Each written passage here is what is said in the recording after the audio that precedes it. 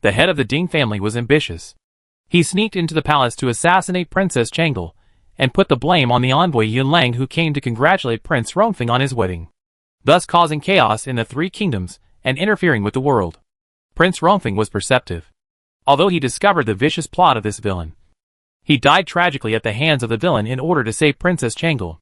Princess Changle died for love. This villain lurked beside our emperor for more than 20 years, and even killed the real Princess Yun with vicious means, so that his daughter impersonated and became the current Queen Yun. This father and daughter were so vicious that they bewitched our emperor to cause chaos in our Danyang kingdom. Fortunately, the second prince appeared in time during the palace coup to save the situation and prevent our Danyang from falling into the hands of the villain and destroying our Danyang century-old foundation. As soon as these words came out, the sufferings of the second son of the Danyang emperor and Princess Yun, who died at birth, were also made public, known to the world. The second prince did not die young, but was plotted by the villain Ding Lao. He originally planned to use poison to control Rongke, who was then the third son of Danyang, and his eldest son Rongfeng, and then train the second prince in his cradle as his puppet, when he assisted Rongke to ascend the throne of Danyang Emperor. That was the day when the new emperor Rongke died, and the crown prince Rongfeng died of illness. Then he could make the second prince ascend the throne, thus achieving his ambition of holding the emperor hostage to control the princes. He bribed the midwife to quietly exchange the second prince for a dead fetus. But the second prince was born with the blessing of the ancestors of the Danyang royal family, and never fell into the hands of Ding Lao. He was encountered by a chivalrous man who traveled to the Danyang imperial city that night, and rescued the second prince from the midwife. After old Ding's plan was ruined, he became malicious again. He directly killed Princess Yun, and had her daughter take her place. He also bewitched Rongke, and plotted to take over the world. The truth of the turmoil in Danyang was told by Prime Minister Wang. Those who did not know the truth did not question it. Everyone believed that this was the truth. Prime Minister Wang, who was from a noble family, was in charge of the court. The general of chariots and cavalry, who led the capital guards, was in charge of the military camp. In addition, the Minister of Justice and other ministers were placed in the court. Only a few loyal ministers were left. They were already chilled to the bone by Rongke's attempt to kill them at that time, and they all respected Prime Minister Wang's words. The internal turmoil in the Danyang imperial city lasted only 3 days in the imperial city, and did not cause any big waves. The sky, which had been warm and comfortable for 3 days, may have been too bloody after the killing, which polluted the fresh climate. On the 4th day, it still rained. The first summer rain. This summer rain came with great force, just like the rain when Su Rao and Yunji were killed in the street that day. The rain came down in torrents. The sound of the rain fell on the road surface of the house, splashing endless water, flying in all directions, and even forming a rain curtain, falling from the eaves layer by layer. The summer rain in Danyang always seems to be so unique. It either doesn't rain or it's like spring all year round, like a spring breeze. But this time, it's such a heavy rain, drizzling, seamless. The rain lines, one by one, will not be cut off in the middle even if the wind blows. They just overflow from the dark clouds that gather in the sky and become more and more dark, breaking through the clouds and rushing in, thus venting their arrival to the world. The heavy rain continued. The Yunlang army of Yunlang Kingdom and the Yingji army of Jusin Kingdom, who had already recovered after taking medicine, were wearing straw raincoats and straw hats, and were patrolling the Danyang imperial city under the leadership of Su Dan and a general of the Yingji army. Although Prime Minister Wang, Wu Yang, and the Minister of Justice have stabilized the court, and the second prince will ascend the throne soon to completely stabilize Danyang, we still have to guard against someone taking advantage of the opportunity to cause chaos at such a sensitive moment in Danyang. The heavy rain formed a rain curtain along the edge of the bamboo hat, blocking their vision for a moment. But this did not affect their vigilance. They all held long spears in their hands, with solemn expressions, patrolling the inner and outer cities of Danyang. In such heavy rain, in such vigilance, something happened again. In an open mountain outside the Danyang imperial city, a cowhide tent with open areas around was set up. It was built on the firewood pile under the tent. A fierce fire ignited and burned the body of the king of Qin lying on the firewood pile. Su Rao did not put the body of the king of Qin into the coffin, but chose to end it in this way. This is not Su Rao's real ruthlessness, but the king of Qin's own request. After arriving in Danyang, the first order that the king of Qin gave Wu Yang was that if he died one day, his body should be cremated. After cremation, he did not need to be buried underground. Instead, he should be buried in the moat of the Great Qin, and the princess should scatter the ashes in person. After hearing Wu Yang's order to the king of Qin, Su Rao felt unspeakable about her return after death. At this moment, she just stared at the raging fire in front of her quietly. Under her gaze, the raging fire finally swallowed the king of Qin whole, swallowed in the mouth of the fire. The wind and rain fluttered, bringing up the swaying of the clothes, and the black hair on the back was messed up with the wind and rain. The prince has also issued a death order. Only after the restoration of the Great Qin, when the Great Qin Imperial Temple is rebuilt, can the princess be told the truth? And he will tell it in person. If we dare to say more, we will be punished by military law. Wu Yang accompanied Su Rao and watched the fire, watching his master being buried in the fire, dead but unable to rest in peace. The umbrella he held for Su Rao shook unsteadily in the rushing wind and rain.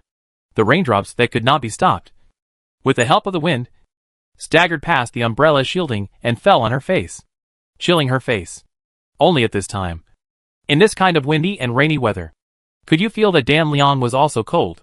The rain was cold, and the wind became colder, and the face and body were cold. So they would not really lose any feeling. At least they could feel such coldness. Cold enough to still know that they were alive. Cold enough to still hear the sudden voice in their ears. Su Rao then turned her eyes and looked at Wu Yang. Wu Yang also looked at Su Rao. The young general at the age of 20 should have been full of vigor and vigor, fighting in the military camp and gaining greater fame.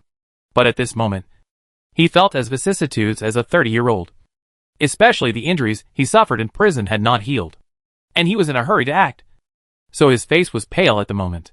The prince did not allow me to tell you, but now the prince is dead, and he ordered us, the soldiers of the Qin army, to follow the princess's lead. If the princess asks now, I will tell you. The prince is dead, and he gave a cruel order. He was not allowed to rest in peace after his death, and could only become a wandering soul. The prince and them had endured for more than 10 years. In the end, is it really going to end like this? The princess should also know the prince's inner torment. If you want to say it, just say it. Even if you don't say it, I, Su Rao, will find out sooner or later. But it will only cost some manpower. The cold and indifferent words did not have any emotional fluctuations. Wu Yang clenched his right hand holding the umbrella handle. After a moment, he snorted coldly. I hope that the princess can still be so calm and unmoved after knowing the truth. The wind and rain were getting stronger, and the sound of the rain hitting the cowhide tent made Su Rao feel a buzzing in her ears, as if thousands of flies were circling around her ears, which was extremely uncomfortable. Su Rao tried to endure it, but in the end, she couldn't help but cover her ears with her hands, and the buzzing sound finally stopped. We will obey the orders of the prince. The princess does not want to restore the country, and we cannot force her. However, the prince has been planning for more than 10 years for Danyang. I will never let what the prince has worked so hard to plan fall into the hands of Yun Lang and Zhu Xian. If the princess takes over, I will have nothing to say. But if it is someone else, no matter whether the second prince of Danyang is real or fake, I will never obey. If the princess finds that I will disobey, she can kill me. After saying the true truth about the fall of the Qin dynasty, Wu Yang left with these words.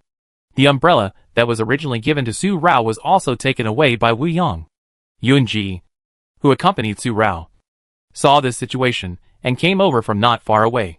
He opened another umbrella to shield Su Rao from the rain that had just fallen on her. Although he was far away, he could hear clearly the truth that Wu Yang told him. The truth that Wu Yang said was different from the truth that Su De had just told him. I don't know who lied.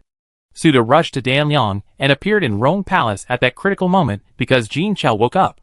When Xianiqi Shao went to Yun County, Yun Bo told Su Rao and others about Su Wu's accident and Jin Chao's serious injury and life hanging by a thread. When Su Rao and Yunji rushed to Danyang, General Su also asked Su De to accompany Master Hui Shan to Zhuxian to rescue Jin Chao. Jin Chao was seriously injured to protect Su Wu. The Su family could not ignore his life and death. Moreover, Jin Chao was Xiaoshan's father. For Xiaoshan, Jin Chao must not get into trouble. Su De and Master Hui Shan went to Zhuxian Gobi Pass. Jin Chao had been treated earlier under the instructions of Xianiqi Shao. In addition, Master Huishan arrived in time and pulled Jin Chao back from the gates of hell. After Jin Chao woke up, he told Su De that the king of Qin was conspiring. He told Su De that the king of Qin was at fault for the fall of the Qin dynasty.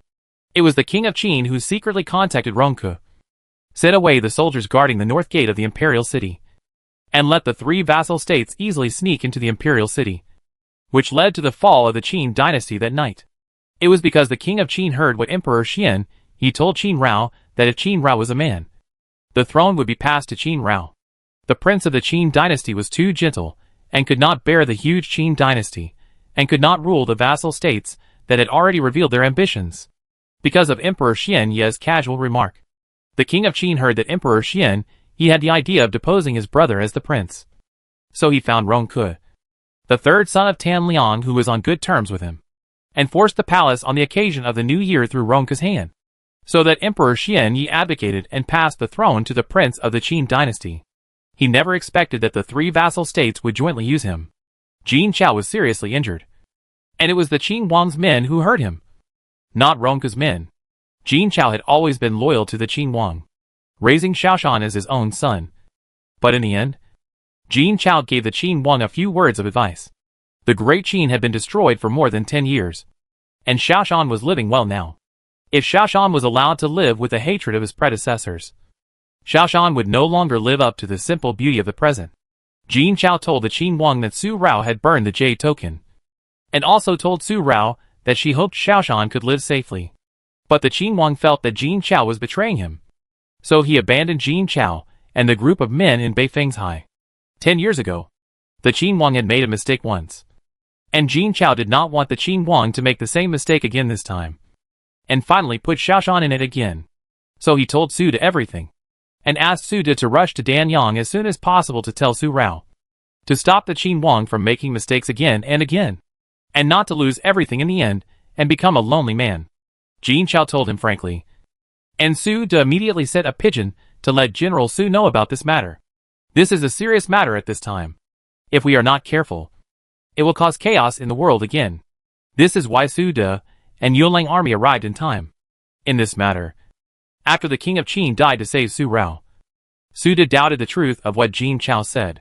He was afraid that Su Rao would be stimulated if he told her directly. So he found Yunji after dealing with the aftermath in Rong Palace, told Yunji, and asked Yunji to tell Su Rao. And from the current death of the king of Qin, what Jin Chao said was probably only false, not true. This is Su Da's own judgment. Su De told Yunji, and Yunji also wanted to find a suitable time to tell Su Rao after dealing with the matter of the king of Qin's body. And they also had to find Jin Chao. But Yunji had not told him yet. But Wu Yang told another truth. A completely opposite truth. The person who opened the north gate of the imperial city and let the wolf in was not the king of Qin, but the crown prince of Daqin. The person who was on good terms with Ronke in private was not the king of Qin, but the crown prince of Daqin. The crown prince of Daqin admired Princess Yun, but he did not ask for her because Emperor Xuanya was afraid of her. Later, he saw Princess Yun in the palace of Daqin. Princess Yun, who had married to Danyang, became his father's favorite concubine, Empress Yunji. When he saw Princess Yun, the crown prince of Daqin immediately realized that there must be a secret. So he secretly sent people to Danyang and Yunlang to investigate. The spy who sneaked into Yunlang was killed, and the spy who went to Danyang was also discovered by Ronke. Afterwards, Ronke personally found the crown prince of Daqin and said that the vassal states of Yunlang were ambitious, and the person he married was not Yunjun, who was in love with him, but a substitute who changed her appearance. The Yunlang vassal state was doing this to replace the original with the former. On the surface, they formed an alliance with Danyang, but secretly designed to send Princess Yun to Emperor Xuanya, with ulterior motives. Ronke's eloquence, coupled with the fact that the spy sent by the Prince of Qin to the Yunlang vassal state was killed, and the Prince of Qin was in love with Princess Yun, believed the lies made up by Ronke, and was deceived by Ronke. He joined forces with Ronke, using the New Year's Eve of the Qin dynasty as a trap to lure the king of Yunlang vassal state into a trap and capture the Yun Wang of the Yunlang vassal state alive, so as to clamp down on the rebellious heart of the Yunlang vassal state. Rao. Whether it is true or not, you can only tell yourself. The two generals in the hands of the king of Qin told such completely different truths. Who lied? Wu Yang told Su Rao that. So Yunji had to tell Su Rao what Su Da told him at this time. Because the truth Wu Yang told was too cruel for Su Rao. She hated it for 10 years. Could it be that in the end, he told her that she should hate her father? Who was the culprit for the destruction of the Qin dynasty?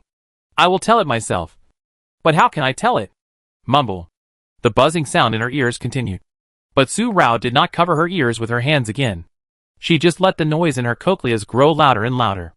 Jin Chao was a guard who had been with Uncle Wang since he was a child. Moreover, Jin Chao's character, and the way he treated Xiao Shan as his own son made Su Rao ask herself if she would not have made a mistake in him. But Su Rao also knew that her father loved Princess Yun. She was absolutely convinced of her father. But she could not resist the instigation of the treacherous villains. What was the truth? At this moment, she could not tell. And could not tell. She could never tell. Yunji. Maybe I shouldn't have been so persistent in wanting to know and asking for honesty. I had selfish motives. Uncle Wang and father. When it comes to father, my paranoid quibbling in my heart must be Uncle Wang. Jin Chao is an old man who has been with Uncle Wang. And Wu Yang is just a young man who has been brainwashed by Uncle Wang. What he knows is probably a lie made up by Uncle Wang. A lie made up just to make the Dui army swear allegiance to him. It is just a lie. Peach Blossom eyes looked at Yunji in confusion. But such a selfish distinction is unfair to Uncle Wang. Even if what Jin Chao said is true. When my elder brother appeared and questioned Uncle Wang, my first reaction was to question Uncle Wang. But if Uncle Wang was replaced by my father, even if the truth was in front of me, even if many people told me, I would definitely stand on my father's side. Even if I was deceiving myself. Such Qin Rao is not worthy of Uncle Wang's love. Let alone Uncle Wang's death. A stream of watercolor was drawn in the eyes, hanging at the corners of the eyes. And it would flow down with just a slight blink. Yunji. There are no relatives anymore. No more. Rao Rao. If you feel uncomfortable and can't bear it, just cry.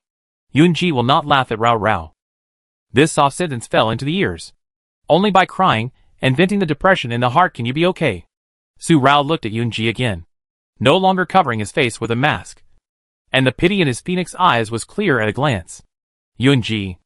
I feel uncomfortable. So uncomfortable. Just like that year. After more than 10 years. Su Rao burst into tears again.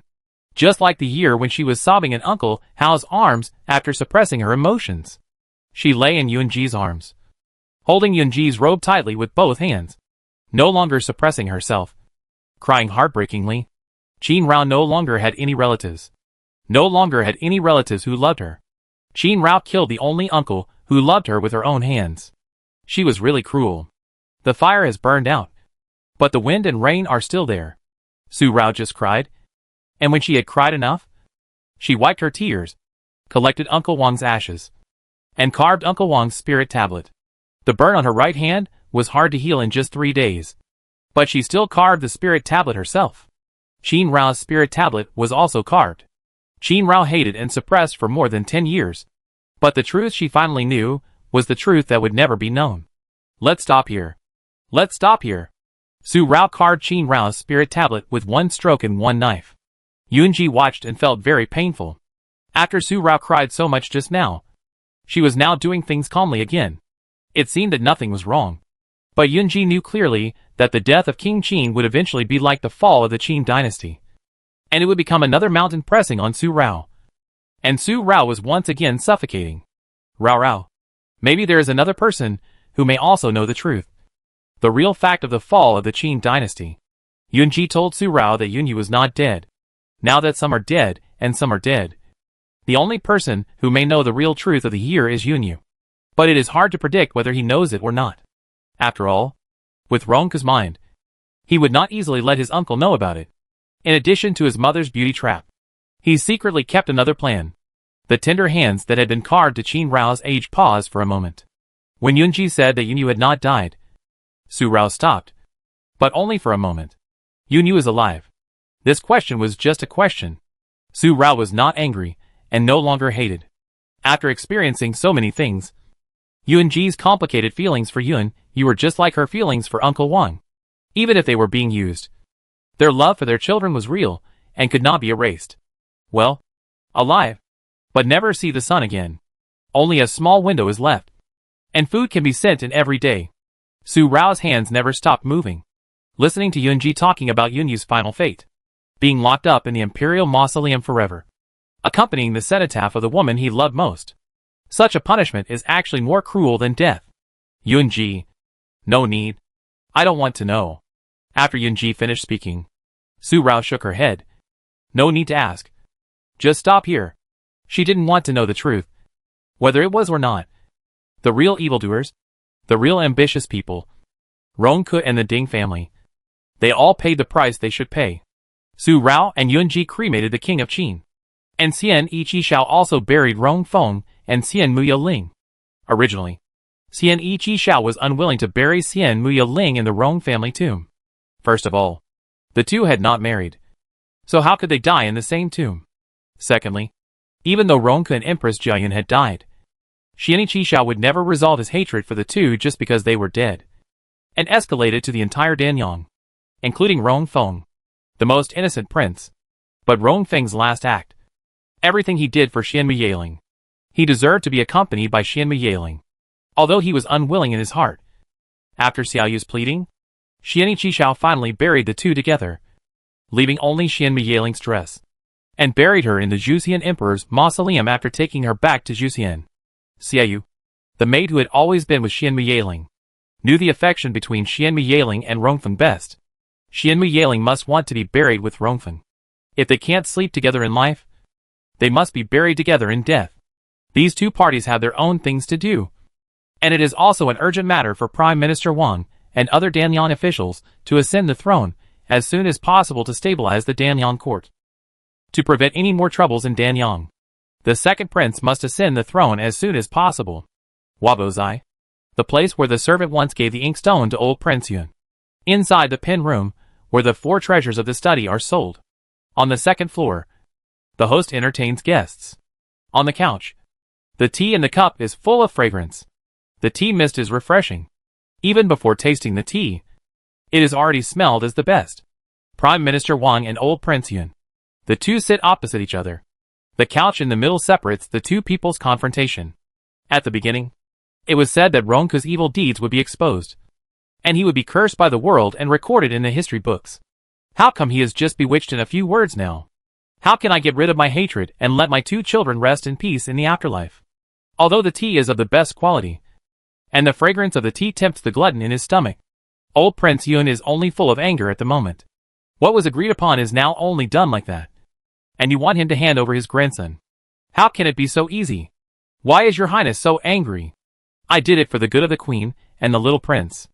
If the crimes of our emperor were really exposed, I am afraid that the sufferings of the queen and the little prince would be speculated by the world.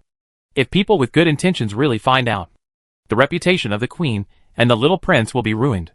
Prime Minister Wang took a sip of tea, and then stroked his beard, thinking sincerely for Princess Yun and the second prince. He Danyang has always ruled the world with benevolence. The previous kings ruled the country with benevolence. But there was only Ronke who ruined the reputation of Danyang. How could his Danyang family allow him to ruin the entire Danyang and be ashamed of their ancestors? Now that Ronke has been executed, how can he affect the second prince and the reputation of Danyang for 100 years? What Prime Minister Wang said was true, and he really thought so. No matter how angry Prince Yun was, he had to consider the reputation of his daughter and grandson, especially the reputation of Princess Yun. If the world knew that Princess Yun was the evil queen who brought disaster to the country, as the Qinjun said when the Qin dynasty fell, then the history books of later generations would be extremely embarrassing. Old Prince Yun would never want his daughter to die in such humiliation, and to be criticized by ignorant people. It would be difficult to wash away this shame forever. He took the teacup and took a sip. No matter how angry he was, he could only retreat and call someone in. Han Machen's outfit. When he took off the silver-black mask covering his face, the face reflected in Prime Minister Wang's eyes was Su-er, with a dull and indifferent aura. And he was really similar to Han Machen. Prime Minister Wang stared at him for a long time, but he didn't notice whether the face was similar. But Su-er's demeanor, although he looked indifferent, his eyes were also very dull, but the heart hidden in his eyes. The integrity of the Su family. Prime Minister Wang, who had been the prime minister for many years, saw it clearly. Then, he stopped his eyes on the jade ring with wild patterns on Su'er's waist. This jade ring was carved by his grandfather, the king of Danliang, when Rong Xiao was not yet born, to show the sincerity of the marriage between Danliang and Yunlang. Rong Feng also has a jade ring that is exactly the same as this one. On the back of the jade ring is the private seal of the Rong family, which was printed by the king of Danyang. It is a symbol of the royal identity of the Rong family in the Danliang vassal state. It cannot be faked at all. Rong Feng's jade ring has always been worn on his waist. Prime Minister Wang has seen it several times and is very familiar with it. Now that he has seen Rong Zhao's jade ring, he has 80% confidence in Su'er's identity as the second prince of Danyang. Can you please take off the jade ring, so that I can take a look at it? After getting down from the couch, Prime Minister Wang asked for the jade ring. I believe at 80%. And the remaining 2% still need to verify the authenticity of the jade ring before I can make a conclusion. Royal bloodline cannot be taken lightly. If you want to, check. Prime Minister Wang, please, check, carefully. After checking, I don't hope anyone will question my identity again. Su'er took off the jade ring from his waist without any panic. The words he could already say completely were just the most indifferent voice. But Prime Minister Wang felt a sense of oppression, a natural kingly power, especially when Su'er said this word by word. His tone was steady and slow. When he said this, he did not have the gentleness and comfort that the people of Danyang should have now, but instead had the kingly spirit that his grandfather mentioned that only their first king of Danyang had. Kingly spirit. Although he governed his country with benevolence and convinced people with reason, he could not be easily deceived by other countries. Otherwise, if he was only kind, how could he have founded his Danyang princely state and benefited the people? Old Minister Wang Muji, I pay my respects to His Royal Highness the Second Prince. His Royal Highness has been away from home for many years and has suffered. After checking the jade ring, there was nothing wrong with it. Moreover, Su'er looked very much like the first Danyang king at this moment. Prime Minister Wang had no more doubts. Bowed and prostrated himself. His bow determined his identity as the second son of the Danliang king. And the next new Danliang king was also determined. Old Prince Yun stroked his beard, and a deep and dark smile quietly appeared at the corner of his mouth. Both of his children were killed in vain, leaving only a grandson. He still wanted to get it back, but he was dreaming. The heavy rain fell for a whole day, and at the end of the evening hour, there was still no sign of stopping. It was still pouring down, falling on the mountain, moistening the soil in the mountain, and leaving muddy footprints when stepped on. In the empty mountain outside the city, the cowhide tents had been dismantled, and the remnants of the fire had been dealt with, leaving only a ball of burnt and turbid color on the ground after the fire, which was finally washed away by the heavy rain. Su Rao personally carried the ashes of King Qin and their spirit tablets, and returned to Danyang Imperial City with Yun Ji first, to go back to Yunlang to fulfill King Qin's last wish. They had to inform old Prince Yun and Su De and the others. As soon as the two of them set off and went down the mountain to the Tinley Pavilion, they saw a straight figure standing in the pavilion, changing from a girl's outfit to a man's body, still wearing a purple robe of shoe brocade, and a straw raincoat and a hat on the outside. The edge of the hat was covered with a layer of silk gauze to hide the charming face. Yun Mujing was waiting here. Only him and the golden-clad secret guard, who was leading the horse and carrying the bag for the escape. He was preparing to return to Yulang first. Su Rao's eyebrows were a little difficult to open with such a movement in her heart. Yun Mujing and Su'er. Since Su'er knew that Yun Mujing was a girl, he kept her by his side. Now Yun Mujing came here alone. Could it be that she and her second brother had a quarrel again, and her second brother let her go? Su Rao thought so in her heart. And Su Rao knew that if Su'er didn't let her go, Yun Mujing would not be able to escape. Until a voice of Yun Ji in her ear. Rao Rao. I haven't told you yet. Mo asked me for this Danyang kingdom last night, saying that he wanted to be the new emperor of Danyang, and he needed an identity that could be on par with the Jing. So I gave it to him. As soon as Yun Ji said this, Su Rao was shocked and turned to look at Yun Ji with a look of surprise. Yun Ji, what are you talking about? Second brother, he asked you for Danliang and was on an equal footing with Yun Mujing. What is second brother going to do? How could he make such a decision? Yun Ji shook his head. Mo's mind was thinking. Since Yuemo knew that a Jing was a woman, he became much more profound.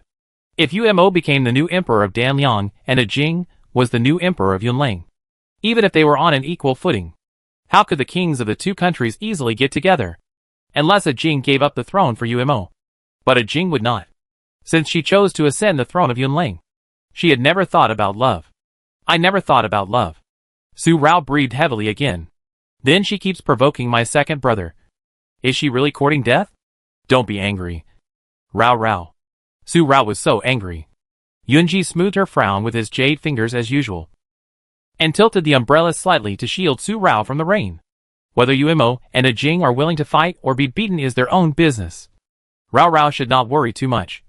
Not to mention that it is not bad for Yuemo to stay in Danyang. He must have an identity to return to the eyes of the world. When Yuemo died, the second son of the Su family, who was buried by Zhao Guogong in person, had already died in Yunlang. Now that Yuemo wants to be the second prince of Danyang, let him live again with this identity. And for him, he can completely get rid of the name of Rongshao. And he has never thought of becoming the new emperor of Danyang, since Yuemo chose to replace him as the new emperor of Danyang. He has his own thoughts. Now that a Jing is here, I am afraid that Yuemo does not want to passively become a knife in a Jing's hands. He wants to take the initiative. A Jing is different from Rao Rao. If he forces Rao Rao, she will only become stronger. As for a Jing, if Yuemo gives in, a Jing will only push Yuemo into a corner. Only by being tyrannical can a Jing retreat. Perhaps this is what Yuemo is thinking. Su Rao understood, but the heavy expression on her face did not change. Provoking her second brother, and wanting her second brother to be her general king, is a beautiful thought. It is impossible to get something for nothing. Most of the pie in the sky is a trap. Yun Mujing. She is courting death. The two walked to the 10-mile pavilion, and Yun Mujing also came over. He lifted the cover in front of him, and his face was solemn. Then he was talking, and Fang Xiao understood why he went back to Yunlang first. Su Rao's cousin gave birth to a son, and the deposed prince Yun Murwei had a legitimate eldest son, which made some ministers in the court who supported Yun Murwei think about it. Just when the incident happened in Danyang, something happened to Yunlang. The imprisoned deposed prince joined forces with these ministers who had other ideas, trying to take back the throne that originally belonged to him. There was also chaos in Langjing.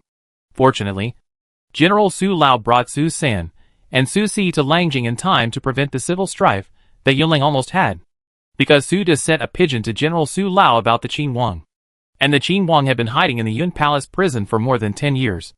The old Prince Su was worried that the Qin Wang would plant hidden dangers in Langjing, so he took Su San and Su Si back to Langjing secretly. General Su Lao was really worried. Among those ministers of Yunlang who had other ideas, there were people arranged by the Qin Wang. They received the order of the Qin Wang to disrupt the Yunlang court.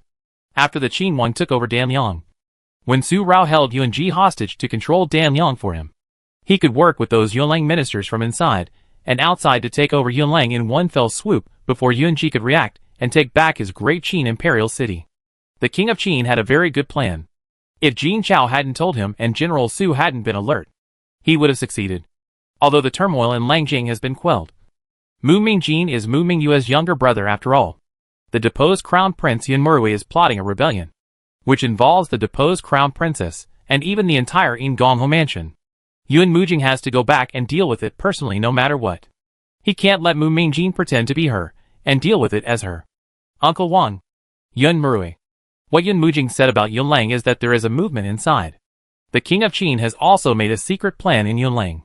Yun Murwei is waiting for an opportunity to plot a rebellion and involve Mu Mingyu, Su Rao's cousin, who loves Su Rao, feels heavy in her heart and breathes heavily. With such a reaction, Yun Jiguan knows from the bottom of his eyes that Su Rao is moved by Mu Mingyu, including the entire Ingongho mansion and the family of Su Rao's real grandfather.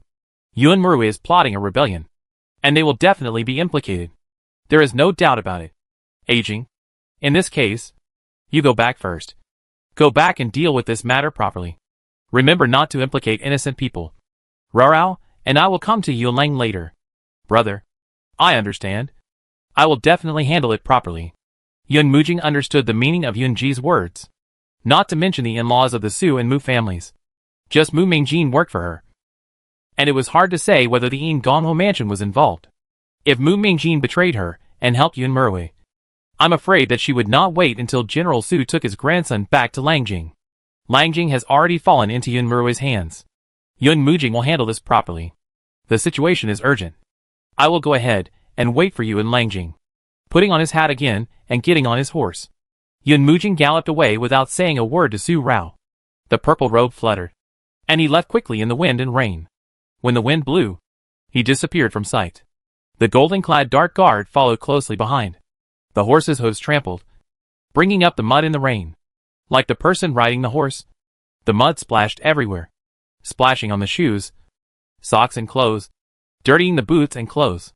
Yun Mujing had just left, and Su Er came after him. He rode his horse, and did not change the black robe that Han Machan was wearing. After reaching the 10-mile pavilion, he stopped the horse and did not chase after him. He had never held an umbrella, nor had he worn a straw raincoat or a hat. He had been in the rain all the way, which made his aura even more indifferent. Moreover, under the background of Han Machan's black robe, the black color that was stained by rain was even deeper than the black robe Su Er had worn in the past, which made his aura more powerful, and his pressure was extremely heavy. Especially when Su Er looked at the direction where Yun Mujing left. It was difficult to see the emotions in his eyes. Su Rao has always known that it is difficult to see what her second cousin is thinking. She could still see a little bit of it in the past. But now, she can't even see it. During this trip to Tanyang, Yun Mujing made her second cousin even more taciturn. What does Yumo think?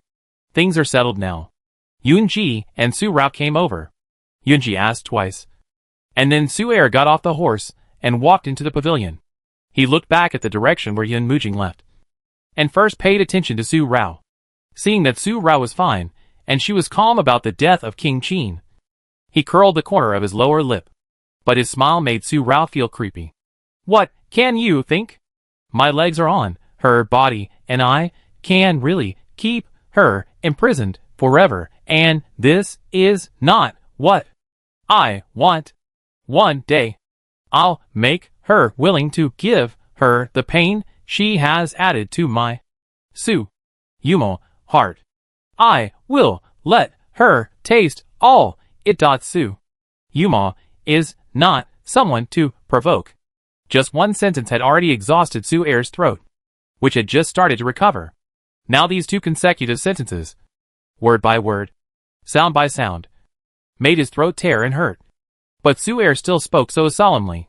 Yun Mujing finally brought trouble upon himself. You can't touch the tigers, but if you touch it, you can only pray for good luck. Her bright eyes fell on Su Er's injured throat. Although the second brother could speak a complete sentence, it was still a little difficult for him to speak, so he could only heal it slowly. Second brother, you want the throne of Danyang. Wuyong is still a little tricky, but Rao will handle this matter. Second brother is waiting to ascend the throne. Only when the two sides are evenly matched can we fight. My Su family is not easy to bully. After a moment, Su Rao said something after pursing her lips. Su Er did not reply to Yunji's question, but Su Rao and Yunji understood it after Su Er's two sentences. Prime Minister Wang has settled the matter, and now there is only Wuyong. Su Er is no longer from Yulang or Zhu Siam. He is just Qin Rao's elder brother. So Wuyong asked their princess to take over Danyang, and now Su Er takes over. If Su Er can take down the new emperor of Yunlang, then Wuyong will not obey whether he is willing or not. Wuyong is a brave general. If you want to sit firmly on the throne of Danyang, he must be indispensable. Second brother will make him willingly submit. Rao, you and Yunji just do your things. Second brother will handle this side. Second brother by himself. Su Yuma, the major general of the Su family, the general of the Yunlang army, who inherited the mantle of General Su, is more adept at subduing the generals in the army. Nothing is more handy than this. Su Er didn't need Su Rao's help, so Su Rao didn't intervene. As for the movement in Langjing, since Su Er didn't chase him, Su Rao wouldn't ask any more questions. As Yunji said, Su Er had his own ideas about what to do. After returning to Danyang Imperial City and informing old Prince Yun and Suda, Su Rao and Yunji went back to Yunlang first to scatter the ashes of the King of Qin into the Great Qin Moat. Old Prince Yun and Su De will wait until Su Er ascends the throne before returning. This time when returning to Yunlang, Su Rao can also reunite with General Su. The Su family escaped from the Golden Cicada shell, this time to save Langjing. It must have been seen by many people. A heavy summer rain stopped in the morning of the next day, after a day and night of heavy rain. After Su Rao and Yunji informed old Prince Yun and Su De, they prepared to leave. This time when they went to Langjing, they only brought Yifeng and a few Yunwei. Ying and Suisan traveled light. Mr. Zhu did not accompany them.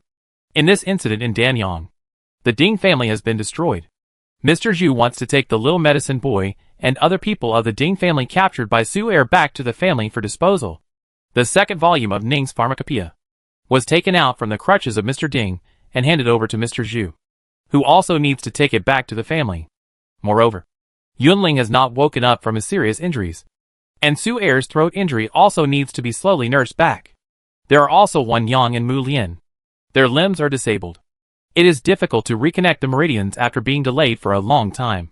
However, there is an ancestor in Mr. Zhu's family who specializes in bone and meridian connection. There may be hope for treatment.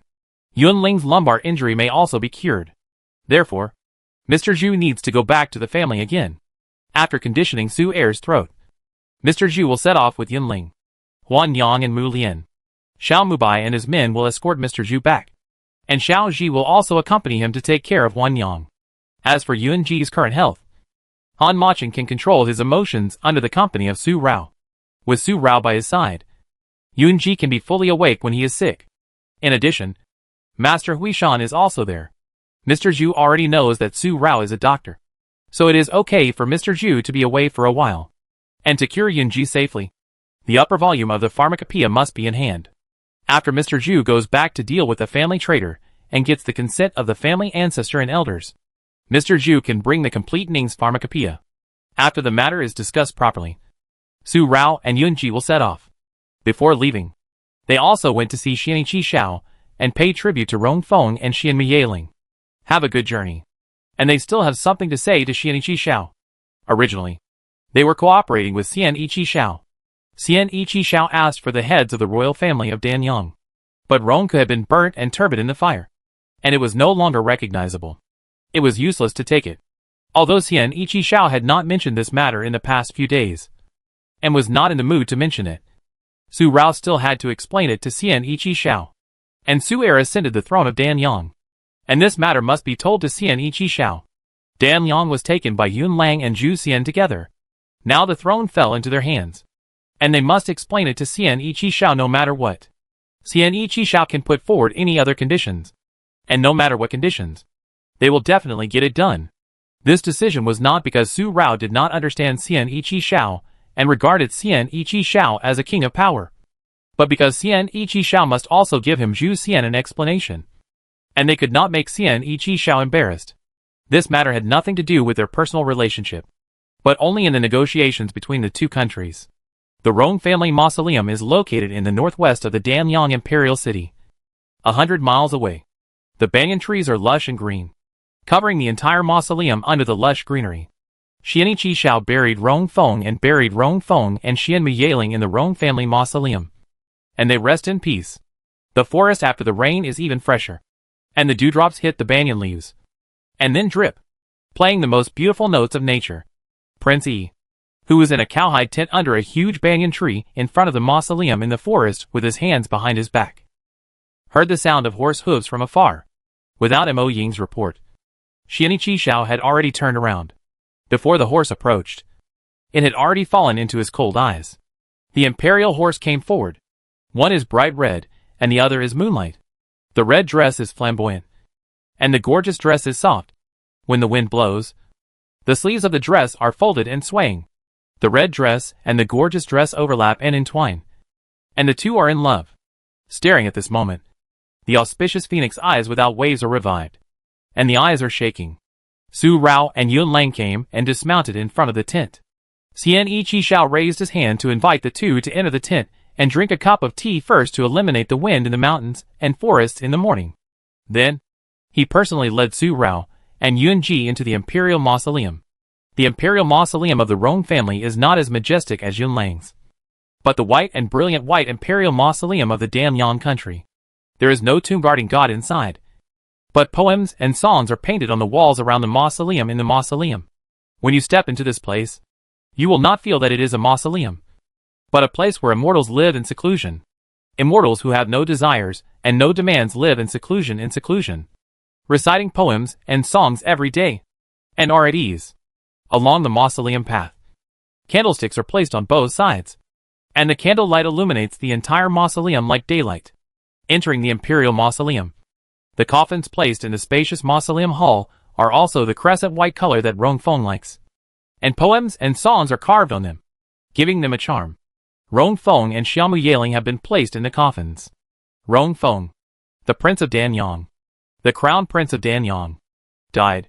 The whole country should have mourned and kept the coffin in the East Palace for half a month, chanting sutras to pray for the soul, and then placed in the imperial mausoleum. However, Danyang has just been settled, and there are many things to do. Moreover, Xiaomu Yaling and Rongfeng were buried together, and the two were not married. Although the marriage certificate has been issued, the 3 books and 6 ceremonies are not complete. After all, Xiaomu Yaling is not considered a daughter-in-law of the Rong family. If the coffin is kept, the fact that Xiaomu Yaling and Rongfeng were buried together will be known to others, which will be bad for Xiaomu Yaling's reputation. So the coffin was cancelled. Su Rao and Yunji lit incense and worshipped the two. They put the burning incense into the incense burner on the incense table and bowed 3 times. Have a good journey. I hope you can have a happy ending in your next life. Go hand in hand and spend the rest of your life together.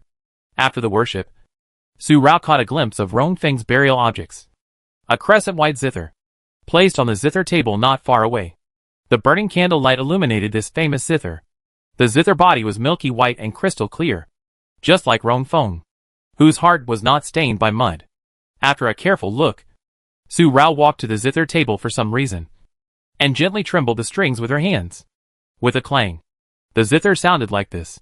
When Rongfeng was alive, he always wanted to be her soulmate, but she never refused. The song she played in Yunji's Qifeng residence that day, a song of flowing water, was just a competition with Yunji. Don't underestimate her.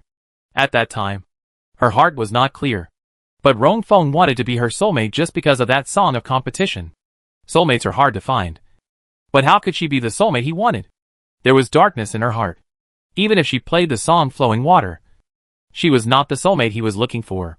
Walking around the piano table, Su Rao sat on the futon behind, put her hands on the piano, and gently stroked the strings. The strings were as soft as jade and felt very good. Just touching it like this was enough to cherish it. Touching it for a while, Su Rao hooked her fingers and played a piece of music, which was the song Flowing Water played by Qifeng. She played it for Rongfeng to listen to clearly that she was not his soulmate, and he had made a mistake. The high mountain and flowing water met a soulmate, and the melodious and clear piano sound was pleasant to the ears, and hundreds of birds sang, and hundreds of flowers bloomed. Playing in the mausoleum, there was a melodious echo that followed closely. The echoes were mixed with impurities, and the impurities of having distracting thoughts in the heart were not really pleasant to the ears. Su Rao played this piece. Yunji and Xian Ichi shall listen to it. The two did not come over, just stood there. Both of them fixed their eyes on Su Rao. The woman in red, placed behind the piano, her green jade fingers, soft and agile, during which time, there was a slight breeze in the mausoleum, brushing across her face, bringing up a strand of black hair at her temples, and the misty corners of her eyes, also looked at her with misty eyes. Yunji also knew why Su Rao played this piece, and the eyes he looked at Su Rao were only pity. Xian Ichi shall observe that although he had not heard the song of flowing water played by Su Rao that day, Su Rao mentioned it when he and Su Rao first met in front of the Yunwang mansion. Later, on the day of the birthday banquet of Emperor Wei, Chao's Wisher also mentioned that Rongfeng wanted to take Su Rao as a soulmate, so he also knew it. At this moment, when I heard it for the first time, although there was a sense of impurity in it, it really had the charm of being in the scene. The timbre was melodious, and in the gentle breeze, hundreds of birds were singing one after another. Amazing woman. But unfortunately, she is not mine after all. With this murmur, Xianichi Shao smiled. His cold face gave birth to such a vitality, and his longing in his heart was also open. Yunji heard it, and turned his head to look at Xianqi Xiao. He was not jealous at all, but grateful for Xianqi Xiao's letting go. He liked to be open and honest. Let go. And let go freely. Prince E. There is only one Rao Rao. Yunji has got it. It took a lot of effort to get her for half of his life. Rao Rao promised Yunji to spend the rest of his life with her. So Yunji selfishly refused to share in this life. Thank you, Prince E, for letting go. Cowling his hands, Yunji sincerely thanked Xianqi Xiao. If Xianqi Xiao didn't let go at the beginning, although he and Rao Rao had opened their hearts, it would definitely be a difficult task. As soon as Yunji bent his arm, Xianqi Xiao stopped him and did not let Yunji finish his thanks. Prince Jiyu, you don't need to thank me. I chose to let go because a Rao didn't have me in her heart. If a Rao had me in her heart, even if it was just a moment of looking back, I would not let you go. And your feelings for a Rao, Xianqi Xiao asked himself, are hard to compare. In the past, he couldn't understand why Yunji loved her so much, but he only wanted Su Rao's good and pushed Su Rao to him in that way. Until the incident with Dan Liang, Xianqi Xiao completely understood Yunji's feelings for Su Rao. Everything Yunji did was to put Su Rao first, no matter whether they loved or hated, or whether they were right or wrong. Yunji just wanted Su Rao to be safe. In Zhongzhou Palace, Yunji said to King Qin that he would not pursue fame or wealth in his future life. He only wished that he could live a peaceful and smooth life. Yunji said this in a calm voice. Every word he said touched Xianqi Xiao beside him. He also understood Su Rao's feelings for Yunji. Their feelings were mutual appreciation, love, understanding, and trust in each other. No one could interfere with their feelings. Prince Jiyue, or Han Machin, the real owner of Xiaoyao Tower, the second prince of Danliang who died at birth. You seem to have something wrong in your heart, and there is a dark side in your life. Now that a Rao has been returned to you, I hope that Prince Jiyue can protect her, and not let Han Machin hurt her.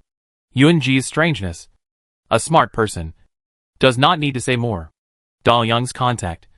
Xianqi Xiao himself noticed it, and he also understood it in his heart. He had been deceived many times before, but it was just that a series of things happened, misleading his thoughts and disturbing his judgment. Now he is completely clear, and he also knows Yunji's abnormality. Only when Yunji wanted to kill Ronke, his breath changed, and Xianqi Xiao saw it.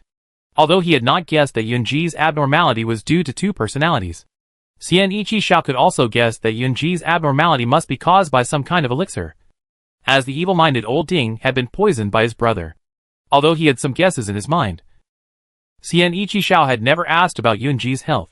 Since Yunji was able to live to this day, he still had Mr. Zhu and Master Huishan to help him, so he would not be in danger of death. Yunji is just Yunji, and Han Emochin is just a name that is no longer useful. The great revenge has been avenged, and this name no longer exists and is no longer needed. Yunji had not yet agreed, and Su Rao, who had finished playing the song, stood up and came over. She held Yunji's dangling jade fingers, looked directly at Xianqi Xiao, and said this. She will be fine. She accepts and appreciates Prince He's love, which she cannot repay in this life. She hopes Prince He will not worry too much about her. There are thousands of women in the world, and one day he will meet someone worthy of his cherishment, and Su Rao will no longer occupy Prince He's heart. I know that a Rao is always like this. She never drags her feet with me, and never gives me hope. Su Rao's gratitude, such a clear gratitude again, is just gratitude, nothing else. Xianqi Xiao is also frank, and the joke makes the cold and indifferent Prince He also joke. This time, working with Su Rao and Yunji, they are really friends. Real friends. Friends who can joke. And sincere friends of Prince E who keep strangers away within 3 feet. Su Rao also curled the corners of her mouth for a while. She is willing to be friends with Xianqi Xiao for this change. There is no need to say more about the frankness in each other's hearts. The two smiled at each other and never noticed that Yunji, who was standing aside, had a pair of phoenix eyes as indifferent as the moon, which suddenly shook inside. I don't know if it was because of the tacit understanding between the two or just because of what Su Rao said to Xianqi Xiao. Han Emochin is gone, and will never be used again in the future. But Han Machin is still here. He is really still here. Even if he is not Han Machin, he is just Ah Xiao, and he will never become Yunji. When his swaying eyes focused on Su Rao, at that moment, He felt that his personality had changed again. He suppressed Yunji and once again took control of his body. He was Dao's. But in just this short breath, he returned to Yunji's indifference. It seemed that the personality change just now had never happened. After paying homage to Rong Feng and Xian Muyaling, Su Rao and Yunji talked to Xian Ichi Xiao about their business. Hearing what Su Rao said, no matter what conditions he proposed, as long as she and Yunji could do it, they would go through fire and water and never refuse. And he did not mention the requirement that moral principles should not be violated. If I had not fought for the throne for my brother, would my brother have had a stable and smooth life? Even if Rong Yu plotted, she would only target me, not my brother. Xian Ichi Xiao did not mention any conditions, but just said this to Su Rao and Yunji. He never pursued the imperial ambition. When my brother was alive, he only wanted to think about my brother, so that he would not be sent to Daqin as a hostage without any ability to resist. If my brother had not asked to leave, he should have been sent. He fought for the throne for his brother.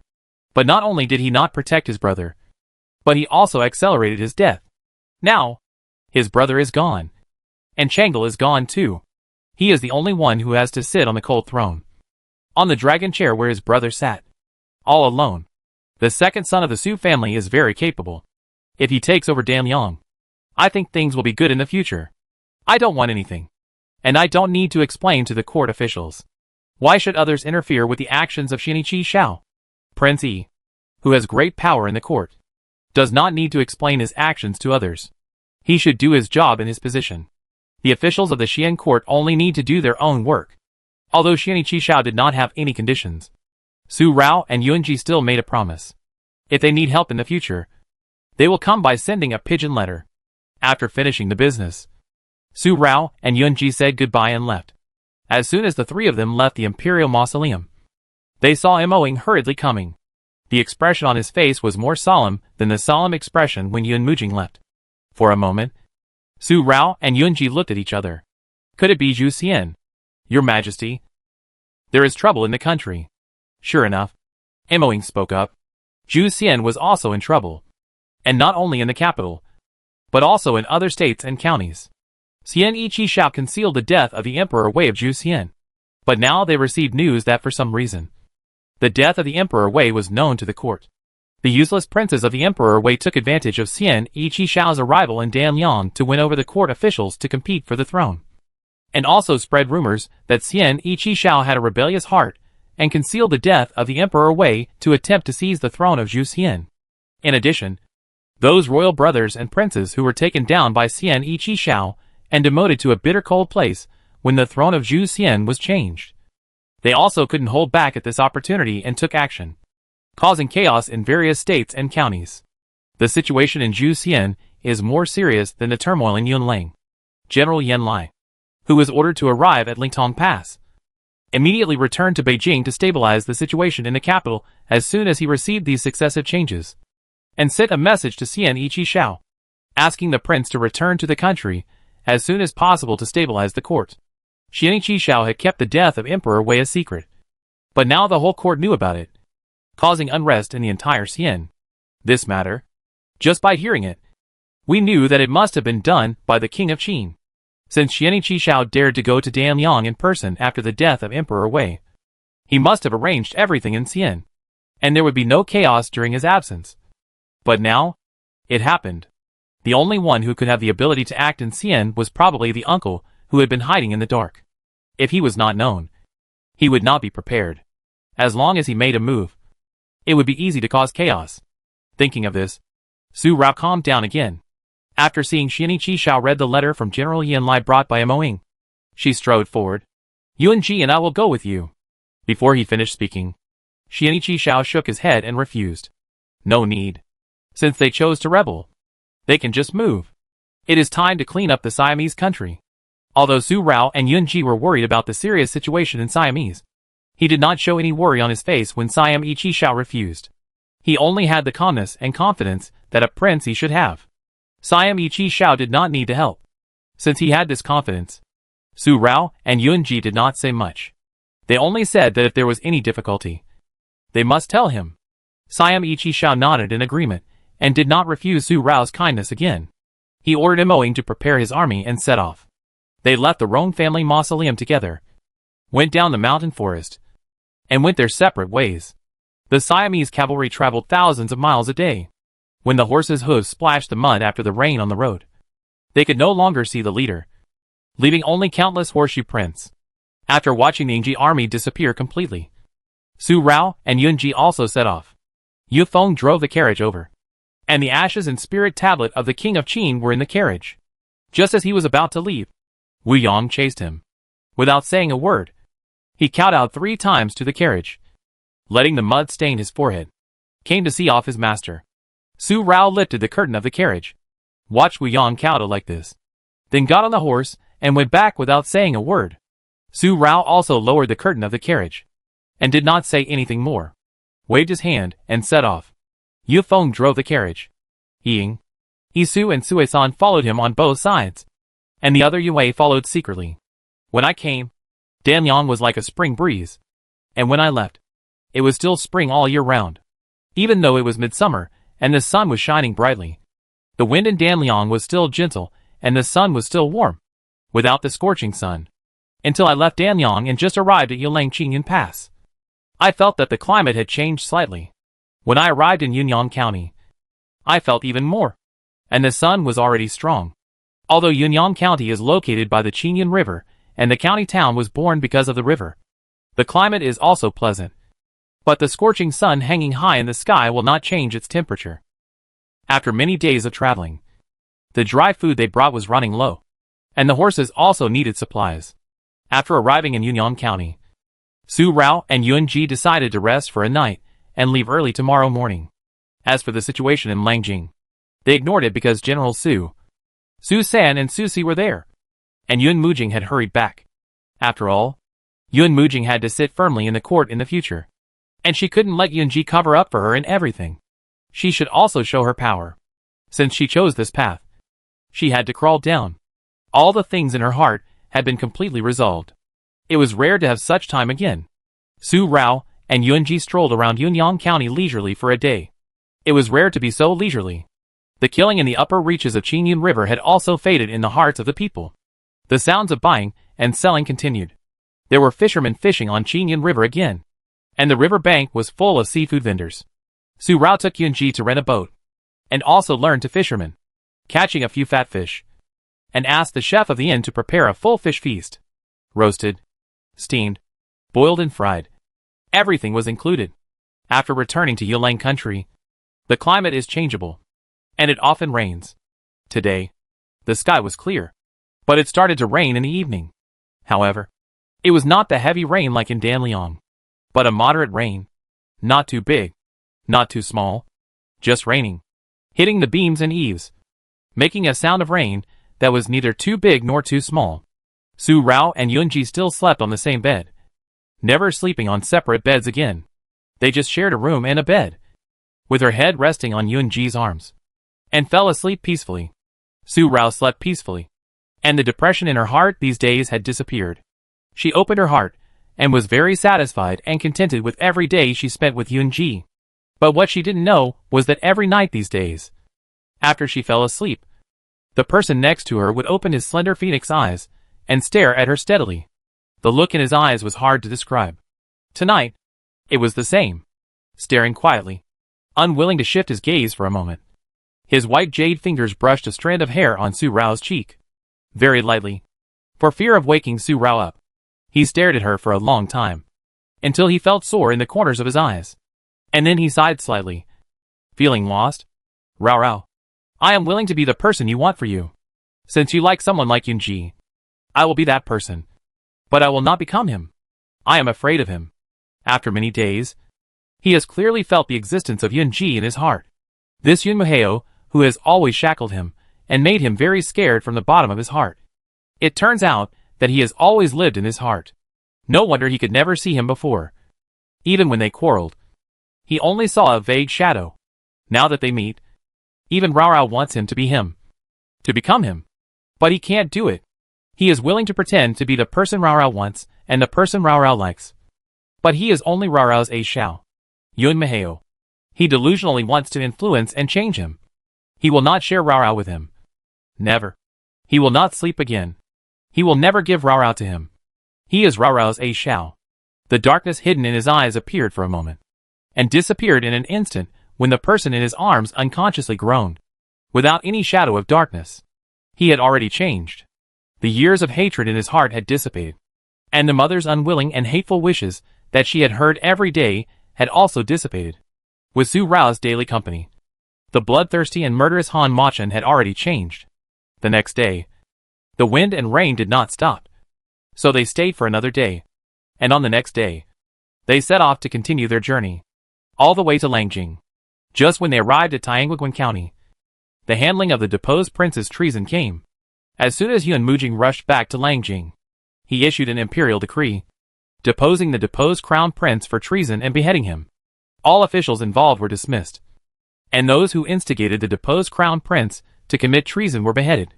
No one from his 9 clans was spared, and other accomplices within 3 clans were killed. Those outside the 3 clans were exiled from the capital, and were not allowed to enter the capital, take the imperial examination, or engage in business within 10 years. This act was a thunderous means, and the emperor was furious. One person's participation affected the entire clan, and he completely forgot what Yunji said to him when he left. Other officials were implicated in their entire clans, and the Gonho mansion, the deposed crown princess's family, was naturally not immune. However, after investigation, it was found that the Gonho mansion had never been involved, and General Su and his grandson stabilized Langjing in time, so there was no complete civil strife in Langjing. Therefore, the title of Marquis of Yinggonghao Mansion was taken back. The hereditary system was abolished, and he was demoted to a commoner.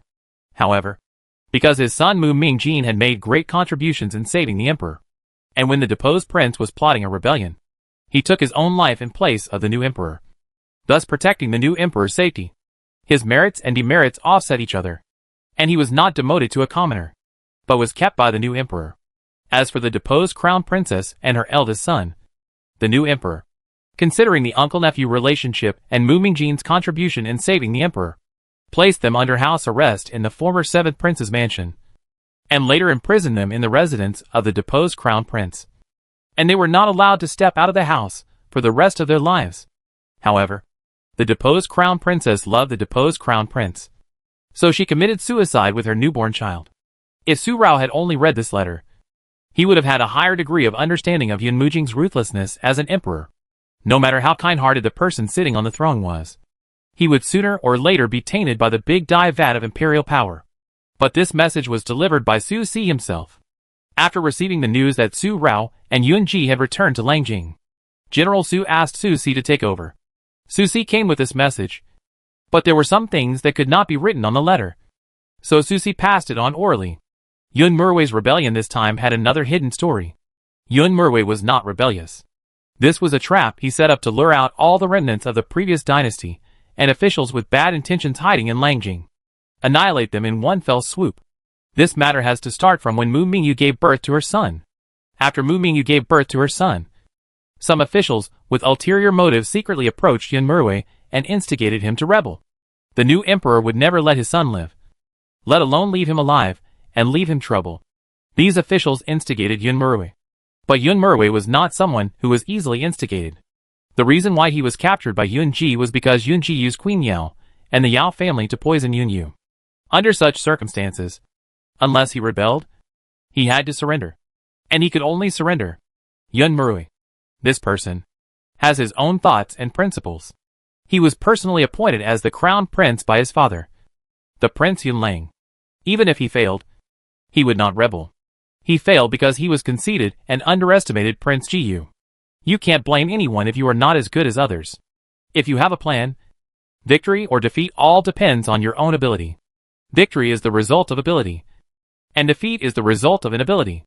Now, those people with ulterior motives instigated him to rebel, which not only humiliated him, but also brought disaster to Yun Lang.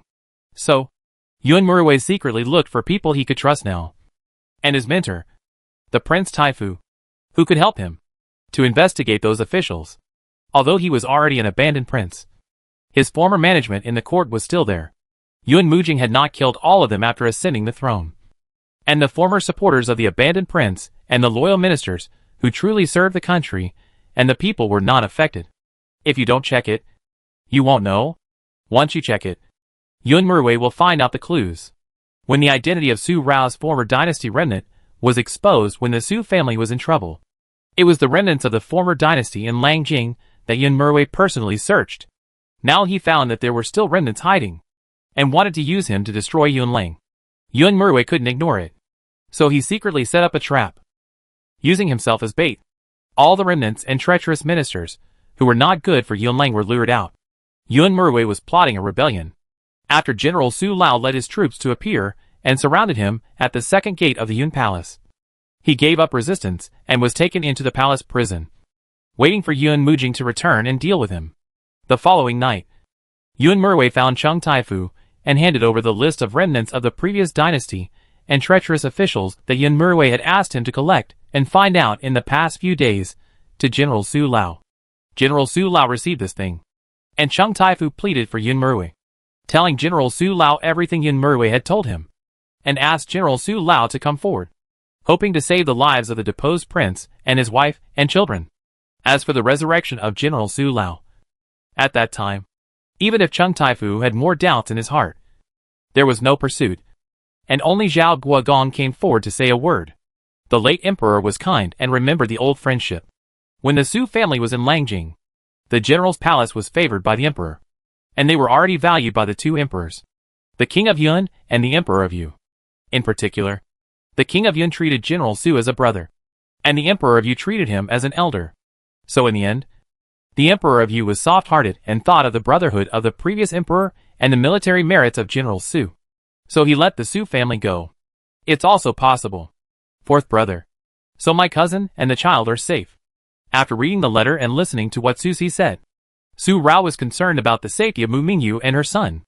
Given Mu Mingyu has love for Yun Murwei, Su Rao would not be surprised if she chose to commit suicide for love. But she was carrying a son who had just been born. How could she bear to kill her own child with her own hands? Su Rao asked. Su Si said again. Not only Mu Mingyu and her son were safe, but even the deposed prince was not killed. Yun Mujing ordered his third brother to supervise the execution, secretly replacing Yun Murwei with a death row prisoner. Hearing Su Si's words, Su Rao was really surprised this time. Su Rao's understanding of Yun Mujing, her scheming mind, and decisive means, compared to her, Yun Mujing is actually deeper, which can be seen from Yun Mujing's behavior towards Su Er. Now, she gave up such an opportunity to get rid of the trouble legitimately. Turning her head, she looked at Yunji, who had not said a word, to the side, and remembered what Yunji had said to her. Yun Mujing would never become the second Yunyu. At this moment, Su Rao was completely convinced. Believing in Yun Mujing, she would not become Yunyu. So, for Yun Mujing, who had feelings in his heart, would there be a possibility between her and her second brother? After staying in Taiyuan County for half a day, she set off with Su Si and returned to Beijing. After arriving in Langjing, Su Rao did not enter the capital immediately. He first sprinkled the ashes of the king of Qin into the moat, knelt on the river bank, kowtowed, and kowed out 3 times to bid farewell to Qin Rao's uncle, who was his own prince, and he could rest in peace. After doing this, Su Rao and Yunji followed Su Si into the capital and returned to the general's palace to meet General Su. After the Su family's grievances were vindicated, the general's palace in Langjing was kept. Yun Mujing ordered that servants clean the Su family inside and out every day to make full preparations for Su Er's return to the capital. But now, Su Er has not returned, and General Su has moved into the general's palace again. After returning to Langjing, no place is as comfortable as living at home. Although he will not stay for long, he will return to Yun County after the situation in Langjing has calmed down and the court situation has stabilized. Now that he has left, he will never come back, and he will never continue to be the great general king of Yunlang.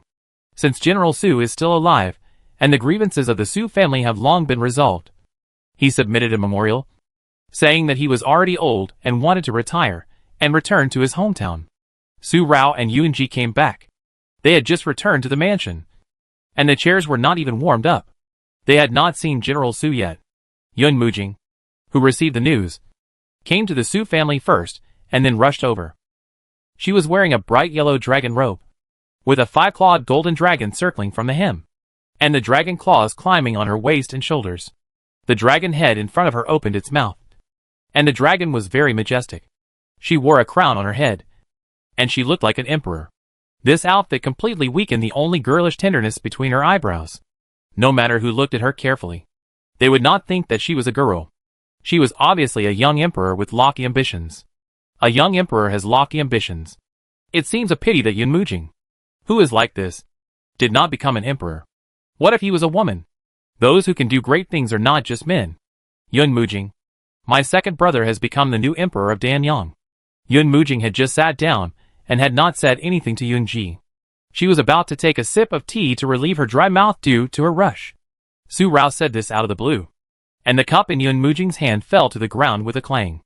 The cup broke and the tea splashed all over the ground and splashed on the bright yellow dragon boots. Yun Mujing must have not known that Su Er was the new emperor of Danyang when he left in a hurry that day. Now Su Rao told her so. When the cup in her hand fell, her eyes looked directly at Su Rao, and the strangeness in her heart could not be restrained for a while. Su Rao looked at Yun Mujing's reaction, and a light smile appeared at the corner of her mouth. Shocked. Didn't you feel that a hand suddenly pinched your heart unexpectedly? Pinched it, swelled, and ravaged it more fiercely, and felt uncomfortable and suffocated.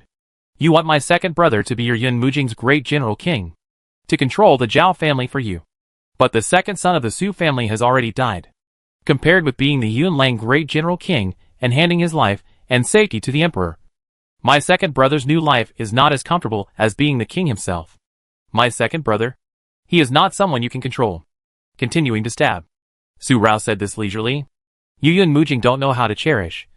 And now that the second brother has become the new emperor of Danyang, there will naturally be countless Danyang women following him. I believe that soon there will no longer be a person named Yun Mujing occupying the second brother's heart and torturing the second brother again and again. No one can't live without the other. Maybe after leaving, he will live well, better, and more freely. Su Rao provoked Yun Mujing so much, but Yun Mujing seemed to have recovered. He took another intact cup on the table and poured himself a cup of tea. When the tea entered his mouth, the fragrance of the tea was elegant. But what followed was the bitterness after the fragrance of the tea. It was extremely bitter and filled his mouth, and finally extended to his stomach. He felt that his whole stomach was wrapped in this bitter taste. The bitterness of the tea made Yun Mujing feel uncomfortable in his stomach, but it also made Yun Mujing's mind more clear. He told himself over and over again that he was Yun Mujing, and he was a prince since he was born, and he had a man's heart. After a cup of tea entered his mouth, the dryness in his mouth was relieved. Yun Mujing told Yun Ji about his visit. He did not pay any attention to what Su Rao said. Now that Yun Ji has returned, should Prince Jiyue come back to life? At the beginning, Prince Jiyue died because of a breath of depression in his heart, which caused the phenomenon of false death. When the coffin was buried, he was lucky to be revived by the dissipation of depression. However, Prince Jiyue's body was extremely weak, and he must not work hard again. Otherwise, he would not be so lucky again. Prince Jiyue has been recuperating in Yun County these months, and the fact that he was alive was concealed. When Yun Ji pretended to be dead and left, and abdicated the throne to Yun Mujing, the ending he had given himself was to disappear quietly after resolving the matter of Danyang, and no one else knew about it. He never thought that his ending would be like this now. And he became Yun Ji again, and stayed with his beloved, since Yun Ji was no longer the second prince of Danyang, but Yun Ji. Then Prince Jiyue had to come back to life, so that he could regain this identity and live again. Yun Mujing thought that her brother had been in the dark for 20 years. And now that everything was over, her brother would return to the eyes of the world and live again. Yun Mujing wished for this. But Yun Ji had never thought about it. He refused. The reason he gave Yun Mujing was that Yun Lang had just stabilized, and could not be moved again. Prince Jiyue was once Yun Muheo, the second prince of Yun Lang, and was passed on to the throne by Emperor Yu. If Prince Jiyue lived again, the ownership of the throne of Yun Lang would definitely change again. This reason was also the best reason. So Yun Mujing could not say a few more words, because she knew that her brother did not want to be bound, and did not like to be bound. He had been locked up in the dark for 6 years since he was born, and was later sent to Daqing as a hostage.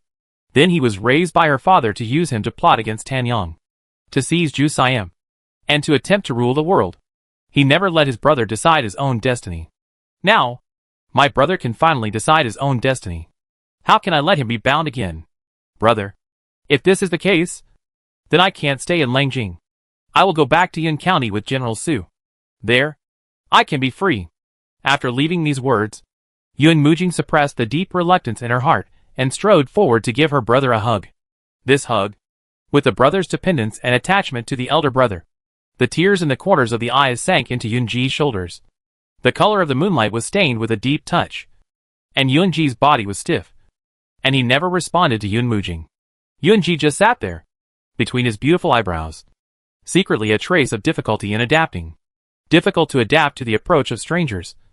If Su Rao hadn't been beside him, he would not have been able to bear Yun Mujing's approach.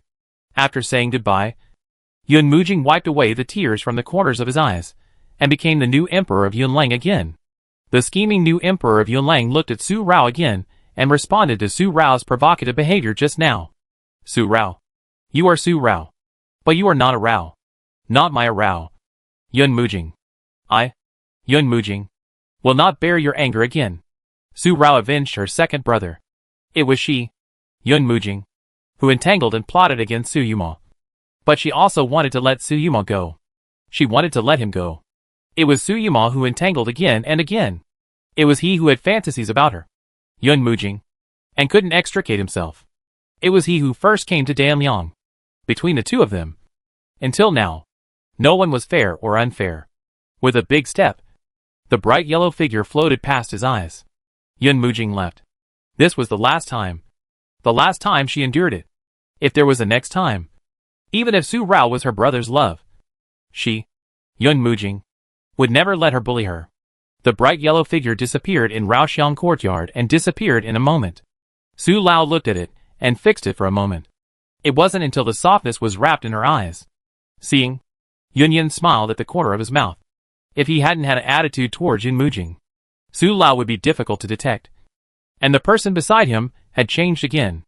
How long has he dominated his body? Su Lao pressed the worries that had been perceived due to the perception of his heart, and whether he had a backbone of the second personality, and wanted to kill the master's personality. The day passed, and the night climbed up to the sky. General Su and Su San, who had been dealing with the day's affairs, returned to the mansion. Seeing his precious granddaughter, General Su immediately took a big step forward, with his big beard shaking a few times, and came to Su Rao's side, pulling Su Rao around a few times. Looking at Su Rao's fair and rosy face, he felt that she didn't suffer after going to Danyang. He immediately touched his big beard and patted Yunji's shoulder. Not bad. Not bad. Taking good care of Rao. Nothing is missing. And she looks fatter. Grandpa, Rao misses you so much. Su Rao also hugged General Su's arm in a cuddly way, and her head was pressed against General Su's heavy armor. This voice of missing Grandpa made General Su happy and laughed, and the wrinkles at the corners of his eyes became more obvious. Although he was old, his tiger-like demeanor was still as powerful as before, and his laughter was full of energy. Grandfather and grandson met. Brother and sister met. Su San also touched Su Rao's head with a gentle face, and then talked with Yunji, and then went down with Su Si to prepare food. The dinner for the 4 people was arranged when Su Si came back, so it was ready soon. The 4 grandfathers and grandsons went to the dining hall together. Yun Mujing, who left, had a completely changed expression on his face after leaving the Su mansion, and it became difficult to see. Was it because of Su Heir's ascension to the throne of the new emperor of Danyang, or because Su Rao was not his Rao? That made Yun Mujing's expression very depressed. He never relaxed all the way back to the palace until Mu Mingjin came and said that Yun Murwei wanted to see him, and the expression on Yun Mujing's face disappeared. After Yun Murwei was rescued by stealing the beams and replacing the pillars, he was locked up in the East Palace, together with Mu Mingyu and Shower. Inside the palace, the lights were on, and the lanterns were hanging high in the corridors. The palace lanterns were bright. In the East Palace, in the waterside pavilion in the back garden, the 2 brothers sat facing each other. Dinner was also on the table, and there was a pot of wine. The purple jade pot was filled with wine. In this summer, the wine did not need to be warmed on the stove, but was placed in the middle. The clear purple glass made the wine in the pot look crystal clear. Each of them had a wine cup in his hand. Yun Murwei poured a cup of wine for Yun Mujing and poured one for himself. How many people envy being born into the royal family? the son of the royal family, enjoying all the glory, and can only crawl for others. But they know that being born into the royal family is really sad. After a cup of wine, Yun Merwei calmly said such words. Although his words were calm, they sounded very sarcastic, with an extremely sarcastic tone. But seventh brother, the royal family is sad, but you are extremely doted on. To you, he is just a loving father, never a high and mighty king. You have all the doting of the emperor, and enjoy the father-son relationship that we princes want but can't. The emperor will never hide his love for you. He has declared it to everyone in the world. Even if the other princes are jealous in their hearts, and want to get rid of you as soon as possible, they dare not really do it. I am afraid that if you really get into trouble, the emperor will not show mercy. He abandoned us, who killed his beloved son. The fifth prince drowned that year. Was it a secret in the harem, or was it the result of the father's tacit approval? Speaking of the fifth prince's drowning, Yun Merwei had heard it with his own ears. Their father was not sure who killed the fifth prince, but because the concubine's mother's family was the father's confidant, the father had many things to do secretly. So he just said that he accidentally drowned and only dealt with the servant who took care of the fifth prince. If the person who drowned that year was the seventh prince, he believed that his father would be furious. Even if the concubine's mother's family was his father's confidant, his father would definitely make the concubine and her family disappear quietly. Tonight, I invite the new emperor to come. I only ask the new emperor one question.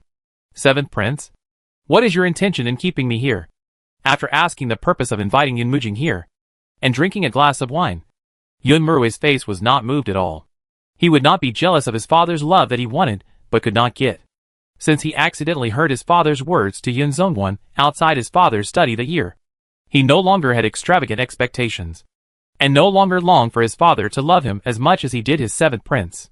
He only used his own abilities to try to be valued by his father, and to be a legitimate son who could satisfy his father and could not find any faults. When his father became the prince of Yunlang and ascended the throne as the emperor of Yunlang, he naturally became the crown prince of Yunlang. But in the end, he was still inferior to others in skills. He overestimated himself and underestimated his seventh brother and Prince Jiyue. The candles in the waterside pavilion were burning. In the four corners, the palace lanterns were lit during the day. The candlelight and the moonlight from the sky shone together, reflecting on the third brother opposite.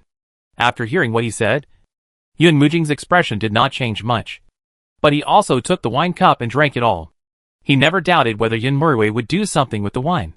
A cup of wine went into the stomach, thick and reverberating, wandering in the throat, and then into the stomach. And then a burning feeling rose. What about the third brother? Why is the third brother like this? The third brother should understand that treason will become a lifelong shame. What is the intention of the third brother's actions? The brothers fought each other, knowing that once the treason was done, if it failed, it would be a lifelong shame that would be difficult to wash away, engraved in the history books, and would be criticized by others for generations. Even if he succeeds, but his name is not right, and his words are not smooth. The king who plots rebellion will be stabbed in the back by the people of the time. What kind of intention is it that will pay such a price to achieve it? What is he trying to do? What? He muttered to himself. He took the wine cup again, and filled it with another cup of wine. The crystal clear reflected Yun Merwei's face, and the wisdom between his eyebrows. This is the scheming mind of Yunlang Chu-jung. What I have learned since I was a child is the way of being a king, and the power of the emperor. Seventh brother, if I die for you, can my son be safe? A legitimate son with a traitorous father, the legitimate grandson of the royal family. Can he survive and grow up? Even if he will be criticized by the world all his life, he can live with his mother and concubine, living in anonymity. This is Yun Merwei's intention. Mu Mingyu is Su Rao's cousin and Mu Mingjin's biological sister. Yun Mujing spared Su Rao's life, and Mu Mingjin is Yun Mujing's man. As long as he, the deposed prince who threatened the new emperor, died, he believed that Yun Mujing would spare Mu Mingyu and her son's life, and use his life in exchange for the stability of his wife and children for the rest of their lives. After the third cup of wine, he went into his stomach, and blood came out of his mouth. The blood came out of his mouth, and Yun Merwei fell to the ground. Your Highness. With this sad call, Mu Mingyu, who was hiding outside the water pavilion, ran in, holding her skirt and walking quickly. Her speed was no longer dignified like a lady from a famous family. She helped Yunmurui up, and wiped the blood from Yunmurui's mouth in a panic. Tears had already fallen on her cheeks. Why did your highness do this? Why did he do this? Why did the third brother do this? Since I chose to let the third brother go. Then the third brother will take his wife and children away from Langjing. From now on, there will be no abandoned prince in Yunlang. Isn't that good? Why did you take this step? Holding the wine cup in his hand tightly, his eyes swept across the empty wine cup that Yunmurui had drunk. Without thinking too much, Yunmujing knew that Yunmurui's wine cup was different. And it was Yunmurui himself who did it. Looking at this, Yunmujing's eyebrows were moved at this moment. His expression moved slightly. Does it mean that as an emperor, she must be ruthless? She sat on this dragon throne just to protect the people she wanted to protect. She never wanted to be a ruthless monarch and step on the corpses of her blood relatives to sit on the throne. The way of being a monarch does not mean to be ruthless and live alone. She is not afraid of her blood relatives making a comeback. Nor is she afraid of them making a comeback. Nor is she afraid of the throne being taken away. Since she has the ability to take the throne, she has the ability to keep the chair. Cough. Yunmurui coughed up blood again, and looked at Yunmujing. Yunmujing was confused. She had let him go. So why did he have to go to this point? Seventh brother. You can't stay. And you can't stay. Yunmurui spoke with difficulty, and said the reason why he must die. A king must be tolerant. And a wise king should be more benevolent and moral. He was the crown prince of Yunlang. But he was narrow-minded, and framed the Su family for his own interests. He must not lose an arm to kill Yunlang. Cutting off one arm is equivalent to destroying the wall. If he doesn't die now, there is no guarantee that he will be narrow-minded again one day. If he lets him go, it will give him a chance to make a comeback. But it will also be a hidden danger for his wife and children to be in trouble in the future. Yunmurui. They are the only ones left. He only has his wife and children left. If he doesn't die, one day he may drag his remaining wife and children to death with him. This is not the ending he wants. Moreover, only if he really died, the Yunlang government would be stable. And those loyal ministers who had followed him would be loyal to the new emperor. And the Yunlang country would be stable and no longer unstable. Yunmujing understood, and his eyebrows were moved again. And it was an easily perceptible movement. He stood up and walked to Yunmurui's side and squatted on one knee. His eyes fell on Mumingyu, who had known Yunmurui's choice long ago. Whether he killed her or not, Yunmurui would choose death in the end. Since the third brother has taken his life in exchange for the future stability of his wife and children. Well, I agree. I agree. This promise made the emperor fall into 1,000 gold. Thank you, Your Majesty, for your mercy. Yunmurui closed his eyes and left peacefully. My husband? How could you leave her behind? Sadly, Mu Mingyu leaned against Yunmurui's front, and their foreheads touched for a breath. The tears in her eyes had all fallen. She gently stroked Yunmurui's face and wiped all the blood from his mouth. Then, she lifted her skirt and knelt down to thank the new emperor for his great grace. I also asked the emperor to entrust my son to my brother. When this sentence came out, a silver flash appeared in Yunmujing's eyes. He didn't have time to stop it. The dagger had entered his abdomen. In an instant, the blood color painted the green clothes in front of Mu Mingyu, outlining the bright crabapple on the green clothes. Mu Mingyu fell to the ground and fell on Yunmurui, holding Yunmurui's hand. Their fingers intertwined. Husband and wife are one. How could she abandon his highness and live alone? Sister, Mu Mingjin, who was waiting in the corridor not far outside the palace, saw this scene and panicked. But he didn't have time to stop it. That night, the East Palace was covered with blood. The next morning, General Su was urgently summoned to the palace by the new emperor. Su Rao and Yunji learned about it. The ending of Yunmurui and Mu Mingyu. The three of them could have survived. Why did they have to go down a road of no return? Su Rao didn't understand. And she was even more angry and suppressed. Her father and mother did everything they could to make her live well. Not to seek revenge. But Yunmurui could have survived. He could have lived peacefully with his wife and children. But he chose to go down the road of death. And even took Mu Mingyu with him. You are looking for death. Why don't you die far away? Doesn't he know Sister Yu's affection for him? Angry to the extreme, Su Rao's peach blossom eyes were scarlet again. The scarlet climbed up her eyelids and spread to the end of her eyes. Rao Rao, the deposed prince? His wisdom should not be underestimated. Perhaps The couple also used their lives to pave the way for their children. The person watching from the side, the slender phoenix eyes, swayed silently, and then came out a voice that Yunji would say. As soon as these words came out, Su Rao's anger was no longer taken care of. She fixed her eyes on the person next to her. It's me. Yunji's me. Su Rao's reaction. Although she did it naturally. How could Yunji not notice her nervousness and heart under this naturalness? Holding Su Rao's soft hand, Yunji smiled. Rao Rao. Don't worry too much. The name Han Machan has long disappeared. It's just Ashio. Just that little wolf dog Ashio. Although Ashio has appeared more frequently.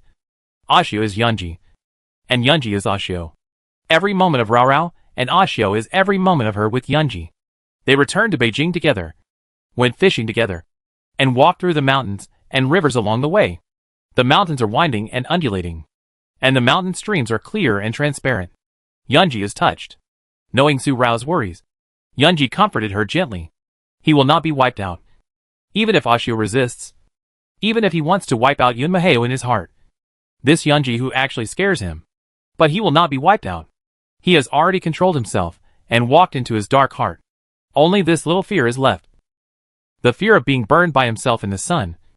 But he believes that he can overcome it. Just for Rao Rao's peace of mind. And he will overcome it.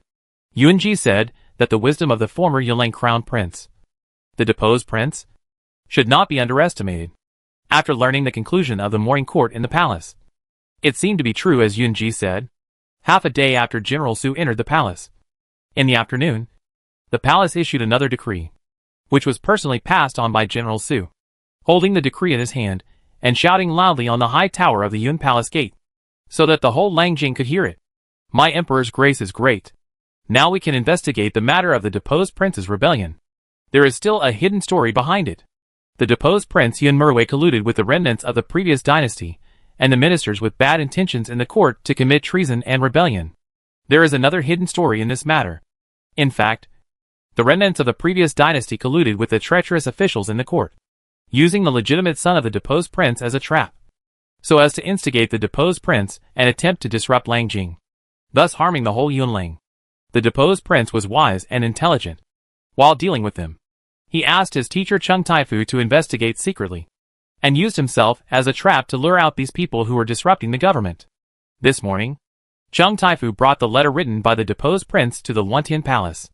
The prince was virtuous and used his life to break the crisis for the country and the people. He hoped that your majesty would forgive him and exempt the deposed prince from the crime of treason and bury him in the imperial mausoleum. Chung Taifu presented all the letters written by the deposed prince to him and the various evidences of the remnants and treacherous ministers that he asked him to investigate, so that all officials knew about it.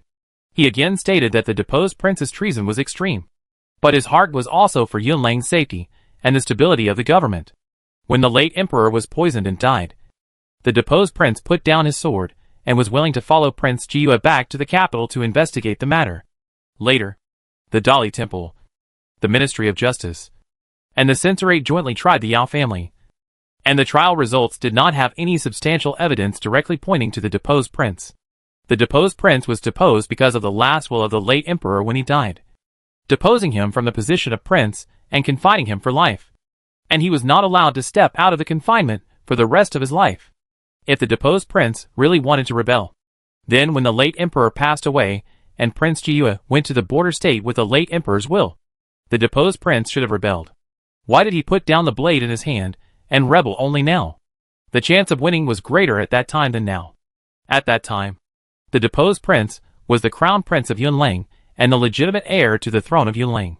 This time, Chung Taifu appealed for the deposed prince and argued with reason. As an old minister of the founding of the country, he was not afraid of whether the new emperor would be angry.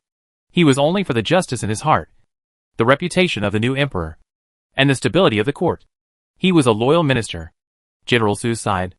Chung Taifu was admonishing without reservation. Then, he walked to the hall and also asked for the deposed prince.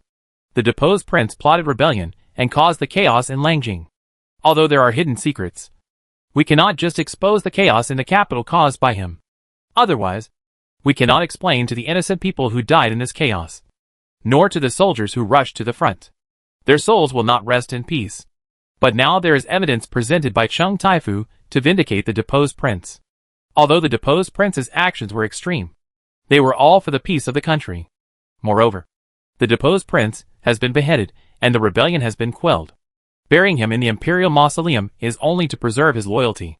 His wife, the deposed crown princess, was deeply in love with him and was willing to die for love. This deep love made the couple buried in the same tomb. His son survived because Master Huishan arrived and rescued him in time. The baby was innocent, and because the deposed prince's conspiracy to rebel had been cleared, the royal son could not be raised outside. So the son was raised by Prince Yun and his wife, and was taught personally by Master Chung, in the hope that he would uphold justice in the future, carry on the royal family's patriotic spirit, and become a royal son who dedicated himself to serving the country and the people. General Su was able to plead for mercy, and he also led out the other ministers, who came to him and agreed to General Su's words. In just a moment, more than half of the court officials knelt in the Wantian Hall. They begged the emperor to show mercy. The new emperor saw it, humbled himself and accepted the advice, and agreed to Chung Taifu's request. He was kind, and listened to General Su's advice. The third emperor's brother was also doing stupid things to lead out the remaining evil officials. Although he was treasonous, it was also excusable. Now he was pardoned and buried in the imperial mausoleum. His spirit tablet was placed in the imperial ancestral temple. Regarding the upbringing of his nephew, he even said that the son of Yunlang Chu Jun, the eldest son of the royal nephew, was innocent and had no faults. He should follow his father's will and bear his father's responsibilities. What does the new emperor mean by this? He is innocent and not wrong. He has inherited his father's ambition and assumed his father's responsibility. From his words, there is no blame, which means another meaning. That is, the deep meaning of making this nephew the crown prince. But the new emperor's thoughts are only guessed by others. The new emperor has just ascended the throne and is not yet 20 years old. He will have his own prince in the future. How could he enthrone the son of the former deposed prince as the crown prince? Isn't it a mess? Moreover, the deposed prince's rebellious behavior, even if the name is corrected, the new emperor will never be so lenient as to make his son the next crown prince. The ministers of various departments are all moved, but they will never say it out loud to seek their own death. No matter what the new emperor thinks at this moment, as long as the new emperor agrees to the request of Chung Taifu and General Su, and keeps the legitimate son of the deposed prince in the royal family, and lets the grandfather and grandmother of Prince Jiyue, the old prince and his wife, raise him. This move has made the ministers in the court prostrate themselves. Our emperor is kind and tolerant, benevolent, righteous and enlightened. If Yuleng gets this new emperor, he will usher in a prosperous era. After this incident, all the civil and military officials in the court were convinced. The decision made in the morning court was heard from the high buildings of the imperial city. Su Rao and Yunji learned from Yun Feng, who had returned from gathering information. After hearing the final verdict of the court on the deposed prince and the son of the deposed prince's final return, Su Rao understood what Yunji said was true. The legitimate son of the deposed prince, living incognito outside the imperial city, could not be known by someone with ulterior motives one day to use his identity to cause chaos. If he stayed in the imperial city and was able to leave the confinement, and was not killed by the new emperor, the only way to protect this son from being killed was to make the new emperor feel guilty. After this calm, Su Rao thought clearly. Yun Murwei used the rebellion as a chess piece and the country and the people as a game. He played such a chess game in Langjing and ended it with his own death, which moved Yun Mujing. In the end, he used all the court officials who had been loyal to him to defeat Yun Mujing and ensure his child's future. He started out with rebellion and ended up fighting for the country and the people. He paid the price of his own death and was led by the heart of the emperor. Both his wife and he died, leaving only this child. How could he hand it over to someone with another surname? Even if Mu Mingjin was Yun Mujing's man, he could hand the child over to the Mu family, the grandfather's family. But people's hearts were unpredictable. It was hard to guarantee that the Mu family would not have other thoughts in the future. Yun Murwei's plan is indeed a calculated one. He is plotting against the seventh brother and grasping the emperor's mind. The emperor is suspicious. Without them, Yun Mujing would never hand over his nephew to the Mu family. The final destination of this nephew must be the royal family. After saying this, Su Rao had other thoughts in her mind. Yun Murwei is plotting against the feelings of Yun Mujing. The seventh brother. Yuan Mujing and Yuan Ji have a deep brotherly relationship, which shows that Yuan Mujing must be a sentimental person. He also has the intention of becoming an emperor. Yuan Mujing, who has already sat on the throne, must have the thoughts of an emperor in addition to being sentimental. As long as he sees these 2 points, he can ensure that his plan will be successful after his death. But Yuan Mujing's thoughts as an emperor. He left the son of the deposed prince in Beijing, which must not be known by the deposed prince. The emperor is suspicious. And it is more likely that Yuan Mujing's thoughts are really as she said in the morning court. Thinking of this in her heart, Su Rao also asked Yuan Ji. Yuan Ji, you said that Yuan Mujing kept the son of the deposed prince and gave him to your grandparents. Did she really want to make him the prince? In this way, Yuan Lang would not be moved by the lack of a crown prince to inherit the throne. Even if she, the new emperor, has no children for life, it would not cause turmoil in the court. And if she does not give birth, her female identity will not be exposed. This is killing 2 birds with 1 stone. Jing's thoughts are probably what Rao Rao thinks. Yuan Ji nodded. The deposed prince and his wife planned to wash away the influence of Queen Yao and the Yao family on the previous emperor and the deposed prince himself on the child, so that the child's future path would be clear. They planned this time. And Jing took advantage of the situation of the deposed prince to break her future hidden dangers. The incident of Yuan Lang's deposed prince plotting rebellion has come to an end. The reason behind it is that Yuan Ji and Su Rao said that the deposed prince's wisdom should not be underestimated. And the new emperor killed 2 birds with 1 stone with this situation. Or the deposed prince's intention is really just as he said to Yuan Mujing. Yuan Murwei exchanged his life for his wife and children's future stability. But he never thought that the deposed princess would still follow him, leaving only their swaddled baby. The baby who lost his parents, and the orphan of the royal family cannot be left outside. The new emperor took into account the family affection and pitied the young nephew. So he raised him under the knees of the old Prince Yuan and his wife. With the old prince's education, he can grow up safely, no matter which of these facts is. The result has been announced, and the decree has been issued. Everything is settled here, and it is over here, and there is no room for doubt. The new emperor's words about the deep meaning of the next Yuan Lang crown prince did not cause any waves at this moment.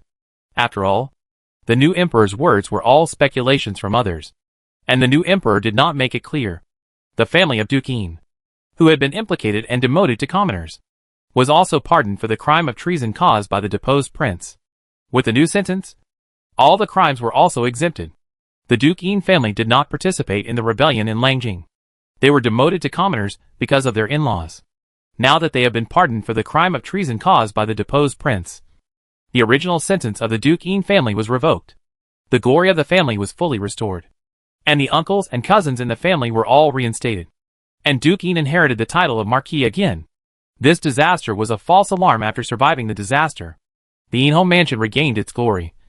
Whether it was because the new emperor deliberately showed tolerance to the Mu family, or because of the marriage between the Su family and the Mu family, the new emperor gave face to the Su family and gave the Su family special honors.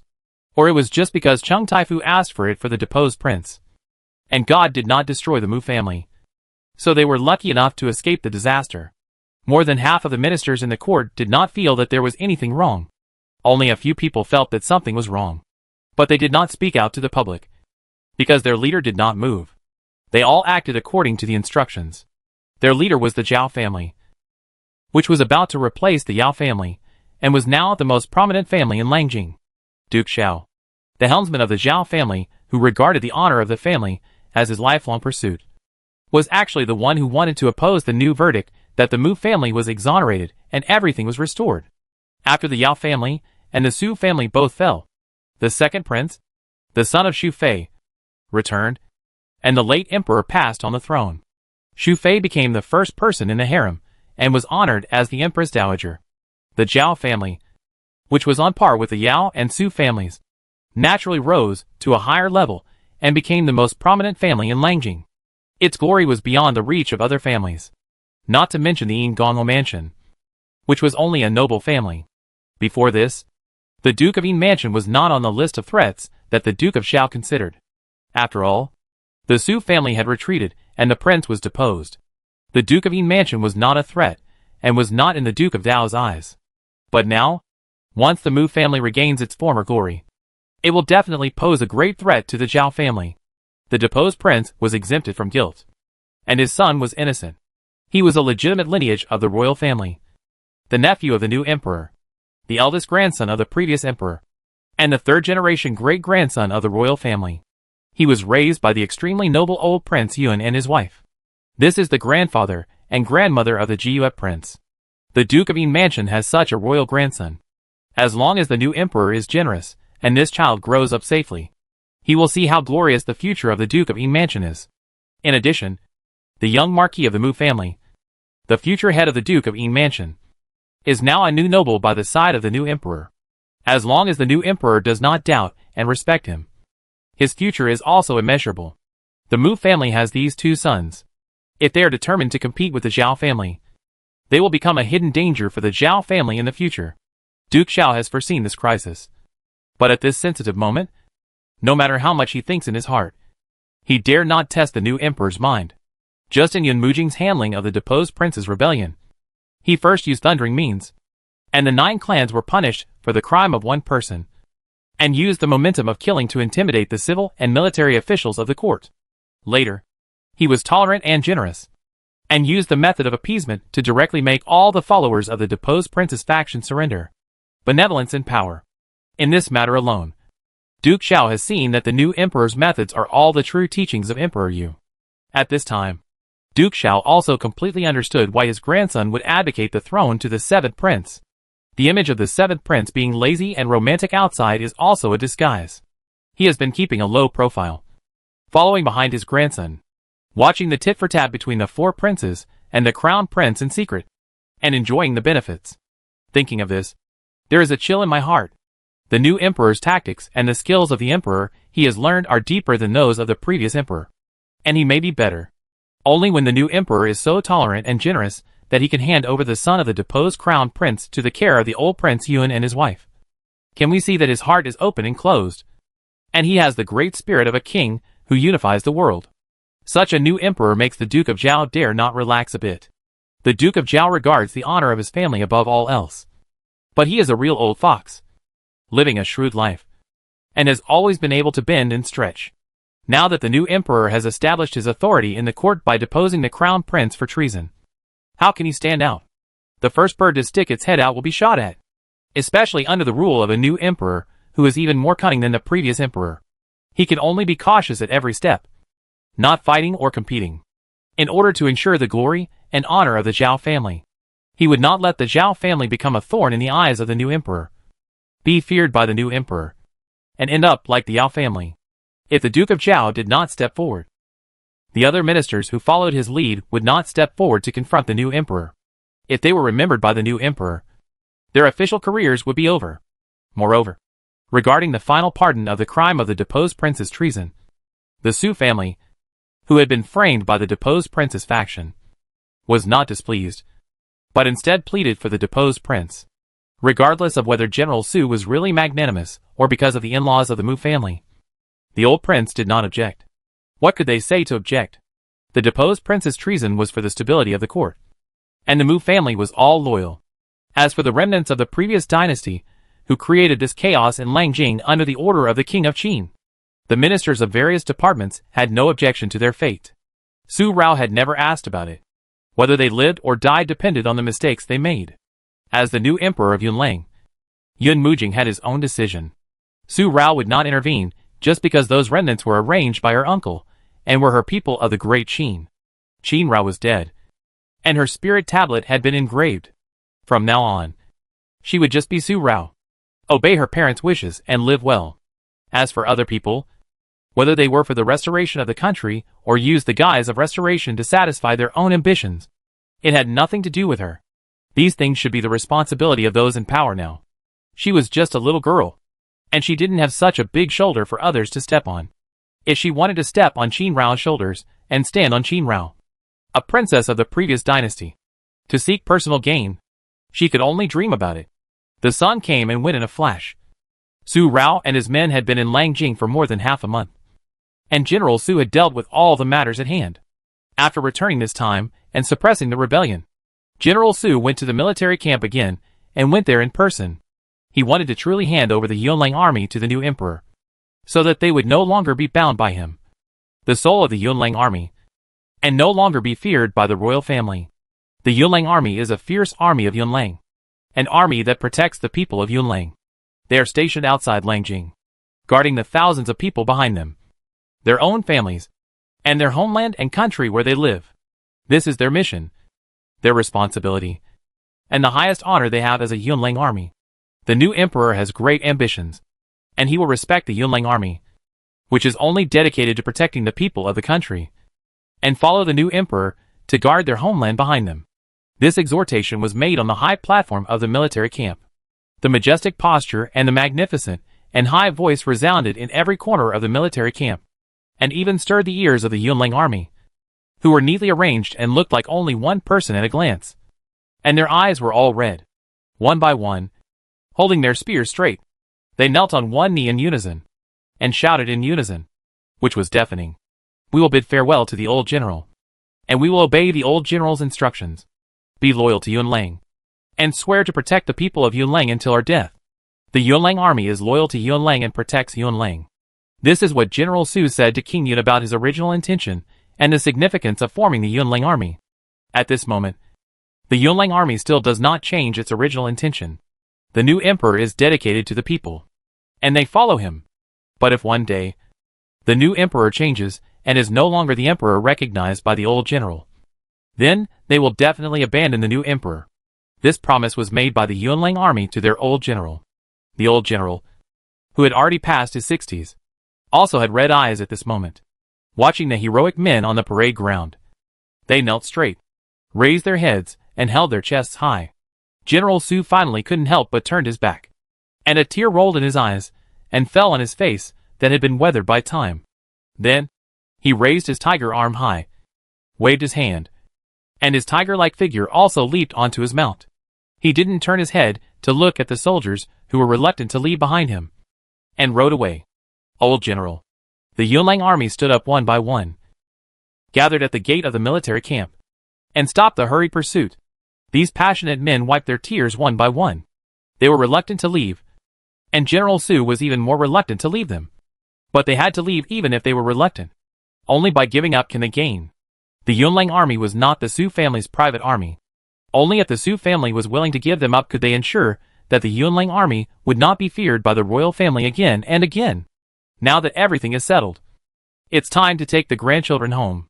The rough kids that Su De brought to Danliang and the group of Yunlang army that had not yet returned would return with the old Prince Yun after Su heir ascended the throne, and the new emperor of Danliang was completely stable in Danliang.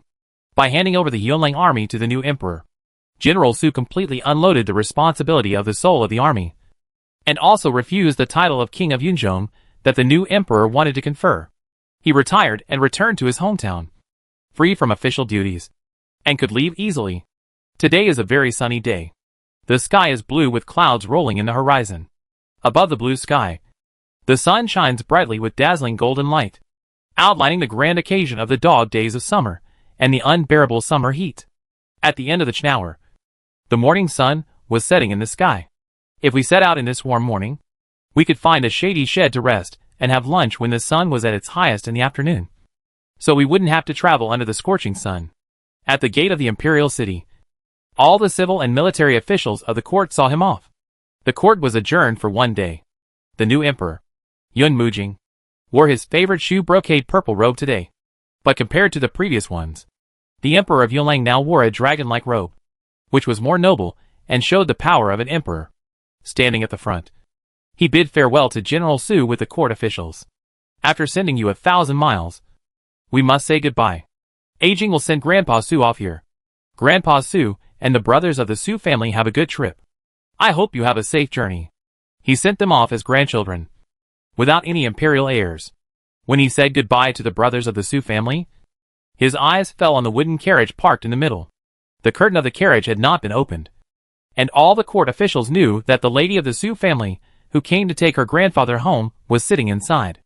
Only a few people knew that the deceased Prince Jiyue was also sitting inside.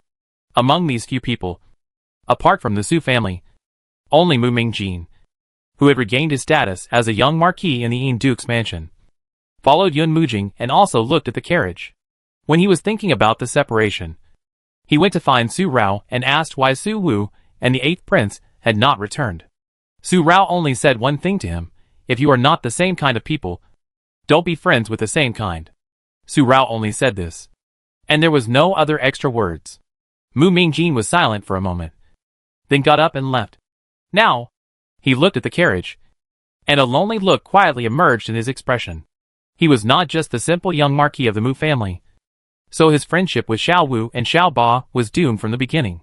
I am an old minister who is going back to my hometown. I am flattered to be personally seen off by the emperor and his ministers. I bow to the emperor here to say goodbye. It was such an honor to be personally seen off by the new emperor. General Su knelt on one knee and clasped his fists, returning the emperor's farewell with the highest etiquette in the army and bidding farewell to the emperor. Su San and Su Si also bowed their heads. Only Miss Su was still sitting in the carriage without getting off or making any movement. The ugly daughter of the Su family was so eccentric that she had done such presumptuous things many times. The ministers did not think there was anything wrong with being so rude today. They were all used to it.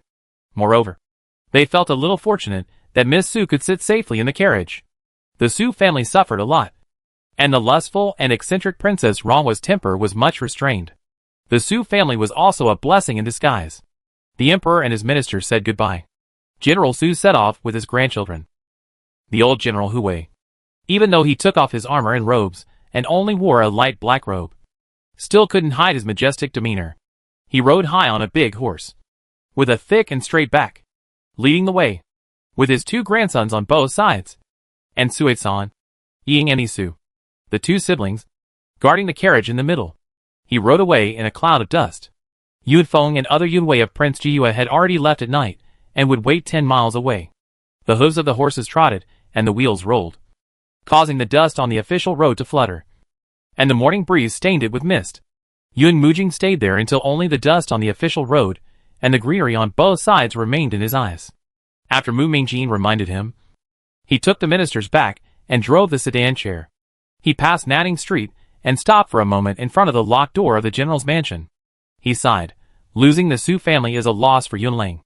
After the sedan chair returned and entered the palace, Yun Mujing officially started his journey as an emperor after ascending the throne. Today, those who have court affairs to report can submit memorials. The chief steward beside him was an old man in the 7th prince's mansion. He conveyed the new emperor's intentions to the court officials. If there were important matters that required entering the palace to see the emperor, they could go to the imperial study to report. After the chief steward conveyed the oral instructions, those who had something to report submitted memorials, and those who did not have anything to report went to their respective departments and offices to handle the daytime official business of the departments and offices. At noon, Su Rao and his friends, who had been traveling for an hour and a half, stopped at a tea shed on the road. They quenched their thirst with a pot of rough tea, had a little lunch, and continued their journey after the hottest period of the scorching sun passed. It was too hot during the dog days of summer. Even if there was wind, it was still hot when it blew across the face. The scorching sun in the sky was burning the earth like fire. The unbearable heat made it really painful to travel. If Yunji was not eager to go home, he would not stay in Langjing for too long. If he could not stay, he would not stay. Su Rao really wanted to wait until the dog days of summer were over before leaving, so that he would not sweat profusely. Originally, they planned to travel by land, but the weather was really hot, so they walked for a day and decided to take the water route the next day. Turned from the fork in the forest, turned around and went to the ferry in Furong County first. After taking a boat to Furong County, they rented a large boat from the dock of Furong County, returned to Yun County by water. In the hot summer, there are many people taking boats at the Furong County pier. When the boat is sailing on the river, standing at the bow and enjoying the cool breeze blowing across your face can relieve the stuffiness around you and relax your whole body. After packing a boat, Su Rao pulled Yunji to stand on the bow deck, looking at the clear and bright river surface. When the boat passed by, it brought ripples on the river surface, leaving dark water lines on both sides of the hull. The waves of the river water, under the high-altitude sun, showed a golden color. From time to time, there would be enthusiastic fish jumping out from the bottom of the river, bringing up the scattered river water, and when they jumped down, they would playfully break up the shimmering waves and break the golden color of the river surface. On both sides of the river, the water grass was dense, spreading the green of summer, the reeds swaying in the wind, and the reed fluff as light as bird feathers, swaying and flying in the wind. Such a summer scene, but soon was ruined by a hawk flying high in the sky. The hawk came with news from Danliang. Su Han said that Su Er had ascended the throne as the Danliang Emperor, with the support of Prime Minister Wang, the ministers of various departments, and a group of Danliang generals such as Wu Yang. He ascended the throne without any obstacles and became the new Danliang Emperor. The first thing Su Er did after ascending the throne as the new Danliang Queen was to reorganize the Danliang army. This internal movement in Danliang, the ambition of the Danliang Emperor, caused many innocent soldiers to be destroyed by the insidious elixir, although most of them were saved by Mr. Zhu's miraculous hands. The insidious elixir gathered all their strength in just 7 days, corroded their muscles, and drained their blood. From then on, they would be unable to carry anything on their shoulders or hands for the rest of the year. Although Danliang values literature over martial arts and never pursues martial arts, he does not want to become such a weak and useless person with weak hands and feet all his life. To strengthen the body, one needs to strengthen exercise day after day, rather than use insidious means to exhaust blood and energy. Moreover, the rebellion in Danliang Imperial City this time was secretly planned by the King of Qin for many years. If it were not for the help of Yulang and the 2 countries of Siam, Danliang would have fallen into the hands of the King of Qin. From the internal and external troubles in Danliang Imperial City, the new emperor said that Danliang needed to change the way of governing the country. Only by combining civil and military skills, governing the country with civil skills and maintaining peace with military skills, can it be a long-term and stable strategy. Therefore, after the new emperor ascended the throne, his first decree was to appoint the former general of chariots and cavalry Wu Yang as general of light cavalry, with a gold seal and purple ribbon, and Su Han as the new general of chariots and cavalry, together with the general of light cavalry. He improved the physique of the officers and soldiers and formed an army like the Yunlang army and the Yingji army to protect the peace of the Danliang state. Su Er's way of governing the country. Prime Minister Wang and all the ministers who had experienced the palace turmoil had long realized the hidden dangers of emphasizing civil affairs over military affairs. So they all agreed with the new emperor that Danliang really needed to change. It was very easy, and there was no questioning voice in the court. The first thing Su Er did after becoming the emperor was very smoothly agreed upon. Umo is a king, and he must live up to his stunning beauty. After reading the letter, Yuanji evaluated Su Er's actions from the perspective of an observer. Su Rao also nodded and agreed with Yuanji's words. But the content of the next letter was not so good. The eagle said 2 letters and 2 bamboo tubes. One was about Su Er's being a king, and the other was related to the King of Qin. Su Er wrote to Su Rao about other things he knew from Wu Yang, and the things that the King of Qin secretly did in Yunlang and Zhu Xian that were related to Su Rao. Su Rao's gradual transformation into a darker person was all secretly the work of her uncle, the legitimate prince. He had been secretly pushing Su Rao to move step by step towards the situation he wanted. And finally, she reached the stage of Danliang. At first, there was an incident in Taingguan County. The King of Qin used Jin Merwei to lead Jin Chao and his men rob the goods in the casket pavilion. The purpose was to make Su Rao confront Yin Merwei. However, Xian Yiqi Shao and Han Machan were involved in the incident at that time. Uncle Hao recognized Jin Chao again. In order to prevent the King of Qin from being exposed, Jin Chao and his second brother played a scene of brothers turning against each other for money. At the exchange meeting of the 3 countries, those men in black who wanted to take Su Rao away were all the subordinates of the King of Qin.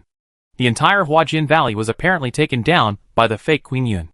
But in fact, their master behind the scenes was the King of Qin. The power of Huajin Valley reappeared after Xiaoyao Tower disappeared. They used poison to control Queen Yun, and the King of Ho Qin promised that if Huajin Valley submitted to him, he would guarantee to detoxify everyone in Huajin Valley after he succeeded, and would also reward them with high positions and generous salaries. In this way, he gained this power in Danliang State. The King of Qin hid in the dark with the help of the bandits of Jin Chao and the power of Huajin Valley. He turned Su Rao, his niece, the Danliang Emperor and his wife, Han Machan, the owner of Xiaoyao Tower who wanted to destroy the 3 kingdoms, and Prince Yi, who was looking for the antidote formula for his brother, into chess pieces in his hands. He planned all the 3 kingdoms and linked all the affairs between the 3 kingdoms together to form a chess game for the world. On the Yunlang side, the hatred that Su Rao had suppressed for 10 years in his heart pushed Su Rao and the Yunlang royal family to have difficulty coexisting, led Yao Yeting to discover Su Rao's identity as Mr. Xiao, and the gate of Langjing led Yun Muxia to rescue Yao Yeting, ruining Su Rao's plan to save the Su family, causing the Su family to be imprisoned. In the end, Yun Yu was afraid of him and could not keep him. So Su Rao was pushed to the dark side step by step. In addition, Jin Chao found Ying to let Su Rao know Xiaoshan's identity. He also ordered Jin Chao to do it. At that time, the purpose of the King of Qin was to let Su Rao know Xiaoshan's identity. At that time, Su Rao lost the strong stimulation of the entire Su family. Perhaps Su Rao would directly support Xiaoshan and set off the road to restore the country. On the side of Zhu Xian, the matter of Queen Rong poisoning Emperor Wei also had their traces in the inside. They bribed the slaves around Queen Rong and mentioned the reputation of Yun Lang, the ugly girl of the Su family, in Queen Rong's ears from time to time, and then mentioned Yun Yu, which pushed Queen Rong to poison Emperor Wei to force Xian Ichi Xiao, and thus messed up Zhu Xian. The final death of Emperor Wei was also pushed by King Qin behind the scenes, causing Emperor Wei to die, prompting Zhu Xian to be hostile to Danyang, and causing Xian Ichi Xiao to rush to Danyang. Among all these secret actions, some were the result of the King of Qin's secret planning, and some were developments that were out of control or due to Su Rao and others changing their strategies. He would then secretly intervene again, and each time he would use other people to cover it up. So it had never been exposed. No wonder Yao Yeting was rescued so easily, which caught me off guard, causing Grandpa and others to be imprisoned, and killing Uncle Hao and Qin Yang. It turns out that the death of Zhu Xian Wei Huang was not the work of Rongku and others, but also Uncle Wang. It was Uncle Wang who killed Wei Huang and killed the brother that Xian Ichi Xiao cared about. Two low murmurs from Su Rao's voice. It is impossible to tell what she feels at the moment. But this second letter was directly rolled into a ball and thrown into the river. But it was swallowed by the river in an instant. The wind on the river's surface, because it carries the coolness of the river water. It has always been icy and comfortable when blowing on the face, especially in such a hot and sultry summer day. The cool feeling only makes the whole body refreshed. But at this moment, under such a refreshing feeling, Su Rao gathered her color. Her action after throwing the paper ball seemed to be blown by the wind for a long time, and her body was still a little cold. Even if the sun was scorching in the sky, her skin was still cooled by the wind. The only thing that didn't make Su Rao shiver with coldness was the escorts in the Huwei escort agency. They were not arranged by the King of Qin to lurk around her from the beginning, but they were found by Pei Liang after they arrived in Danyang. Rao Rao feels a little cold, and the river wind will also get cold after blowing for a long time. Let's go to the boat. Yun Ji, who was accompanying her, did not say anything to comfort Su Rao, but just pulled Su Rao up, held Su Rao's slightly cold hand, and went into the boat. Inside the boat, General Su San and Su Si were wrestling on the deck of this level. To be precise, General Su was really bored, so he forced his two grandsons, who were always gentle and elegant, to wrestle each other just to amuse himself. Little sister, you two finally came in. The young master of Yaoyun, who was supposed to play the piano and dance with the sword, rolled up his sleeves and trouser legs, and pinned his long hem to the exquisite belt around his waist. It was already hot and humid, and he was still wrestling like this. He was already sweating all over, and his cheeks were red. The snow blue and white robes they wore were soaked with sweat, which deepened the snow blue outer robes and soaked the white shirts inside, also darkening the color. As soon as Su Rao and Yun Ji entered, before General Su pulled his precious granddaughter to have fun together, the two cousins, Su San and Su Si, who really couldn't stand it, cast pleading eyes on Su Rao. Little sister, can you persuade grandfather? The brothers are really not going to do it anymore.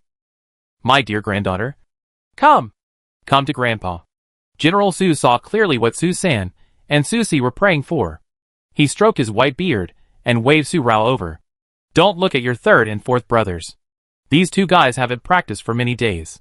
They took off their armor and looked so soft and boneless. As soon as they got on the boat, they waved their folding fans and pretended to be strong. They didn't look like the sons of the old Su family. Su Rao felt that her body was cold because of the river breeze. But suddenly, she didn't feel cold anymore. She felt warm. Not the kind of heat from being exposed to the sun, but being wrapped in soft silk, warming her heart. The corners of her lips, which were originally pursed, suddenly curved, and her bright eyes curved into a bright crescent. She held Yoonji's hand, pulled Yoonji to General Su's side, and also laughed happily. Grandpa is right. Raoul also noticed that the third and fourth brothers seemed to be a little thinner. They really need to practice more. This made Su-san and Susie look at each other with resentment. I will never follow my grandfather out again. My younger sister is not a good person either. The 3 and 4 sons of the Su family, who have always been gentle and polite, no longer have the image of such a son. The days on the boat passed quickly in such a happy moment, and the unbearable heat was also reduced day by day. Finally, under another summer rain, the boat arrived in Yun County, and saw the Chin-Yun River ferry in Yun County. Su's father and others, who received the news early in the morning, had been waiting at the ferry to welcome their father back. Today's rain was not too heavy, just a moderate rain, and it didn't even splash water on the road, let alone forming a rain curtain under the eaves. That is, intermittent rain lines. Although the rain was not heavy, the servants of the Su family still held umbrellas to shield Su's father and others from the falling rain. Among them, there was a pair of master and servant that stood out. The 7th Princess Yun Luoling, who was demoted to the common people, and the eunuch Detsi who always chased after her, were here with her parents. No matter how they looked at them, they felt that something was wrong. From a distance, Su Rao first saw her father, mother, uncle and aunt, and then she saw Yun Luoling at a glance. After all, the two of them had a deep connection. Now, why is Yun Luoling here, waiting with her parents? What's going on? Turning her head, half of her head popped out from under the umbrella held by Yoonji. Su Rao set her eyes on her 4th cousin, who was standing next to her grandfather. Could it be that Yun Luoling was still entangled with her 4th brother? Su Rao's eyes did not hide the inquiry in her eyes at all, and she just stared at Su-si. Su-si also saw Yun Luoling, and understood what Su Rao meant by this look. He clenched his fist to his lips, coughed softly, and then shook his head. What did he mean by shaking his head? Was Yun Luoling still pestering him? Or was 4th brother really avoiding her, and didn't want to mention Yun Luoling at all? Su Rao didn't have that smartness at this moment. Just when she wanted to ask, the boat had already docked at the ferry, so she had to suppress the words that came to her mouth and ask later. Su Rao was exploring in her heart, but she didn't know that at this moment. In Langjing, their Su family was being targeted by Zhao Guogong, which was the reason why Yun Luoling was waiting here. Zhao Guogong was based on this matter, and took their Su family to show his loyalty to the new emperor. It was raining in Yun County today, but the weather in Langjing was very good today, just like the day when Su Rao and the others left, with blue sky and white clouds.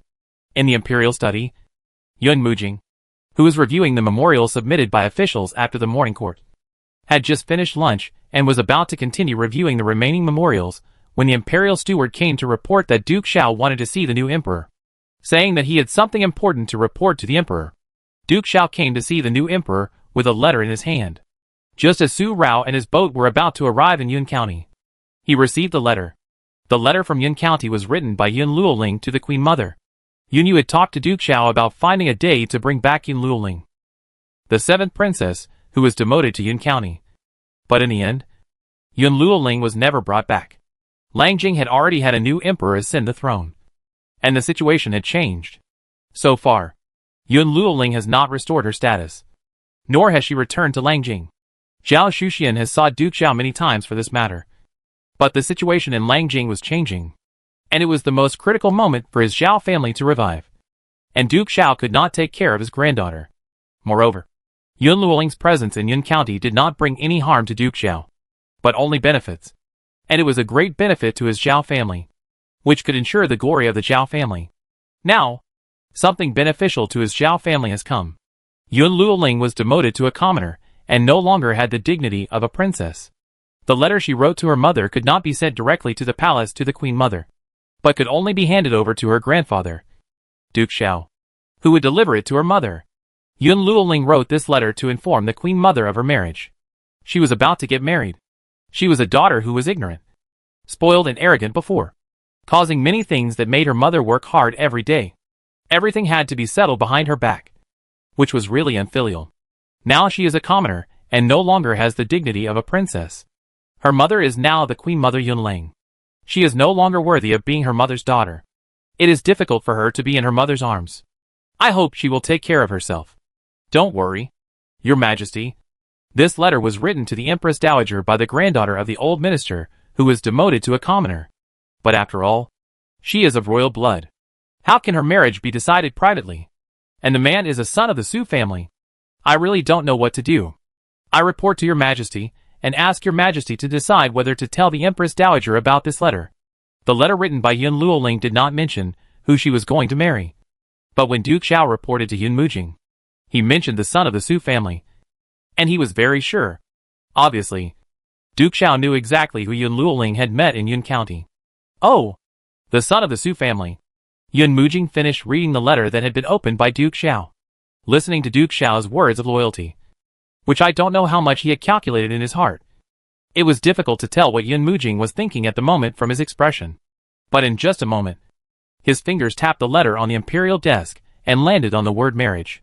Yun Mujing continued with the following words, Old Duke. The seventh princess is still the seventh princess. Although she has been demoted to a commoner by my father, her marriage cannot be decided privately. Moreover, he is a son of the Su family. The seventh princess and Su Ci's affair. When my father was alive, didn't he cancel the seventh princess and Su Ci's marriage?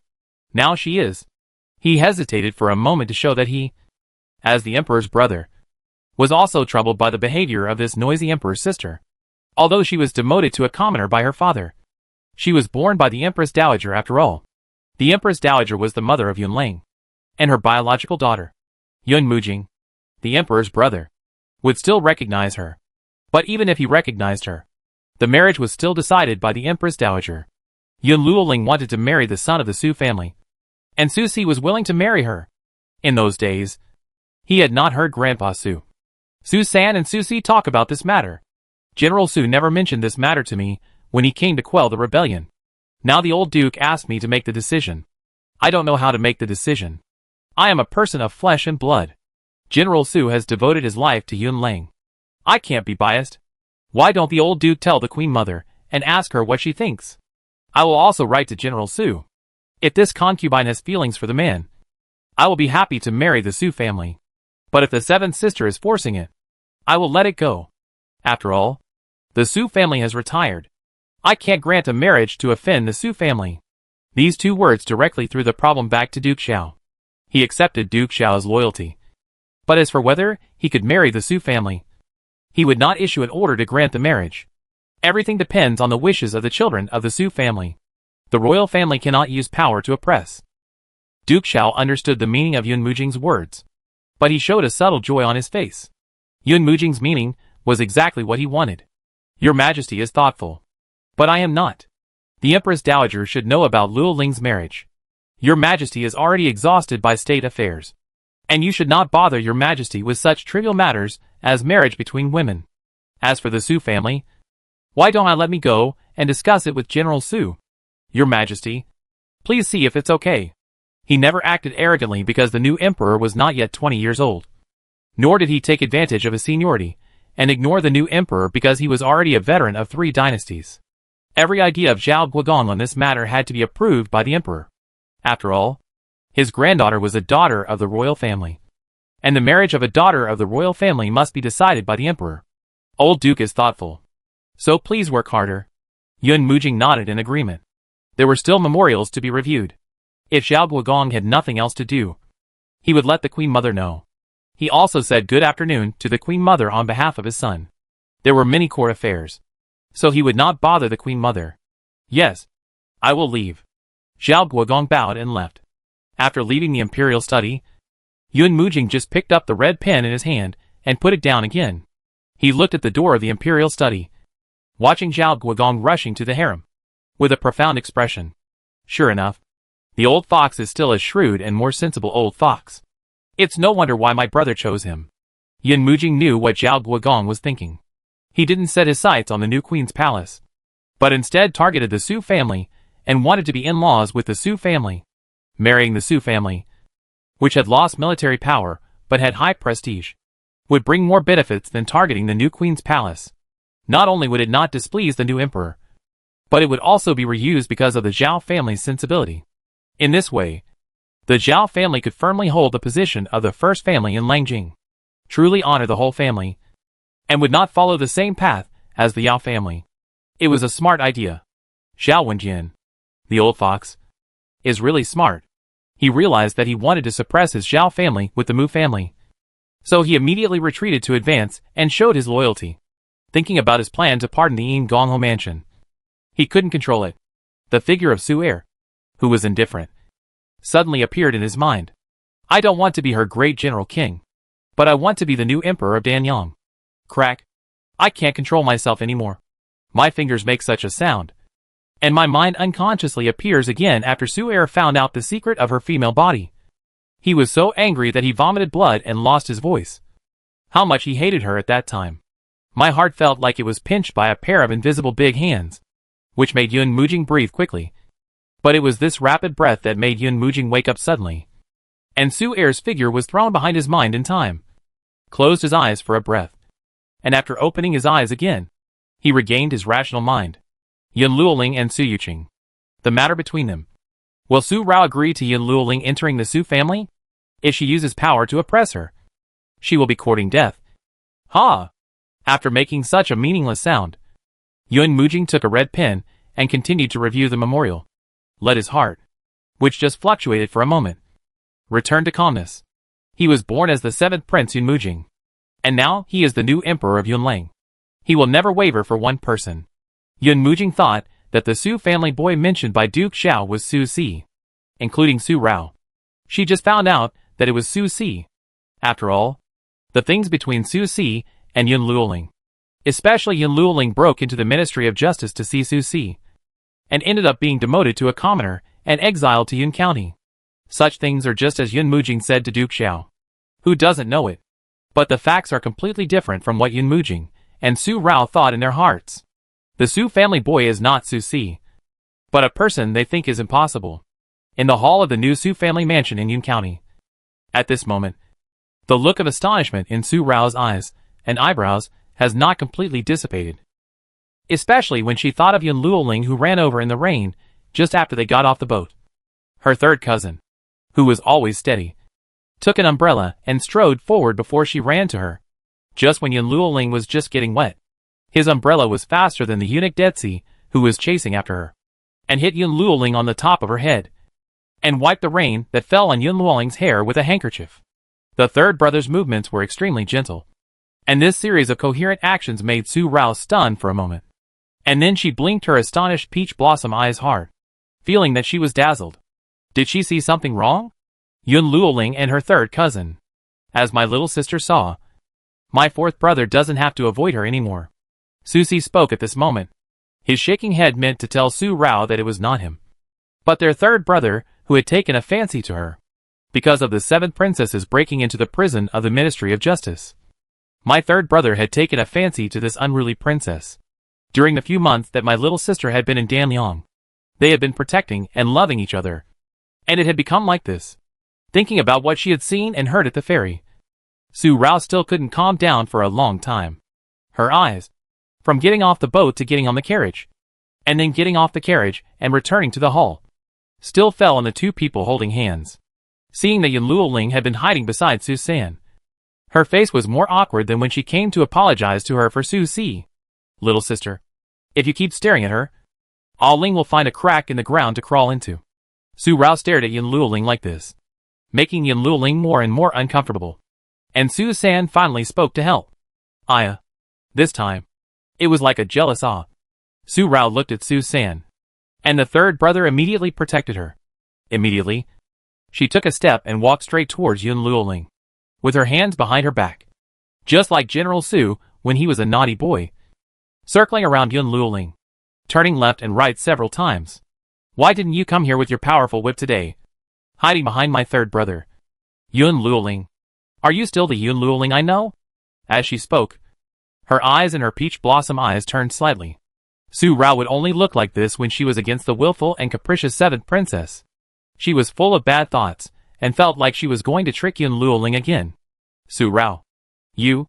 Su Rao shook her head repeatedly, with an expression that Yun Luoling was impersonating again. which made Yun Luoling blush. She then stared again, staring for a long moment. And then her hand, which was held by Su San, was pinched, and Yun Luoling suddenly reacted. Su Rao. I won't argue with you. Don't think of angering me again and letting you get benefits again. The anger on her face was gone. But she was smart for once. However, she looked so coy and feigned again. And Su Rao really couldn't stand it. She shuddered all over and hurriedly stepped back, patting her forehead. Well, with the protection of the third brother, it seems that there will be no fights in the future. And no bullying. Right? Her eyes fell on the grandfather, parents, uncles and aunts who were sitting and watching the show, and asked them so. You just agreed, without any objection. Yun Luoling is really going to be her third cousin's wife. My dear granddaughter, your brothers are all grown up. Touching the precious beard, General Su said that the seventh princess has changed a lot. And the seventh princess was able to break into the Ministry of Justice for his sons. This fearless courage has the spirit of his old Su family. Pointing to this point, his old Su family can accept this granddaughter-in-law. Su Rao understood. Well, since Grandpa has spoken, it seems that there will be no fighting in the future. Which is really a pity. The expression of reluctance and helplessness on his face, but in Yun Luoling's eyes, made Yun Luoling stunned for a moment, staring at Su Rao in a daze. The feeling of being coy and artificial disappeared, and the uneasiness in the heart also disappeared at this moment. Ling, I told you that my younger sister will recognize you. Su San looked at Yun Luoling tenderly. Yun Luoling was worried that Su Rao would not accept her. She didn't know that as long as her brother really liked her, and the family agreed, Su Rao would not obstruct her even if she didn't like her. Moreover, Su Rao had already changed her mind about Yun Luoling. The unruly seventh princess had indeed changed. Su Rao saw it from the fact that she ran to Su San in the rain. Time and experience can really change a person, making her lose her immaturity and arrogance and grow up. It can also make them feel relieved. When they go home, they can finally unload all the fatigue and the mountains that are pressing on them. The drifting rain is still falling, and the warmth in the hall is really enviable. Yun Ji has been watching Su Rao playing. The naughty Su Rao will always be a child in front of her family, and can talk and laugh without restraint. The warm feeling in his heart made him touch his chest unconsciously. Yun Maheo, who was willing to give his body to him, wanted him to feel such warmth and happiness. Did he think that he would be willing to disappear? It was impossible for him to give Rao Rao to him. He was Ah Xiao, and he was Ah Xiao of Rao Rao. Yun Ji, are you uncomfortable? Su Rao had been paying attention to Yun Ji's touching his chest. As soon as he touched it, Su Rao looked at him. Rao Rao. Nothing. I just feel very warm.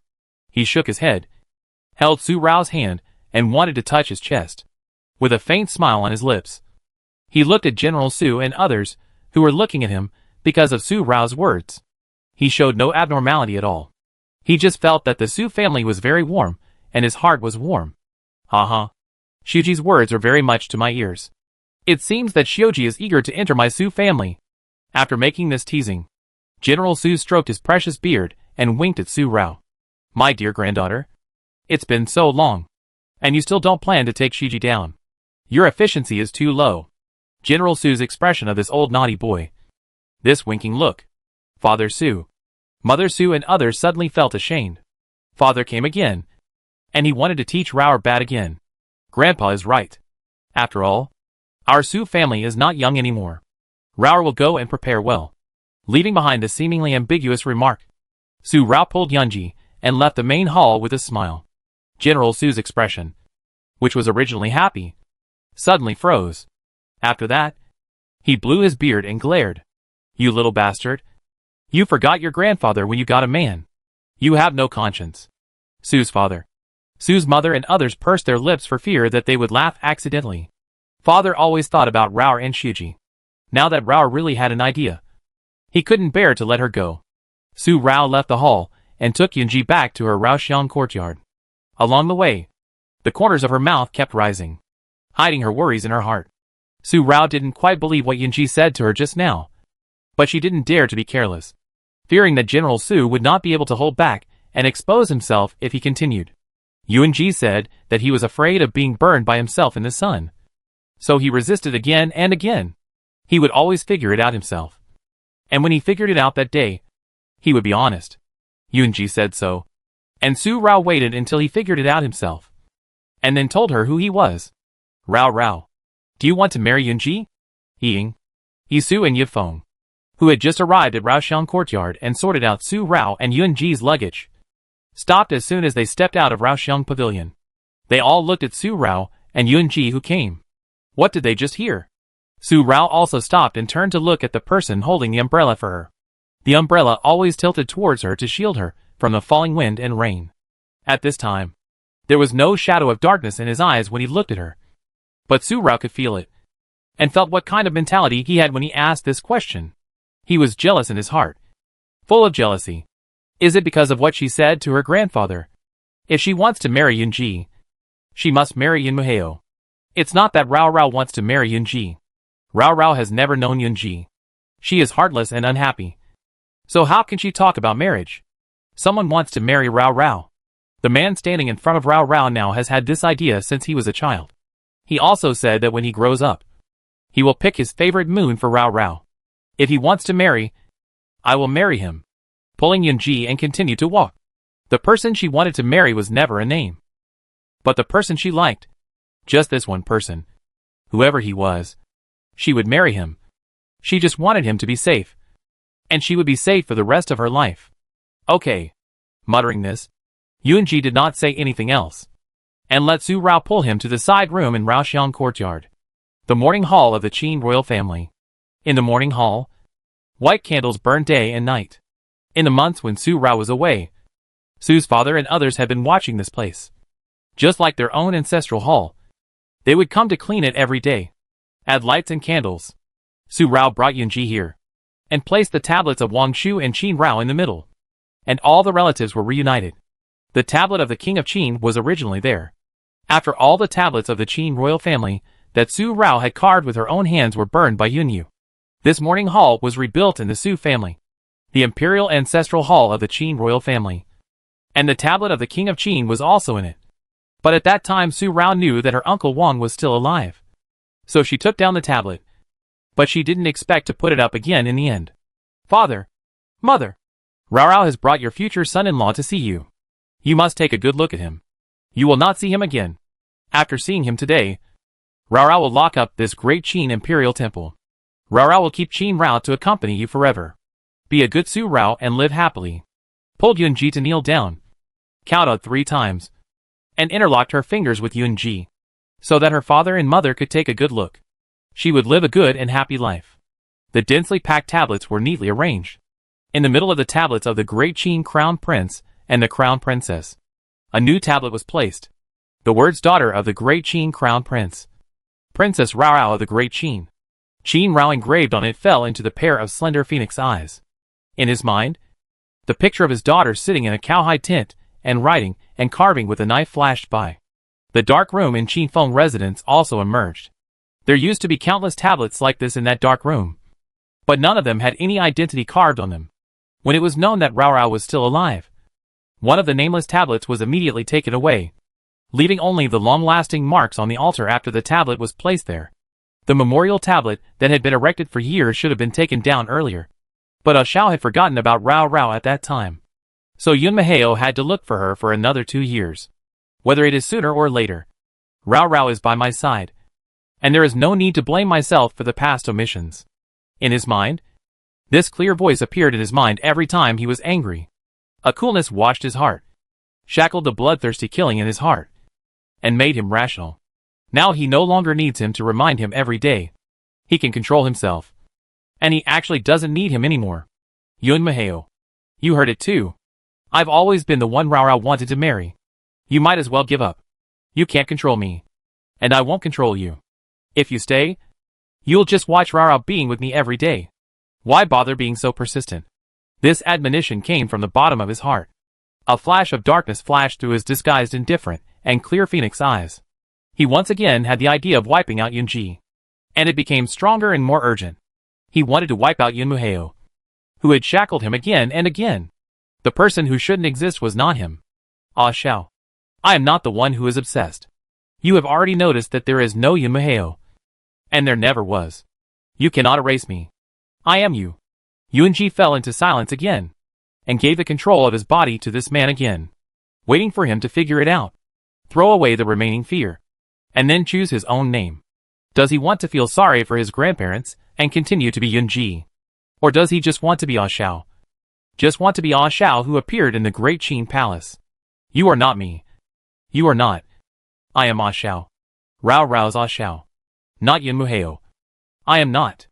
The phoenix eyes, the darkness inside them deepened for a moment. But when Su Rao looked over, there was no abnormality again. No darkness at all. Dressed in the moonlight. The scenery was bright and clear. The charm of the breeze and the bright moon. And Su Rao looked into each other's eyes, with deep affection in his heart, and a smile that belonged to Yuanji on the corner of his mouth. Every frown and smile made everything pale in comparison.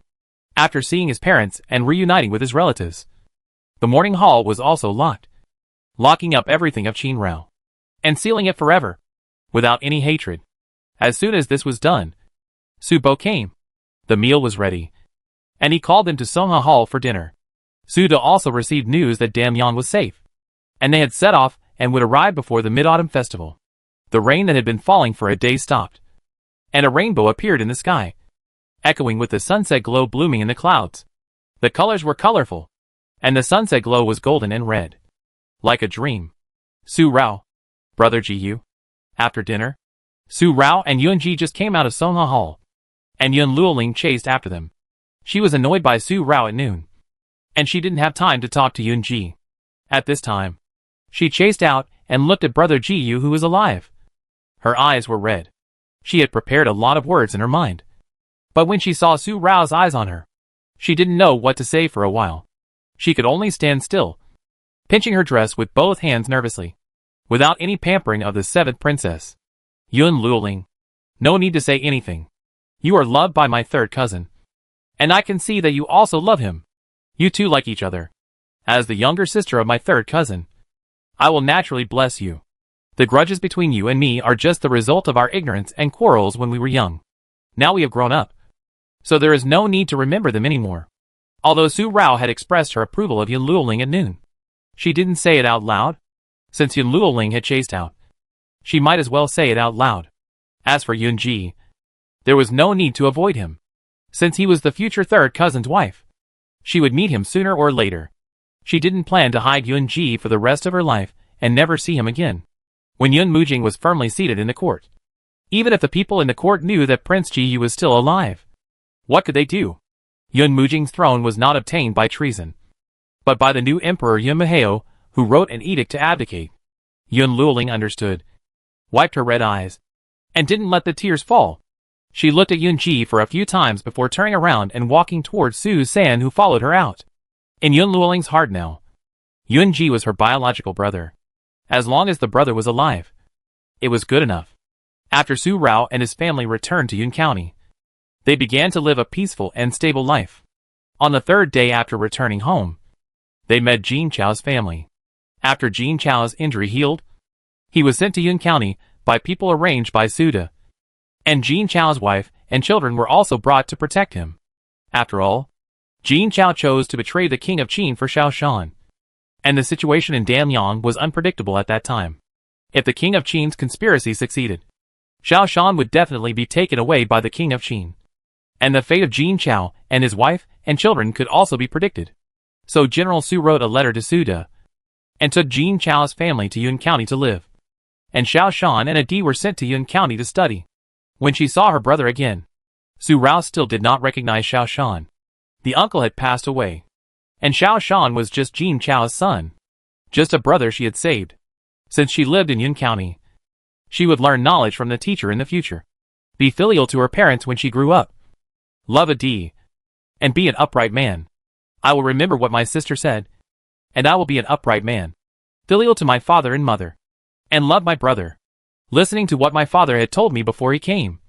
Xiao Shan walked into the yard and kowtowed 3 times in the direction of Raoxiang Pavilion, thanking his sister for saving my father's life and for the kindness she had shown to their family. Jin Chao also walked to Xiao Shan's side and kowtowed deeply in the direction of Raoxiang Pavilion. Your Majesty, I will definitely protect the young master well and protect him for the rest of his life. Rest in peace. Not long after meeting Jin Xiao and Xiaoshan, news from Juxian came in, and the internal turmoil in Juxian Kingdom was quelled. But the reputation of Prince Xuxiani reached a new level, which was shocking. Although Su Rao and Yun Ji did not go to help the civil strife in Juxian, they have always been paying attention to it. Yun Feng received the news from Juxian this morning. The Prince of Juxian colluded with the prince to frame Xian Yiqi Xiao for killing his brother and usurping the throne. On his way to Juxian, Xian Yiqi Xiao was repeatedly intercepted by the assassins they sent. The counties and prefectures along the border of Juxian were in turmoil, and bandits took the opportunity to cause chaos, broke into the counties and prefectures, burned, killed, looted, and committed all kinds of evil. The people in the counties and prefectures were miserable. After receiving such news one after another, Xian Yiqi Xiao immediately ordered the Yingji army to rush to the counties and prefectures in several batches to quell the rebellion. Even though Xian Yiqi Xiao knew in his heart that this was a trap set for him by the princes and princess to kill him. But knowing that this was a trap, he still had to jump in. The country is based on the people. In any case, the counties and prefectures must not be allowed to completely riot. As a result, the number of guards around Xian Yiqi Xiao decreased again and again, and finally only Mo Ying and a few Eagle Shadow's secret guards were left to follow him to Jingji. Just as they passed through a canyon, they were intercepted again. Countless boulders and arrows fell from the hillside, blocking the road. There was no way forward, and there was no way back. Xian Yiqi Xiao and Mo Ying and others had no way to escape, and were finally buried here, and no one survived. The falling boulders smashed everyone beyond recognition, only by identifying from their clothes. Xian Yiqi Xiao was dead. Several princes who were exiled to the bitter cold received the news that Xian Yiqi Xiao was finally killed, and immediately led their troops to Jingji from all directions. They had originally united with the princes of the Xian and Jingji, but at this time, they all turned against each other. For the throne, uncles and nephews killed each other. General Yanlai's family was also arrested. For the safety of his family, General Yanlai compromised and surrendered, and opened the door to Jingji. For a while, Jingji was flooded with blood. The troops from all four directions entered the imperial city from the four gates in the southeast, northwest, and northeast, and approached the palace of the Siamese king.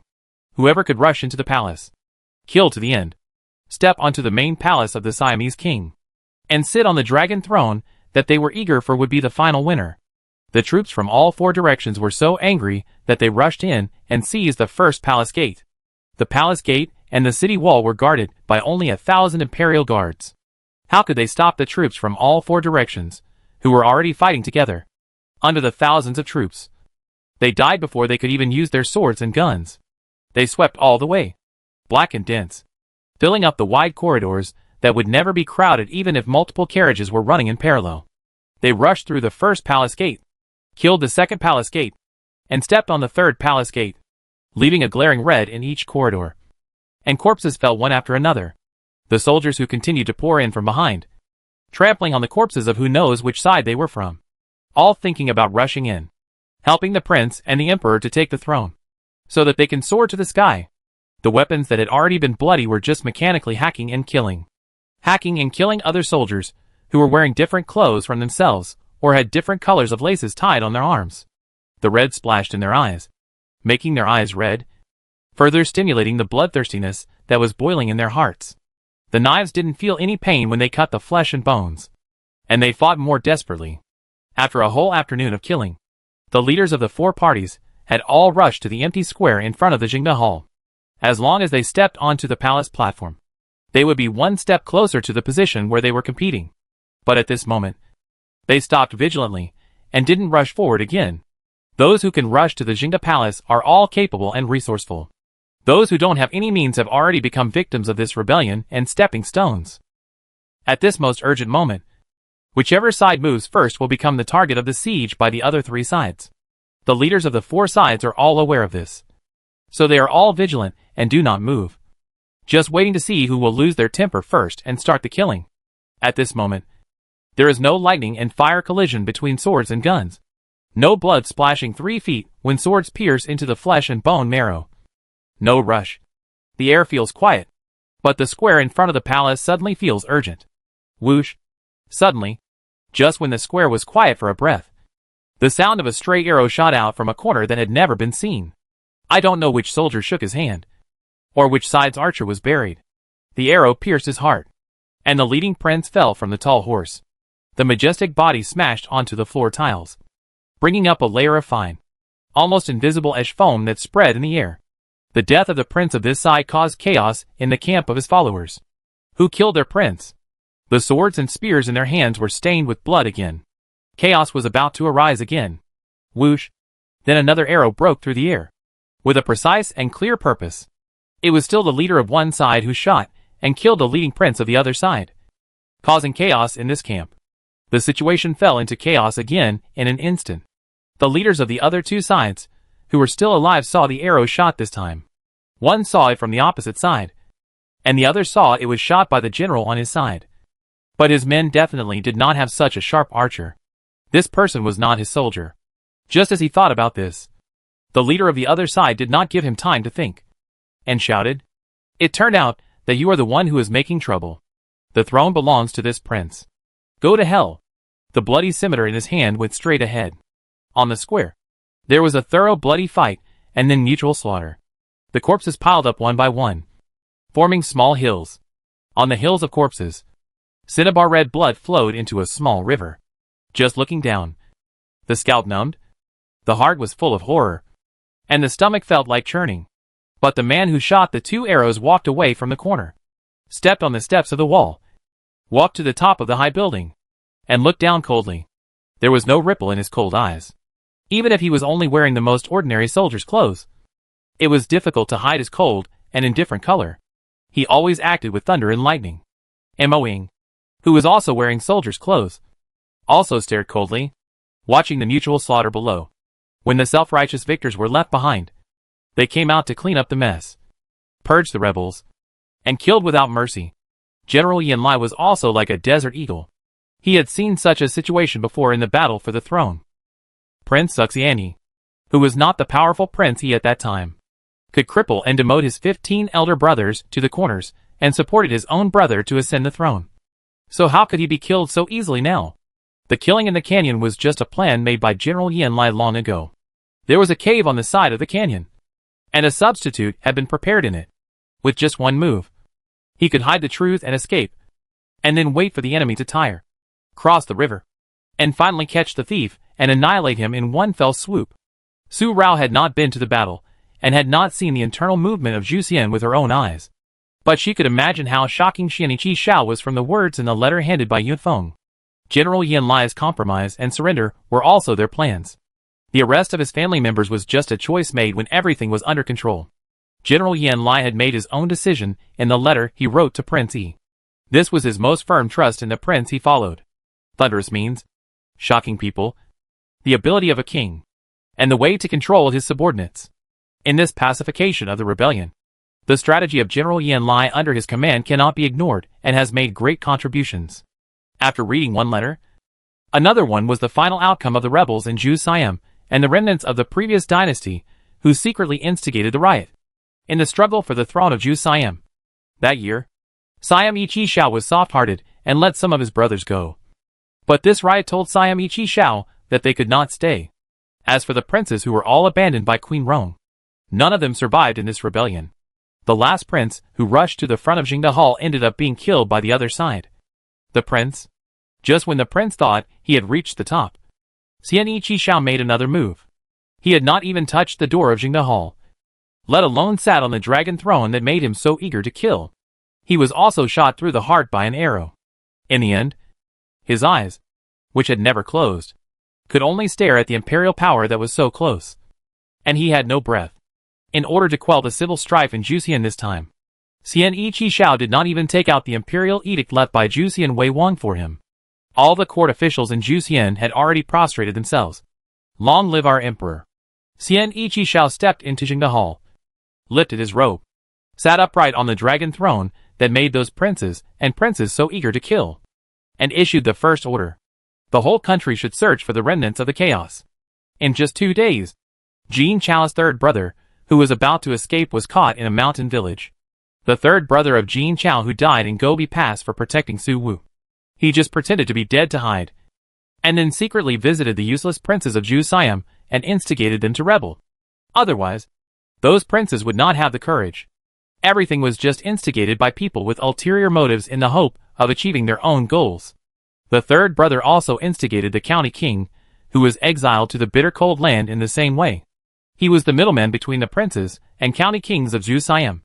He had his own way to lead Prince Yi away from Ju Siam, and then send troops to hunt him down. Even if Prince Yi could come back alive in the end.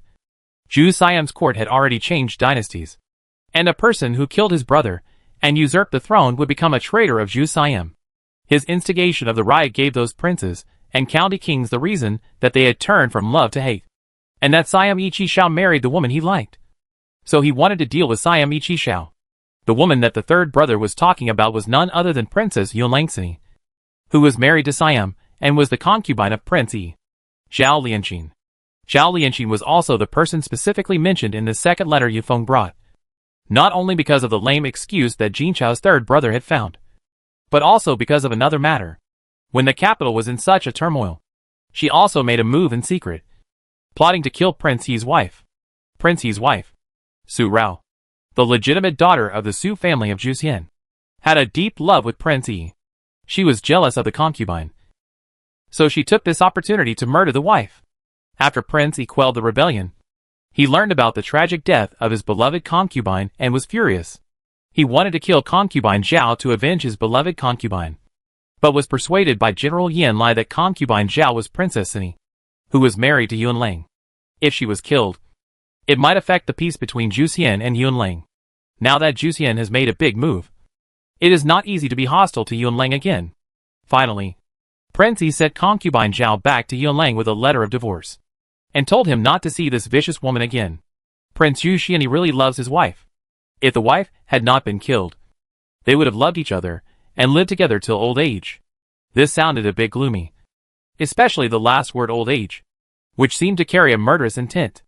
The letter in Su Rao's hand was taken away by Yun Ji, and his slender phoenix eyes fell directly on the letter, looking at the shady affairs in the backyard of Xianyi Chi Shao's concubine, and his breath became heavier.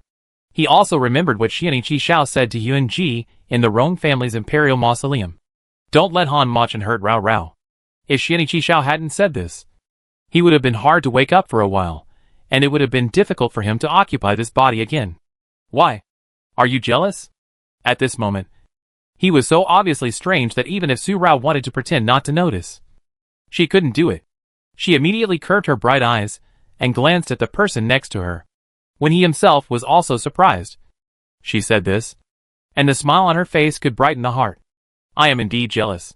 Rao Rao feels something is wrong. The obvious strangeness has disappeared, and Yun Ji pretended to be indifferent again. He turned his head and looked at Su Rao. He was jealous. Rao Rao had written a divorce letter, and they had no relationship. But now Xianyi Chi Shao was doing this again. He was thinking about Rao Rao and wanted to protect her reputation. In Juxian, Prince Yi and his wife had never divorced. Prince Yi's wife had always been in Prince Yi's mansion and was in love with Prince Yi. But Rao Rao had left long ago, so Prince Yi's wife would have to die sooner or later to prevent others from linking Su Rao, the legitimate daughter of the Su family in Juxian, with the daughter of the Su family in Yunlang, thus ruining Rao Rao's reputation. After the death of Prince Yi's wife, even if someone who had seen Prince Yi's wife's appearance happened to run into Rao Rao, they would only have similar faces, not the same person. As long as he thought about it, he was extremely jealous. Rao Rao had him to protect her, so why should she worry about an irrelevant person again and again? Rao Rao had him, which was enough. The heavy jealousy in his heart made him fail to notice again that Su Rao wrote a divorce letter to Xianyi Chi Shao, which was originally Yun Ji's memory, but now appeared in his memory. He himself did not feel anything wrong, and became even more jealous. No, I'm very happy. Su Rao's face became more and more playful. Yun Ji himself did not feel it, but Su Rao was always paying attention to Yun Ji's changes, Yun Ji's mentality, and his changes. Su Rao was very happy in his heart. This is the fusion of memories, which means that his inner resistance is weakening little by little. If it can continue like this, when all of Yun Ji's memories are completely accepted by him, he will no longer be afraid of himself in the sun. There is no need to use cruel means to tear open the long-standing scars in his heart to heal. and there is no need to use hypnosis to forcibly interfere with his past. He can heal himself. Su Rao was extremely happy in her heart for this surprise. She showed her face without any concealment, with a bright smile, and her bright peach eyes curved into a crescent. In Yunji's eyes, she was so happy only because she was jealous of him. He unconsciously curved the corners of his lips, with a beautiful face and affectionate eyes. In a trance, he felt that it was Yunji again, the one who could stand in the sun. As for Zhao Lianqin's return, Xian Ichi Xiao used his wife to send Zhao Lianqin back to Yunlang. Su Rao didn't pay attention to this matter at all, and she didn't have Yunji's keen sense between men. Xian Ichi shouted this for her sake. In Su Rao's mind, she would only think that Xian Ichi Xiao didn't like Zhao Lianqin. Since he didn't like her, he naturally wouldn't keep her as an eyesore. Taking this opportunity, Zhao Lianqin was sent back to Yunlang with a reasonable reason, and Yunlang could not say anything. Xian Ichi Xiao was ruthless to Zhao Lianqin, and the divorce letter had already been written to Zhao Lianqin. The reason why Zhao Lianqin was still kept in the mansion was just because of what they were planning at that time. If Zhao Lianqin knew about it and secretly made trouble, Yunlang might find out about their plan. But now, the war between Zhu Xian and Yunlang because of her has long passed. And Zhao Lianqin, a concubine who has been divorced, naturally does not need to be kept as an eyesore. The internal turmoil in the kingdom of Siam subsided, and Su Rao and Yunji completely put aside the last bit of worldly affairs in their hearts, and they truly lived a peaceful life. The three kingdoms have all ushered in their own peace again, a peace without war and disturbance, and they are all stable again. The stable and warm life feels like a stream of time, so fast that it makes the heart reluctant to let go of the present beauty, but looking forward to time going faster, so that they can wait for the brothers to return home on the eve of the Mid-Autumn Festival and spend a reunion Mid-Autumn Festival. Although this year's Mid-Autumn Festival will be missing a second cousin, but the second cousin can do what he wants to do, what he wants, and they, as family members, will support him behind the scenes. And during the Mid-Autumn Festival, the Su family has two happy events. Although the marriage between Su San and Yun Luoling has not yet been decided, Yun Luoling received a reply from her mother a few days ago to the letter she wrote to the Queen Mother. Yun Luoling is no longer the seventh princess. As for her marriage, the Empress Dowager Zhao Shuxian cannot leave the palace at will, so she handed it over to Duke Xiao to handle. Yun Luoling's grandfather will go to Yun County after the Mid-Autumn Festival to discuss the marriage of Su San and Yun Luoling with the Su family. Another happy event is that Su Rao's eldest brother, Su De, will also discuss marriage. Just during the Mid-Autumn Festival, there is a bit of drama in Su Da's happy event. Su De is already not young, and he should have discussed marriage and married a wife long ago. But because the Su family is a family of military generals, they have never had the stale ideas of the literati and aristocratic families, marrying a wife and having children early to continue the family line. Moreover, Su De is only focused on the military strategy. And as for the matter of marrying a wife, as long as his parents don't urge him, he is not anxious at all. Moreover, the Su family's status in Langjing was high, and there were many people eyeing the sons of the Su family. Once the Su family had the slightest idea of arranging marriages for the sons, many court officials would be tempted, even if they were not. General Su had a plan in his heart, and among these people, how many really wanted their daughters to marry into a good family? Most of them just wanted to establish a stable relationship with the Su family through marriage, so as to consolidate their family status. Therefore, General Su was not in a hurry for the sons' marriages. It was okay for them to be older. The sons of the Su family should be loyal to the country.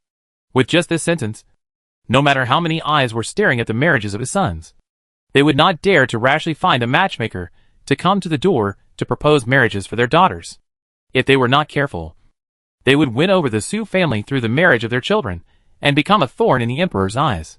Therefore, when in Langjing, except for Su Rao, the young lady of the Su family whose marriage was specifically mentioned by Emperor Yu, the 5 sons of the Su family, even if they were targeted by thieves, only had the intention of thieves, but not the courage of thieves. Now that the Su family has retreated to Yun County and stepped down from their high positions, the marriages of the sons of the Su family should be put on the agenda as soon as possible, so as to avoid another old fox like Xiao Wenjian, who is full of ideas about his old Su family and targets his old Su family again. Zhao Wenjian's wishful thinking. What little tricks are in his mind? How many years have General Su and Zhao Wenjian been competing in the court? And when Zhao Wenjian sticks out his butt, General Su knows what he is going to fart. If Yun Luoling had not really changed, if Su San had not really liked Yun Luoling, and General Su had not sincerely recognized Yun Luoling, could he, Zhao Wenjian, succeed? Just after returning to Yun County, Su San and Yun Luoling met unexpectedly on the street. Su San told General Su that he admired Yun Luoling and wanted to marry her. Ling was able to go straight to the Ministry of Justice for his fourth brother. She was a person who dared to love and hate.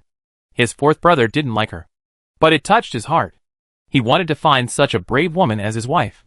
She deserved to be cherished.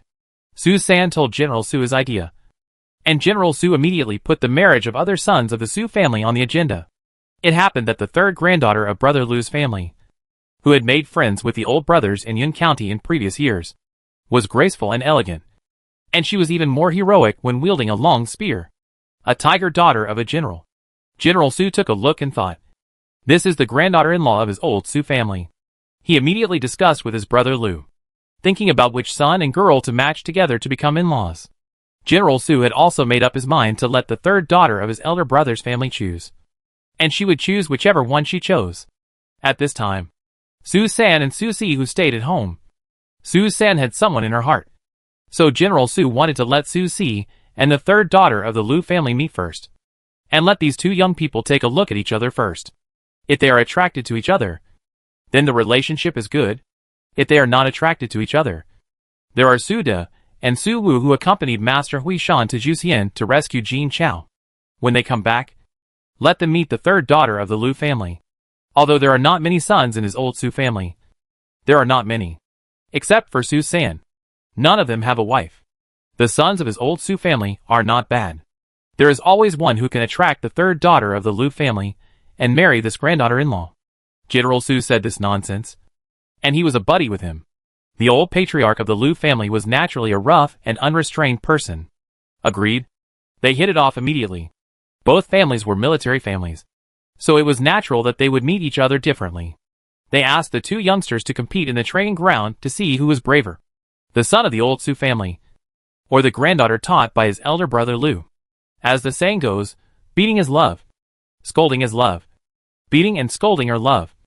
And after a while, they will love each other, and the marriage will be a natural outcome. The grandfathers of the two families proposed to compete, and the youngsters did not know at first that this was a blind date for them, but just thought it was a mutual teaching. After a competition, they were very harmonious. In the evening, elder brother Lu asked his granddaughter what she thought of Su Si. During the questioning, the third young lady of the Lu family understood. After hearing her grandfather say that she could choose anyone, the third young lady left a letter to her grandfather the next day and left on a horse. Grandpa Su said whoever she picked would be the one, and she picked the eldest son of the Su family. She would go to compete with the eldest son of the Su family now, and her grandfather would wait at home and prepare her dowry when she returned. In this way, the third daughter of the Lu family went to Juxian alone on horseback and met Su De at Gobi Pass. After meeting Su De, she did not reveal her identity and purpose at first, but disguised herself as a man and mixed in with the Yunjun soldiers who came with Su De, and volunteered to go to Shanjian village to pick up Xiao Shan and Lun Yang mother and son. When Su De was about to go to Danyang, she volunteered to escort Jin Chao's family to Yunjun safely. On the eve of her departure, she revealed her identity to Su De and explained her purpose to Su De. Later, after the third daughter of the Lu family escorted Jin Chao's family back to Yunjun, Su De and her marriage was completed as stated in the letter she left on the day of her departure. Just 3 days after the Mid-Autumn Festival, Su De's engagement banquet was held. Although they were all military families and did not care about trivial matters, the 3 letters and 6 ceremonies for the grandson to marry a wife must be complete, no matter what. Now all the engagement matters are ready, and we only need to wait for the groom to come back to Lu Mansion to perform the ceremony of offering geese, and he can be married home before the new year of this year. As for why Miss Lu chose Su De, this matter is that people who practice martial arts appreciate each other. Just after the Su family withdrew from Langjing and returned to Yunjun, the old patriarch of the Lu family came to see General Su, his younger brother, and brought Miss Lu to see Su De, who was practicing martial arts in the courtyard of his home. Su Da's pistol skills made her stare at him, and she fell in love with him at first sight. Miss Lu San conquered Su Da with her own ability. On the night when she was about to escort Jean Chao's family away, she stated her identity and purpose, and showed Su Da her marksmanship. Her marksmanship was not as powerful as Su Da's, but it was a combination of hardness and softness, and as smooth as flowing water. Su Da, who already admired her ability to handle things, fell in love with her, and they fell in love with each other. Mid-Autumn Festival has not yet arrived, but it is foreseeable that the Su family will have a happy Mid-Autumn Festival this year. Su Rao is also in a good mood every day. She will pull Yun Ji to buy festival gifts for her sister-in-law, and also find a wife for her fourth cousin, so that he will not be left alone in the end. The emotional journey of the fourth cousin seems to be a bit bumpy. First, he was chased by Yun Luoling and avoided her as much as possible. Later, he was tricked by his grandfather. The third lady of the Lu family fell in love with the eldest brother, who was not there. If the fourth brother doesn't want to find a wife because of the trouble, what can she do? She has to take precautions in advance, and don't let the fourth brother leave a shadow without hatred in her heart. Su Rao feels that she has become really dandy when she makes trouble for her brothers. Susie can only shake her head helplessly, but the happy smile on Yunji's mouth never disappears, and the obsidian-like brightness in his slender phoenix eyes becomes more dazzling. The dazzling lights seem to dazzle his heart, thus illuminating and driving away the last bit of fear in his heart, which disappeared without a trace. Every day, Yunji was in a very good mood, when he was so happy that he couldn't help himself. He just wanted to sink. Today, it was the same. Su Rao once again teased Su Si, and shared her joy with Yunji, so that Yunji could feel the same. Yunji, I have something very funny to tell you. My fourth brother just asked me why I didn't find a wife for my fifth brother, so that he could be overjoyed when he returned home. Why do you have to stare at him every day? From afar, such a beautiful voice of joyful laughter came from the winding path not far away, and reached the ears of the two men playing chess in the pavilion. The moon-colored man who was playing chess leisurely with Su San. The white piece he was about to drop stopped at this moment, between her beautiful eyebrows. She was calm and composed. She turned her head and looked at the beloved, who was walking towards her with a cheerful pace. Although she walked fast, she walked very steadily. She was wearing a moon-colored dress, which made ripples in the air. She no longer wore the red dress that she hated, but the same moon-colored dress as Yunji. This color was originally what she liked. She walked quickly to Yunji's side and said with a smile, Yunji, guess how I answered fourth brother? While speaking, she also looked at Su San. Third brother might as well guess. Third brother knew fourth brother, and would guess what was funny, and what kind of answer would make fourth brother embarrassed. I have to think carefully about how to embarrass my fourth brother. A game of chess, with no winner or loser. Yunji had not made a move. Su San nodded and thought about Su Rao's question. There was no need to continue playing this game. Su San really thought hard as he stroked the black piece he had picked up, but no matter how he thought about it, he could not think of what kind of answer would embarrass Su Si. It would not be the matter of Yun Luoling chasing Su Si.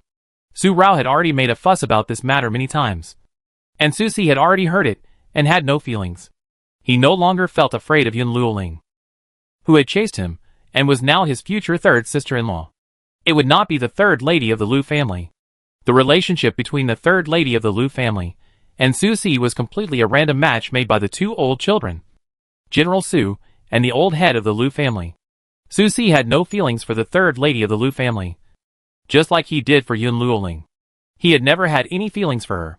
It was not related to Yun Luoling, nor was it related to the third young lady of the Lu family. Su San really couldn't think of it for a moment. Their mother was gentle and virtuous, and their father was weak due to injuries, no longer living up to the high spirits of their youth. The two brothers also inherited the gentleness of their parents. Although they have the blood of the Su family in their bones, they are more gentle. The only thing that can make them really impatient is when their grandfather is tossing them hard. Besides, it is hard to think of anything else that can make them embarrassed, especially in the aspect of marriage. It was hard to think for a while. So Su San cast her eyes on Yunji, who was also thinking across from him. Yunji was also thinking, and thinking very seriously. There was the clear and delicate heart of the Jiyu prince between his eyebrows, and the smile that slowly deepened at the corners of his mouth told Su San and Su Rao that when Su Rao said the first words, He had actually roughly guessed what Su Rao's answer would be. If Su Rao could describe it as extremely funny, then Su Rao's reply must be beyond the thinking of ordinary people. And her words are related to Su Wu. So there is no need to think more. The only person who can make Su Si embarrassed is Su Wu's wife. And this wife is different. Rao Rao is replying to your fourth brother. Fifth brother and the eighth prince are together every day. So he doesn't need a wife. The gentle smile on the corner of his mouth is watching Su Rao expectantly waiting for his guess. The smile deepens a little. And the guess is also told. Dang. As soon as Yunji's guess came out, the black piece in Su San's hand fell to the ground, making a crisp and pleasant sound. His expression was dumbfounded, just like Su Si's when he heard Su Rao's words, and he was also stunned. Su Rao didn't need to say anything more. Just from Su San's reaction, she knew that Yunji's guess was correct. What could be more shocking than two men together? The past that Su Er and Yun Mujing had caused was not only shocking to the entire Su family, but also a taboo that Su Er would not talk about. Although Su Wu and Yun Muyue were brothers, this did not stop Su Rao from joking. Her bright peach eyes showed a more joyful smile, and she applied natural rouge between the corners of her eyes. The rouge was red, and her eyebrows were delicate, which weakened the ugly sunken scar on her forehead and made her eyes more beautiful. The light in her eyes was so bright that it completely reflected Yunji's whole person. It had already entered her eyes and was imprinted in her heart.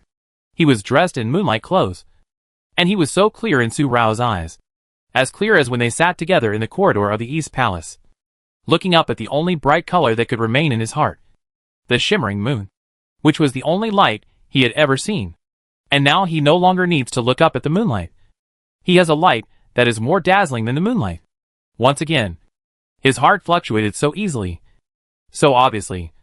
He felt it himself, felt this softness, but he did not resist it all, but became more and more indulged, willing to indulge. The phoenix eyes also fell on Su Rao, seeing her laughing and making noise now. It was more fun, no longer suppressing the deep depression in his heart for years.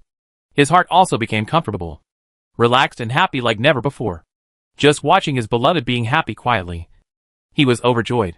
Standing up, as if no one was in the world, Yunji's hand unconsciously stroked Su Rao's eyebrows, and his eyes were fixed on the sunken scar on her forehead that was still exposed and not covered. Then, he stroked it with his jade finger and rubbed it gently.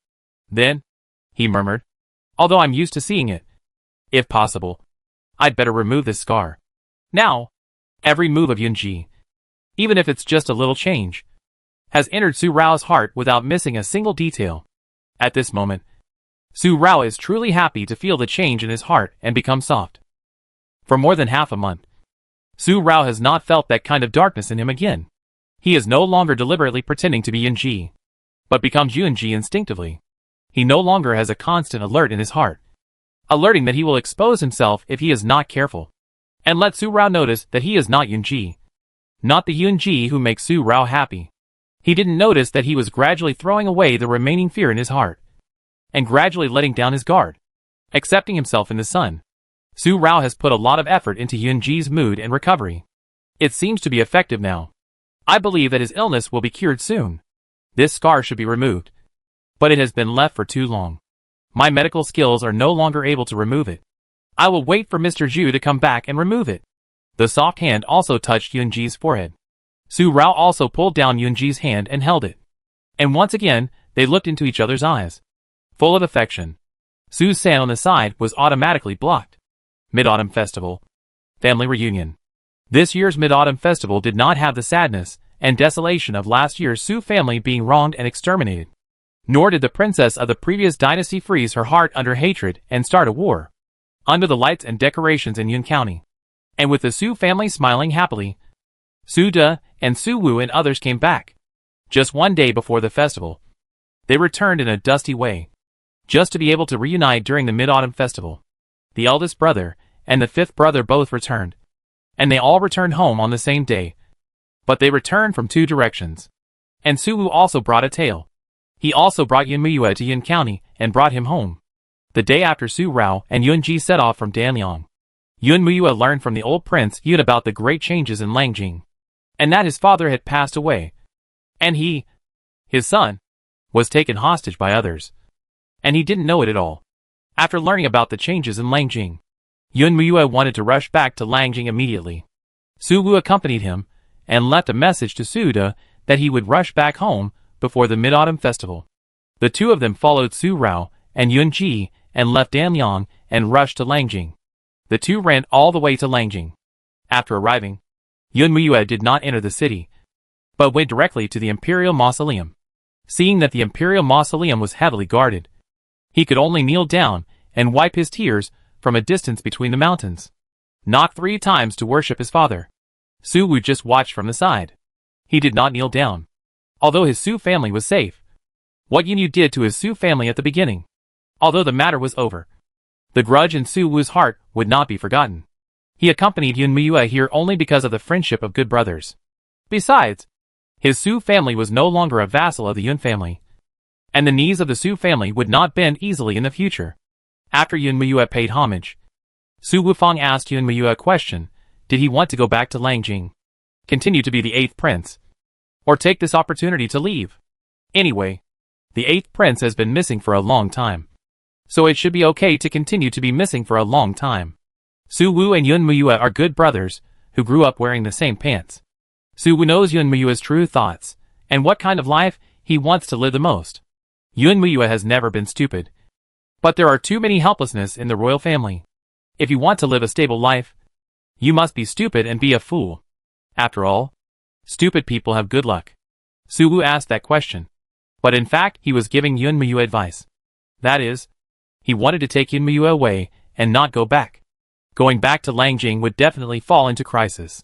After all, Yun Muyue is the only adult prince among the remaining princes of the late emperor, except for the new emperor who has ascended the throne. The new emperor has just ascended the throne. Anyone with a little bit of brains can imagine the threat that an adult prince poses to his throne. If Yun Muyue goes back, who knows what he will face in the future? Even if he doesn't fight, he doesn't want to fight, and he is unwilling to fight.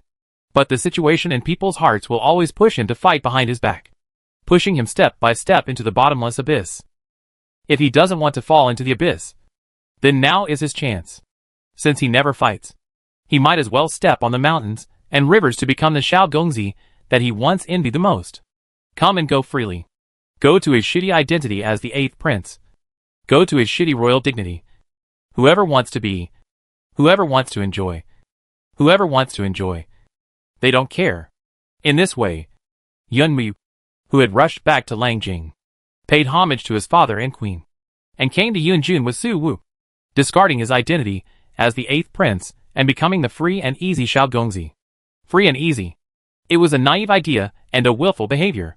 The son of the royal family, the identity of a prince. How could he just give it up and abandon it? Unless he was deposed like the 7th princess Yun Luoling, or died of illness like Yun Muheo, who was replaced by Yun Ji. How could he abandon it himself? The civil and military officials of the whole court would not allow it, and the entire royal family would not allow it. They would not allow a prince with royal blood, an adult prince, to be free and unrestrained, even if he did not have any thoughts. Most people would judge others by their own heart, and would only think whether he was waiting for the right time. 5th brother's actions this time are really thoughtless. Yun Muyue is not just a good brother. He is the 8th prince.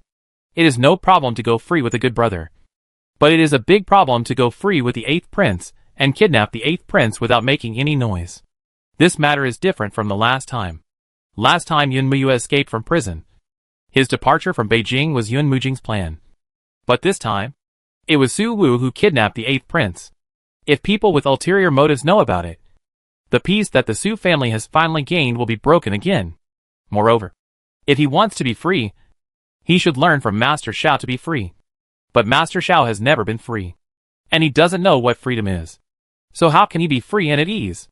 In Su Rao's heart, seeing Su Wu kidnap Yun Muyue back home like this, she really wanted to grab Su Wu's ears and talk to him about this matter.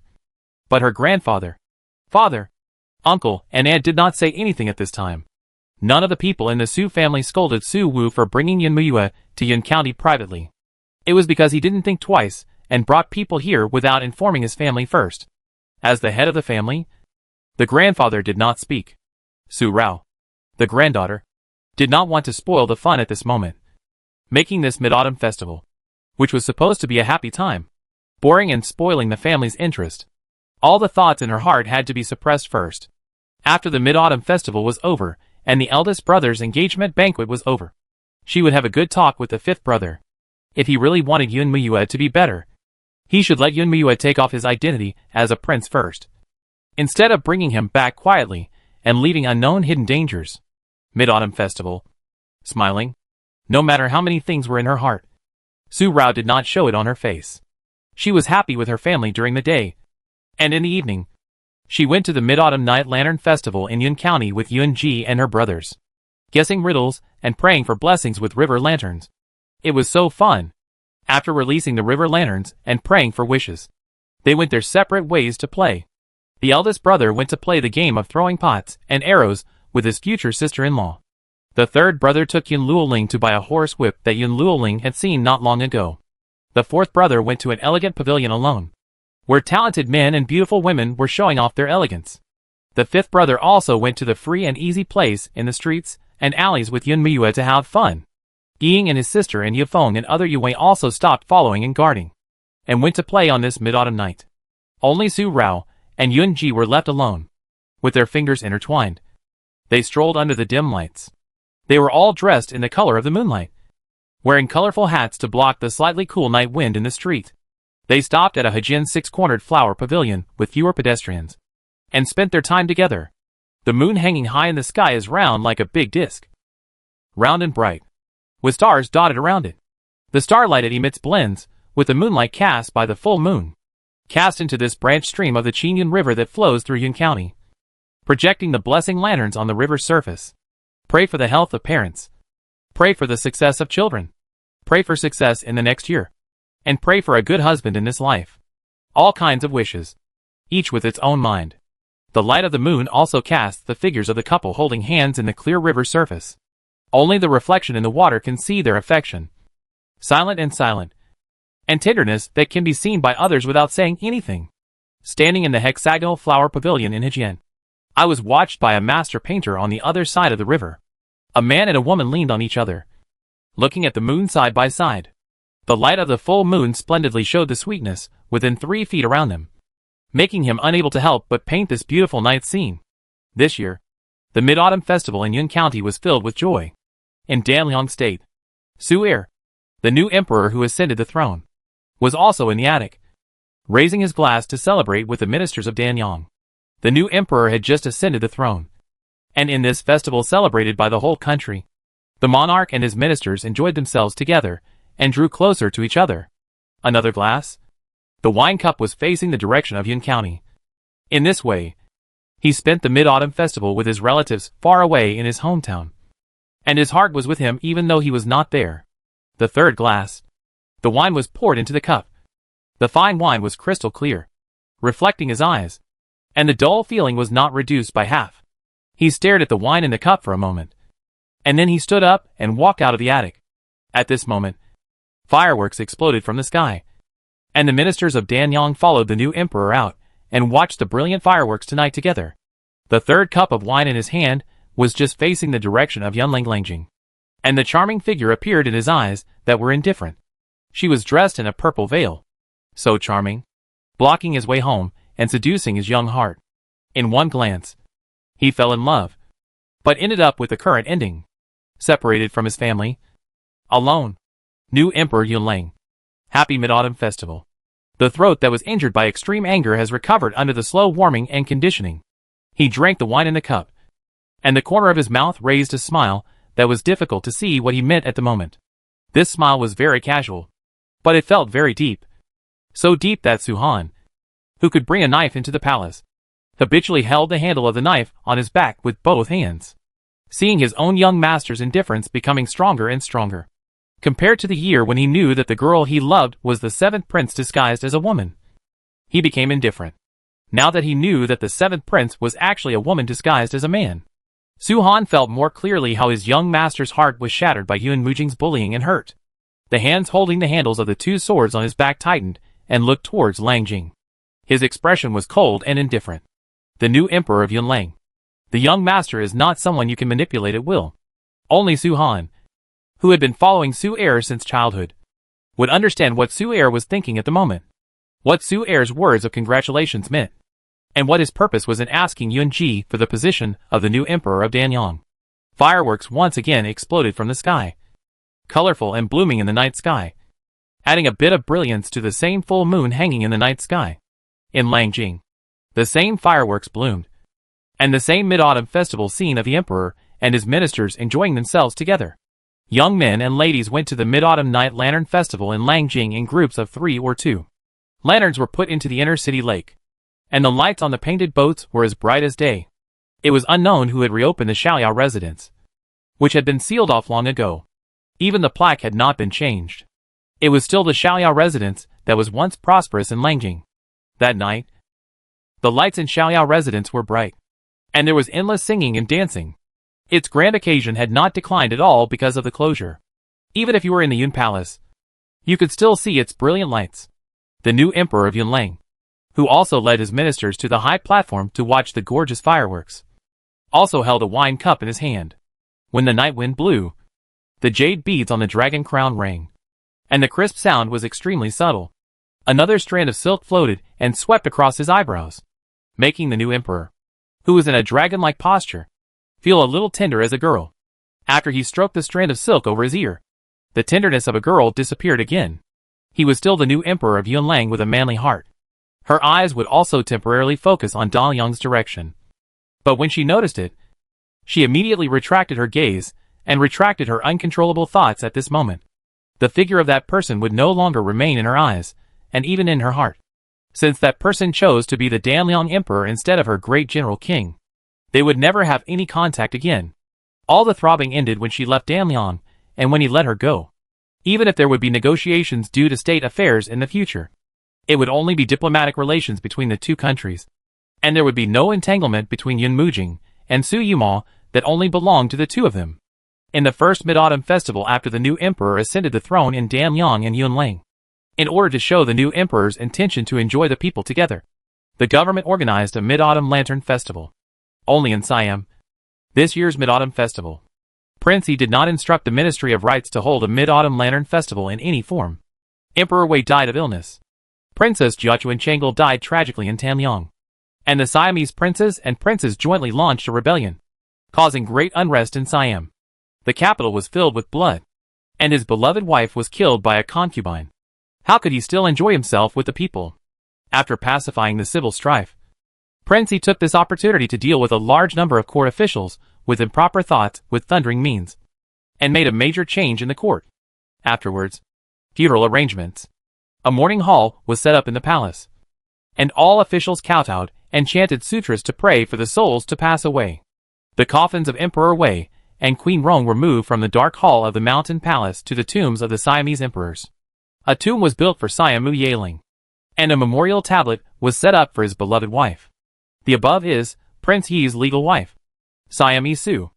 All this has been arranged by the Mid-Autumn Festival, and today the coffins of my brother, niece and beloved wife have been buried in the imperial mausoleum, and the stone gate has been closed. Enter the mausoleum and rest in peace. At night, the civil and military officials left the imperial mausoleum and returned home under the message of Moing. Prince Yi ordered all officials to withdraw, leaving him alone to guard the mausoleum. Some court officials were anxious about this. If the prince guarded the mausoleum here, the prince's enthronement would be postponed. Yunlang and the new emperor of Danyang both ascended the throne. This time, if the prince did not ascend the throne as soon as possible, it might make the court unstable. The court officials were worried. A family cannot be without a master for a day, and a country cannot be without a monarch for a day. For this reason, the officials gave many words of advice, but under the cold words of Prince Yi, "Let's talk about it later," they no longer had the courage to say the rest of the advice. Prince Yi's temperament is to do his job in his position. As a court official, he only needs to do his job well. He has his own decisions on his actions, and how can others interfere? Under the night sky, the tombs of the Siamese kings. Even if there is a full moon in the sky, the moonlight is shimmering, and the stars are shining. But when the moonlight and starlight fall on the tombs, they will be covered by the lush greenery.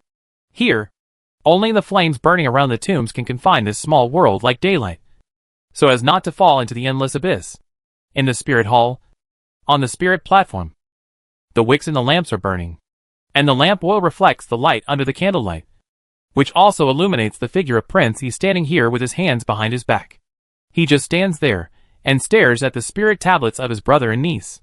The whole hall, except for him, is empty.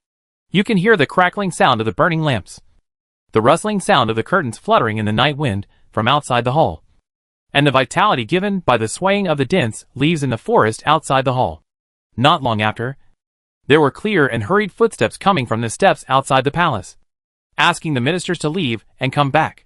However, his face looked a little gloomy. After entering the palace and reporting, I knew why he looked so bad. Zhao Lianqing came here and took Shulan to the outside of the imperial mausoleum at night. She had to see Prince Yi no matter what. Xian Qishao sent Zhao Lianqing back to the country, but Zhao Lianqing would rather die than return. Mo Ying had tried several times to use tough means to tie her up and send her directly to Yulang border state.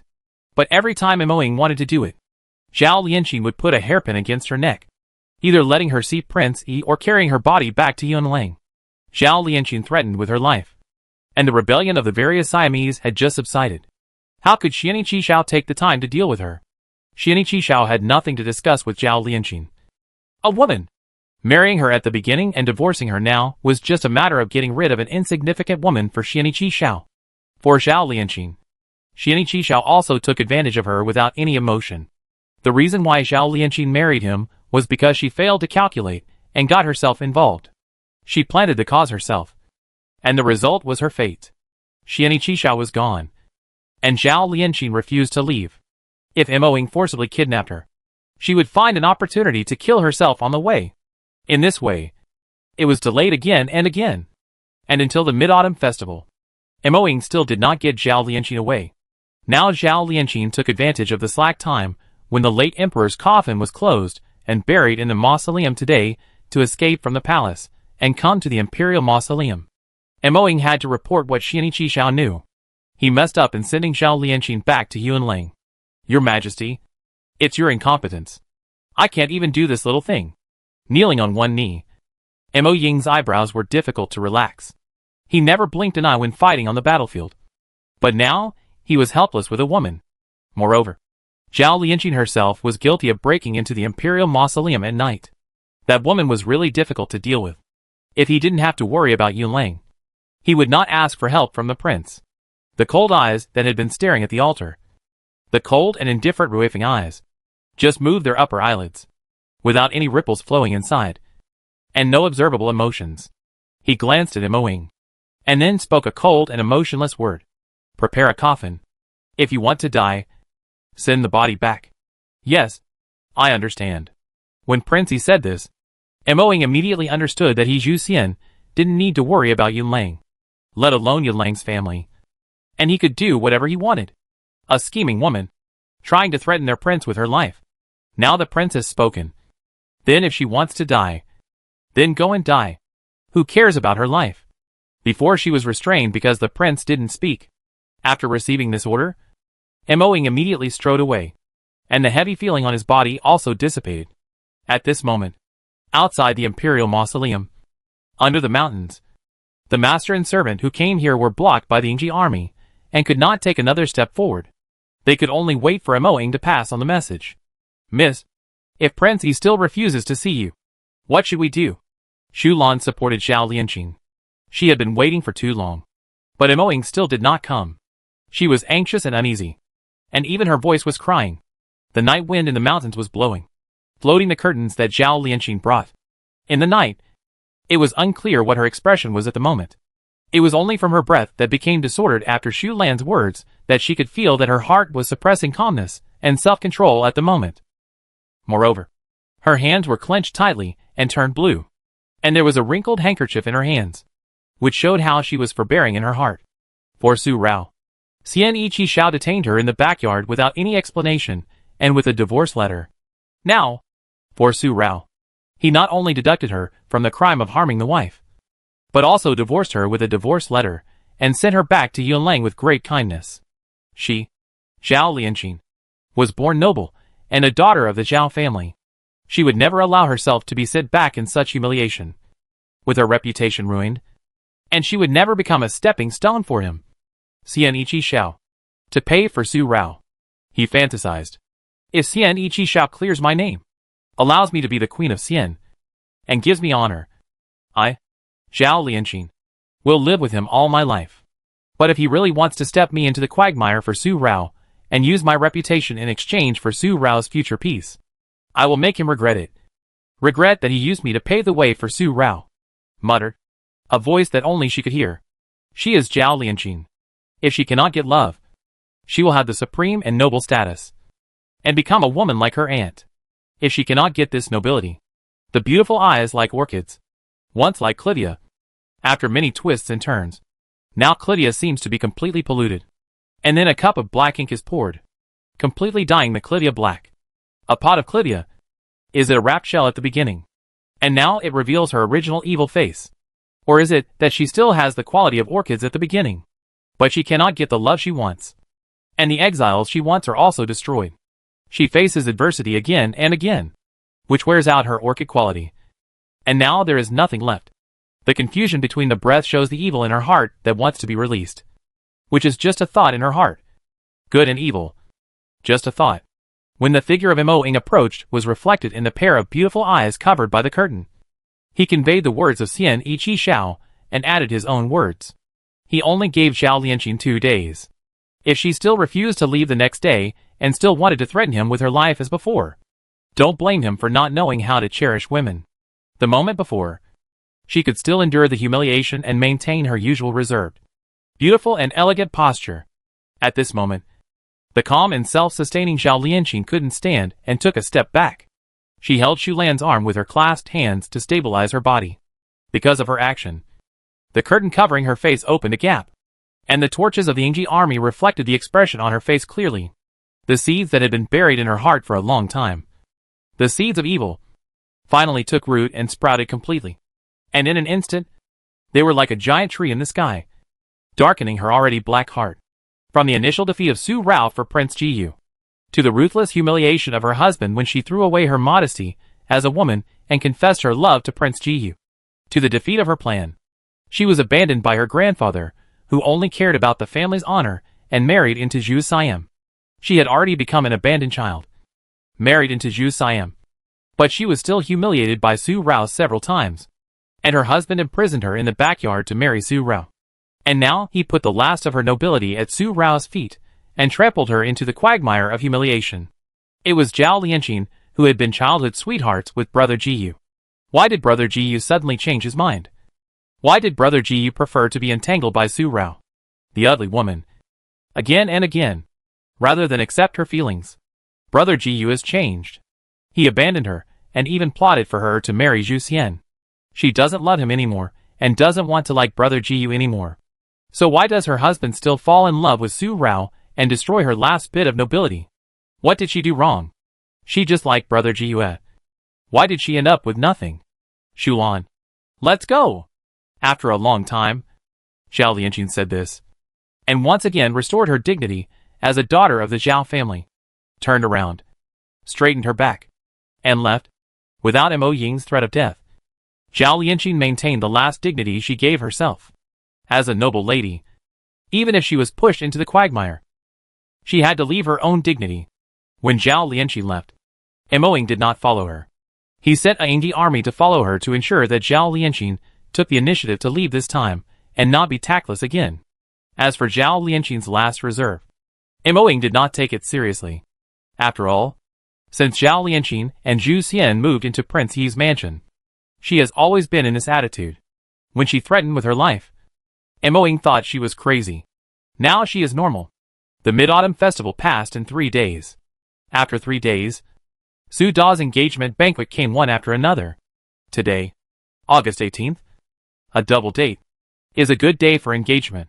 The autumn breeze in the morning, carrying the fragrance of autumn, smells into the nose, stirring the heartstrings, making the corners of the mouth unable to restrain upward, so that a few fine lines appear at the end of the eyes. Mood. Extremely happy. The sky is also beautiful. In addition to the blue, the sky is painted with white clouds. When floating, white and blue intersect, becoming the most gorgeous foil for the autumn sun that has just risen. Early in the morning, General Su personally took his children and grandchildren to Lu Mansion to find a wife for Su De. Su Rao and Yunji also went with them. After all, this is the engagement banquet of Su Rao's elder brother. Su Rao must be there to bless this major event in life. As for Yunji, although his marriage with Su Rao has not been discussed yet, the Su family has already regarded him as their own family. So it is understandable that Yunji also wants to be present.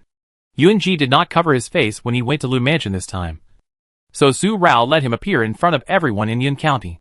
No matter if someone would deny that he was Prince Jiyu. It was fine. She wanted him to stand in the sun with her. A group of teams went there in a mighty manner, which was more magnificent than the formal wedding scene. They arrived at Lu Mansion at the end of Chinchur. And in the middle of Sishi, they held the ceremony of laying geese in Lu Mansion. The geese used in the ceremony of laying geese were the geese that Su De shot in the mountains and forests on his way back from Danliang. They were a pair of fresh geese with red tied around their necks, and were brought to Lu Mansion together with other prepared gifts. Today is the engagement banquet. Famous figures in Yun County, who had sent out invitations, have arrived one after another. Some who were not invited have also come to the door spontaneously to congratulate the Su and Lu families on their children's marriage, and to connect the two families into one family. Guests came with gifts, even without invitations. It was not good to refuse them, as long as the guests who came just now were familiar and had no intention of making trouble. They were all invited into the mansion after receiving gifts. It was not good to treat the guests who came soon after differently, especially since this guest came from the capital and was a newly promoted minister who was relied on by the new emperor. Outside the Lu Mansion, Su Wu, who was welcoming the guests from the Su family, saw the young man who came to the Lu Mansion led by his servants from afar. He rode high on the horse given by the emperor, and came in the imperial horse.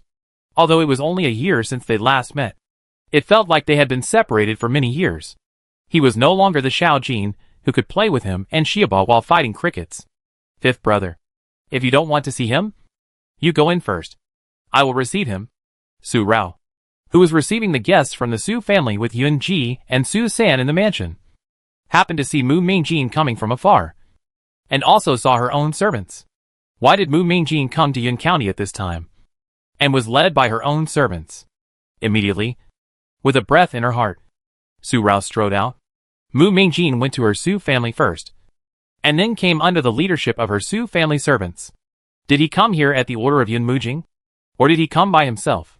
He was about to pass Su Wu and block Mu Mingjin before Su Wu. Little sister, you welcome the guests here first, and fifth brother and young Marquis Mu will go to talk about the problems between us men. Su Wu raised his hand and grabbed Su Rao's wrist, stopping Su Rao from receiving Mu Mingjin for him. The guests who came later should not be treated differently from those who arrived earlier. But it also depends on who they are. Not everyone can attend this banquet. After striding down the steps, Su Wu pulled Mu Mingjin, who was about to dismount, down, and threw the gift in Mu Mingjin's hand, which was just prepared in a shop, to his servant who accompanied Mu Mingjin. He grabbed Mu Mingjin's neck with his arm, and dragged Mu Mingjin away from the gate of Lu Mansion. This action was done in one go, without giving Mu Mingjin any chance to react, let alone speak. After Su Wu dragged Mu Mingjin away, the other guests who came to Lu Mansion were still a little stunned. Some guessed who the person was, and their hearts beat for a moment. And then, they regained their composure, and continued to hand over the gift to the servant, who was specially responsible for receiving gifts at the gate of the mansion. They nodded slightly to Su Rao, Yunji who followed Su Rao, and the two young masters of the Lu family, who were welcoming guests at the other door to show courtesy, and followed the servants, who led the way into the mansion. Some people who had not guessed who the person was, only knew that the person was extraordinary from Mu Mingjin's robe made of fine brocade, and they also hid their shocked expressions just now, and hurriedly followed the greetings and entered the mansion. The Lu family is an old family with deep roots in Yun County. Those who can come to Lu Mansion for a banquet, and come uninvited, and few of them can be ordinary, are all the top families in Yun County. Even if they are not the first or second families, they are more than enough to be the third or fourth families. There are also some big merchants, although merchants are the last among the four classes of scholars: farmers, merchants and artisans. These merchants have nothing else but money. With money, they will have connections, and with connections, they will naturally have status and prestige. Moreover, Yun County is now the home of the royal family. The Yun County families that have not moved the capital to Langjing with the royal family are mostly century-old families from the Yunlang vassal state period. They are reluctant to leave their homeland and their roots in their homeland.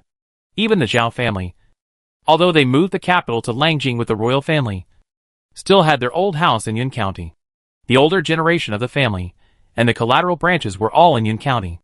The roots and connections were here, and the influence of the century-old family in Yun County remained the same. The glory of the first family that Duke Xiao pursued in Langjing was also the glory of his Zhao family continuing to sit firmly as the first family in Yun County. And its prestige was immortal. Otherwise, why would Emperor Yu demote the 7th Princess Yun Luoling to Yun County and confine her? And why did Yun Luoling meet Su San so unexpectedly on the streets of Yun County? The demotion was true, and the confinement in Yun County was just an external excuse. Yun Luoling had always been free in Yun County, and no one would really lock her up. She was of royal blood, and although her mother was also demoted, she still sat firmly in the position of concubine. She was still the granddaughter of Duke Xiao. Even if she lost the status of the 7th princess, she still had other arrogant abilities. One day, after Mu Mingjin, a young man from Langjing, appeared. A group of people related to Langjing came one after another. They were not from the capital, but from the clans of the prefectures and counties near Yunjun, coming to congratulate on behalf of their clans. Mu Mingjin's arrival was also known by Uncle Su and Aunt Su during the banquet, who chatted with some guests who wanted to find out something. They knew that Mu Mingjin did not come on behalf of the new emperor, but only as the young Marquis Mu of the Yingong Marquis Mansion to congratulate his cousin Su on his great happiness. The Su and Mu families were in-laws, and as the maternal clan of Su's mother, how could the Mu family not come when their grandson was getting married? And they had already sent the invitation. It was unknown whether others believed what Uncle Su and his wife said and chatted. But Su Rao did not believe it. It is true that the invitation was sent, but the person who came should not be Mu Mingjin. Mu Mingjin worked under the new emperor and was his confidant. The Su family had retired to Yun County, and no son continued to serve as an official in the court. If it was just for the Mu family to congratulate, Mu Mingjin would not be allowed to come. Moreover, not long after Su Wu took Mu Mingjin away, Ying, who was ordered by Su Rao to watch Yun Muyue stay in Su Wu's yard and not allow Yun Muyue to show up today so as not to disturb her eldest brother's good deeds, came and told Su Rao that Su Wu took Mu Mingjin back to the mansion. And then he and Yun Muyue teamed up to beat Mu Mingjin violently, beating him black and blue. Miss, when the 5th son was beating the young Marquis Mu, he accidentally pulled the collar of the young Marquis Mu, and I saw a corner of dragon pattern in the clothes of the young Marquis Mu. A low voice in Su Rao's ear made Su Rao focus on Ying for a while. Long one. Mu Mingjin came with an imperial edict. What imperial edict? What is Yun Mujin going to do? Rao. It will probably be a good thing. Yun Ji held Su Rao's hand and said something inscrutable. It was unknown whether he knew Yun Mujin, his brother, too well, or he already had a clear understanding in his heart. Originally, after the engagement banquet of Su De, Su Rao wanted to grab Su Wu's ears and talk to him about the big thing that he'd brought Yun Muyue back home. But now it seems that Su Rao doesn't need to worry about it. In the Su mansion, in Su Wu's yard, Mu Mingjin was beaten black and blue, and his limbs were limp. Su Wu and Yun Muyue were not much better. One had a black eye, and the other had a red mouth. There was blood oozing from the corner of the mouth, which made them look more seriously injured. 3 people, a pure brute force to beat one. Su Wu has kung fu, and Mu Mingjin is not bad either. His lack of martial arts is just a disguise. Only Yun Muyue is a real half-baked one. In the 2-on-1 contest, although it is brute force, Su Wu and Mu Mingjin's fists are harder than Yun Muyue's. If it weren't for 2 against 1, it would be really difficult to knock Mu Mingjin down. With a black eye and black eyes, lying on the ground, looking up at the bright sky, Mu Mingjin suddenly laughed out loud. You dare to laugh? It seems that I didn't beat you hard enough. Su Wu and Yun Muyue, grinning and rubbing their faces, looked at each other again, and then opened their fists left and right, and were about to hit Mu Mingjin's body again. Just at the moment, Mu Mingjin hurriedly raised the dragon pattern silk from his lapel to Su Wu and Yun Muyue's eyes. On the bright yellow, there was a silver flying dragon embroidered, and the 5 claws climbed in the clouds and leaped into the sky. When the imperial edict was taken out, A voice hurriedly shouted the 8th prince received the edict. And Su Wu and Yun Muyue's fists that were about to hit him immediately reduced most of their strength. The fists did not hit Mu Mingjin again. And the expressions of Su Wu and Yun Muyue changed in an instant. Then, before Yun Muyue knelt down to receive the decree, Su Wu had already taken the decree from Mu Mingjin's hand, without any reverence. He glanced at the words King of Freedom and Fiefdom of Yun County. Yun Muyue, who came closer, was even more stunned. Xiao Ba. The emperor is a king with flesh and blood. He has never been afraid that the throne he obtained will be threatened by other princes. He once said that since he has the ability to sit on the throne, he has the ability to keep the throne. He ascended the throne to protect the people he cares about, not to covet the supreme imperial power. The reactions of Su Wu and Yun Muyue were within Mu Mingjin's expectations. He rubbed his cheek and sat up, telling Yun Mujing what he wanted. This is also the reason why Yun Mujing gave Yun Muyue this freedom. Yun Mujing gave Yun Muyue as a fiefdom. If Yun Muyue had other thoughts, Yun Jun would become the second Langjing, directly threatening Langjing and his throne, because he had the ability to keep him from sitting on the throne. As for the disappearance of the 8th prince after he left the capital secretly, Yun Mujing used Yun Muyue as a plotter to be plotted by Dan Liang to be ruined by Su Er. The fact that Yun Muyue was caught by Dan Liang was unknown to others. So why Yun Muyue was found now was a royal secret. Ordinary people had no way of knowing, let alone contacting the ministers of Langjing, who had left home to find the 8th prince, and Su Wu when the deposed prince was plotting a rebellion, only knew that the young Marquis Mu was the confidant of the new emperor. So no matter whether the court officials knew about the disappearance of the 8th prince or not, they would wisely choose to pretend to be stupid. Yun Mujing's intention this time is for his brother. When the new emperor's decree brought by Mu Mingjin was known to all the Su family members at night, Su Rao did not think too much about it. Yun Mujing sent Yun Muyue out of Yun County and made him the King of Freedom, intending to let Yun Muyue and the major century-old families in Yun County clamp down on each other. The major families will be suspicious that the new emperor sent a prince out to supervise these century-old families. As for Yun Muyue, her old Su family, who had resigned and returned home and married the Lu family, a century-old general family in Yun County, would keep an eye on him. If Yun Muyue really had any second thoughts, if the Su family found out, they would never sit idly by. This was Yun Mujing's trust in her brother Yun Ji, not her Su family's trust. If it were in the past, Su Rao would definitely have such thoughts. But now, in Su Rao's heart, she has understood that everything Yun Mujing did was only for her brother. Yun Ji didn't want to stay in Langjing any longer, so Yun Mujing let her brother return to Yun County. Now she gave Yun County to Yun Muyue as a fiefdom. Yun Muyue was also on good terms with his 5th brother, and she and Yun Ji would get married sooner or later. In this way, Yun County was handed over to Yun Ji in disguise. Yun Ji relied on Yun County, which was once a county of Yunlang vassal state. If there were any sudden changes in the future, she would be out of reach in Langjing. Yun County could protect Yun Ji for a while, and give her enough time to calm down the sudden changes. Su Rao had no extra thoughts to doubt Yun Mujing's protection. As the protagonist, Yun Ji understood Yun Mujing's intentions even better, paying attention to Mu Mingjin's real intention of coming to Yun County this time. This intention that seemed to give Yun Muyue freedom was actually to protect him. The pair of obsidian-like phoenix eyes were shaking deeply. The heart that was as cold as an ice cave, which was originally only moved by Su Rao, was also touched by Yun Mujing's actions at this moment. And the sunshine-like warmth that he had never noticed before appeared between Ju and Mei's eyebrows. In his mind, the younger brother who gave him a farewell hug appeared. At that moment, he resisted being touched by such a stranger. Now thinking about it, he felt an inexplicable swelling in his heart. Although it felt very uncomfortable, it felt warm more. Just like the feeling of being with Rao Rao and her family these days. But even more. A Jing is always willful. As willful as Rao Rao. And sometimes I am really helpless. I didn't think there was anything wrong with saying this. With all the tolerance of the brother to his brother. This is family. With an elder brother to protect us from the wind and rain. We brothers and sisters are naturally fearless. We can do whatever we want and never have to worry about anything. Even if the sky falls, our family will support us. Tilting her head slightly, Su Rao told Yun Ji that the feeling he had now was the feeling of having family. He has never been alone.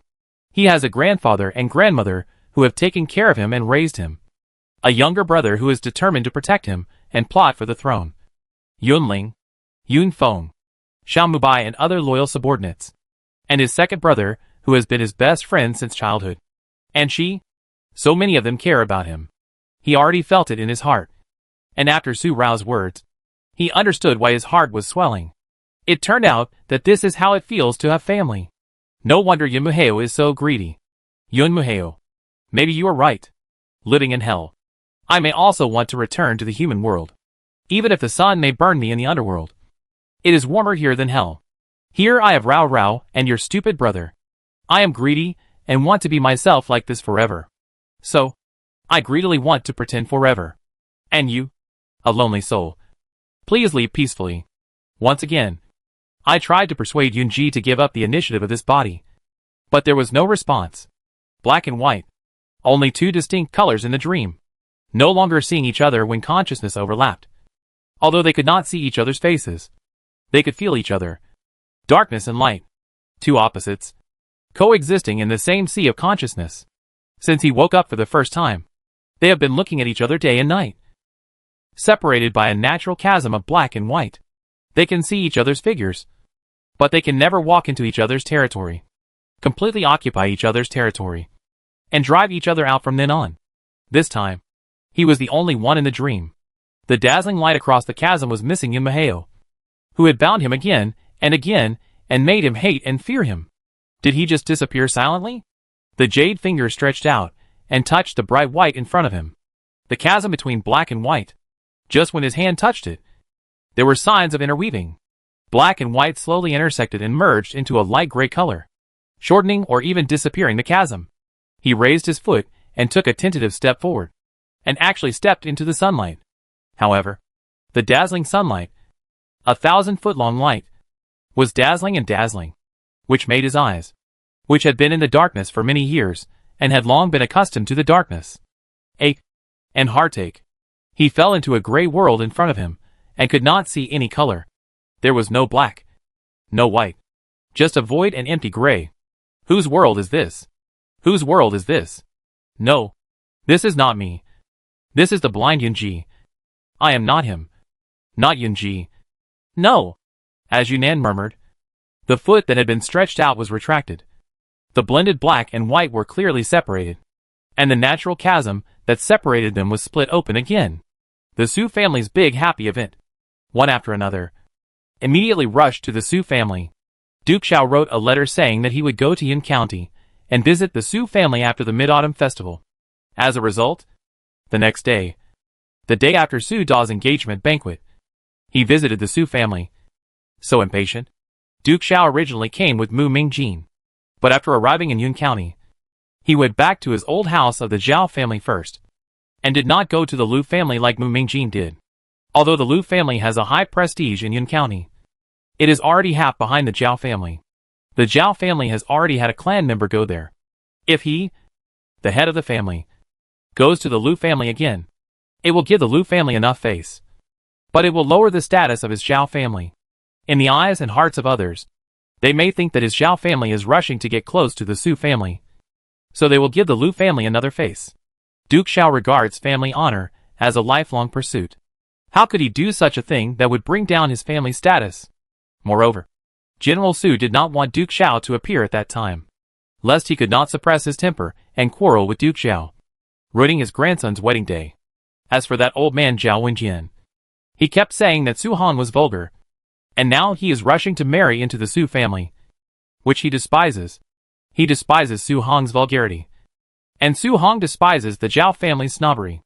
The Su family marries into a family based on the precious character of the person, and the high or low family status is not what they care about. They will not look down on the in-laws because the family status is too low, nor will they worry about the in-laws because the family status is too high. This time, they marry into the Lu family, firstly because they are good friends, and secondly because the Lu family has good family style and character. As for the status of the Lu family in Yun County, do others think that their marriage with the Lu family is because the Su family has returned to Yun County and is afraid of being neglected in the future, so they marry into the Lu family to consolidate their status? Or do they think that the Su family is trying to win over the Lu family in order to control the military power of Yun County? For General Su, they can think whatever they want. When they show their faces, they open their mouths. And when they open their mouths, they say something. They can't control other people's mouths and words. And they don't have the heart to control them. His family has its own original intentions, and their own righteousness in their hearts. Today, in addition to Su San and Yun Luoling's protection and joy, they are also considering other things when they marry into the Zhao family. General Su didn't comment on what Zhao Wenjian did for the glory of the family. The only thing that made General Su angry and argued with Duke Xiao was that although Duke Xiao pursued fame and fortune, he was not completely lost in the whirlpool of fame and fortune and became a sinister and cunning profiteer in all the secret things done by Duke Xiao. Whether it was Su Er being killed by Yun Ji, or Emperor Yu being poisoned by Xu Fei, including Zhao Lianqin's own plan to marry Zhu Siam. These things were all pushed by Rong Xiao behind the scenes, not by Duke Xiao alone. Today, Duke Xiao came to visit. As soon as he stepped into the main hall of the Su family, he bowed to General Su and bowed at a 90-degree angle.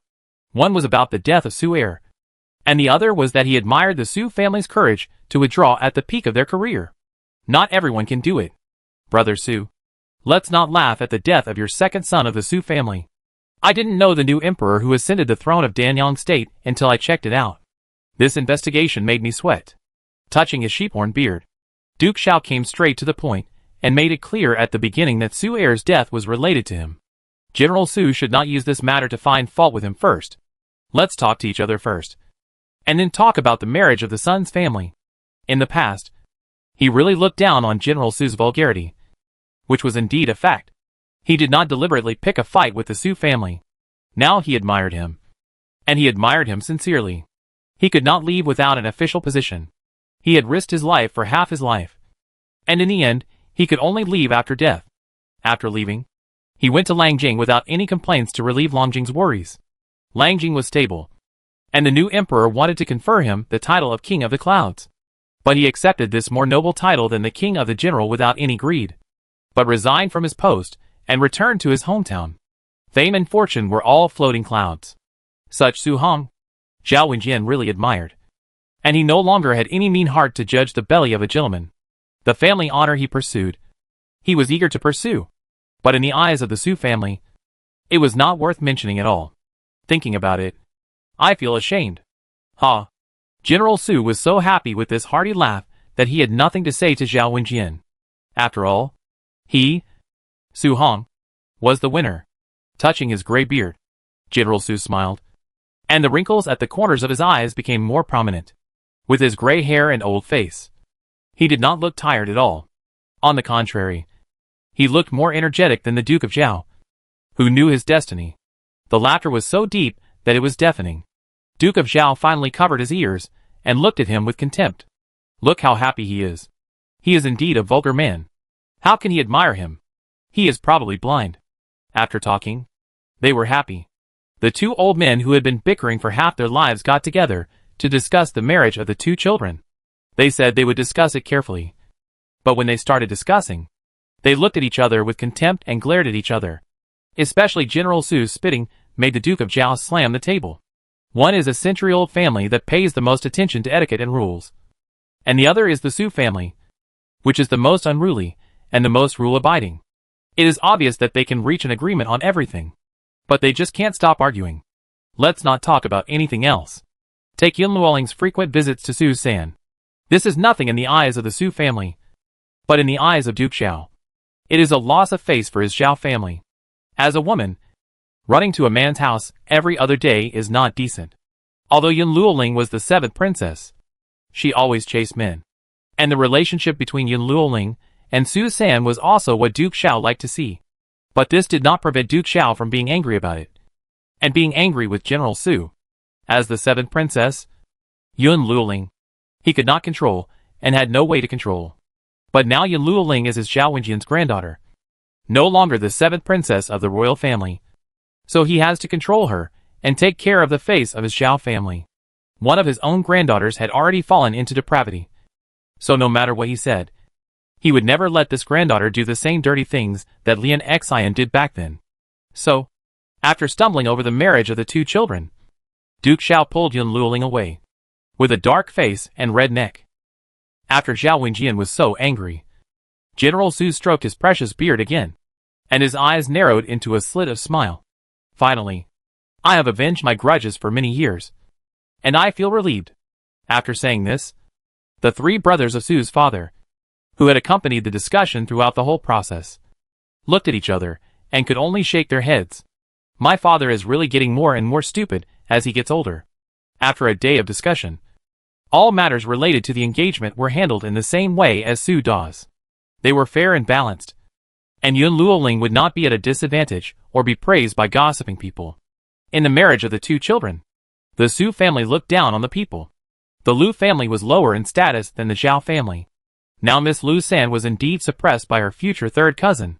Although the Su family did not care about these gossips, it did not mean that they would allow others to spread rumors and ruin the good marriage of the two children.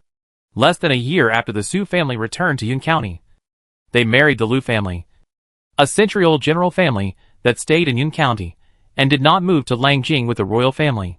Then they married the Zhao family, the first family in Yun County and the first family in Langjing. Moreover, the person that Su Sen married was a royal princess. Although she was demoted to a commoner, she was of royal blood after all. For a while, the Su family was the most popular in Yun County and was very popular. No one from the Su family has served as an official in the court, but their status is high, so inevitably, someone would bring up the Su family from General Su's family. Now they live together in Yun County, and General Su gave them a place to live because of his kindness. Now the Su family is having a big event. General Su's brother and brother.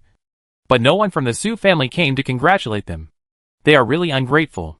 The previous dynasty was destroyed long ago, and the old officials of the previous dynasty had no reason to be noble. If they were not related to General Su, they would have died more than 10 years ago. As soon as this word was spread, many people who tried to curry favor with the Su family, seeing that the two Su families ignored it and General Su showed no signs of stopping it, they became bolder, not only finding a storyteller to spread the news every day, but also going to the Su family's old house to humiliate them. What is tolerable, and what is intolerable? The tightly closed old house of the Su family opened, and the elderly Grandpa Su came out with a hunched body and a cane, knocking on the ground with the cane, one by one, to announce his anger. His gray beard fluttered, and it was also possible to see how angry he was. The children and grandchildren supported him on both sides, and they all showed raging anger. But they never scolded their grandfather without manners. The Su family, which stood in the Qin dynasty and the 5 dynasties, was one of the most clean families. The literati and scholars were well educated. Although they were lonely now, their innate family cultivation would not disappear because of this. Living under someone else's roof would not disgrace the family and bring shame to their ancestors. In the past 10 years of living in Zhiyun County, although there were some scoundrels and gossips behind their backs every time they went out, they just regarded it as being bitten by a vicious dog, and lived a good life with their children and grandchildren, guarding the family's reputation of clean flow.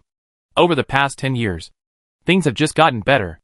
There are also some noble families who are not afraid of the general's palace and make friends with his Su family. There is also some hope for the marriage of grandchildren. But the return of the unfilial descendants has put the family in a dilemma again. Is he going to destroy the family? Su Erlang, you are a prodigal son. You were ignorant when you were young, and you are still ignorant now. Do you have to ruin the family to be satisfied? Your parents have passed away long ago. Now the eldest brother is like a father. Since you are determined to ruin the family, today I will take the place of my parents and expel you, the unfilial descendant, from the family. Trembling, he took out the Su family tree from his sleeves and opened it in front of the house in front of the countless eyes that were frightened by the words of Su Deye's weak rebuke. The frail old man had poor eyesight. He could no longer see the words on the family tree.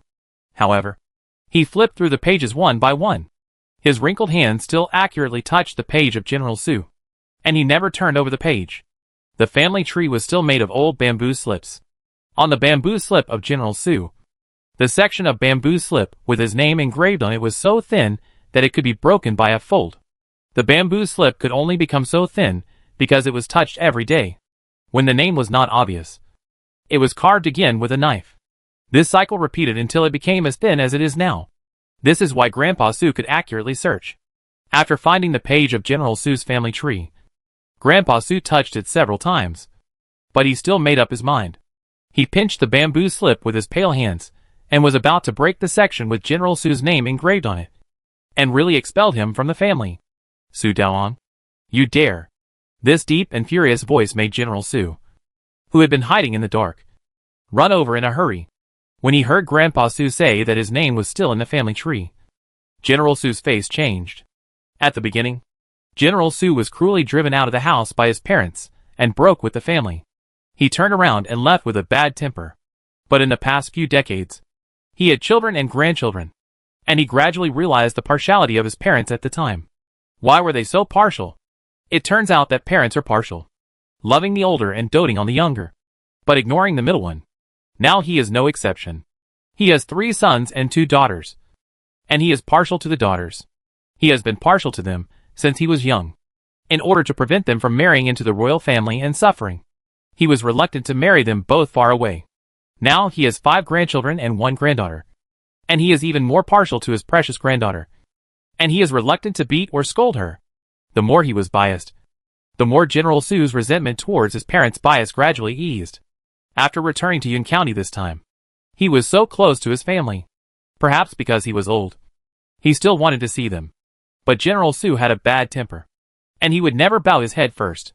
If the elder brothers of the family did not come to visit his old Su family first, he would never give in.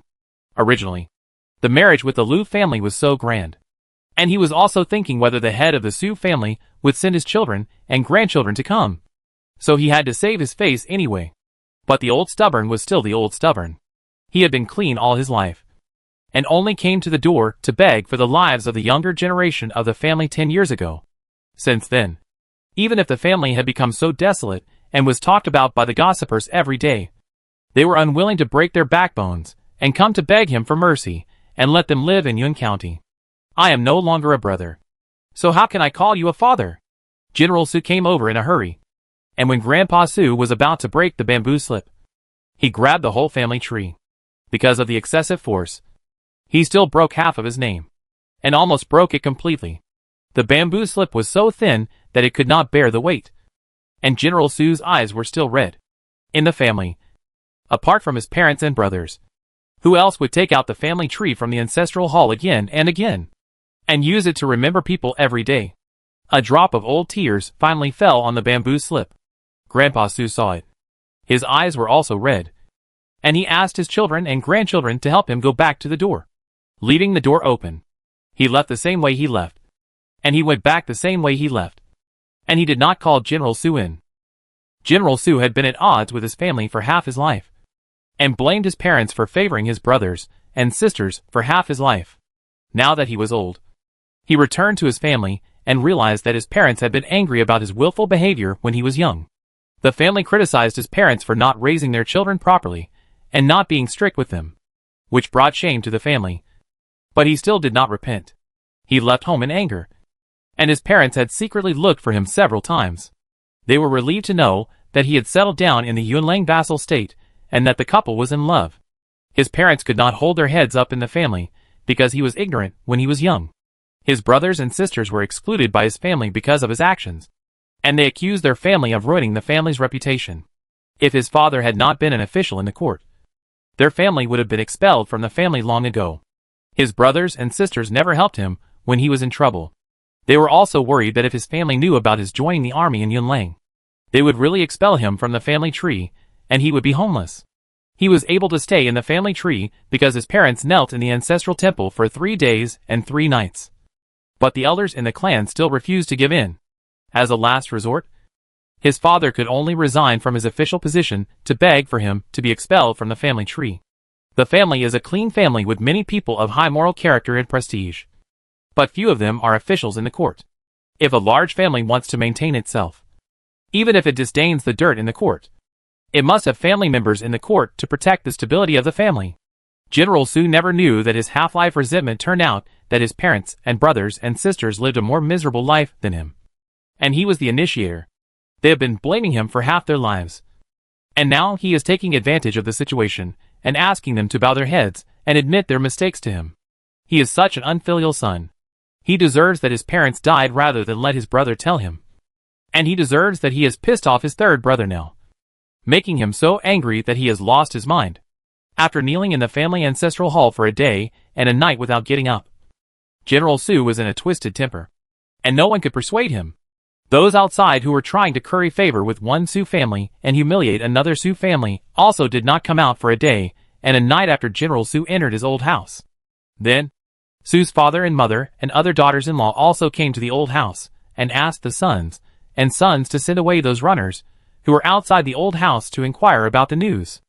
They were eager to curry favor with their old Su family. But his old Su family was also a noble family. A clear stream in Langjing. After Su San's words, everyone felt that the matter had become a big deal, and they shrank their heads and left in a hurry.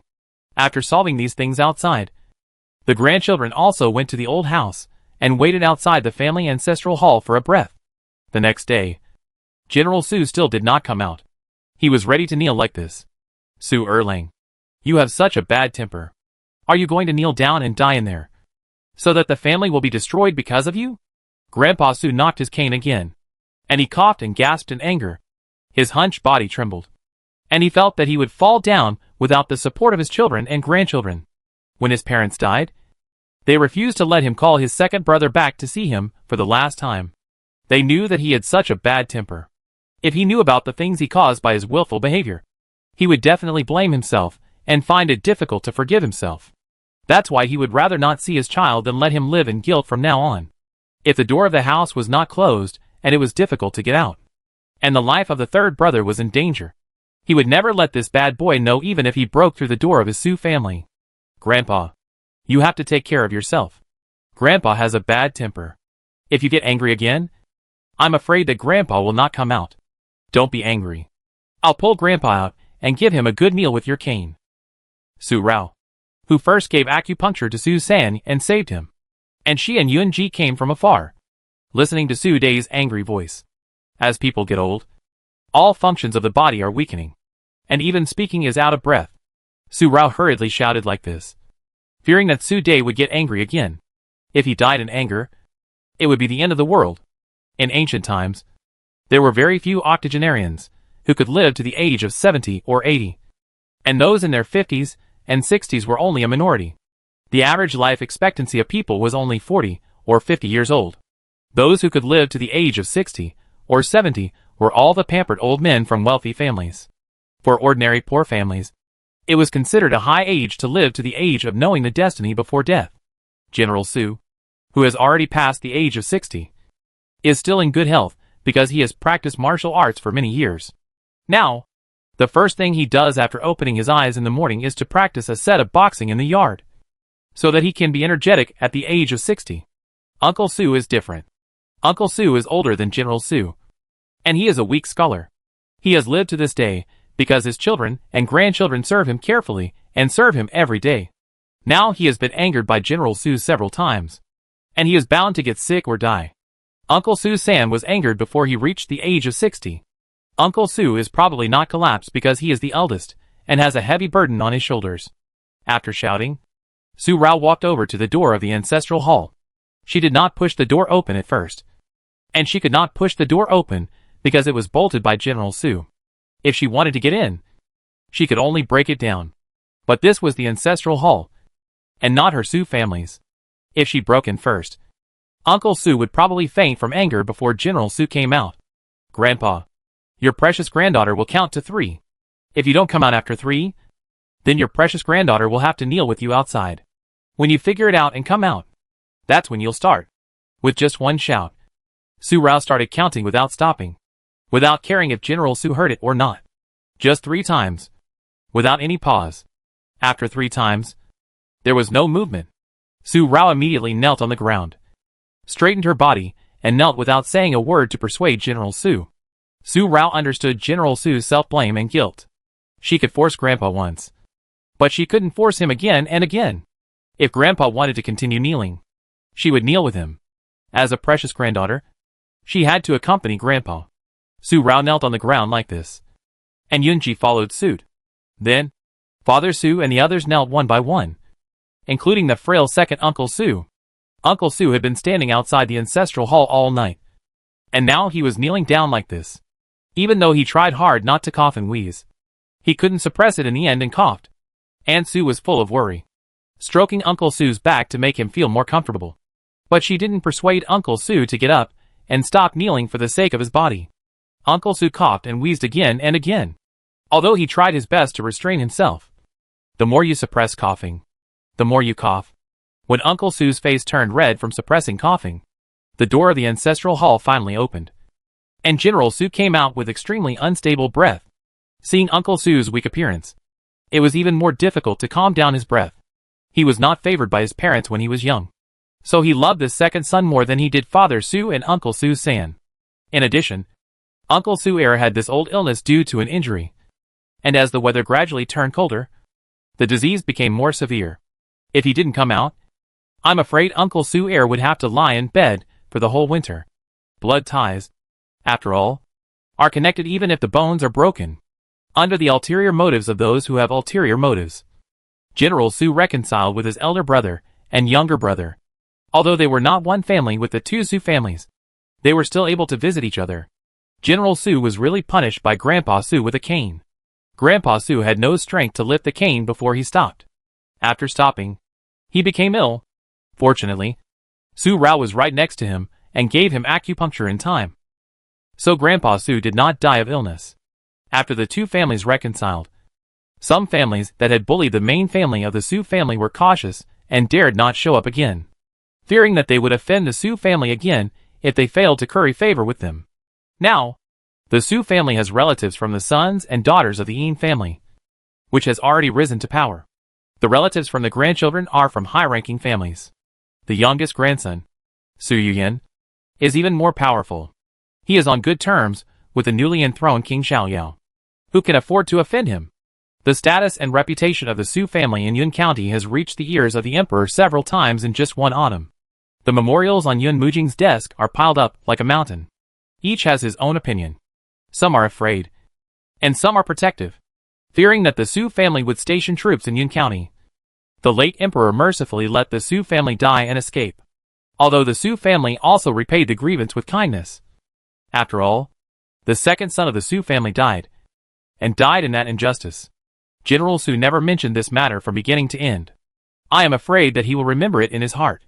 Those who protected the Su family also argued that if the Su family really had such an intention, why did they make such a high-profile move to form an alliance with the Liu and Zhao families?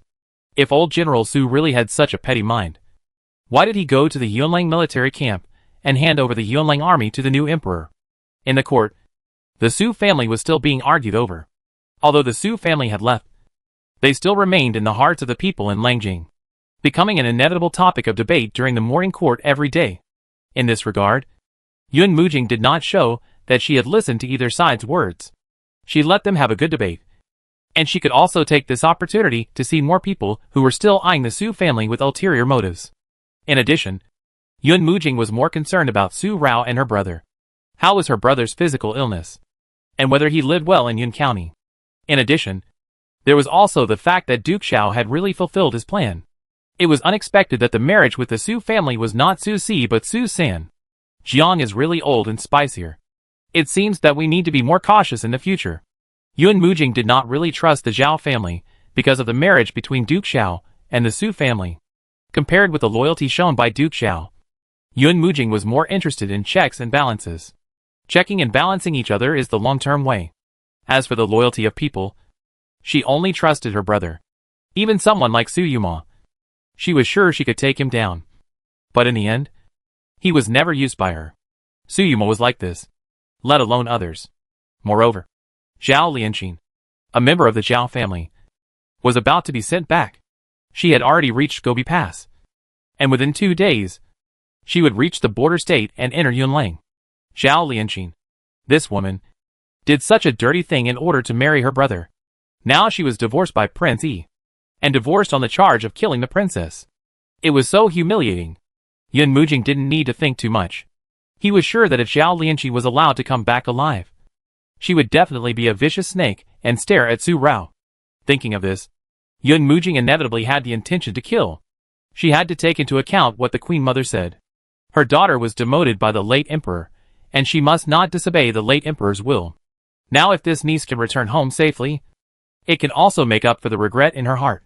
It is not easy to kill the Queen Mother because of her face. She must not lose her arms and legs. It is inevitable that she hit the rocks on the way and accidentally broke her brain. It is also a natural disaster. After all, it is difficult to walk on the snow in winter. The horse's hooves slipped and caused the carriage to roll over. Such accidents are common. Yun Mujing had this idea in his heart. As for Xianiqi Xiao, he had already had the idea. And he was more cruel than Yun Mujing thought. And he did not take any consideration. Zhao Lianqin is a woman with deep scheming and is used to using a knife to kill someone. When she enters Yunlang, find an opportunity to leave no trace, and don't let her return to Langjing alive. This is what Xianiqi Xiao told Zhao Lianqin after she left Xuxianjing in the time limit given by Moying. Yun Mujing could think of hidden dangers, and Xianiqi Xiao was more appropriate and comprehensive than he thought. Since he prepared the last thing for Su Rao, he didn't want Zhao Lianqin to return to Langjing alive, killing a woman who will cause trouble to Su Rao. Just as Su Rao said, cut off the source from the beginning to eliminate future troubles. Even if she has great ability to make trouble, she won't have the opportunity to make trouble. Zhao Lianqin's life and death are in the hands of two kings. Su Rao never knew about it, and there was no need to know. There would be no hidden danger around her. But the absence of this hidden danger does not mean that there will be no other hidden dangers around her. Just after the two Su families reconciled, and the Su family was truly at peace, a letter from Dan Liang once again disrupted the lives of Su Rao and Yun Ji. The letter from Dan Liang was delivered by the Eagle of Liana. Xiao Ji said that the little medicine boy in the Ding family clinic had escaped. When Mr. Zhu took the defected lineage of Mr. Ding back to the family for punishment, the little medicine boy used rat poison to kill the clan members guarding him and escaped into the miasma-filled forest of Huai Mountain. No one knew whether he was dead or alive. The Ning family sent clan members to search all over the mountains and fields to no avail. Xiao Ji sent a letter to inform that the little medicine boy was not found in the mountains. The little medicine boy had been taught by Mr. Ding, so the possibility of being poisoned by miasma was smaller than the possibility of him escaping from Huai Mountain. Xiao Ji hurriedly informed Su Rao and Yun Ji to be on guard during this period. Mr. Zhu had set out to Yun County and was still escorted by Xiao Mubai. He also brought the pharmacopoeia with him this time. Mr. Zhu explained the reason to the ancestor of the clan. Although the little medicine boy escaped and took the pharmacopoeia out of the clan, the ancestor was worried if it was stolen and lost again. But Yun Ji was grateful to Mr. Zhu, so he finally allowed Mr. Zhu to take the pharmacopoeia with him. First, Yun Ji had taken Mr. Zhu in for many years and helped him find the traitor of the family, so as to recover the second half of the pharmacopoeia that was stolen from their family. Second, there was another thing to ask. The clan members who came out to catch the traitor had clues. I hope they can help me find the clan members in the secular world. Even if they find the bones, I hope they can bring them back. Xiao Ji sent this letter to Su Rao and Yun Ji, and also sent a letter to Su Er to inform him that Huai Mountain was in Danyang.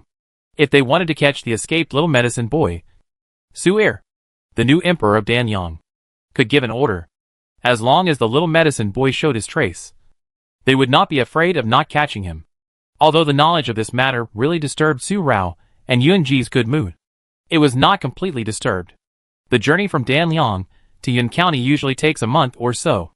If they have to hide from place to place, the time will only be postponed again and again. Moreover, if the little medicine boy escapes, there is no guarantee that he will come to seek revenge. If he pushes his bones and changes his appearance like Ding Lao, and then hides for 10 or 20 years, do they have to be on guard for 10 or 20 years? Such a hidden danger. Rather than guarding against it, it is better to catch him immediately, post arrest warrants in the 3 kingdoms, and issue orders in all prefectures and counties to catch him with the strength of the 3 kingdoms. Su Rao personally drew the face, which is realistic like a real person, and drew his bones. Even if he wants to push his bones and change his appearance to hide, it will take at least half a year, and this half year is enough to find and catch him. If the 3 kingdoms have been trying to capture him for half a year and still have not found any trace of him, it is not because the 3 kingdoms are incompetent, but because the little medicine boy has died in the miasma of Huai Mountain.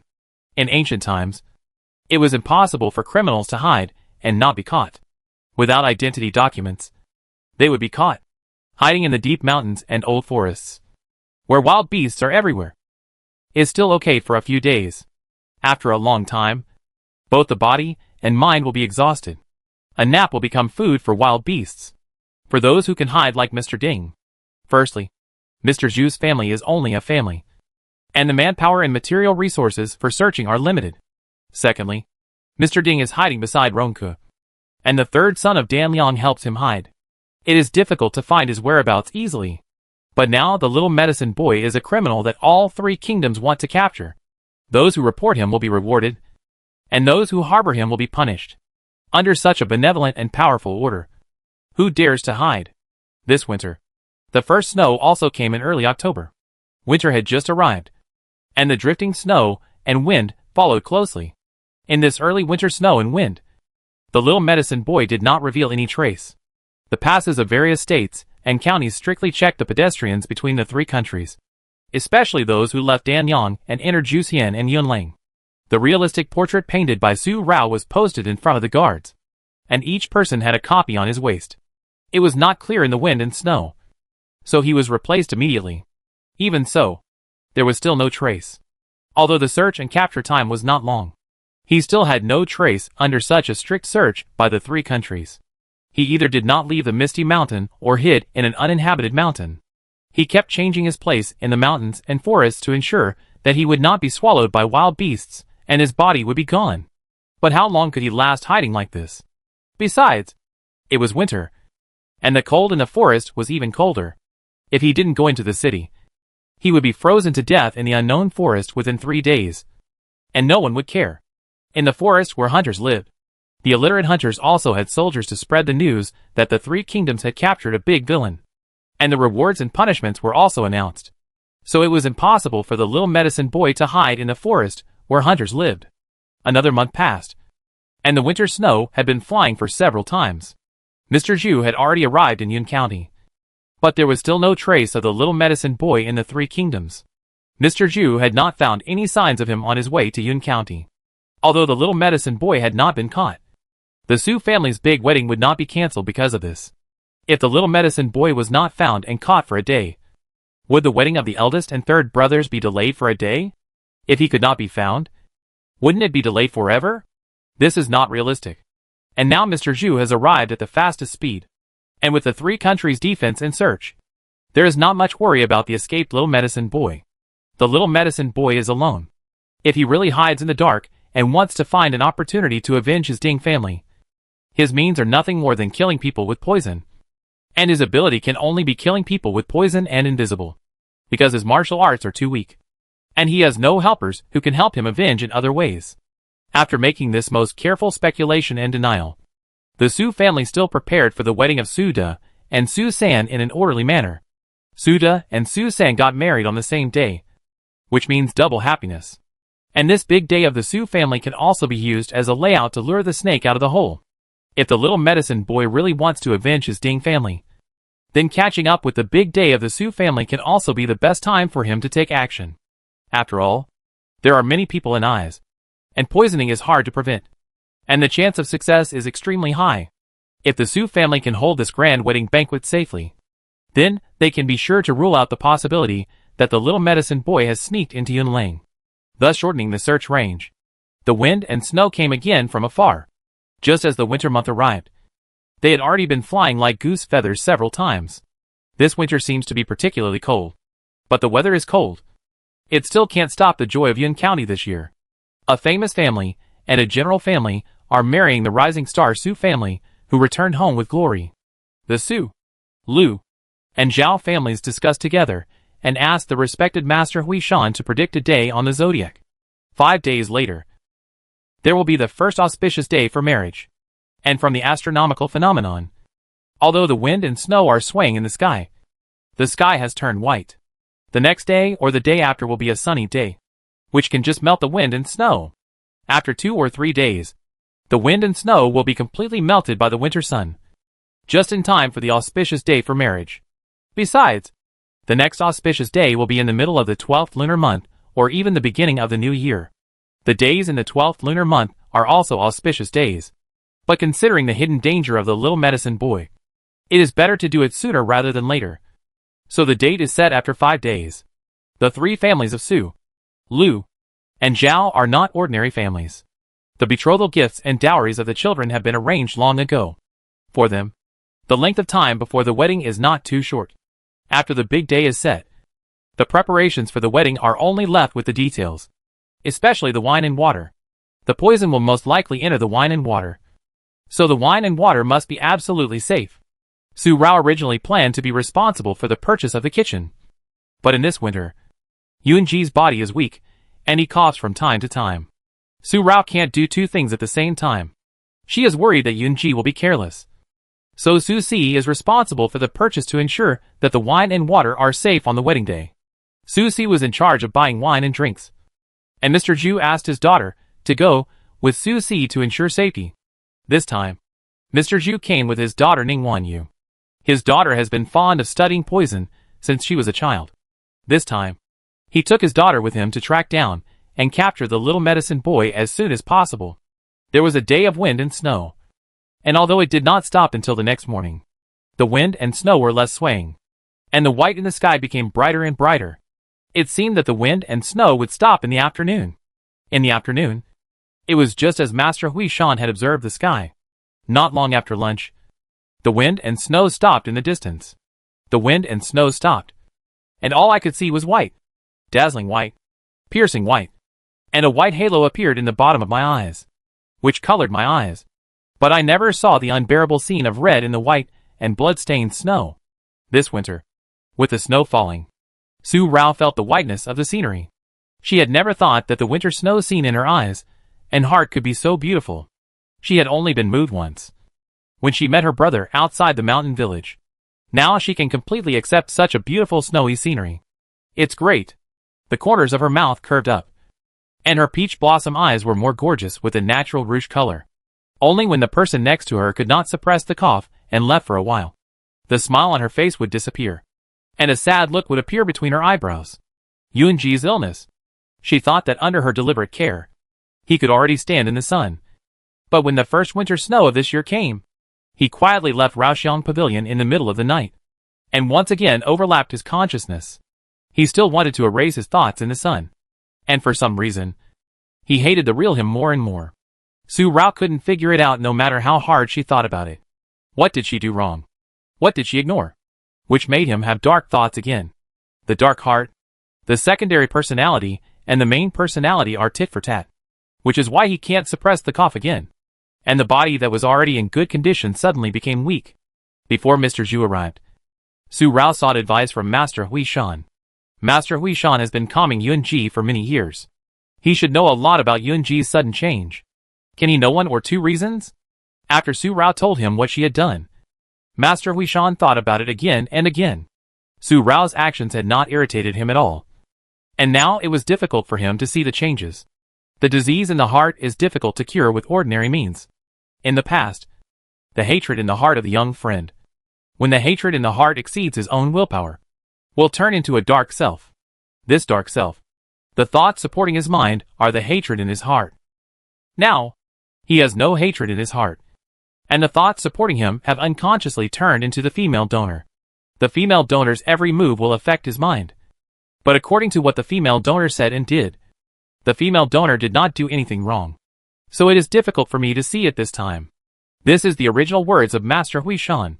Su Rao's every move. But Su Rao can't think of what's wrong with her every move. What did she overlook until Mr. Zhu arrived? After Mr. Zhu came to Yun County, he stayed at the Su family. First, Yunji lived at the Su family. And second, the Su family had to be careful of the little medicine boy on the big day. If he lived somewhere else, he might delay the critical moment. In the guest house in the backyard of the Su family, all the utensils were the same as Mr. Zhu's pharmacy in Yunji's Qingfengju. Su Rao specially asked Yun Feng to prepare them early in the morning. After Mr. Zhu arrived, he also took Yunji's pulse first as usual. His eyebrows were difficult to relax for a while. When Yunji looked at him, his eyebrows relaxed, and he also told Su Rao that Yunji was fine. When Yunji and Mr. Zhu looked at each other, Su Rao knew in her heart that Mr. Zhu could grasp Yunji's heart better than she did. Then, when Yunji once again suppressed his cough and left with an excuse, Su Rao came to find Mr. Zhu again. Miss Su, I have already learned about the young master's misfortune from Master Hui Shan. When I went back to the clan, I also asked the old ancestor for advice. The old ancestor said that heart disease is actually a mental disease. What is a mental disease? It is a knot in the heart. The Buddhists chant, the 7 sins of greed, anger, ignorance, hatred, love, evil, and desire are all in the human heart. When the heart is delusional, it will form a hard knot. When the hard knot is too much, it will turn into a disease and be regarded as a mental disease. The lower volume of the Pharmacopoeia also records that this mental disease may be caused by cruel suffering in childhood, or by being stimulated by someone or something, so that the heart can no longer bear it, and then the hard knot will turn into a heart disease. One consciousness will forcibly split into 2 or more consciousnesses, and another self will be created to occupy the body, consuming the energy and spirit, and forcibly protecting the real self in this way. Su Rao understood Mr. Zhu's words better. She had said it earlier and Master Huishan knew it. Although the statement was different, the principle was the same. Then Mr. Zhu said that Yunji's heart had changed this time. He thought that it was caused by the 3 sins of crazy love and desire among the 7 sins of Buddhism. Hate was replaced by love, and the heart had delusions, and changes occurred. After hearing this, Su Rao suddenly realized what the problem was. In the past, Yunji had hatred in his heart, so he derived Han Machan, who was full of ice caves and bloodthirsty killing. Now that the hatred has disappeared, her kindness to him has become his delusion, trying to occupy her and belong to him alone, even if it is himself. He does not want to share. Master Huishan did not see this problem that he, a Buddhist master, should have seen most clearly. It was also because Master Huishan was a monk. Monks pay attention to the emptiness of the 4 elements. The cause of the disease caused by love is not as clear to Master Huishan as Mr. Zhu, a lay doctor. Miss Su, the young master's depression is caused by his heart, and should be eliminated by his heart. Although the method of leniency is effective, it is easy to change and difficult to control. The most thorough method is to use the art of Juyu to lead his soul into the dream, to the past, to dig out the wounds in his heart, to dig out the pain in his heart, and then remove the knot in his heart. This is the Juyu technique recorded in the 2nd volume of the Ning's Pharmacopoeia for treating mental illnesses. However, because of the special treatment method of this medical technique, people who don't know it superficially think that it is a treacherous and sinister means of seducing the soul. The family also listed it as a heart poisoning technique and included it in the 2nd volume of the Poison Codex, which is difficult to learn easily. Although this method has risks, it can eradicate the source of the disease. If you want to completely cure the young master, this method is the only way. Juyu technique is actually just hypnosis, sending him back to the time when he was traumatized in his childhood, digging out the pain in his heart, and then you can see clearly the good things he has now. Should he continue to immerse himself in pain, or choose to abandon the pain and cherish his future? All choices are up to him to decide. This technique, in Su Rao's opinion, is not only risky, but also more cruel. She will never use it until the end. This is the decision Su Rao once told Master Huishan and her family. And it is also the decision she still firmly told Mr. Zhu. Yunji has experienced cruelty once, which is enough. She cannot selfishly let him experience it a 2nd time, or even a 3rd time, a 4th time, or even countless times. It is too cruel for him. Rao, what are you thinking about? A soft voice was heard in her ear, and the pair of peach blossom eyes that were focused on the snowy scenery in the courtyard were blocked by a delicate jade finger. Su Rao recalled the conversation with Mr. Zhu in her heart. In Yunji's eyes, it was thought that Su Rao blocked the snow in Su Rao's eyes because the courtyard was white, and she remembered the blood-stained snow on New Year's Eve that year. The sudden fall into darkness in front of her made Su Rao's heart palpitate. The person next to her was him. Just him. No matter how he changed, he was just him. He had already been a complete person. But there was still a little resistance in his heart. There will always be other gentle ways. She will let him stand in the sun and throw away the little fear in her heart. She will not let him experience the cruelty he had experienced before. The unbearable Rong Xiao. Pulling down Yunji's hand, Su Rao took him into the snow. A thick layer of snow swept out a path, and other places in the yard had not been cleared. I am no longer afraid. I am not afraid of seeing the scene of blood-stained snow again. Yunji, don't protect me so carefully anymore. I belong to Su Rao. The daughter of the Su family will only face challenges head-on. Grabbing a handful of snow and rolling it into a snowball, Su Rao playfully hit Yunji's Yuhua cloak, telling Yunji in this way that she is not a porcelain doll. The cloak made of fine mink for it had a snow mark on it. Yunji looked down in front of him, his expression a little dazed, which made his eyes blank for a moment. But it was only for a moment. And then he recovered without noticing. Yunji squatted on the ground and rolled a snowball, which was round. He stared at Su Rao, who was smiling at him. And suddenly, his beautiful eyebrows and eyes painted a beautiful face. Come and don't go back. Then Rao should be careful. The round snowball between the slender jade fingers flew over and landed accurately on Su Rao's small fur coat, also imprinted with a snow mark, and played with Su Rao. The jade face, which was slightly pale due to the weak body, was red after a moment of movement. Su Rao looked at Yunji, who was so full of life. The moonlight calm, the elegance in his phoenix eyes, and the childishness in his heart was released by her. Such a him only made Su Rao happy. Although she knew where the problem was, Su Rao still chose to treat him the same way. But she would no longer do things quietly. She would tell him about his illness at the right time. He was him, playing snowballs and making snowmen, feeling such a lively atmosphere again. The joy that was hard to describe. The wind and snow stopped in the afternoon, and they played and laughed for a while. After they were covered with snow, they asked the servants to clean up the snow in the yard. About an hour later, the snow in Raoxiang courtyard was swept away, leaving only 2 piled snowmen, which slowly melted in the clear sky on the second day. 2 days have passed. The wedding will be held in 5 days. So there are only 3 days left. The wine and drinks have been purchased and almost ready. So Su Rao went to find Ning Wanyu.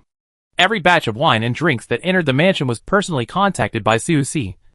And Ning Wanyu never left the car on the way to the Su family. The servants who were responsible for carrying the wine and drinks were also loyal servants of the Su family. And there was absolutely no omission, with the 4th brother doing the work and Miss Ning helping her. Su Rao was naturally relieved. This time, Su Rao came to find Ning Wanyu, because she wanted to ask Ning Wanyu for help again. There is a high possibility that poison was added to the wine and drinks. But the poisonous fog in the air cannot be ignored. The little medicine boy has been trained as a medicine rat, and he must be sensitive to smells. It is hard to guarantee that his means of poisoning only work on the wine and drinks. The night, with the stars, outlines the prosperity in the night sky. In the backyard, in the guest house, the candlelight is burning, shining like daylight. Sister Su is thoughtful. Sister Su reminded my father and told Wanyu to be cautious. Sister Su, please rest assured in terms of controlling and detoxifying poisons. Holding her hands and making fists. Ning Wanyu, this woman, looks quiet and gentle on the surface. She is like her father, Mr. Zhu, dressed in plain green, simple and elegant. But this time she promised with the free and capable spirit of a child of the rivers and lakes. Soft but strong. Then I'll trouble Sister Ning, Mr. Zhu's daughter. Su Rao called her Sister Ning when she first met her. This was a respect for Mr. Zhu and Su Rao's affinity with Ning Wanyu. Ning Wanyu also responded with Sister Su, calling each other sisters. After asking for the favor and chatting for a few more words, Su Rao was ready to say goodbye. Just as she was about to leave, Ning Wanyu called her. Sister Su, wait a minute. I have something else to say. After hesitating for a moment, Ning Wanyu told Su Rao that she had heard something about Yunji's illness from the conversation between the ancestor and her father. The Shuyu technique of her clan was wonderful and infinite. It was not the superficial knowledge of ignorant people. It was a strange and soul-stealing technique. Her father said that if the Shuyu technique was used, combined with Master Huishan's Buddhist teachings to calm the mind, the success rate could reach 80%. Sister Su, I'm not saying anything too much. Doctors are kind-hearted. This disease is changing. If we delay, it may change. For Mr. Yun's sake, Sister Su should discuss it with him frankly. Although I have only known Mr. Yun for a short time, I have heard about him from my father many times. If he knows there is a way to cure his depression, I think he will try, even if it means taking risks. Although Ning Wanyu has been fond of studying poison since she was a child, she is the daughter of the Ning family. Her medical skills will not be affected by her study of poisons. Medicine and poisons are one family. Whether studying medicine or poisons, they are all for understanding the pain of the world, saving lives, and curing diseases. Su Rao understands what Sister Ning said. Su Rao knew that she also understood Ning Wanyu's talkativeness, and she would not think that Ning Wanyu's last words meant that she didn't understand Yunji as well as she, who had only known him for a short time. Ning Wanyu's persuasion was just as she said. But she was a kind-hearted doctor. Su Rao also understands Yunji. Su Rao has never concealed his serious illness from him, and has told him frankly. It's just that he is now competing with himself. If he doesn't find an appropriate moment, he will be even more difficult with himself, and will feel that the person Su Rao cares about is not him. If he has this idea, he will act rashly. There was no displeasure on her face because of Ning Wanyu's words. Su Rao smiled and raised a corner of her mouth slightly. Su Rao never regarded him as two separate individuals. He is him, but his personality and various habits in life are different. In fact, everyone has a hidden second personality in their hearts. Different personalities appear only because they are targeted at different things in people. Such as me and Sister Ning. The me that Sister Ning knows. The Su Rao who is now standing in front of Sister Ning. She came out of the darkness. She went from evil to good, and every step she took was difficult. It was difficult that if she was not careful, she would be controlled by the second personality in her heart and give up herself. Although I have only known Sister Ning for a short time, Sister Ning has always been committed to saving the world and being a benevolent doctor. However, I think Sister Ning has also been moved by the betrayal of the branch of the family. As a doctor, there is nothing wrong with being benevolent. But the benevolence of a doctor should be applied to people who are also benevolent. Saving the good people who should be saved and practicing medicine. If a doctor saves one person and harms 100 people, then this doctor is not a doctor, but an executioner. This is the good and evil of the human heart, and also the character of the person. The character is the cause, and good and evil are all in one thought. Ning Wanyu asked herself. Her medical skills. Under the influence of her family, she had already been able to glimpse the fundamentals of medicine. As a doctor, no matter what he does, he should follow his colleagues, walk on the road with a compassionate heart, and practice medicine. But this time, after listening to Su Rao's more profound fundamentals of medicine, whether he is a doctor or not, the good and evil of people are all in their hearts and their personalities. Ning Wanyu was shocked. Shocked by Su Rao's understanding of medicine. And it took a long time for her to calm down. When Su Rao said goodbye, she still had some difficulty calming down. Staring at Wen Jing's eyes, there was another person like her. Yunji, who came here because he had been waiting for Su Rao to return. He had not yet stepped into the guest room, and had not approached. But he had heard Su Rao's words. But he only paid attention to Su Rao's previous words, which were related to him. I am who I am. Rao. You have already noticed it. He had never met Su Rao. And when Su Rao came out, he didn't know why he had to hide. He stared at Su Rao, who had walked away and returned to Ryoxianjuan, with a dazed look in his eyes. Now he no longer liked to wear red clothes, but wore the moonlight color that Yunji liked the most. And the small fur coat he wore outside to keep warm was also the moonlight color. Compared to the flamboyant and unrestrained in red clothes, she was restrained in the moonlight color, comfortable and gentle. After staring for a long time, the moonlight color in his eyes suddenly became blurred, and several figures of Ryora appeared in his eyes.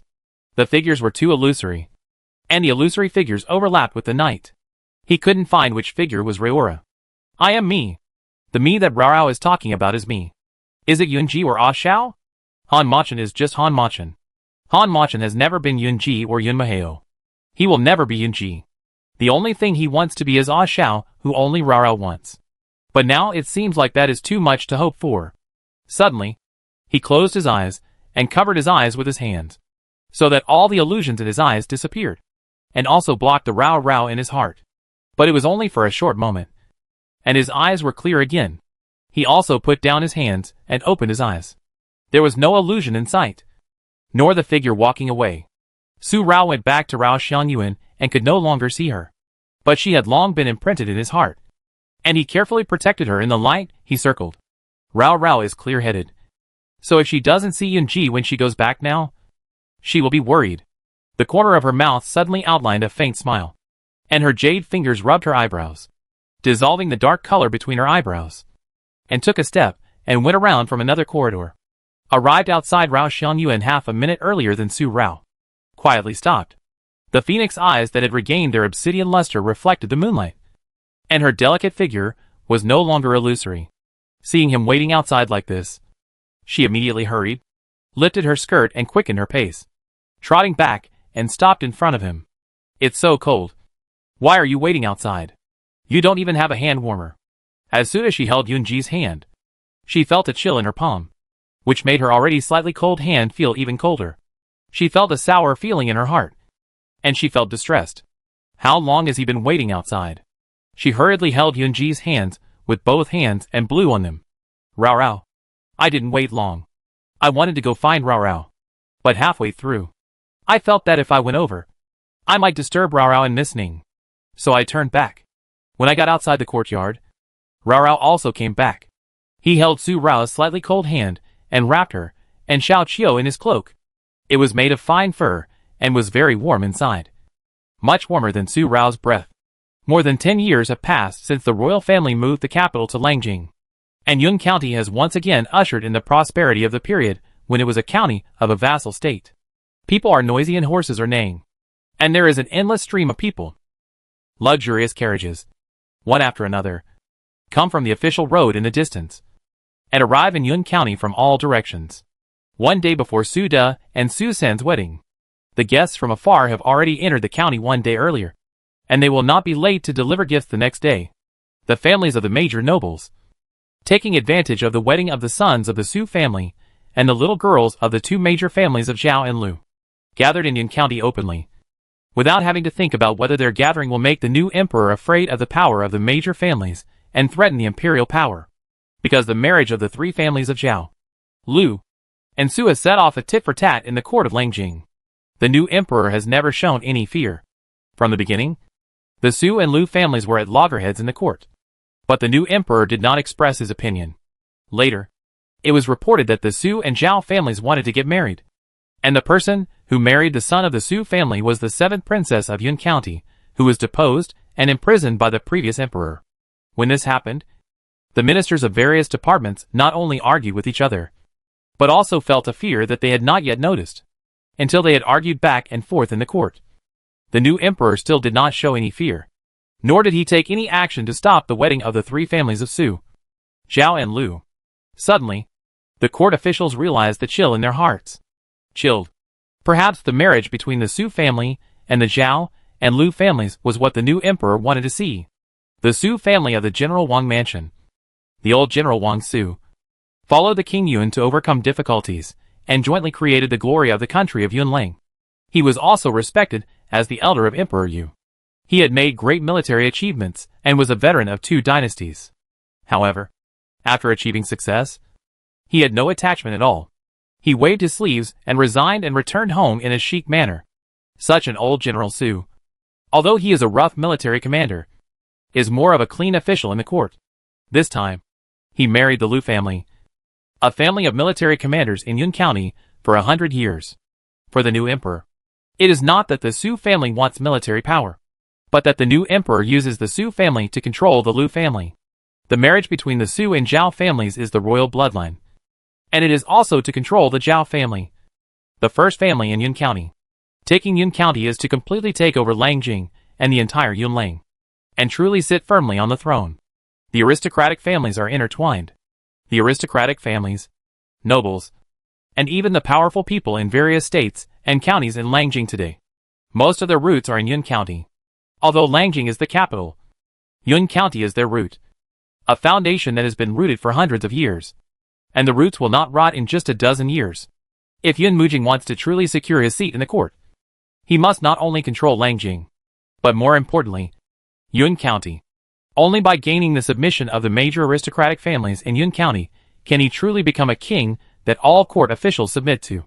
Prince Jiu's choice is not wrong, and the successor to the throne he chose is even better. Now, the 2-century-old aristocratic families in Yun County, 1 civil and 1 military, have submitted to the new emperor, and the new emperor has appointed the King Xiaoyao to garrison in Yun County. Then, the 3 or 4 aristocratic families in Yun County will wait and see, and follow suit, so that all the prefectures and counties in Yunlang will follow suit. This time, the 3 families of Su, Zhao, and Lu are overjoyed, which is the best time for other major aristocratic families and counties to wait and see, and watch the methods of the new emperor.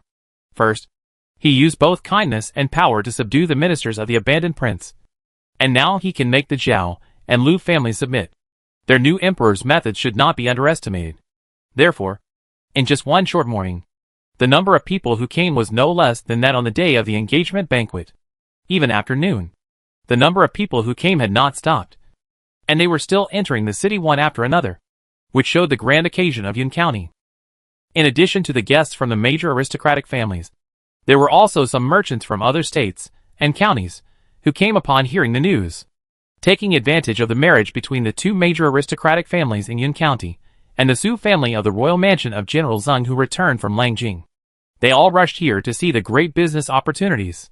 If they could take advantage of this opportunity to climb up the relationship with one or two big families, it would be a great help to the future rise of the family. The whole Yun County was bustling with people for a while, and it reached an unprecedented level at the hour of you. From the hour of you to dawn, there will be no curfew in Yun County within 3 days, and the lights will be bright day and night, and the gongs and drums will be loud. Whether these foreign merchants or the poor people in Yun County, they are all happy. The merchants can use this 3-day opportunity to make friends with the nobles, open up business routes, and improve their status. The poor people can have a 3-day banquet and eat delicious food without spending a penny. The 3-day banquet is a traditional custom for rich families to marry their daughters and daughters-in-law.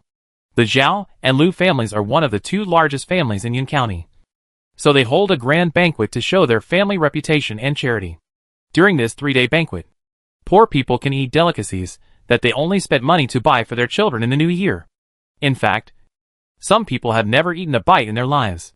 But now, they have 3 days to eat as much as they want, without robbing or stealing. As long as they line up, they can eat.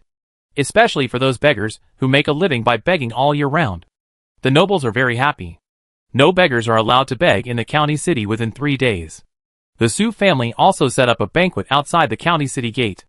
Even if they can't enter the county, they can still eat the banquet of the 3 families and get a taste of the joy.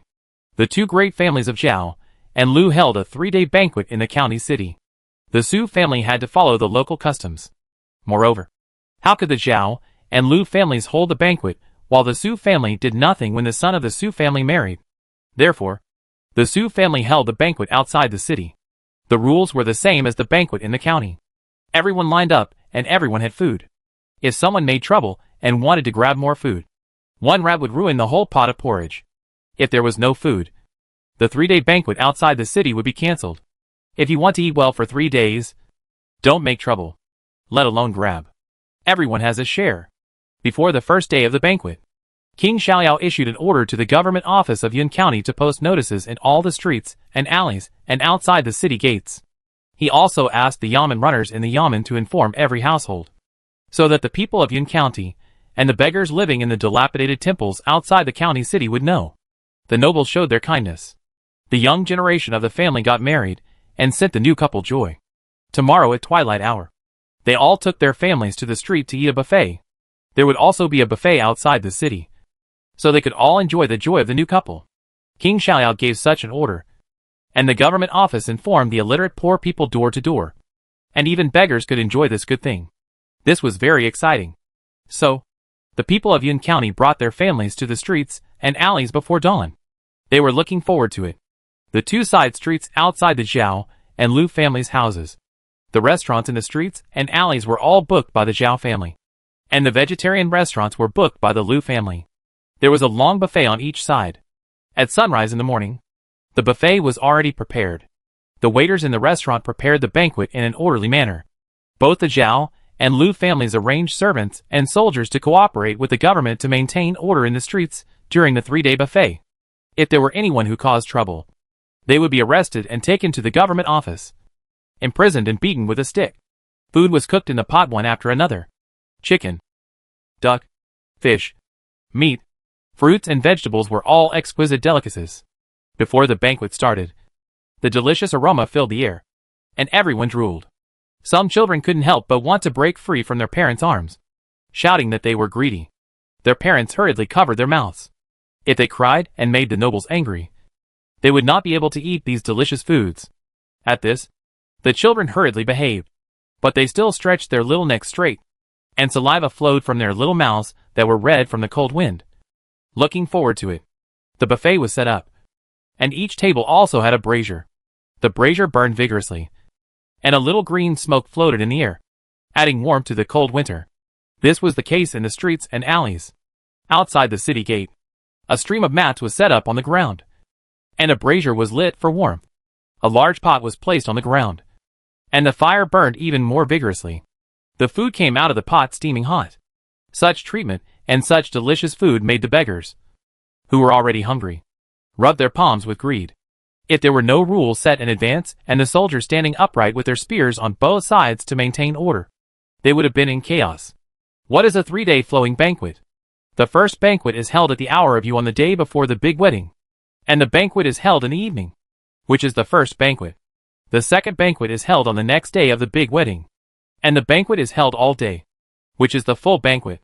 The third banquet is held on the second day of the big wedding, and the banquet is held in the morning and noon, which is the last banquet. The 3-day banquet is called a 3-day flowing banquet. The hour of you arrives, and the flowing banquet begins, amid the clanging of gongs and drums, with the sound of the banquet being started on the high wall. The first day of the 3-day flowing banquet begins. There is no need to fight for it at all. The portion on each table is very sufficient. After one table is used up, another table is added, like a continuous flow of water. At the beginning, they still eat voraciously, and eat with great appetite. After 3 rounds of wine, and 5 kinds of dishes, one by one touches their belly and burps. Even outside the city, beggars rarely showed satisfied expressions. After eating and drinking, they did not leave. They chatted on the ground. There was food, drink and fire here to keep warm. It was much better than the dilapidated temple, where they lived in the wind and snow. They talked about the gossips they knew, and they said all kinds of gossips. When they talked about impromptu things, they were not afraid of the soldiers guarding around.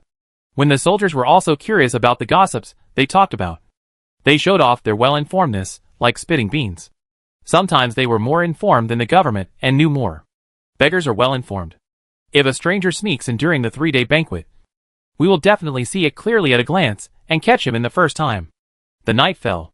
The lights were bright, and the fire basins set up on the walls of the county city were also burning.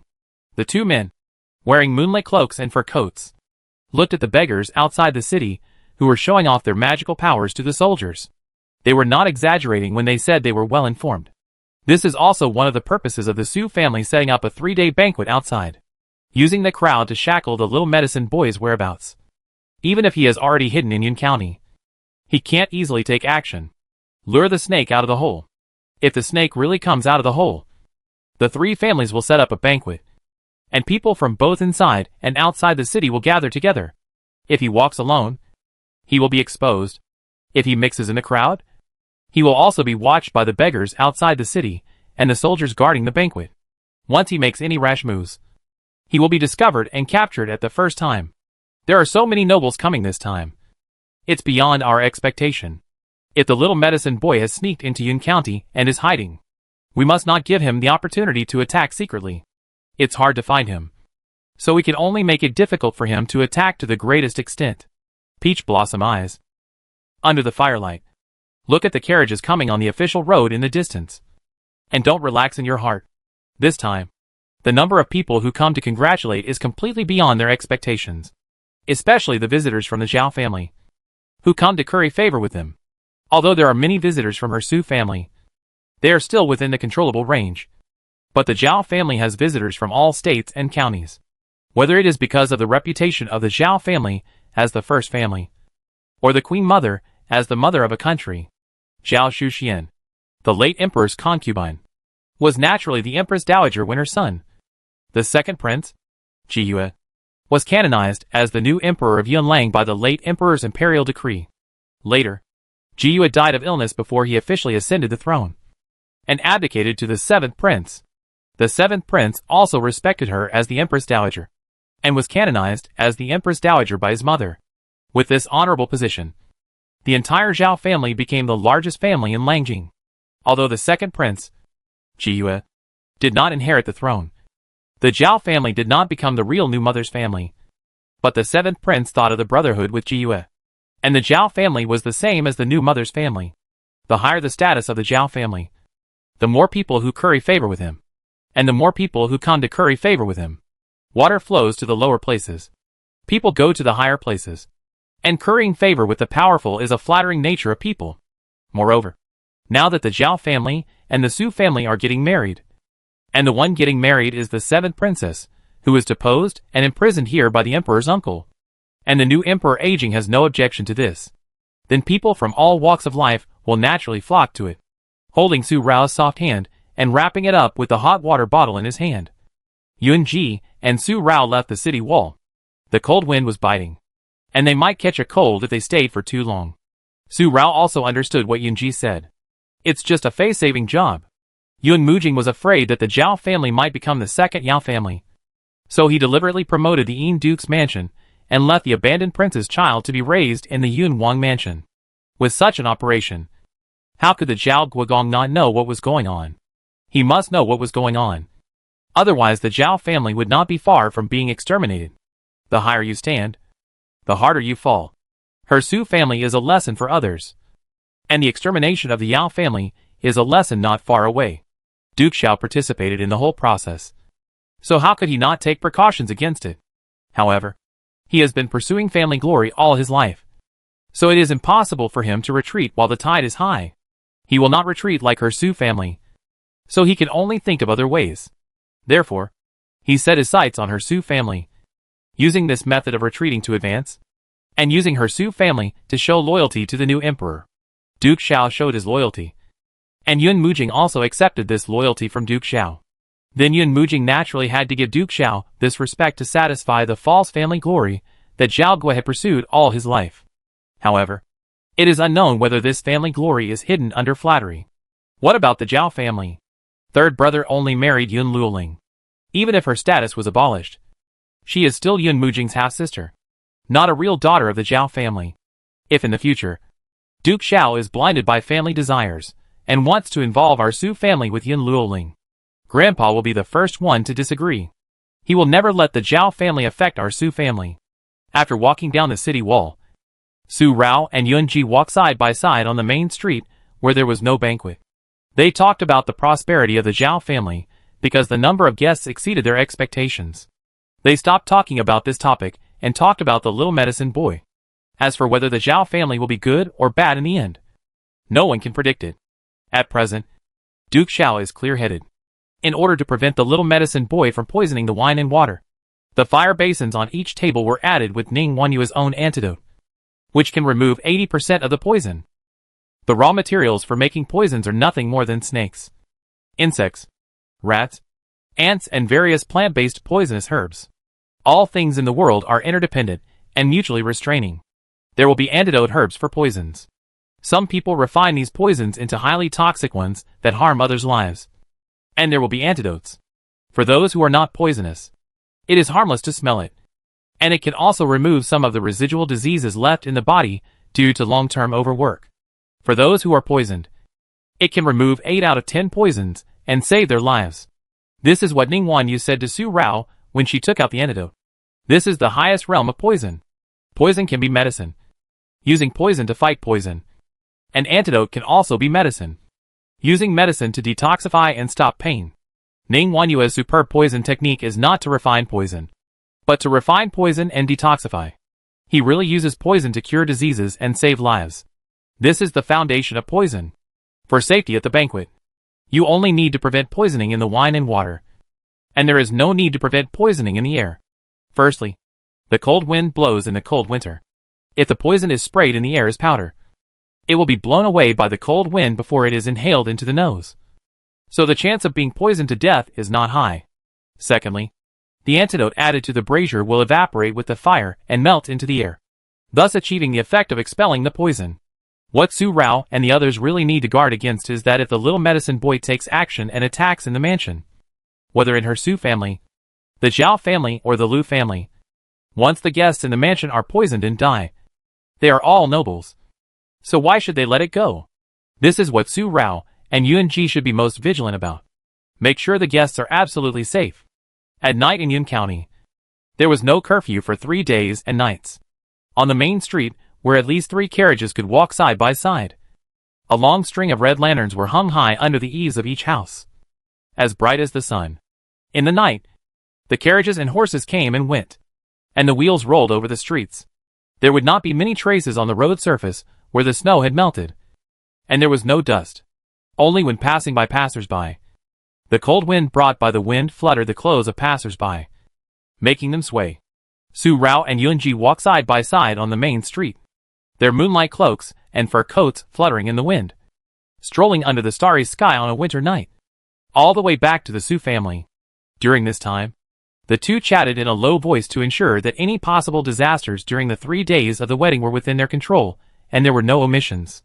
Mississippi. Just as they were chatting about whether there were any omissions, such an urgent call came from the front. And then, with hurried steps, they looked for the shadows of the two of them, and appeared in sight.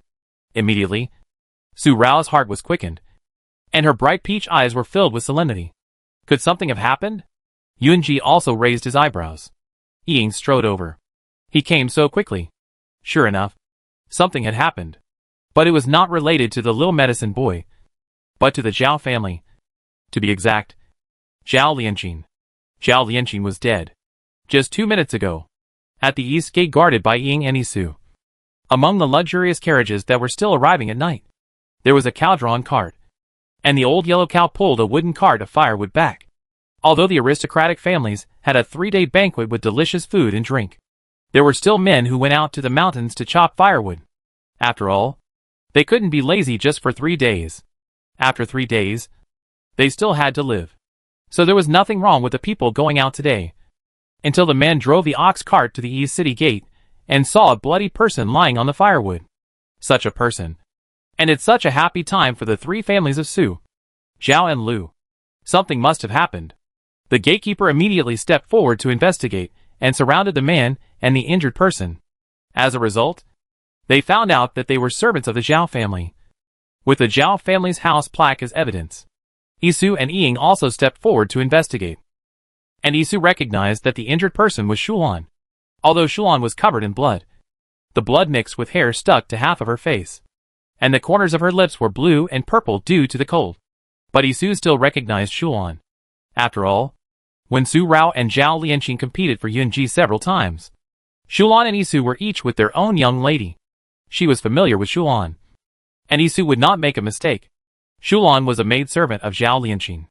Zhao Lianqing was sent back to Yunlang by Zhu Xian to Langjing.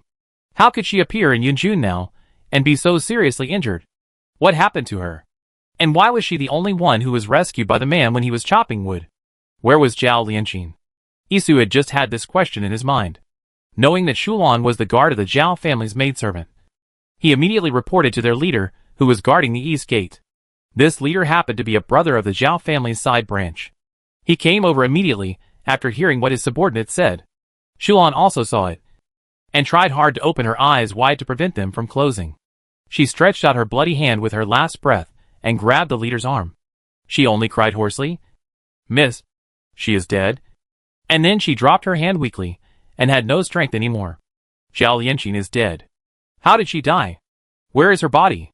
Shulan brought such a bad thing, which was still a big deal at this moment. Tomorrow is the wedding day. But such a thing happened the night before the wedding. It is not only unlucky, but it may ruin the marriage of Su San and Yun Luoling. And tomorrow's wedding will be difficult to hold. After General Su knew about it, he immediately went to the Zhao family in person. Ying also found Su Rao and Yun Ji and told them about it. Zhao, Lian, Xian. With a heavy breath, Su Rao pulled Yun Ji to go to the Zhao family immediately. Su Rao didn't care whether Zhao Lianqing lived or died. She had nothing to do with her life or death. But if it ruined her third brother's wedding, Su Rao would be angry. Rao. This matter is. When they reached the street in front of the Zhao family's mansion, Yun Ji first grabbed Su Rao. After pondering for a while, he still expressed his understanding in his heart. As early as when the news of the pacification of the civil strife in the Siamese country came. When Siam Ichi Xiao said that the concubine was plotting to murder his main wife, he had already had a guess in his heart. I didn't want to tell you Su Rao before, just because I was jealous. Although the dark side of him still refused to accept him, it made him have a common emotion. A jealous emotion. Prince Yi treated Rao with deep affection. He used Zhao Lianqing as a trap to eliminate the last hidden danger for Rao in his Zhu Xiam. Zhao Lianqing would not be able to come back alive. Otherwise, she would definitely put all the suffering she suffered on Rao Rao, including her unrequited love for Prince Jiyu. After so many humiliations, her hatred for Rao Rao would definitely become a huge hidden danger if she lived. But if Prince Yi took action, how could he let Shulan, who was powerless, escape? And why did they appear in Yun County when they were supposed to go to Langjing? There must be something wrong with him, which caused the unexpected change for Prince Yi. Now they still don't know what happened, and whether Prince Yi is involved in this change. If he is involved, now that Shulan is alive and back, if she says anything, it may be bad for Prince Yi. Prince Yi treats Rao Rao with deep affection, and the internal turmoil in Siam has just subsided. If Prince Yi causes trouble for Rao Rao again, they can't stay out of it again like they did when the internal turmoil in Siam. And let Prince Yi solve everything alone. Siam, he, she, Xiao. Su Rao had never noticed what Xian Yi Chi Xiao did for Su Rao in the end. At this moment, Yunji said this. Su Rao was stunned for a moment. With a dazed look, she felt and appreciated the affection of Xian Yi Chi Xiao. But she was alone, and she had already belonged to someone. Even if she was moved by another person, it was only moved by gratitude. A deep affection must be betrayed, and the determination to betray. There is no possibility of any plan. Otherwise the three of them will be hurt. And even because of their little love affair, it will rise to the family and the country, and the disaster will come from within. She will never part with Yun Ji because of Xian Yi Chi Xiao's actions, and she will never be manipulated by any man at will, unless she is willing. Otherwise, if he wants to control her, he would rather die than live in disgrace. In the end, either both sides will suffer, or she will win. There is no third result. Xian Yi Chi Xiao's ability. If he really kills Zhao Lianqing, he will let Zhao Lianqing leave Zhu Xian alive. And he is absolutely confident that she will not arrive in Langjing alive. Now Zhao Lianqing is dead. But Xu Lan appears in the mountains outside Yun County. The change in this. He was moved by Xian Yi Chi Xiao's deep affection again, and his expression returned to normal for a moment. Su Rao pondered with the calmest mind the reasons why Zhao Lianqing died, but Xu Lan appeared in Yun County. And what was going on behind it? The road from Juxian to Langjing, and the road from Juxian to Yunjun. After leaving Yulang border town, passed through 1 state, 2 counties and 3 townships. And then, there are forked official roads. 1 main road runs to Langjing, and the forked roads lead to other states and counties. After Zhao Lianqing entered Yulang border town, the generals of the border town garrison would arrange a carriage to escort her back to Langjing. Although Zhao Lianqing was already notorious, she was the daughter of the Zhao family, and the border town garrison dared not neglect her. Moreover, Zhu Xian sent Zhao Lianqing back to Yunlang. As a grandfather, Duke Xiaogua felt guilty for ignoring Zhao Lianqing's request at that time. After all, she was his granddaughter who had high hopes since childhood. Therefore, when Zhao Lianqing was sent back by Xian Yi Chi Xiao, he, the grandfather who regarded the family's honor above all else, did not regard Zhao Lianqing as a family shame this time. It was because of the love that Queen Mother Zhao Shuxian had for her niece Zhao Lianqing that the new Emperor Yun Mujing gave the Queen Mother some face. Although Duke Xiao was his father, the Queen Mother and the concubines were 2 completely different levels of status. He could never scold Zhao Shuxian casually, as he did before, and let the Queen Mother listen to him again. Queen Mother Zhao Shuxian hoped that Zhao Lianqing could return to Langjing safely. Even if Duke Xiao regarded the family honor as above all else, and did not allow Zhao Lianqing to return to Langjing, and let everyone in Langjing remember the dirty things she had done, he could not stop it openly. Now that Zhao Lianqing died, and Shulan was injured and rescued outside Yun County, the possibility that Su Rao thought of was that it was done by Duke Xiao. Duke Xiao was able to abandon his granddaughter Zhao Lianqing for the honor of the family, and married her Su family to consolidate the honor. He regarded the honor of the family as everything. So how could he change his temper easily now? This time Zhao Lianqing got into trouble. I'm afraid she didn't go to Langjing, but came to Yunjun. The person who asked her to come to Yunjun was her grandfather, Duke Xiao, who regarded the family's honor as everything, and all his actions were secretly operated behind the back of Empress Dowager Shu. The people arranged by Xian Yi Chi Xiao must have sneaked to Langjing first, and did not discover Duke Xiao's actions in time. When they discovered it, it was too late. Later, when Zhao Lianqing was about to arrive in Yunjun, they caught up and killed her. Only in this situation can the current changes be explained. Su Rao's thinking is based on the fact that the guards of the East Gate are from the Zhao family. There are 4 gates in Yunchun: Southeast, Northwest, and Northeast, and the East Gate belongs to the Zhao family. The injured Shuan happened to be rescued in the forest outside the East Gate. Although there is no lack of this, it may be a coincidence. But some such coincidences will not be coincidences under the circumstances, but deliberate. What Rao said is a possibility. Yunji did not think there was anything wrong with what Su Rao was thinking. And this is indeed a possibility. But perhaps there is another possibility. Zhao Lianqing had done something that was disgraceful to the family. And Duke Xiao was very angry. If it was Duke Xiao who was secretly operating, he would never let someone bring Zhao Lianqing to Yun County, which would not publicize the family's shame and make it known to the entire Yun County. And in order to prevent the Queen Mother from sending someone to pick up Zhao Lianqing and discover what he did secretly, the safest way is to let someone take Zhao Lianqing to a strange place where no one knows her and live the rest of her life. Therefore, the possibility that Yunji is inclined to is that Zhao Lianqing did it herself. Zhao Lianqing is smart, and her mind has never been shallow. Prince Yi let her go. But Prince Yi has deep feelings for Rao Rao. How could he really let her leave safely? Zhao Lianqing must have thought of this. Moreover, as a man of the Duke of Zhao, Zhao Lianqing, the granddaughter who grew up beside him, was very concerned about the family's honor. How could her grandfather allow her to come back? She was sent back by Prince Yi on the charge of murdering the princess. Zhao Lianqing must be very clear about this. Therefore, if she wants to return safely to her aunt, who can truly protect her, she must not only avoid Prince Yi's assassination, but also avoid the Duke of Zhao. If both of these are to be achieved, they must all think that she is dead. This is the best way. She escapes by dying first, and then resurrects after returning to Langjing. Even the Duke of Zhao can no longer do anything to her. However, it is still uncertain whether Zhao Lianqing's death is true or false. And Yunji's guess is just a guess. But if she is really dead, and not a golden cicada escape as he guessed, then it must be related to Prince Yi. Yunji. It seems that we have overlooked someone this time.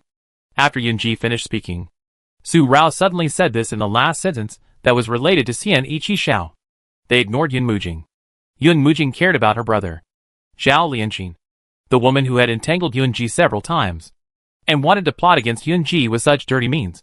Yun Mujing would never let her go back alive. He would also take action. Just as this thought came to mind, General Su, who had gone to the Zhao family, came out from the gate of the Zhao family's mansion. Accompanying General Su was the groom-to-be Su San. This time, the Zhao family's affairs were related to Su San's marriage. Although the exchanges on the eve of the wedding were a bit against the rules. The rules were set by people, and could not be taken into account at this time.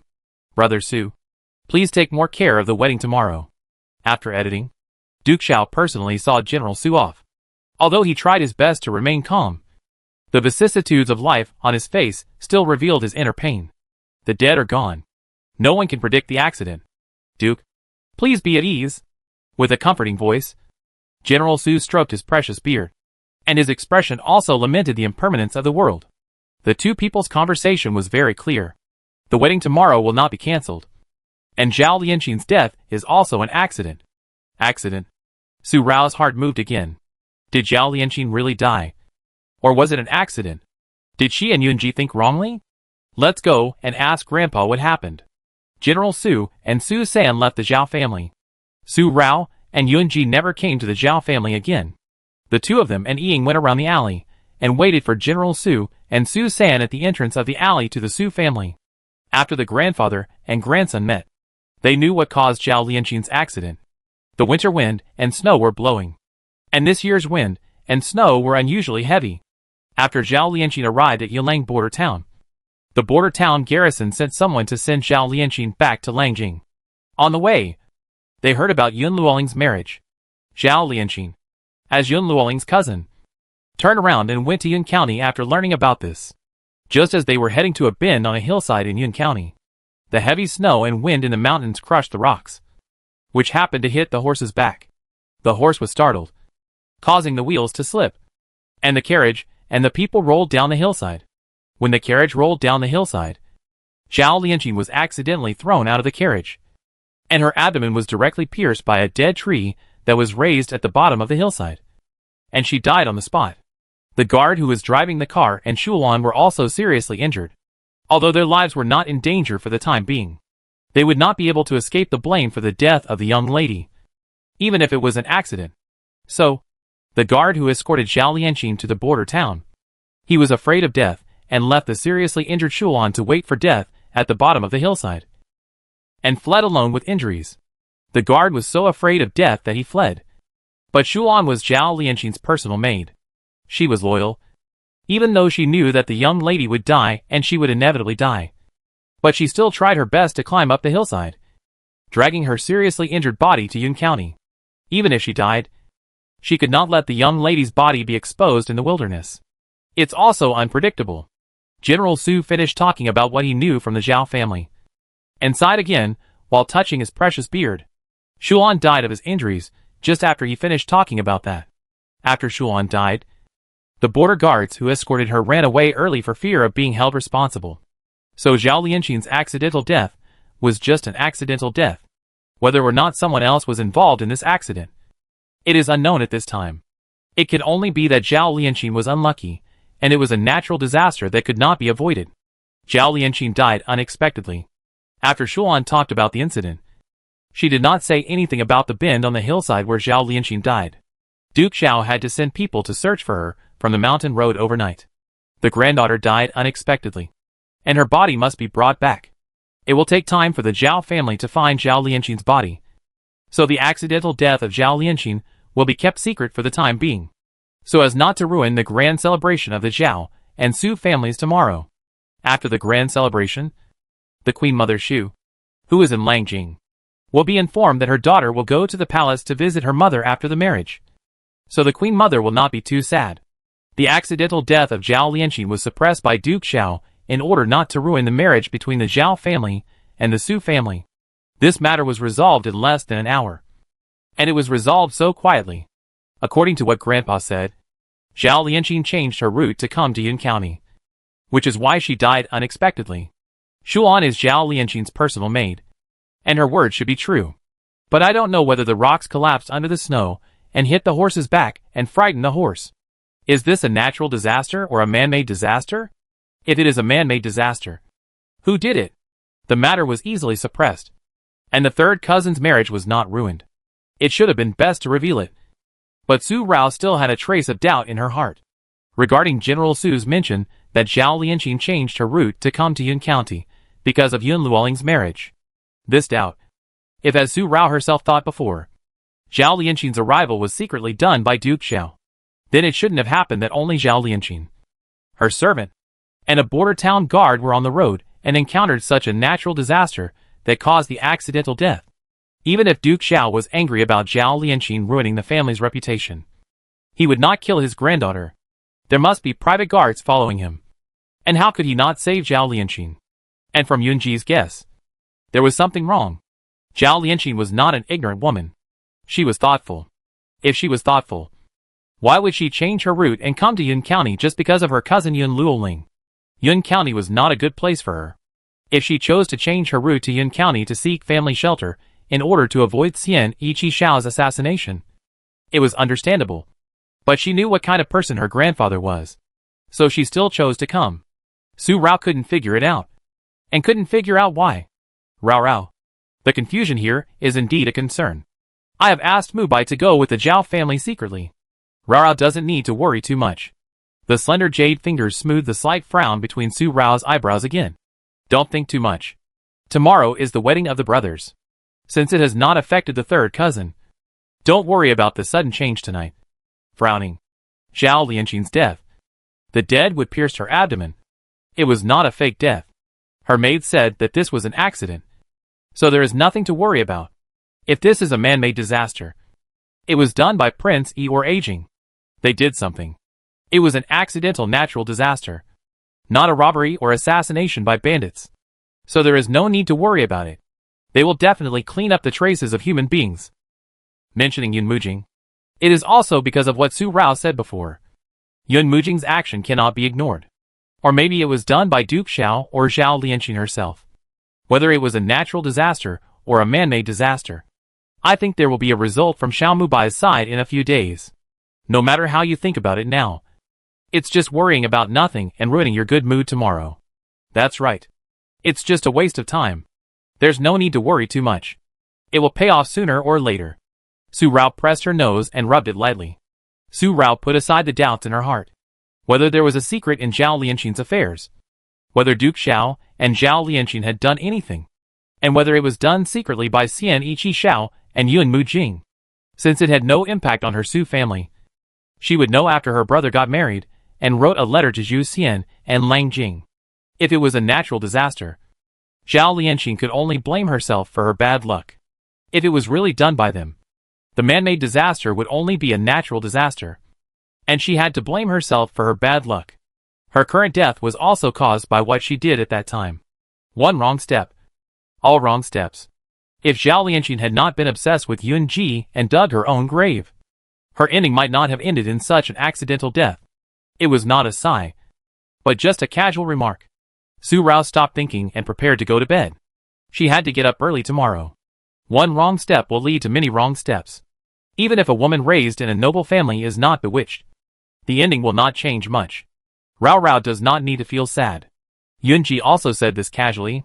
Women born in aristocratic families, what they have learned and seen since childhood are closely related to the interests of the family. Their minds have long been influenced by the family. Melancholy? Yunji's last words made Su Rao look strange. She glanced at Yunji. And she pulled Yunji into the inner room with a smile. And still slept on the same bed. Yunji felt that she was still moved by Zhao Lianqing's death in her heart. She had a kind heart. But it was not the case. She just blurted it out without any other feelings. Zhao Lianqing's life and death had nothing to do with her. She was just an irrelevant person. The bright moon and the blazing night sky. The sudden death of Zhao Lianqing has passed on the Su family side. And since the marriages of their children and grandchildren have not been affected, there will be no trouble. And it will be a warm and peaceful night. The Zhao family is in a difficult situation. The daughter will be married tomorrow. And the lights will not be turned off tonight.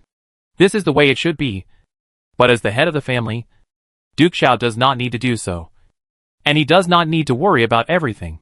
But this night, the lights in Duke Xiao's house were not turned off. From the time Shulan was carried in, to the time he sent General Su away, he returned to the mansion. And after some explanations and arrangements, he returned to the house and did not turn off the lights. He sat alone on the armchair in the house. The flickering candlelight cast a shadow on his pale face. The corners of his eyes were marked by the traces of time, and the wrinkles under his eyes were very obvious. However, the color below his eyes, his pursed lips, and the black and white goat-horned beard on his chin deepened the silver-white color in the flickering candlelight, making people feel that he was a little older. He was in his 50s, but his face was 60. He sat there for an hour until the housekeeper who came with him to Yun County knocked on the door. Bang, bang, bang. The old feeling on the face of Duke Xiao disappeared, and his pale eyes, which had been drooping for 2 hours, finally lifted their eyelids and stared at the door. Let the housekeeper come in. He put his hands on the handles of the armchair. With a solemn expression, sitting upright, the housekeeper came in, followed by a guard behind him. The private guard of the Zhao family. As soon as this person came in, he caught a glimpse of the Duke of Zhao's expression from the corner of his eye, and immediately knelt on one knee and confessed his crime. It was because they failed to keep an eye on the young lady that she died unexpectedly, and they asked the Duke to punish them. Just an accidental death? A deep voice. When Zhao Guodong spoke, his expression did not show the hidden pain that Su Rao had felt before, but his face became more and more calm, and his expression was even more difficult to understand. Reply to the Duke. It was indeed an accident. The private guards went from kneeling on one knee to kneeling on both knees, and their bodies were completely prostrate, not daring to deceive the Duke. They received the order from the Duke and secretly took the young lady to Qingyun Temple in the name of the Queen Mother. Unexpectedly, the young lady realized that the direction she was going was not Langjing. So she knocked them out in the middle of the night, took Shulan and the border town guard who escorted her, and drove away overnight. They slept for a whole night, and when they woke up, they wanted to catch up, but their horses were all drugged and died. Without horses, they could hardly catch up, so they had to go to the nearest post station first. When they found the horses and followed them, they saw the wreckage of the carriage and the body of the young lady at the bend of the hillside. After several investigations, They confirmed that it was an accident. While the private guard was talking, the housekeeper waved his hand, and 4 private guards came into the house, carrying 2 bodies in pairs. One body was carried on a stretcher, covered with white silk, very carefully. The other body was carried in casually. Zhao Lianqing and the border guard, who ran away for fear of being held responsible. Not long after the border guard ran away, he fainted due to his serious injuries. When they found him, he had frozen to death in the forest. The Zhao family private guard searched for this person along the way for traces of blood and footprints. They did not find any hidden weapons on this person that could have knocked down the rocks. They also checked the rocks that were crushed by the snow and hit the horses back one by one. There were no scratches left by arrows. The rocks rolling down were an accident, and there were no traces of human intervention. The Zhao family's private guards came to this conclusion after several investigations. It was also based on one point. The day when Zhao Lianqing was in trouble was just after a snowstorm. The snow was white, and the thick snow completely covered the dead branches and leaves in the forest. There were only traces of snow on the mountain road where the wheels of the car ran over it. There were no other traces. And the small mountain where the rocks collapsed was even whiter and whiter. There was no trace of human trampling. The snowstorm had stopped, and there would be no more snow to cover up other traces. After a long time, the candle in the candlestick had burned most of the time. Duke Xiao, who was sitting on the armchair, breathed a sigh of relief. But he had never stood up, let alone thought about seeing his granddaughter. At this moment, Duke Xiao had the same expression as when he abandoned Zhao Lianqing and married Zhu Xian. He slowly wiped away his sheephorn beard, and just sat there staring at the corpse covered with white silk. And then said, "Marry Zhu Xian, and you will have to bear the good and bad in the future by yourself. This was the last advice my grandfather gave you at that time. Now you can't bear it. And it's because you didn't listen to my grandfather at the beginning. If you listened to my grandfather, how could you end up like this? Well, you don't have to be trapped in the Taoist temple in the future. And you don't have to resent my grandfather for being cruel. For my Zhao family girl, you have already disappointed my grandfather." Waving his hand, he carried the body away. And after Luo Ling's wedding, he would find an appropriate time to let the people who went out to look for her bring her back. There was no need to bury her in the clan land. She was no longer his Zhao family girl, so he could just find a feng shui site. After giving the instructions, Duke Xiao stood up and walked into the inner room. For the sake of his family's honor, he could be so cruel that he would not allow his granddaughter, whom he had high hopes for since she was a child but who ultimately disappointed him, to be buried in the ancestral tomb, which would have disgraced the family. But the figure who walked into the inner room, with a slightly hunched back, followed the housekeeper Zhao beside him.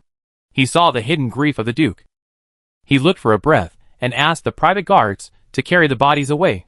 The candles lit up in the middle of the night and went out after midnight. There was no more movement. It was quiet on both sides of Zhu Xian and Lang Jing.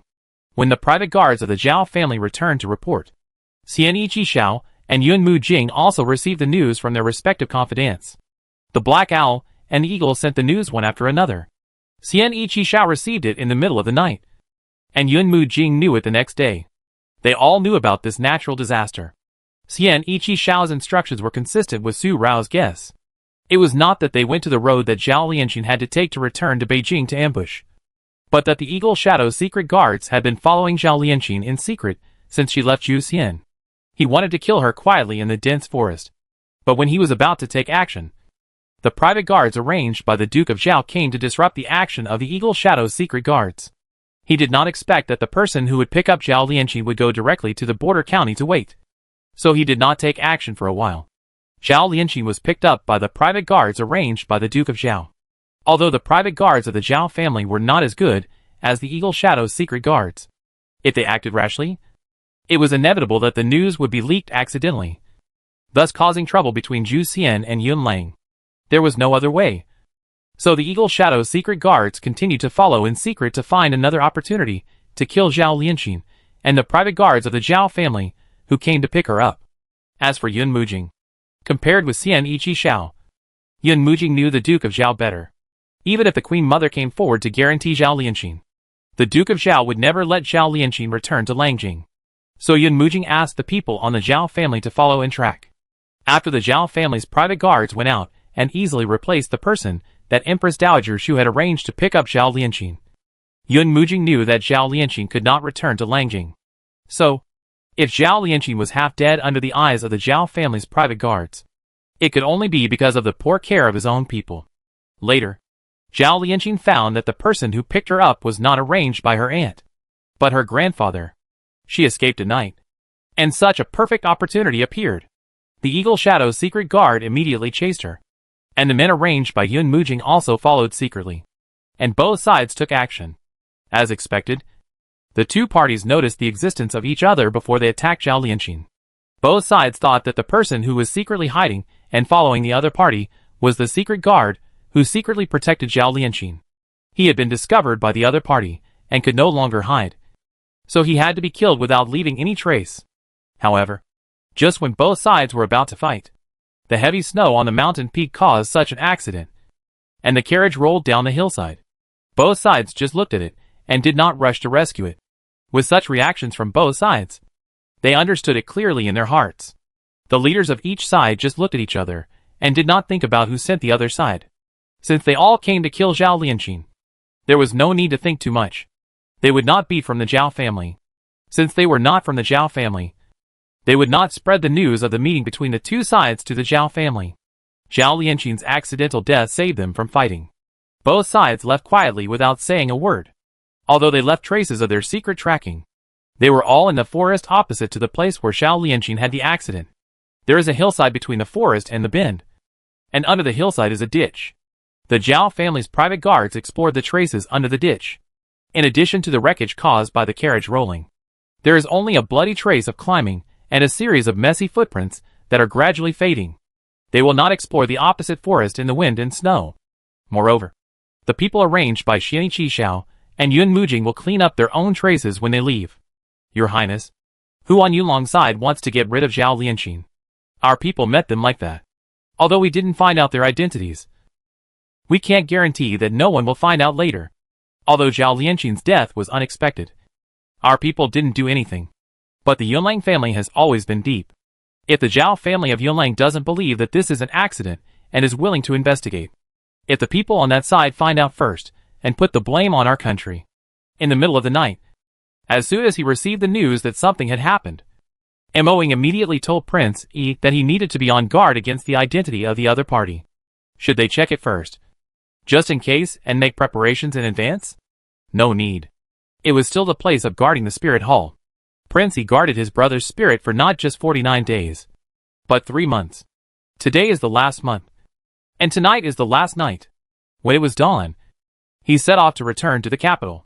On the last night, he stood in front of the spirit platform, just like he had done after sending his brother and niece to the imperial mausoleum, with his hands behind his back, and bid farewell to his brother and niece. There was no need to guard against Moing. Even if he really killed Zhao Lianqing, he didn't need to guard against others. If she didn't die in his territory, it didn't matter where she died.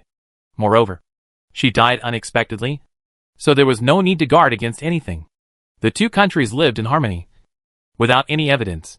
How could they ignore the diplomatic relations between the two countries because of the death of a princess who married into the imperial family?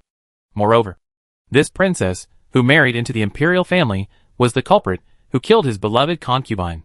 How could Yunlang have the face to find fault with him? It was a kindness for him not to find trouble.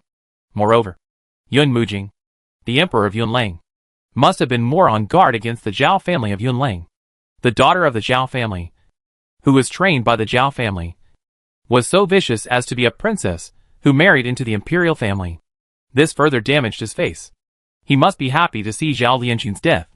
Perhaps the person who made the same move as him was sent by him.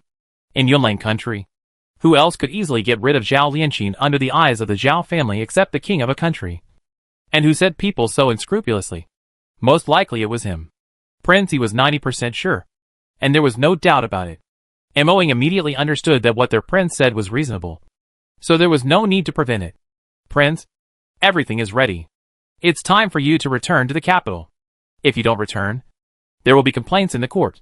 When the dawn came, General Yanlai entered the palace, and the carriages were ready, asking the prince to return to the capital. The 3-month vigil, Prince Yi's enthronement was still delayed. since the past 3 months. Under Prince Yi's solemn words of disgust later, the court officials did not dare to come and urge him again, for fear of accidentally angering Prince Yi. But a country cannot be without a king for a day. Yunlang and Danliang have already been in a state of disrepair, especially Danliang. The new emperor of Danliang reorganized the army and learned from Yunlang's military management, changing the pillars and strings, and correcting the customs of the country. Danliang is a country of culture and morality. It governs the country with benevolence, and its reputation is far-reaching in the 3 countries and abroad. Now, with the strategy of governing the army, in the long run, with both civil and military strength, its country will be unstoppable, and it will be no less than Yunlang. And Zhu Xia still has no emperor. What can he do? He can only go to General Yanlai's mansion several times, hoping that General Yanlai will persuade the prince to put state affairs first and guard the late emperor's spirit. 3 months is enough. Zhu Xia court officials are anxious, and General Yanlai can only persuade them. He understands Siam Ichi Xiao better than the court officials. Between power and family affection, the prince values family affection more. Although the prince is the powerful Prince Yi, everything he did was for the late emperor to conquer the world, and he never thought about it. Now that the late emperor has passed away and left behind an imperial edict, he has to take over even if he doesn't want to. Please come back to Beijing to stabilize the court. Xian Ichi Xiao did not move, as if he did not hear what General Yanlai said before. He just stood there with his hands behind his back. The flickering candlelight outlined his cold face, half of which was bright and half was in shadow. It was even harder to see what he was thinking. 3 months had passed, and the dead could not be resurrected. The living had to continue living. General Yanlai looked for a moment, and seeing that Xian Ichi Xiao had not moved, he had to kneel on one knee and respectfully invite the prince to come back to Beijing again in this way, and not to stay any longer. Xian Ichi Xiao then moved, lowered his eyes to look at General Yanlai, walked closer to the altar, lit 3 more incense sticks, and burned them in the incense burner. A little green smoke rose, shrouding Xian Ichi Xiao's cold face. The pair of calm, auspicious phoenix eyes only had a little light when thinking of the emperor's brother and niece, but his expression was lonely. Although it was only a few years, he had experienced the vicissitudes of life. His brother and beloved niece left him one after another. He was left alone in such a big country. So lonely. He lit the incense, lifted his robe and knelt on the ground, bid farewell to his brother, and then stood up and strode away without any hesitation. A gust of cold wind blew, fluttering the python robe, and a touch of majesty appeared. Xian Ichi Xiao was still the powerful Prince Yi, a hero of the country, and looked down on the heroes. General Yanlai's expression relaxed. His eyebrows and eyes relaxed, and he immediately stood up and followed with Moing. He was a little worried before. Although the death of the previous emperor was caused by the queen's poisoning, the prince also had regrets in his heart for various reasons. If he hadn't fought for the throne for his brother, how could he have given Rong Yue an opportunity? And his brother might not have died. But the prince also knew that if he didn't fight, he would only die and become a pile of bones under the feet of others. Moing, because of the news he received, advised Prince Yi to take precautions. On Yun Mujing's side, just after the morning court, Lord Mu of Yin Gongho Mansion came to the imperial study to make suggestions. He and Moing had the same idea. Our emperor had just stabilized the court, controlled the entire Langjing, and won the submission of all the ministers. If those ignorant people found out that the new emperor of Yunlang secretly moved the princess, who had maintained the diplomatic relations between Yunlang and Zhu Xian, if this matter was known to others, there might be new trouble. The princess, who was married to Zhu Xian, killed the wife of Prince Yi of Zhu Xian, and was divorced and sent back to her country. Although Zhao Lianqi was at fault in this matter, Zhu Xian unilaterally sent her back to their Yunlang, which was actually a great humiliation given to them by Zhu Xian. And it was also a great sin for the princess, who was married to Zhu Xian herself. The crime was imposed on her, and she was escorted back to her country. As for the Siamese countries, Yunlang must have a good negotiation. The crimes committed by the princess, who married into the alliance, are all the words of the Siamese country and one side. How can it be easily judged whether they are true or false?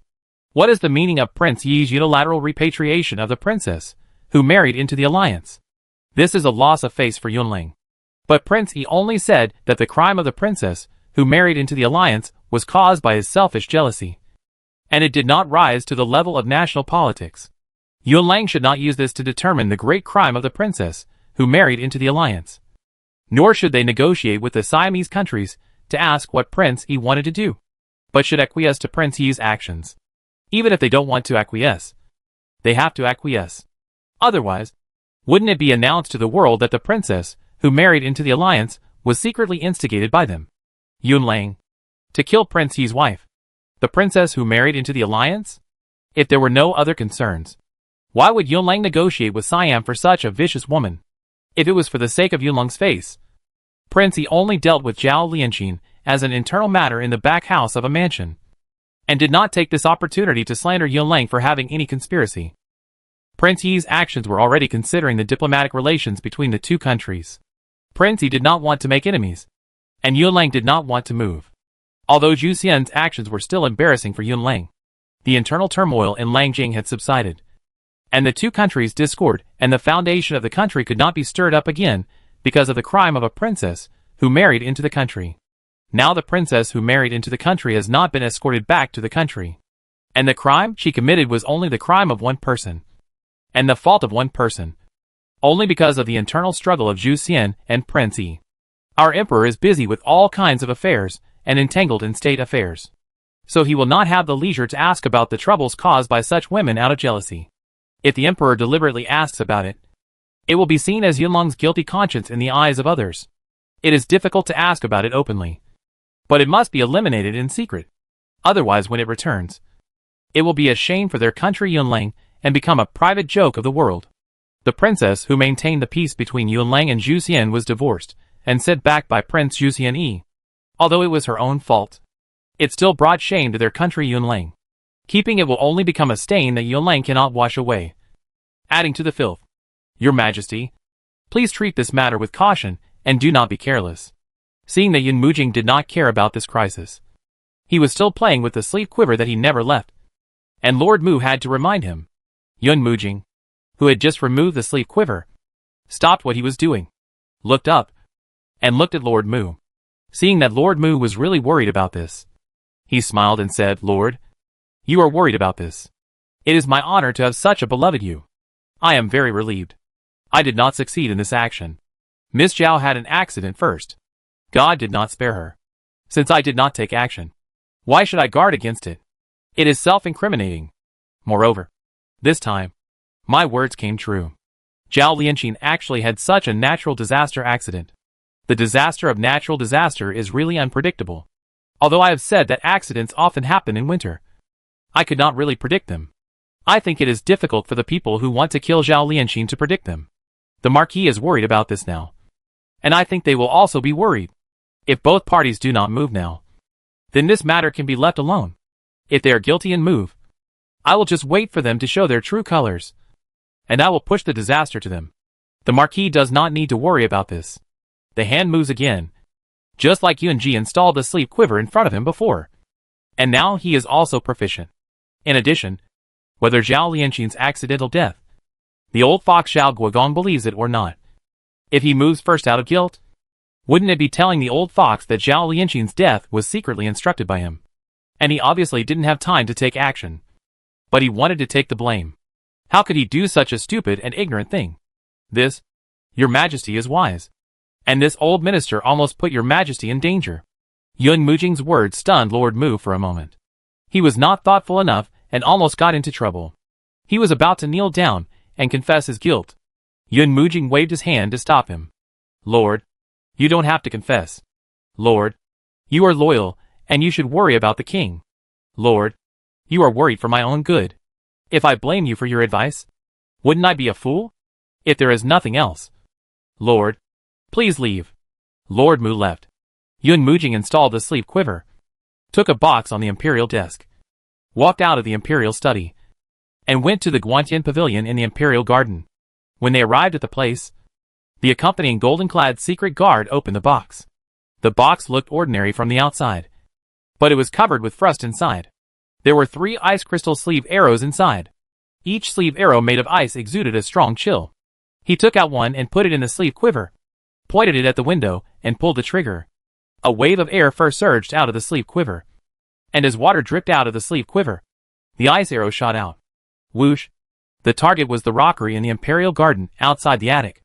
The ice arrow pried the gap between the rocks of the rockery, causing a small stone on top to roll down. The shot ice arrow broke into 2 pieces and fell into the snow that had not yet melted under the rockery and disappeared. Brother, the method you taught me to kill without leaving any trace was not used this time. But since the person died of his own misfortune, let it be. Brother does not want to stay in Langjing, worried that it will shake the government and make it difficult for me.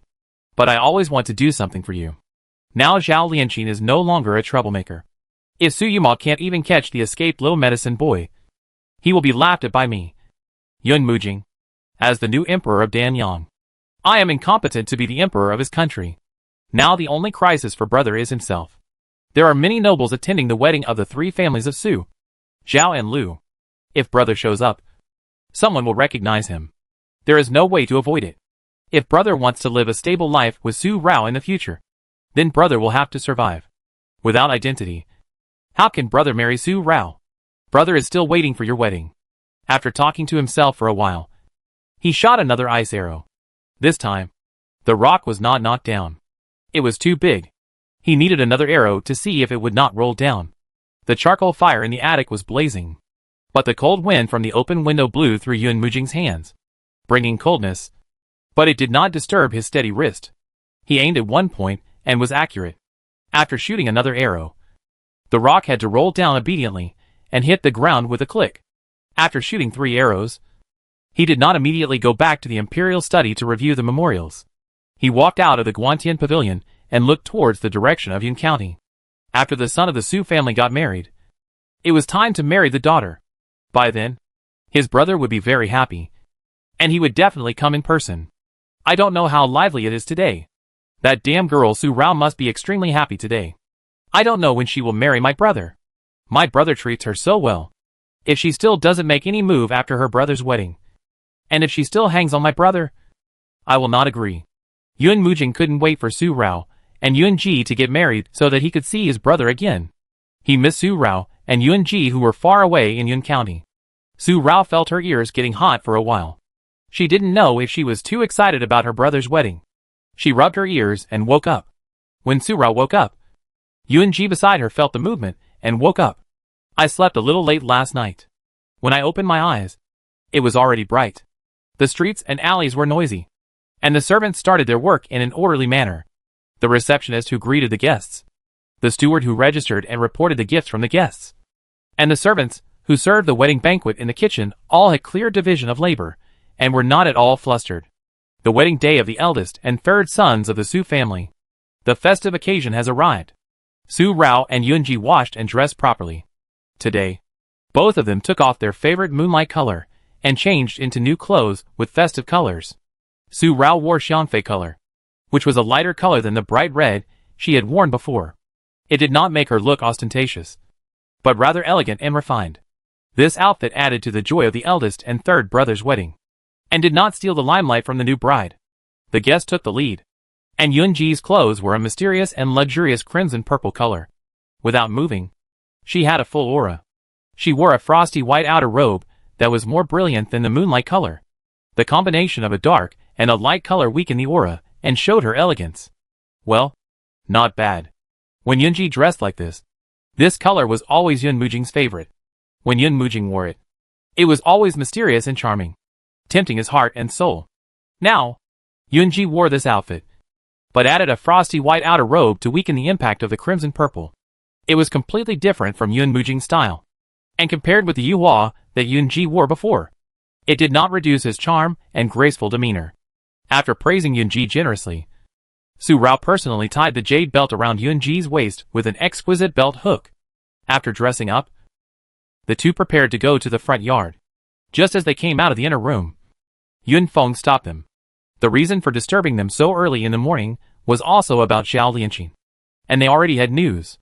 Su Rao originally thought that the doubts in her and Yunji's hearts would not be resolved until after her brother's wedding, when Xiao Mubai secretly followed the Zhao family to find Zhao Lianqin's body, or even after they sent letters to Zhu Xian and Lang Jing. Unexpectedly, the doubts in her heart were resolved this morning. Yun Feng knew what happened in the house of Duke Xiao last night when the Zhao family's private guards carried Zhao Lianqing's body into the mansion from the side door. Xiao Mubai followed secretly. And the Zhao family's main family also had Yunwei secretly watching. So they knew it was so fast. Yunwei kept an eye on the Zhao family, which was also the usual style of Ji Yu's son. No matter what time or what he did, he would have two preparations. And he could respond in time if something unexpected happened. Although Yunji did not explain this time, Yun Feng knew what they were going to do. Yunji, it seems that what you and I have guessed is true. Duke Xiao made a secret move. He arranged for his private guards to directly replace the people arranged by Queen Mother Shu. That's why Zhao Lianqing came to Yun County. After Zhao Lianqing found out, she escaped secretly, but she didn't expect to encounter such a disaster. After Yun Feng finished speaking, Su Rao and Yunji looked at each other. It was really just an accident. Then Xian Ichi Xiao and Yun Mu Jing didn't take action. I think it was because Duke Xiao tricked Zhao Lianqing away. The Zhao family's private guards were the confidants secretly cultivated by Duke Xiao. They investigated the place where the accident happened and found no traces of human intervention. So Zhao Lianqing's death was really a natural disaster. Not a man-made disaster caused by Xian Ichi Xiao and Yun Mu Jing. Well, it should be so without a doubt. Yunji nodded. Knowing that Zhao Lianqing's death was really an accident early in the morning, Yunji asked Yun Feng to send a message to let Xiao Mu Bai return. Since it was a natural disaster, Zhao Lianqing's death had nothing to do with him. So there was no need to continue to follow secretly, so as not to accidentally discover it and make Duke Xiao suspicious. Yunji gave the order. Yun Feng left. Su Rao and Yunji also went to the front yard. And the accidental death of Zhao Lianqing was completely revealed here, which did not affect their good mood today. Today's sky is also extremely gorgeous. Outside the county city, the winter snow scenery on the mountains is a wonder. Inside the county city, the snow between the rubble has long melted. And after 3 or 2 days of bright sunshine, the entire Yun County has been completely bright and new. Lights and decorations. Thunderous cheers. Visitors to her Su family have also arrived one after another. Relatives and friends are full, and each of them bows to congratulate her brother on his big birthday. Listening to the pleasant congratulations, Su Rao curved her peach blossom eyes and smiled. On her brother's big day, she is very happy.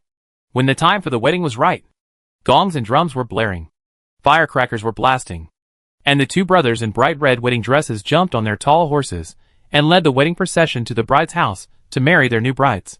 Su Rao and Yunji did not go there, but received guests in the mansion. Prince Jiyue, second prince, new emperor. The guests who came and went in the Su family were all of high status. There were so many of them that, as Yun Mujing said, someone finally recognized Yunji. And for a moment, he showed a look of surprise on his face, and rubbed his eyes. He was not dazzled. It was really the new emperor who had died of illness. Then, more and more people recognized Yunji, and they looked at each other, and their hearts were uneasy. There were some people watching at Su Da's engagement party earlier, but because Yunji and Su Rao were not the hosts at the time, the guests from the Su family who were received in the Lu mansion were all younger people of their age.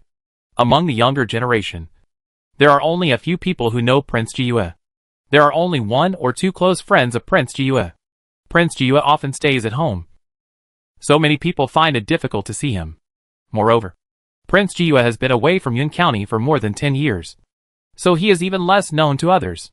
Even if there are a few officials who are lucky enough to see Prince Jiyue's beautiful face, they saw him from a distance that day, and then entered the hall at the invitation of Uncle Lu and Uncle Su-san, and they just thought they were dazzled. But today, in the Su family, Yunji really appeared in front of the officials who came and went. After taking a few glances, it is impossible for him to be dazzled again. Prince Jiyue, the second prince, the new emperor who died of illness. He is still alive and appears in the Su family today. Duke Xiao has been in Yun County for a long time. Does he know it? And does he know the new emperor who has ascended the throne now? In just a moment, all these questions jumped out from the bottom of their hearts. Each question made it more and more difficult to calm down. Lang Jing had just been pacified. The court had just been stabilized. And the second prince, who had not abdicated to the new emperor due to illness, had now appeared in Yun County. With such a shock, no one could calm down. Moreover, the second prince's other identity was that he had been granted the light of Yunlang Sanqiong by the Yun Wang. And he was the Jiue prince of the Yunwang mansion, who was as glorious as 1,000 troops. This made it even more difficult for them to calm down. Indeed, Jie is not dead. Jie is weak. The late emperor left a will to pass on the throne. Jie must obey the late emperor's will. After Jie was critically ill, he was sent to Yun County for burial. Fortunately, when the coffin was shaking, he exhaled a breath of depression and was revived. This is the only bloodline in my lineage. I only wish him a peaceful life. Since I have abdicated the throne to the 7th prince. The 7th prince is both virtuous and talented. The situation in Yunlang is stable, and there should be no more changes. Moreover, Jie's body is not suitable for him to be the king of a country. This situation had been expected long ago, and there was no need for Su Rao and Yun Ji to say anything. As for the old Prince Yun of the Su family, he had already spoken out under the suspicion of everyone. Although everyone knew that Prince Jiue was the 2nd prince, in the heart of old Prince Yun, he was the only blood of his lineage. How could he give up the grandson that they had raised for 10 years to the Zhao family? Prince Jiue of the Yun Palace could fight against thousands of troops, but his heart had always been detached from the world and never lingered in the fireworks of the world. He entered the court only because the war between Zhu Xian and Yunlang broke out, and Emperor Yu was ill for a while. In order to stabilize the court, he had to enter the court for a while. The imperial edict left by Emperor Yu to pass on the throne was not his wish. When the court was stable, he retired. From then on, there was no new emperor or 2nd prince. Only a white-clothed man stood in the world, and only a person in his heart was by his side, which was enough. You all come to my Su family to congratulate my sons and daughters on their great happiness. You are all my personal friends. I hope you all will focus on this wedding banquet and not worry about other things. Xiuji is just Xiuji, the son-in-law of my grandson. After my grandson's wedding, my precious granddaughter will be grown up. It's time for you to get married. You all have to come to my house again. General Su raised his wine cup, and his rough voice was magnificent and loud. Come on, everyone. Eat and drink well. General Su also spoke, and the guests who were upset, no matter how much they were beating in their hearts, could not think about it anymore, and could only raise their wine cups and drink this cup together. They could see the last part of General Su's words. Why did Prince Jiue, who had always been indifferent to Su Rao, fall in love with Su Rao now? How could Prince Jiue fall in love with the ugly girl of the Su family, who was once notorious in Langjing? Today, I met the girl of the Su family. The ugly sunken scar on her forehead was still there, and she showed it to everyone without covering it up. Now I feel that it has not faded her face at all. I never thought about it carefully in the past, but now I am surprised that the ugly girl of the Su family seems to have never been timid because of the ugly scar on her forehead. She is arrogant and willful. As the daughter of a general, she never loses her father's demeanor. Prince Jiue is a man of high integrity, just like the Su family, and never covets power. The daughter of the Su family he likes is not as ugly as she used to be. As expected, the heart of the prince is beyond the understanding of ordinary people like us. This thought jumped out in his mind, especially seeing Yunji now, no longer covered by the white satin, the pair of obsidian-like clear eyes. Just a glance. If you have other thoughts about this, think that Prince Jiue is unfathomable. It is a great blasphemy to him. Prince Jiue's eye disease has also recovered. To know a person, you can know by looking at his eyes first, and then his behavior. Prince Jiue, his demeanor is as stunning as ever, and the outfit he wears today makes him more approachable. Less melodious and more approachable. With Su Rao, he could also chat and laugh with the young men. His every move was full of the youthful vigor. He used to travel with the carriage and the stove in his hand. He coughed 3 times every time he took a step. He felt weak and would break if he was not careful. He was a precious porcelain jade doll. Now, although he still coughed and panted from time to time, it was obvious that his body was much stronger, and he had the youthfulness that he should have at his age. The team that went to welcome the bride came back. The 8-man sedan chair stopped in front of the mansion gate one after another. The sedan chair door was opened to receive the bride. She stepped on the saddle and crossed the fire basin, and worshipped the heaven and earth happily. Duke Xiao also went to the Su family. When they arrived at the Su family mansion gate, the newlyweds worshipped the heaven and earth. During the festive toast, Yun Ji was also pulled along. He strode over and took the wine cup from the drunken young man, who was shouting to Yun Ji before Su Rao could stop him. He was unhappy between his eyebrows. Ji, you're just getting better. Don't drink too much. This time, Yun-ji was called by his nickname, Ji, like the old Prince Yun, and no longer Howard as he once called him. When he arrived in Yun County, when he saw Yun-ji, Duke Xiao was more shocked than the visitors today. Seeing the fresh Yun-ji and knowing that Yun-ji was resurrected, he couldn't express the trembling in his heart. At that time, Duke Xiao was shocked at first, and then he trembled in front of Yun-ji with his hands, just like the expression when Han Machin used him to let him know that Yun Muheo was still alive. Yun-ji and Su Rao also understood Duke Xiao's reaction at that time. Yun-ji had told Duke Xiao several times that he was not Yun Muheo, but Duke Xiao did not believe it. When they met again this time, there was no need to explain more. Whether Duke Xiao really felt that he was Yun Muheo, or he actually knew everything in his heart. It was just a dead grandson and a famous Jiuep prince. The grandson was dead, and it was difficult to revive. But Jiuep prince could help his Zhao family to a higher level. No matter how he thought about it, he would choose Jiuep prince. Su Rao and Yun-ji did not care what he thought in his heart. No matter what he thought, whether it was true or false, they were more concerned. If he was swallowed up by the family's glory in the end, they would not show mercy because of this true or false concern. And Duke Xiao wanted Yun-ji to be his Zhao family's grandson so much, which was not bad for Yun-ji. For now, it was a good thing. Duke Xiao's actions and words only made everyone present more aware that Duke Xiao was also involved in the decision of Prince Jiue to abdicate in favor of the seventh prince when he was critically ill. And he absolutely supported it. His performance made the guests present understand that Yun-ji did not like the court, and also understood the words of the old Prince Yun. It was also beneficial to him. His own grandson received the will of the previous emperor. When he gave up the throne and chose the seventh prince, he could make a decisive choice. He was indeed a noble man. It was no wonder that the new emperor made the Zhao family, the first family in Langjing, gain both fame and fortune. Then, not long after, another shout came from outside the mansion. Our emperor came to congratulate. For the happy event of the Su family, the new emperor in Langjing also sent people to send gifts. The visitors were the royal guards, the golden guards. This honor was beyond words. When the golden guards arrived, everyone knelt down one after another.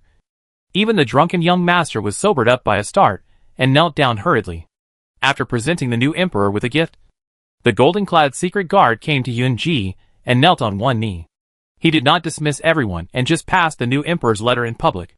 It was not an imperial decree, but a message from Yun Mujing to his brother. During this happy event of the Su family, my brother has been recuperating in Yun County, and his health has gradually improved. I believe that others have seen it. My brother does not like to live in the government. I have asked someone to renovate the prince's mansion as a new home for my brother and a Rao. I hope my brother will be happy and comfortable in Yun County. Jing, wish you all the best. Just a few words. But it was the brother's earnest hope for his brother, hoping that everything will be well for him in the future. The golden-clad secret guards brought the letter, and everyone, who had been nervous to begin with, now felt relieved, since the new emperor knew about it. And he also knew that Prince Jiue was not dead. They didn't need to worry about whether they should report to the emperor about seeing Prince Jiue in Yun County. Yun Mujing has already taken a firm seat in the imperial court. And in these few short months, his profound heart as an emperor has been seen by all the ministers. And his benevolence as an emperor is also known to the world. Although Prince Jiue has been resurrected, he has no intention of the throne. And the new emperor is also capable of taking on the great responsibility of a country. Yun Lang has just quelled the civil strife and stabilized the court. The country is peaceful, and the people are safe. And no one wants to cause any more trouble and be trembling with fear. One day of great joy. Except for the fact that Yun-ji has not died and has not caused much shock. There is nothing else. The little medicine boy has not appeared, and no guests have had any trouble. After a lively day, at night, there was a bridal chamber noise, and most of them were young men, who surrounded Su De and Su San, who were already drunk, to go to the bridal chamber. Noisy in the bridal chamber. You can't let the two grooms easily enter the bridal chamber. That would be boring. In the past, men and women were strictly separated, and it was forbidden to make such a noisy scene. But tonight was an exception, and men from other families could also play around when they saw the new bride. So even the elder brothers of the Lu family, the elder brothers of Miss Lu San, did not mind making trouble and made trouble for their younger sister in Suda, which made Miss Lu San, who was a manly woman, show her shyness. Compared with Su Da's noisy scene, Su San's scene was a little more relaxed. The men of the Zhao family were not the direct descendants of the Duke of Zhao, but the legitimate descendants of the collateral line. Yun Luoling was not the real daughter of the Zhao family, so no matter how noisy they were, they would have a sense of propriety. Moreover, the rules of the Zhao family were in place, and the men of the Zhao family were naturally not as open-minded as the men of the Lu family, who had been working in the military camp since childhood. Both the Su family and the Lu family were military families, and the etiquette and restraints in the men's hearts were not so strict. Su Wu did not mind the trouble, and dragged along the carefree King Yun Muyue to make a scene in the bridal chamber. In the past, it was difficult to bully his own brother. Otherwise his ears would have been pulled off by his mother. How could he not enjoy this good opportunity? He also wanted to drag Su Rao along. The young men were making a scene, but Su Rao was a girl, so he was also influenced by her. He wanted to drag Su Rao to catch up quickly. Otherwise the good show would be over. And Su San saw it with her sharp eyes. Suddenly, Aunt Su San glared at Su Wu angrily, saying that you kid was itching for trouble again. Su Wu was shocked all over, and hurriedly let go of Su Rao's hand, and pulled Yun Mujing away. Such a cheerful fifth brother. He became the noisy fifth brother again. And Su Rao was only happy. The young men all went to make a scene in the bridal chamber. The elders of the older generation, the wives and daughters of the official family, did not leave the banquet, and talked and laughed in the main hall, waiting for their own master. The court officials who came all went to Sungha Hall at this time. The matter of Yunji in the daytime still needed to be discussed privately. After all, it was related to the court. This matter was of great importance. They still had to ask General Su and Duke Xiao, two important ministers of the country, and Prince Yun, the royal prince, carefully again to ensure that the court, which had just stabilized, would not be disturbed again. Only Su Rao and Yun Ji did not make trouble in the bridal chamber. Su Rao went to tell Ning Wanyu not to be careless tonight, and she had to trouble Sister Ning to work hard again. Su Si said something beside him. He was tired after a day, so he asked Su Rao and Yun Ji to go back first, with him accompanying Miss Ning. The younger sister could rest assured. Su Rao and Yun Ji left, and at night, they went to the place mentioned in Yun Mujing's letter. Yun Mujing asked the golden-clad secret guard to deliver the letter. Yun Ji read it, and was helpless again with Yun Mujing's nonsense. It was clearly agreed in Langjing that Prince Jiyue did not need to be resurrected, but he still thought of the difficulties he would face and paved the way for him. Aging has really grown up, and no longer needs my protection as a brother. Now he needs his protection every time. The letter was held between his jade fingers. Every word inside could feel Yun Mujing's deep care for his brother. This care made Yun Ji unable to wait to take Su Rao to the prince's mansion in Yun County, the residence of the old Prince Yun in Yun County, where there is the purest childhood affection between Yun Ji, Yun Mujing, and Su Rao and the three children. This childhood affection is pure, romantic, and unforgettable. Although Yun Ji and Su Rao are not involved now, they feel the same. The affection between the two of them in Daqing, when they were children, was also the purest. The affection between Rong Xiao and Yun Mujing in Langjing for 10 years was also real and pure. Rao Rao. Yun Ji is so worthy of having brothers like Yuma and Aging, and relatives like grandfather and grandmother. Even if the emperor's uncle uses Yun Ji, he loves Yun Ji sincerely. He also loves you as his lover. If you don't do it for Yun Ji, isn't it a bit ungrateful?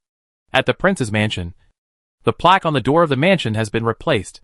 It is not the prince's mansion, but clear moon and clear wind. It means tranquility and beauty. The color of the moon is particularly bright and dazzling on the background of hot gold. The mansion was renovated, and all the old colors were replaced with the color of the moon that Yun Ji liked. The attic and waterside pavilions in the mansion are elegant, and a bamboo forest transplanted here is the same as the bamboo forest in Qingfengju. The attic in the backyard was also renovated exactly like Qingfengju in Langjing. The only difference was that the front yard was not renovated according to Yanwangfu in Langjing, but the original palaces and halls were renovated to preserve their childhood memories. This may be Yun Mujing's last reluctance to the real Yun Ji, and his concern for the real Su Rao. In the corner of the attic in the backyard, the apricot tree that Su Rao needed to step on every time she climbed was still there. After more than 10 years, the apricot tree was still full of vitality. Although it has withered in winter and looks bare, it does not prevent it from being lush in spring. With so many branches, it must be full of fruits in summer. Suddenly, the childhood scenes of Yun Mujing and Su Rao emerged in Su Rao's mind. Inevitably, Su Rao, who was like a big sister, would first climb up the tree quickly, and then pull Yun Mujing up, so as to climb over the wall to Yun Ji's yard. Su Rao must be very agile, jumping up and down like a monkey. But Yun Mujing was wearing women's clothes, and he was clumsy, and often got his skirt caught by the branches. Su Rao was so angry that she put her hands on her waist and said angrily, "Little Jing, why are you so stupid?" Although she was annoyed, her little hands were still busy untying Yun Mujing's skirt. Rao would think, what about Yun Ji? What would he do? Hearing Su Rao talk about the picture she imagined in her mind, she smiled even more when she thought of the funny part. And Yun Ji also smiled. The real Yun Ji. His every move was noble and talented. He really wrote a debate essay at the age of 7. He was so amazing that if he were alive, he would definitely stand on the top of a mountain, and the world could only look up to him. The real Yun Ji. Su Rao touched her chin and thought, but her eyes were on Yun Ji in front of her. The moonlight tonight was very beautiful, and the lanterns in the new mansion were all lit. When they arrived, servants had already lit all the lights, as bright as day. The light fell on Yun Ji, who was unparalleled in his elegance. Thinking of their first meeting, it was also snowy, and he walked towards her leisurely. In that glance, her mind went blank, and all her thoughts disappeared without a trace. Thinking of this, Su Rao said, "Yun Ji, I think he will hold a scroll in his hand, and then stand in the corner of the wall like a little adult, watching helplessly and helplessly." Heh! Yun Ji laughed, and laughed out loud. He guessed half right. Yun Ji was indeed helpless and helpless in his heart. But he didn't take the book. He and Yunling would reach out to protect him. Really, Su Rao was carefree. He was worried that Yun Mujing would be thrown down by Su Rao. Is that so? Su Rao nodded, not feeling surprised by what the real Yun Ji did in her childhood. If it was the person in front of her, she would be surprised by his protective action. What kind of picture would it be? The little noble young man opened his arms and moved step by step. His expression was full of worry that the little girl on the wall would fall down because of another little girl. Such a picture. The immortal from heaven fell into the mortal world, adding a bit of vitality. Yun Ji, how about you come to pick me up? It seems that we have never played like them. When you were a child, you were stupid and fierce. You would only sit under the corridor and look at the moon in the sky. Letting go of Yun Ji's hand, Su Rao jumped directly to the top of the wall and stood on the apricot tree with only branches. Su Rao was standing right above the moon. But Yun Ji didn't wait any longer. Instead, his eyes and heart were on the person who was about to step on the air. Before he opened his arms, she had already jumped down. Rao. Yun Ji quickly opened his arms, took a step forward, and caught Su Rao in his arms. It's really fun. She jumped down without using any qigong, knowing that the person below would definitely catch her accurately. Su Rao hugged Yun Ji's neck, and seeing that he was still a little distracted, she leaned over to Yun Ji's ear and said, "Yun Ji, let's get married too. When the winter snow is over and the earth is back to spring. Let's get married too." Buzz? Yun Ji's ears were ringing, and he didn't seem to hear what Su Rao said clearly, but his mind had returned. What did Rao say? Say it again. I didn't hear it clearly. The woman in front of him smiled like a flower. Her charming peach blossom eyes had a rouge color between the corners of her eyes. This was the natural color around her eyes. Her every smile was actually a temptation. When she smiled, the crescent moon was even more curved. This was her incomparable pair of eyes. No one could compare. I say, let's get married. In the spring of next year. In March. We will make a promise to be together forever. Yun Ji didn't hear it clearly, so Su Rao said it again. This word clearly defined the season and decided to be together forever. No one could be timid in the middle and leave each other alone. March. A promise to be together forever. Mumbling. After a moment of trance, Yun Ji suddenly hugged Su Rao tightly and covered her lips with his. There was no strong strategy, but just a gentle touch to feel each other's warmth. From the first time she taught him, he was addicted and never satisfied. He wanted more. So greedy that even though she knew who he was, she didn't want to share with him. Rao wanted to marry him. Next year, when spring comes, this is the season when they met. The season when Rao Rao met Ashio. And the season when Rao Rao recognized Ashio. She wanted to get married at this time. But she couldn't wait for him to speak first. And she couldn't help it. Rao Rao, are you still anxious? Are you afraid that I will wipe out Yunji? You told Ningguanyu that I am me. But the me in your heart is not me. Such a voice lingered in her ears. Su Rao, who was enjoying it, opened her eyes for a while. The man who held her in his arms let her go. There was an imperceptible look of desolation hidden between his eyebrows. But he didn't retreat, and he didn't choose to escape like he did in the past. You heard the conversation between me and Sister Ning that night. How much did you hear? How much can you feel in your memory? Let's talk about it. Su Rao's shock was only for a moment. The person in front of her did not run away as before. She was only happy in her heart. Because he knew that if he ran away without explaining anything or listening to her explanation, and licked his wounds alone, she would be angry. And he couldn't comfort her. In the past, she would not tolerate and forgive him even if he made a mistake once. Now she has changed. But this does not mean that she will compromise for him again and again. Some mistakes can be forgiven. But some mistakes cannot be made again and again. Knowing that it is a mistake and still making it. It is not to protect her, but to waste their hard-earned mutual love with shallow thoughts. The same Qifeng residence. The same moon room for entertaining guests. All the furnishings inside are arranged in the original way.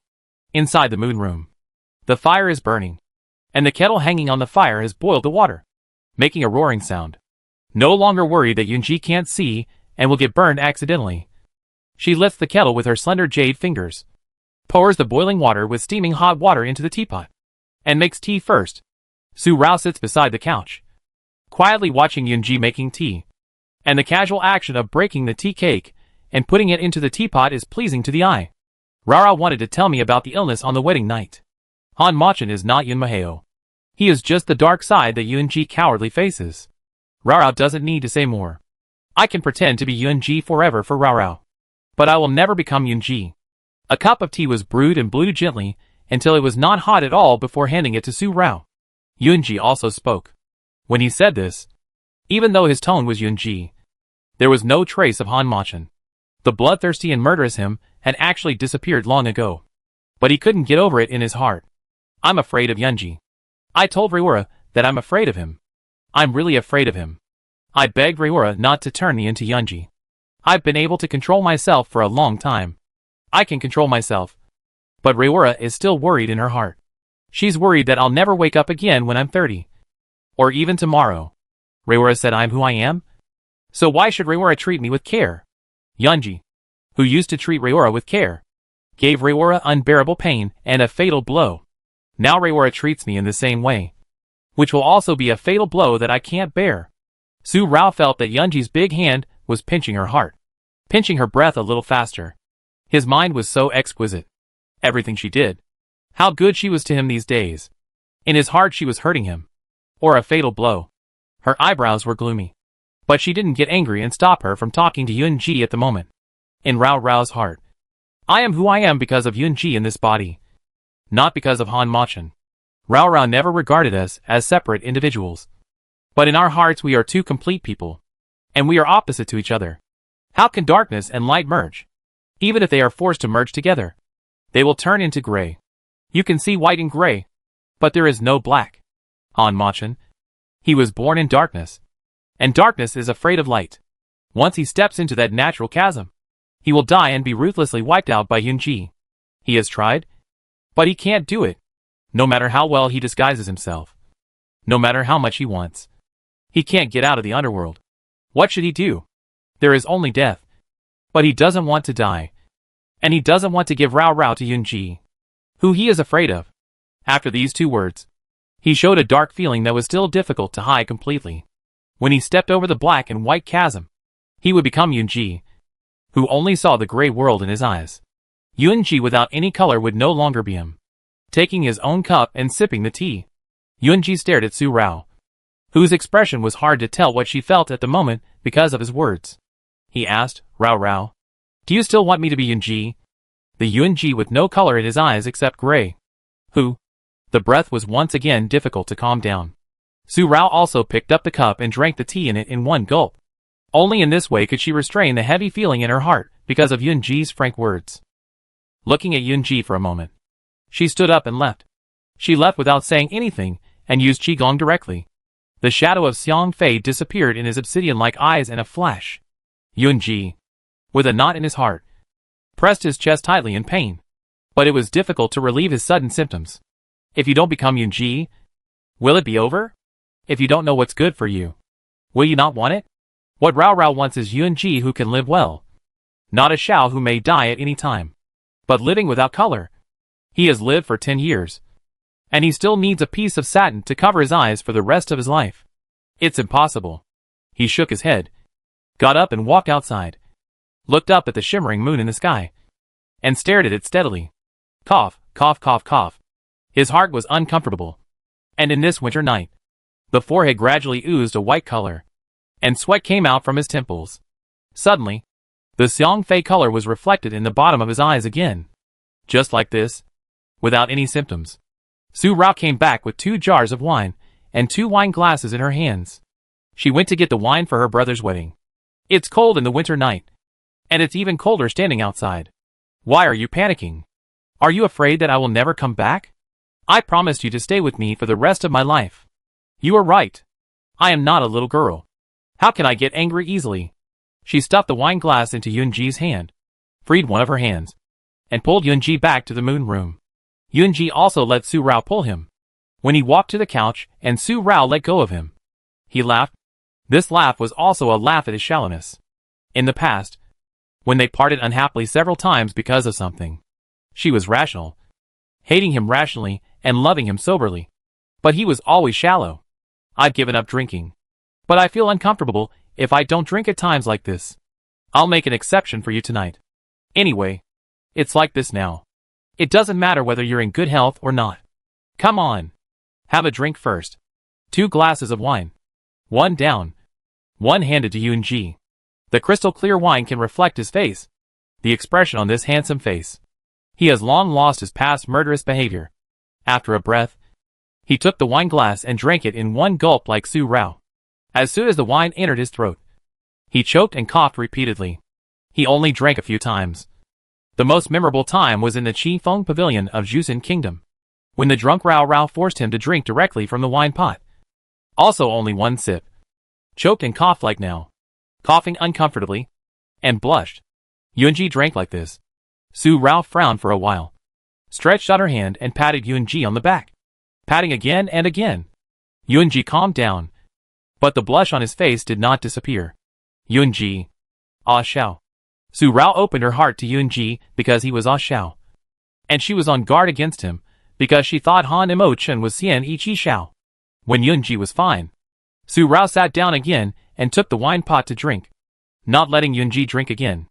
If Yunji was not Ah Xiao, if Han Mo Chen was not Xian Ichi Xiao as she thought, Su Rao would fall in love with Han Mo Chen before Yunji. At that time, they were a pair of ghosts who could warm each other. Yunji was too dazzling. So dazzling that Su Rao wanted to avoid him from the beginning. After drinking a pot of wine, she didn't feel drunk at all. Not to mention that if she drank the jar of Yanshanzui, she would be drunk after only 3 cups. Her eyes were clear and beautiful, without any drunkenness. The hazy color blurred her eyes, and she tilted her head to look at Yunji. You are you in Su Rao's heart, because Yunji in your body is right. But this is based on the premise that she already knew Yunji was Ah Xiao, and recognized him long ago. On the Lantern Festival that year, she stood on the Guantian Pavilion, missing her father and mother. But a figure broke into her eyes. He stopped in the corner of the corridor leading to the East Palace, quietly looking up at the bright sun in the sky. And I recognized him. It was really at this time. Yunji did not show that he didn't know, because he had already noticed the look in the Guantian Pavilion at that time. Otherwise, she would have recognized it long ago. Otherwise, how could she fall easily under the big net you woven? Because she had already let down her guard from the bottom of her heart. Even if she was tough on the outside, she had already been broken by him in her heart, which was also annoying. Took another pot of wine to drink, but Yunji took it away first. Drinking too much wine is harmful to the body. After a wedding night, nothing happened the next day. The little medicine boy still didn't make any moves. This also confirmed that Yun County was safe. The 3-day banquet was set up. And it was the third day. The people had eaten and drank for 3 days. They usually ate grains. But now they had a lot of fish and meat. They felt greasy after eating too much. They always craved it. This short period of enjoyment, no matter how delicious the food was, it was not as comfortable as the 3 soups a day. After the banquet, not many people lingered. Only the beggars outside the city took away the leftovers. Beggars were not as good as ordinary civilians. The common people could still fill their stomachs with 3 meals a day. But the beggars had no food for the last meal. Although the food was greasy, they still wanted to leave some for the next meal. Su Rao and Yunji stayed in the newly renovated Qifeng residence for the whole night. This time, at noon, Su Rao left alone. And Yunji did not go to the Su family with her. Yunji, I only gave Grandpa 3 short breaths to recover. I will give you 1 day to think about it. I will wait for you at Raoxiang Pavilion at noon tomorrow. If you really can't do it, we will forget about this matter. If you are still unable to resolve your serious illness, I will still say what I said to you before. Doctors cannot cure people who want to die. But this time, I don't need you to stay away from me. We will live happily day by day. If one day you really fall asleep and never wake up, I will only wait for you for a year at most. After a year, I will find a suitable man and live a good and stable life. I will never dig a grave to be buried with you like last time. Nor will I be a widow for you. Su Rao went back and left these words. The indulgence to Yunji. But Yunji heard that this was a blatant threat. He was unwilling to share her with him. Let alone she would find a suitable man. Rao, you are forcing me. Forcing me to compromise. He rubbed his eyebrows with his jade fingers, trying to dispel the gloom between his eyebrows and eyes. But every time he closed his eyes, and his eyes fell into darkness, he would look at the 6 years under the ground.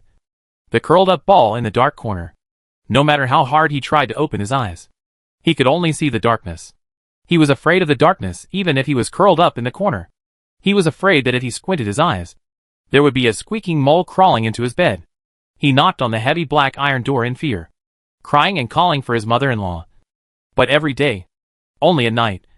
When the night came out, the only small window, and the moonlight outside the window would come in, would his mother-in-law come to accompany him and bring him food. If he cried too loudly, it was not his mother-in-law who was crying, but whipping. His skin was torn, and he had no strength to cry out. His mother-in-law would be beaten with him. If he didn't obey, he would never see her again. The revenge has been taken. The hatred has disappeared. But these unbearable memories that have been rooted in the darkness of the heart for 20 years. If there is no Han Machin to carry them, how can there be a Yunji who can live in the sun? Who can guarantee that it is Yunji who merged together? Not a new and strange Han Machin. Or a new and strange Yunji. With the unbearable Yunji. Can it still be the Rao Yunji? He was a little confused. Shook his head. Opened his eyes. And saw the bright daylight. Without the darkness, when he closed his eyes, the unbearable past at his heart could be hidden in the darkness. And they could no longer influence his thoughts and control his ideas. With a firm and somewhat stubborn gaze, Yunji took the pot of wine that Su Rao had not drunk and drank it himself. He did not use a wine cup, and drank directly from the pot like Su Rao did last night. The wine tasted fragrant, but it immediately irritated his throat as soon as it entered his throat. And it burned his whole heart and soul when it reached his stomach. He obviously could not drink the wine, and drinking it would only make him feel uncomfortable. But Yunji did not put down the pot. He drank the whole pot of wine. His beautiful face was completely flushed, and there was a mist between his eyebrows and eyes. And he was drunk. Rao! In front of him, Su Rao's figure suddenly appeared. Yunji wanted to reach out and grab her, but he didn't even raise his hand because he was drunk. Su Rao went home. She did not get drunk again, and went directly to her grandfather's Songha Hall. The new daughter-in-law had just married into the family, and on this day she had to meet the elders of the family. And the elders of the family had to give small gifts to the sons and daughters-in-law. In the afternoon, they had to go to the old house of the Su family, go to the ancestral hall of the main house of the Su family to worship the ancestors, and then take the 2 new daughters-in-law to meet the 2 elders, Grandpa Su and Grandpa Su San. General Su reconciled with his brother, and his granddaughter-in-law should greet the elders and perform the etiquette of the younger generation. Su Rao came back alone. Yunji did not accompany her. General Su and Su's father thought that the old Prince Yun came to Yun County, and Yunji should accompany his grandfather for a while. So they did not ask what he was talking about. After the two sisters-in-law met the elders of the family. After lunch, General Su led the Su Dashi couple and the Su Sanshao couple to the old house. Su Rao also followed. Under her care, the health of Mr. Su San has improved greatly. When Mr. Suda fell ill, although his life was not in danger, the two old men were old and had no way to keep fit. So Su Rao would go there every few days to give acupuncture to Mr. Su San and Mr. Suda. She had told Yunji about her medical skills and hoped that Yunji would keep it a secret for her. But now everyone in the family knew that keeping it a secret was already an empty promise. However, as long as she didn't tell others who taught her the medical skills and acupuncture, she wouldn't have broken her promise to her mother. At the old house, the two newlyweds worshipped their ancestors, greeted their elders, and greeted their uncles, aunts, and cousins of the same generation. After the greetings, Su Rao diagnosed Mr. Su Da and Mr. Su San's pulses. It was getting late, so they had dinner in the old house. After returning to the mansion, they spent another night in a hurry. On the third day of their wedding, Su Da and Su San each accompanied their new brides to their parents' homes. Su Rao would not accompany them and could not accompany them, and she was not in the mood. She did not show any abnormal behavior in the afternoon and the night before yesterday, but she had been absent-minded several times in the morning. When she was washing in the morning, she dropped the soap bean on the ground without holding it, and when she was having breakfast, she dropped the porcelain spoon on the ground again. Even when she wore a small fur coat to see her brothers and sisters-in-law off outside the mansion, she could accidentally step on the small fur coat and almost fall down. But Isu was quick to help her. Seeing Su Rao's reaction, General Su stroked his precious beard twice, walked to Su Rao's side and stroked Su Rao's head, and then said lovingly, "My dear granddaughter, even if the brothers have married wives, they are still the brothers who love their precious granddaughter. If they dare to ignore my precious granddaughter for their wives, Grandpa will break their legs first." What he said? No matter how good the granddaughter-in-law is, she can't surpass his precious granddaughter.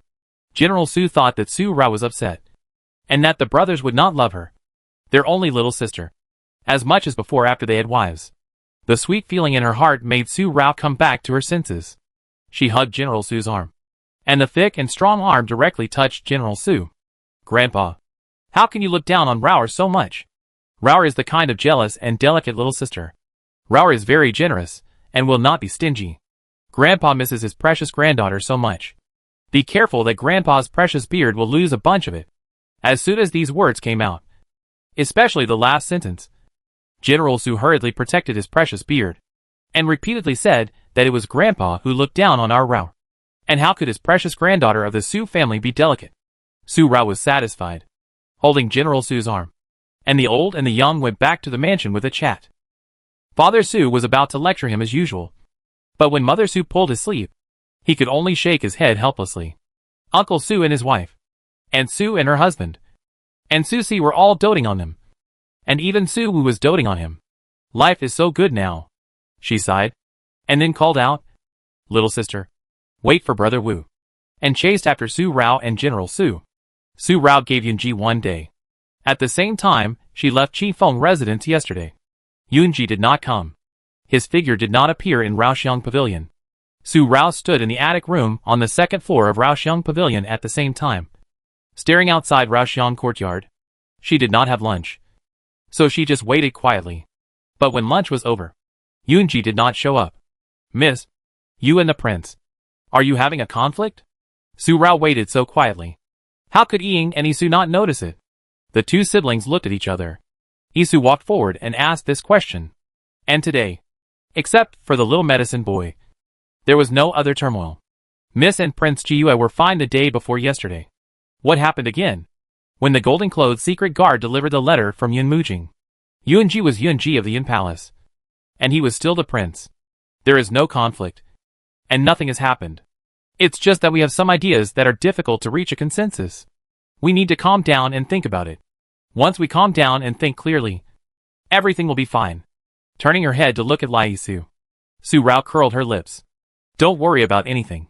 She is fine. Really fine. Seeing Ying waiting not far away, she asked Ying to come over. She just had something to tell her. Now the situation is stable, and nothing has happened. Last night, she discussed with Mr. Zhu. Today, there is no trace of the little medicine boy. It has been a long time. Mr. Zhu's family has not found the body of the little medicine boy yet. And there is no news from Dan Yang and Zhu Xian. No one is found alive. And no body is found dead. If it continues like this, it will be a hidden danger that is difficult to stabilize. Xiao Ji, Huan Yang, Mu Lian and Yun Ling are still in Mr. Zhu's family. And I don't know how they are being treated. Mu Lian has a talent for finding people. When he was in Tianguiguan County, he found the cave where Jin Chao and others were hiding among the intricate caves. It was Mu Lian who led the way. Misty Mountain is full of miasma all year round. It is difficult to get out alive after entering the forest. Most of the reason is that the forest is hazy, and it is difficult to easily distinguish the direction and get out. If you wait too long, the miasma will enter the body too much, and you can only wait for death. Although the Ning family often lives in this mountain, those who can really enter the forest are all clan members, who have gone through life and death in the forest to collect herbs. There are too few such people. Although there are also capable people in the family, who have made instruments that can distinguish directions. See, Nan is too heavy and inconvenient to carry. And there are errors in distinguishing directions. After knowing Ning Wanyu for a long time, Su Rao heard Ning Wanyu tell her how they lived for generations, and how they could safely enter and exit the Misty Mountain. She thought of the small and exquisite compass. Now, she set Ying over again, with the compass drawing she had drawn.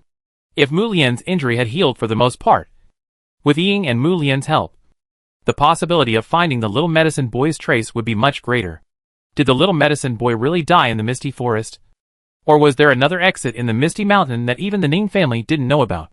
Or was there another closed paradise unknown to the world? Otherwise, with the efforts of the three kingdoms, it is impossible that there is no trace of the little medicine boy. The only explanation is that there is something fishy in the misty forest. And even the Ning family, who have lived here for generations, don't know about it, and have never discovered it. Su Rao's speculation is also based on the premise that Elder Ding also escaped from the Misty Mountain under the pursuit of the Ning family. At that time, Elder Ding was also as old as a little medicine boy. In the foggy forest, even an elder with outstanding medical skills and poison skills could not come out safely, let alone a young boy who was not proficient in medical skills and poison skills. Su Rao mentioned her idea to Mr. Zhu and gave him the drawing she drew. She marked in detail how to make it. Compared with the scene and they made, it made Mr. Zhu amazed. If the tribe had such a clever compass, it would not be a problem to collect rare medicinal materials in the deep mountains and forests. Without much thought, Mr. Zhu ordered the tribe members, who came with him, this time to take Ying back to the tribe. With Su Rao's gift of the compass drawings, he deserved to bring outsiders back again without permission, which displeased the elders of the tribe. Although he is the head of the family, his family often lives in the Misty Mountains and has little contact with the outside world. The elders of the family also exclude outsiders from entering. There were people who went there to seek medicine for treatment, but in fact they coveted the pharmacopoeia of his family. That time the family was in turmoil. After that, the elders discussed and closed the mountain, prohibiting outsiders from entering. People in the family were also not allowed to intermarry with outsiders to bring crises to the family. Mr. Fanzhu brought Yunling and Huanyang to the family before, and he also retrieved the second volume of the pharmacopoeia. As the head of the family, he set such an example, which can be understood by the elders. However, there is no more than 3 times. As the head of the family, he should not act arbitrarily. Now Ying is allowed to go again. First, there is the compass drawing given by Su Rao. And second, Ying is Su Rao's confidant, and will not do anything that will endanger the Ning family. Su Rao actually had her own selfish motives in letting Ying go this time. Xiao Ji and Ying loved each other, and in order to take care of Huanyang, Xiao Ji went to Wuai Mountain. The two were separated like this.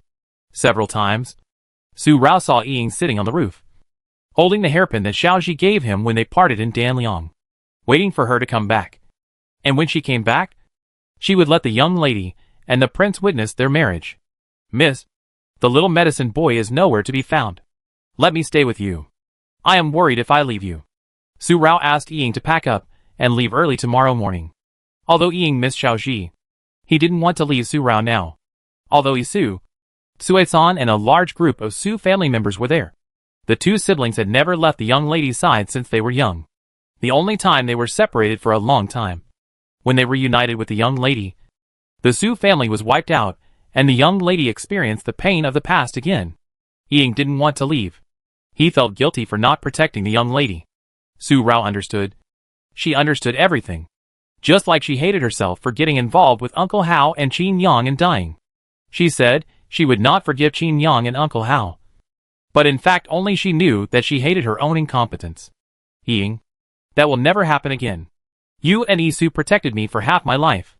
Qin Yang and Uncle Hao died because of me. I feel so guilty. Now you should live for yourself. You have never been subordinates. But my relatives, brothers and sisters. Su Rao looked at Ying after saying this. They all had to look forward and leave blood for the Ming family, so that Uncle Hao and Qin Yang would see them in heaven.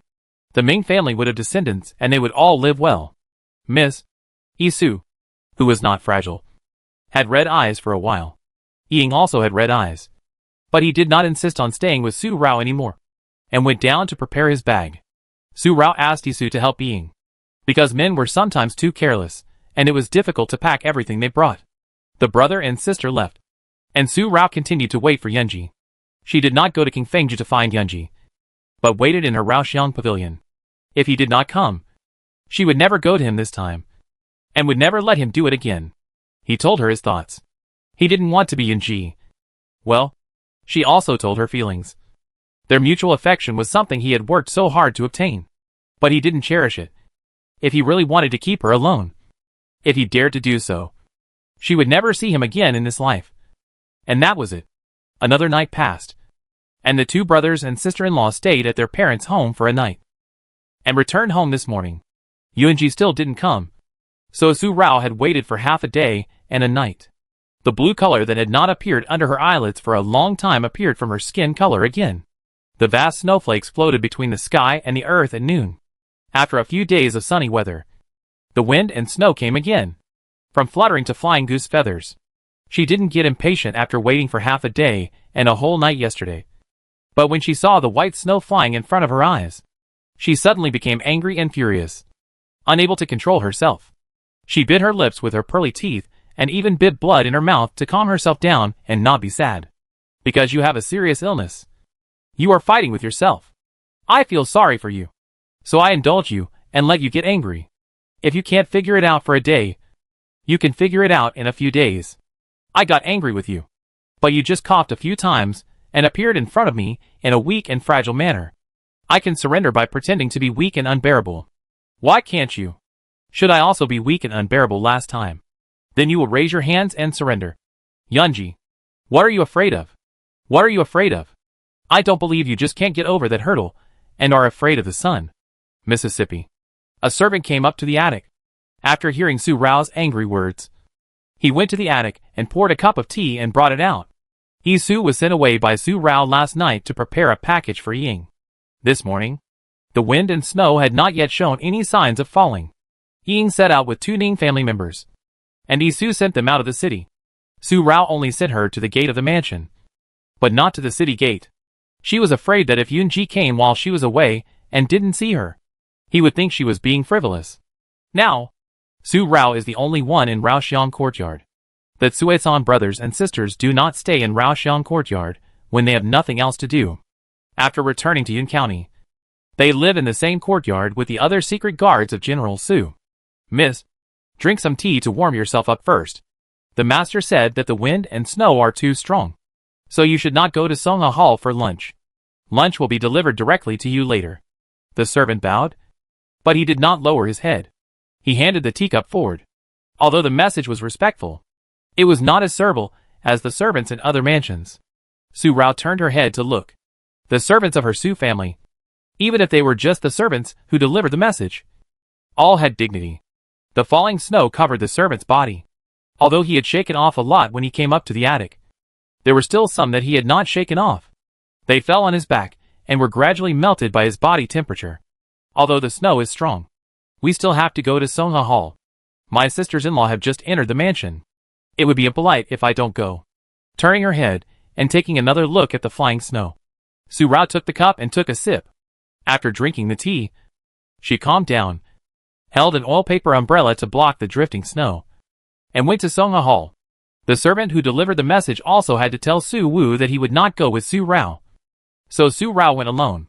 When she left the servant's sight, Su Rao suddenly stopped, pressed her finger on her throat, and spit out the tea with a sudden force. A small silver needle also fell between her fingers. While drinking tea, the silver needle sealed the acupuncture point of the throat, and the tea would not be swallowed accidentally. Afterwards, she took out the antidote given by Ning Wanyu and swallowed it. Only in this way can we be safe. Master. When did my Su family call Grandpa the Master? It seems that he had sneaked in and observed for a long time before he succeeded. However, he was not careful enough and still exposed his tracks. He took such a risk and came directly to poison. Is he stupid or has other intentions? Put away the oil paper umbrella and followed him secretly. She wanted to see how this person managed to sneak into Yun County under their precautions, and easily enter her Su family, disguise himself as a servant of the Su family, and poison her so directly. Without thinking too much, Su Rao already knew who this servant was. He was the little medicine boy. It is difficult to draw the bones of a tiger, even if the disguise is superb. If you know it is a fake at the first glance, then at the second glance, Su Rao can use his skills to draw the bones in her mind. Mr. Zhao's disguise is not exaggerated. Following behind, I saw the servant go to Su Wu's courtyard. In the corridor leading to the rockery, he looked around and saw no one. He flashed into the rockery and came out with a different look. He was still dressed as a maid, with earrings, hair accessories, maid's dress, and even the bulge in front of his body was extremely delicate. If Su Rao hadn't seen him change so much, if he was mixed in with other maids, it would be really difficult to find him for a while. Su Rao recognized the style of his clothes at a glance. The Zhao family. So it is like this. The maid left and went back to Su Sen's courtyard. Su Rao understood everything. She understood why he was able to take advantage of the loophole under their strict defense. Only Shulan. The dead Shulan. It seems that Zhao Lianqin's death was not a natural disaster. After hearing this, Su Rao did not immediately catch the little medicine boy, but quickly returned to Songha Hall. The little medicine boy came from Songha Hall. So whether Grandpa and the others were hit or not, it was lunchtime now. Su Rao used Qigong directly and rushed to Songha Hall. At Songha Hall, Mr. Zhu and Ning Wanyu were also there. Today, Su De and Su Sen returned home with their two new wives. The happy event was over, and Yunji had not returned with Su Rao. So Mr. Zhu and Ning Wanyu came to say goodbye. They went to Qifeng residence to find Prince Jiyu, as there was still something in the clan that needed to be discussed with the prince. Mr. Zhu and his daughter were about to leave, so General Su kept them for lunch. After lunch, he asked Su Rao to lead them to Qifeng residence. Yunji didn't come the day before yesterday, didn't come yesterday, and still hasn't come today. If General Su doesn't notice anything, he won't be the great General King known as Yun Lang's living tiger. Grandpa. Mr. Zhu.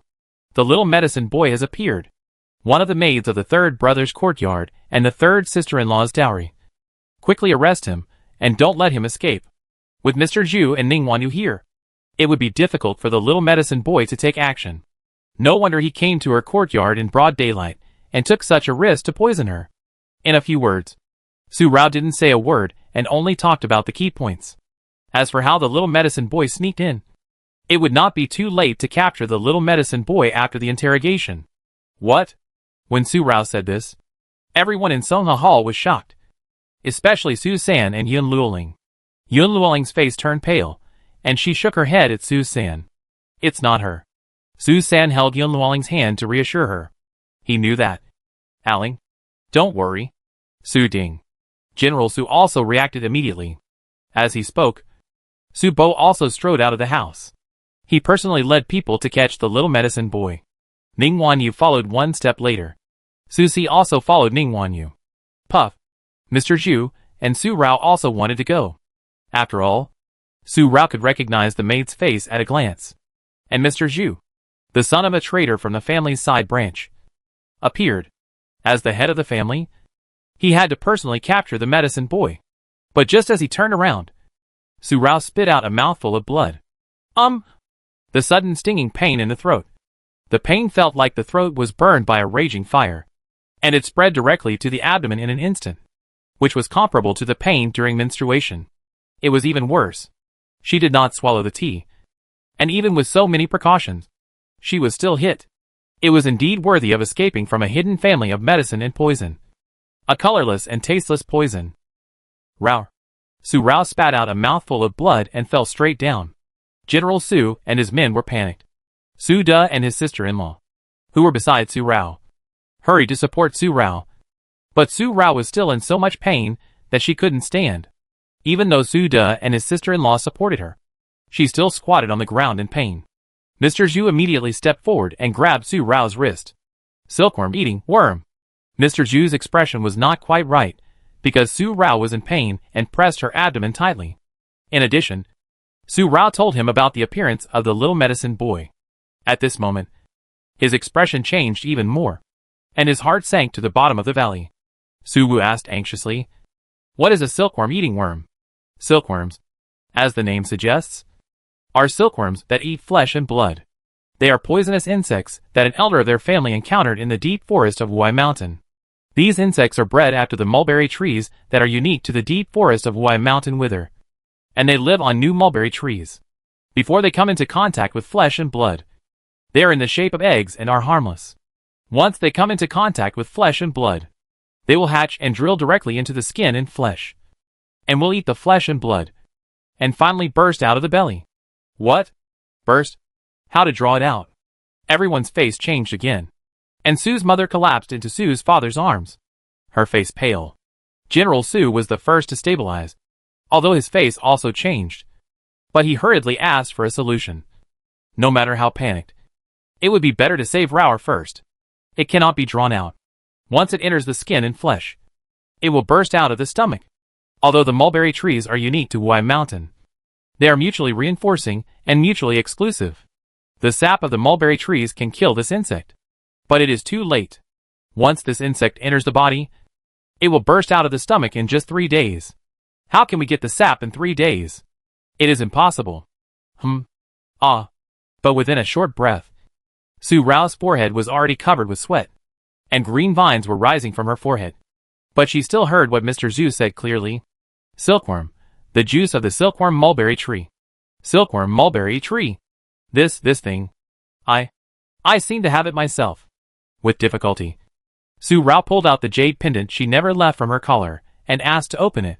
The jade pendant was an emerald half of the Tai Chi Bagua, and it was also a fish wagging its tail, and the fish eye was a switch. When her mother passed this jade pendant to her, she had carefully told her that this was the amulet left by her grandmother to her mother. Now her mother passed it to her. There was a life-saving pill in this amulet, which was mainly made of silkworm mulberry tree juice, and it could cure all kinds of poisons. Unexpectedly, it has become a life-saving medicine now. Father Su hurriedly opened the jade pendant. Sure enough, there was a pill in the fish eye. A green pill. The fish eyeball on the jade pendant. If placed in normal circumstances, seeing such a jade pendant would not notice the mystery inside. After taking the pill, Su Rao felt a cool feeling flowing from her abdomen, and her abdomen was like the moon. The unbearable pain when the incident came was relieved for a while, but it still hurt. I don't know if the pill has not taken effect completely yet, or if the pill has been stored for many years, and the effect is minimal. But Su Rao can stand up. Being able to stand up means that even if the effect is minimal, it still suppresses the worm from continuing to eat her flesh and blood. Rao's pill. Su Rao's jade pendant. This object, General Su is very familiar with it. He also has an identical other half here, which is also emerald. It's on him now. The medicine box he always carries with him is the dowry left by the old woman for her precious granddaughter. The old woman only told him that it can cure all kinds of poisons and left it to her precious granddaughter. But she didn't say that it was made from the sap of the silkworm tree. At the beginning, General Su knew that his precious granddaughter was not his precious granddaughter because of the jade pendant Su Rao wore around her neck. He missed his deceased wife and kept it with him. However, the other half appeared on Su Rao. The other half was on the lost sister of Mrs. Su. General Su secretly checked and found out Su Rao's identity and knew that his precious granddaughter was gone. Over the years, General Su really treated Su Rao as his precious granddaughter. It was not only because his Su family participated in the chaos that caused the fall of the Qin dynasty that night, and he felt a sense of indebtedness to the princess of the Qin dynasty. But also because Su Rao had this connection with his Su family. The granddaughter of his deceased wife's sister would also be General Su's granddaughter. After taking the medicine, Su Rao's pain symptoms were relieved. But seeing her expression, he knew that the silkworm was not completely killed. General Su immediately took out the medicine box and took out the pill in the jade pendant. "My dear granddaughter, come here. Grandpa also has one. Take it quickly, and you will be fine after taking it." General Su took out the pill like this, and the identical emerald jade pendant not only shocked Su Rao, but also Mr. Zhu, who had a strange expression when Su Rao pulled out his jade pendant earlier. At this moment, his reaction was to stay on General Su and Su's father's hands. The jade pendants were closed to form a complete jade pendant, and the pattern on it would be the family totem. "Grandpa, how come you have one too?" Su Rao was startled, but she opened her mouth to habitually take the pill that General Su handed directly to her mouth. She was just used to her grandfather feeding her sugar beans when she was a child, and she didn't think about it at all. After taking these 2 pills, the silkworms were killed, but she would have to suffer again. Silkworms and mulberry trees are mutually reinforcing and mutually restraining. 1 pill is enough, and taking more is useless. Just as the pill was about to enter her mouth, Mr. Zhu stopped her in time. The strange expression he had just seen when he saw the 2 jade pendants disappeared, and he once again diagnosed Su Rao's pulse. His eyes fell on Su Rao's face again, although it was only a short torture of less than a moment. Su Rao's face had turned pale, and the sweat stains on her forehead were not wiped off. But this did not affect her unique pair of peach blossom eyes. These peach blossom eyes, now looking at the portraits of the 2 aunts that his father had shown him when he was a child. They both had such charming eyes. The detoxification pills made from the sap of the silkworm tree are sealed in the jade. Even after 100 years, the medicinal effect is still there. This is the amulet made by my grandfather for my 2 aunts. I have been looking for the missing 2 aunts for more than 10 years. Not long ago, I learned that it might be related to Miss Su and the Qin royal family. I didn't expect that it was also related to the Su family. What did Mr. Zhu mean by this? The Su family members were confused for a moment. But Su Rao was so seriously injured that the Su family didn't care about what Mr. Zhu said. Su Bo and others had already controlled the maid that Yun Luoling brought with her as a dowry. Mr. Zhu also had to deal with the traitor's children of the family's side branch first. So let Su Rao rest first. There is no need to find Prince Jiyu for his affairs. I will talk to General Su later. Su Bo brought his men with Ning Wanyu and Su Si to Su San's courtyard. They came so quickly that the maid didn't even have time to react before she was surrounded by the Su family guards. They surrounded Su San's courtyard, and the maid saw this and wondered where she was out of position and was exposed. But the courtyard was surrounded like this, and Ning Wanyu was there. So the little medicine boy didn't think about where he was not doing well. He grabbed a maid next to him and wanted to take her hostage to escape. But before he could grab the maid next to him, Su Si made a move. Just as he stretched out his claws to the maid, the folding fan in Su Si's sleeve flew over. The little medicine boy's wrist was injured by the folding fan, and Ning Wanyu also stepped forward. When the medicine rat on the little medicine boy rushed out to attack Su Si, the silver needle moved, and the medicine rat fell to the ground and became limp. The 2 of them cooperated very well in this move. After taking down the little medicine boy, Ning Wanyu nodded to Su Si and thanked him. She was decisive when she made the move, and she returned to her quiet appearance after the move, and smiled softly. Su Si also nodded, looking at Ning Wanyu's eyes, which had not been restrained for a breath. He also looked Ning Wanyu up and down before retracting his gaze. Whether it was towards Yun Luoling or Miss Lu San, Su Si had never shown such an expression. Even when he was in contact with Ning Wanyu, he had never looked at Ning Wanyu so rudely before. But at this moment, he suddenly looked at her like this. And then, as the wind and snow became stronger, he even waved the folding fan he had taken back. Ning Wanyu did not notice his reaction, but it caught Su Bo's eyes inadvertently. For a moment, Su Bo also looked at Ning Wanyu, and then looked at the 4th young master of their family.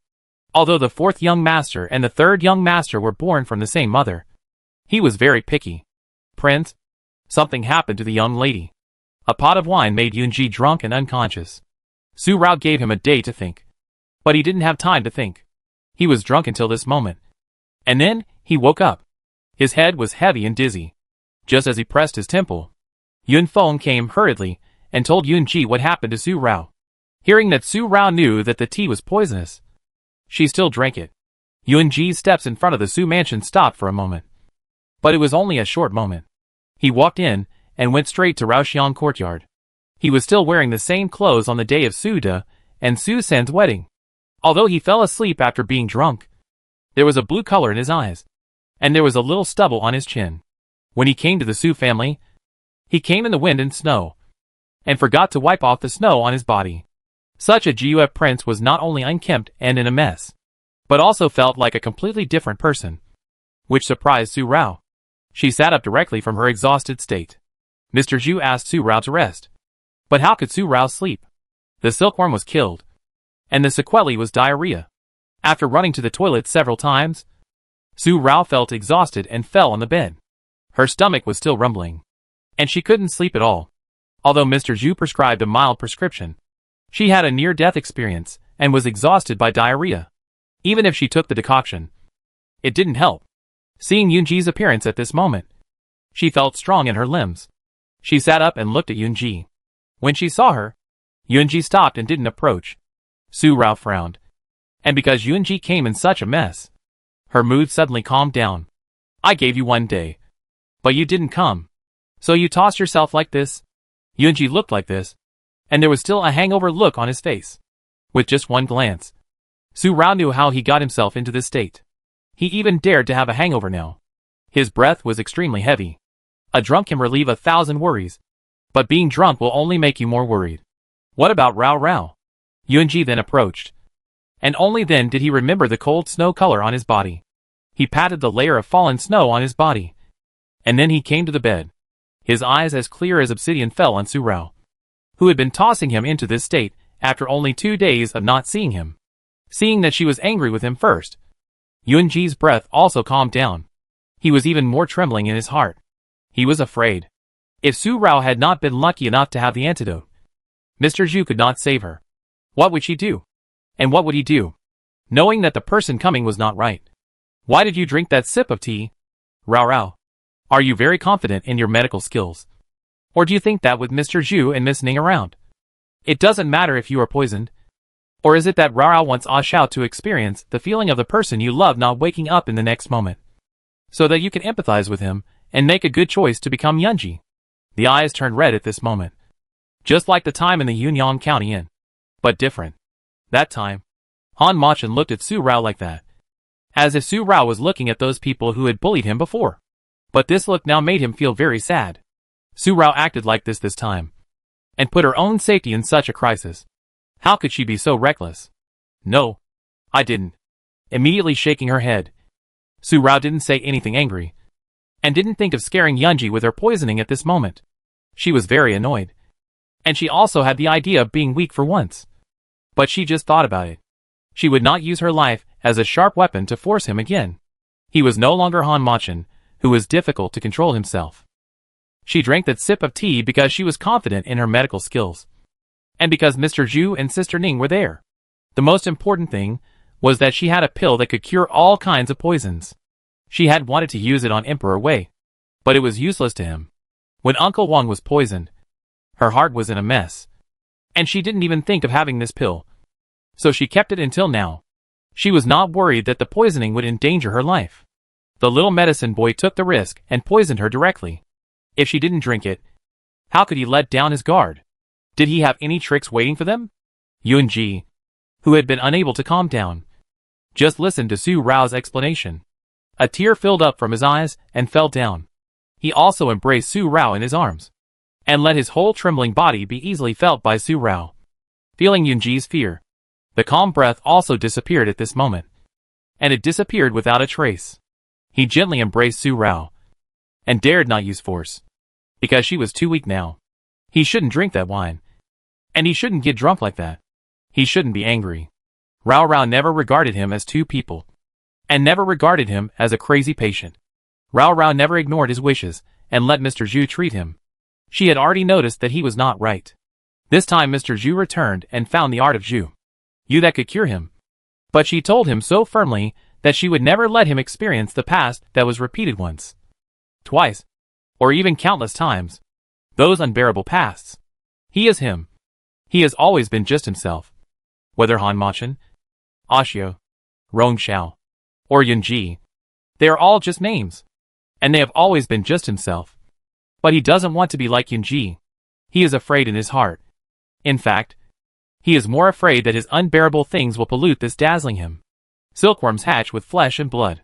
The silkworm eggs are placed in the cup. Even if you drink it, it won't attack so quickly. Did you bite your lips because you were so angry that you couldn't bear it? So you got infected so quickly. After holding Su Rao for a while, Yunji asked again. There were faint blue marks at the corners of Su Rao's mouth. Although the marks were light, Yunji saw them. The blue corners of the lips must have been bitten. This time Su Rao didn't answer him. She fell asleep in Yunji's arms. I couldn't fall asleep alone. When Yunji came, maybe he was used to sleeping with two people in the same bed. So he fell asleep like this. And fell asleep without discomfort. Pale complexion. Blue eye sockets. Because of him. Because he couldn't get over it. He almost got involved with Su Rao. Rao. If I hadn't been angry, that sip of tea wouldn't have gone into your mouth. He picked up Su Rao and adjusted her to a comfortable position. Then let Su Rao lie in his arms and sleep peacefully. Outside Raoxiang Pavilion, Su's mother and the others went back after Yunji came, letting Su Rao rest peacefully. The wind and snow were getting stronger and stronger. It fell from the afternoon to the evening, and there was no sign of stopping. It was still whistling wildly in the air.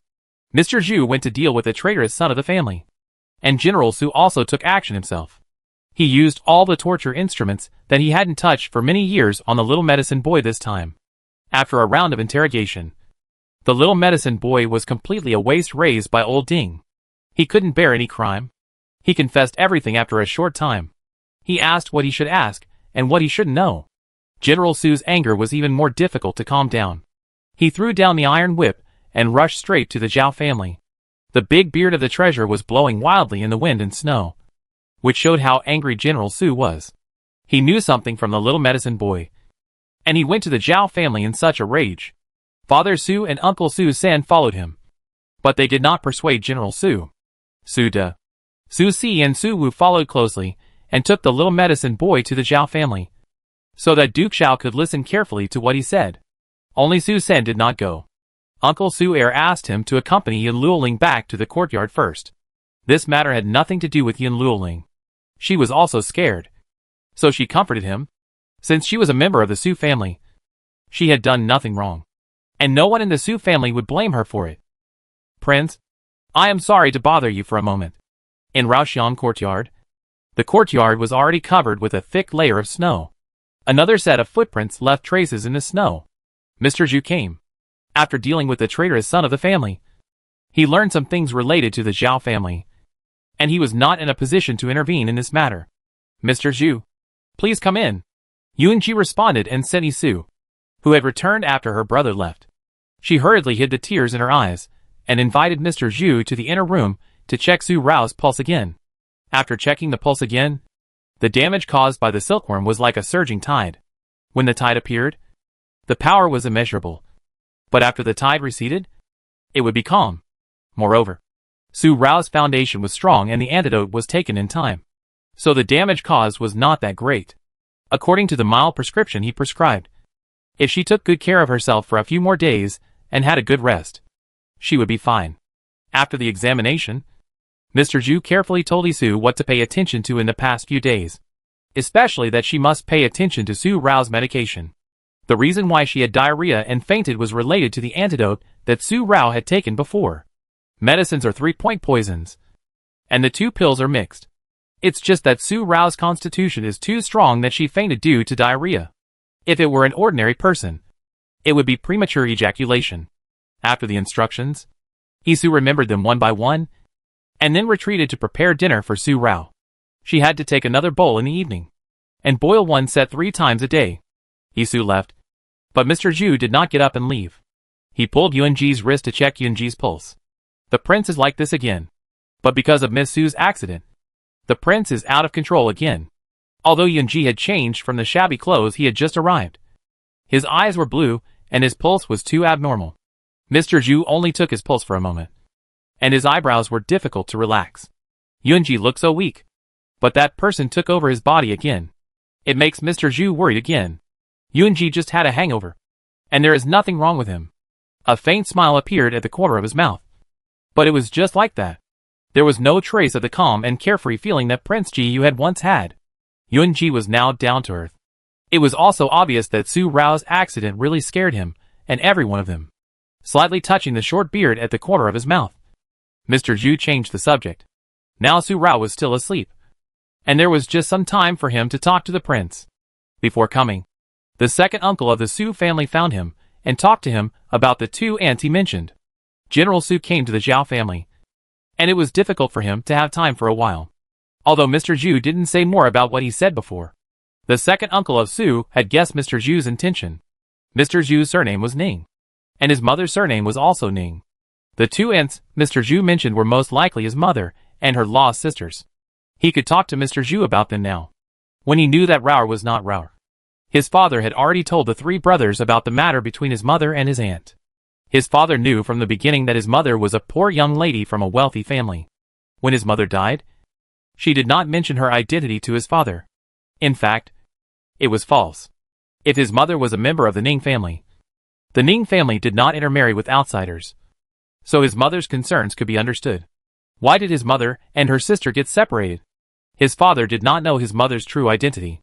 Then the family affairs that his mother told him at the beginning, that his parents died in a robbery at home, were all false. If Mr. Zhu wanted to learn from General Su, he could only know that his aunt was buried by General Su. As for Mr. Zhu's great aunt, General Su didn't know either. My father and the three of us brothers had never met the aunt. She was not as lucky as my mother. I'm afraid only Raour knew where her body was buried. Mr. Zhu was looking for the two aunts who had been missing for decades. There was a family totem as evidence. My father also had a portrait of my mother. You could tell at a glance. Mr. Zhu's family wanted to let the clan members return to their roots. But for this matter, I hope Mr. Zhu won't ask about Raour. Raour had a hard time these years. Now that she has finally gotten over it, we, the Su family, don't want Raour to recall the pain of the past. This was the last words that second Uncle Su told Mr. Zhu. After General Su learned that Su Rao was not his precious granddaughter, he secretly investigated and found his lost sister for his deceased wife. His sister was separated from his deceased wife, and was saved by the son of the imperial physician of the Qin dynasty. Later, she married the son of the imperial physician, and had a daughter who became the crown princess of the Qin dynasty. After the fall of the Qin dynasty, all those related to the Qin dynasty royal family were hung up for public display, and no one in the imperial physician's family survived. In the end, they were all pulled to the mass grave by carts. No one dared to collect the bodies, and the wild beasts ate their bodies one by one. But the princess of the Qin dynasty was alive. If she was alive, she would definitely collect the bodies for the tribesmen. Even if they were mutilated bodies, they would be buried in peace. Knowing what his two aunts had experienced in the secular world, and led by Uncle Su to General Su's Songha Hall, and seeing the portraits hanging in the inner room, Mr. Zhu felt a little complicated. After resting for about 3/4 of an hour, he decided to meet Su Rao. Still wanted to ask about it. The younger aunt was loved by General Su, and the couple loved each other very much. They died happily and were buried in peace. General Su still misses her to this day. However, the body of the eldest aunt was torn into two, and now no one knows where the body is buried. If he does not find it and bring it back to the family, how can he explain to his father and ancestors? Sir, I know that this is not the right time for me to ask Miss Su about it. Mentioning the fall of the Qin dynasty again will hurt Miss Su. But I have been looking for my two aunts for more than 10 years. My ancestor and father have sent countless disciples to look for them, but to no avail. Now I finally know where they are and what they have experienced. If I don't bring their bodies back to the clan, I can't comfort my father's spirit in heaven. And it's hard to explain to my ancestor. Yun Ji and Mr. Zhu went out to talk in the inner room. Yun Feng prepared tea. After speaking, Mr. Zhu took a sip of tea to soothe his mind, which was still a little difficult to calm down. The two aunts left the family for more than 40 years to pursue the collateral traders.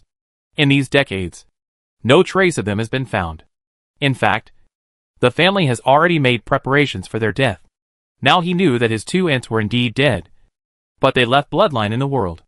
They violated the family rules and married outsiders. But they had been dead for more than 10 years, and did not reveal the family to the outside world. Now, he only hoped to bring them back to the family. Rao Rao is Mr. Zhu's niece. Mr. Zhu is looking for family members. Yunji can understand Mr. Zhu's feelings best. But he was still shocked when he learned about the relationship between Su Rao and Mr. Zhu.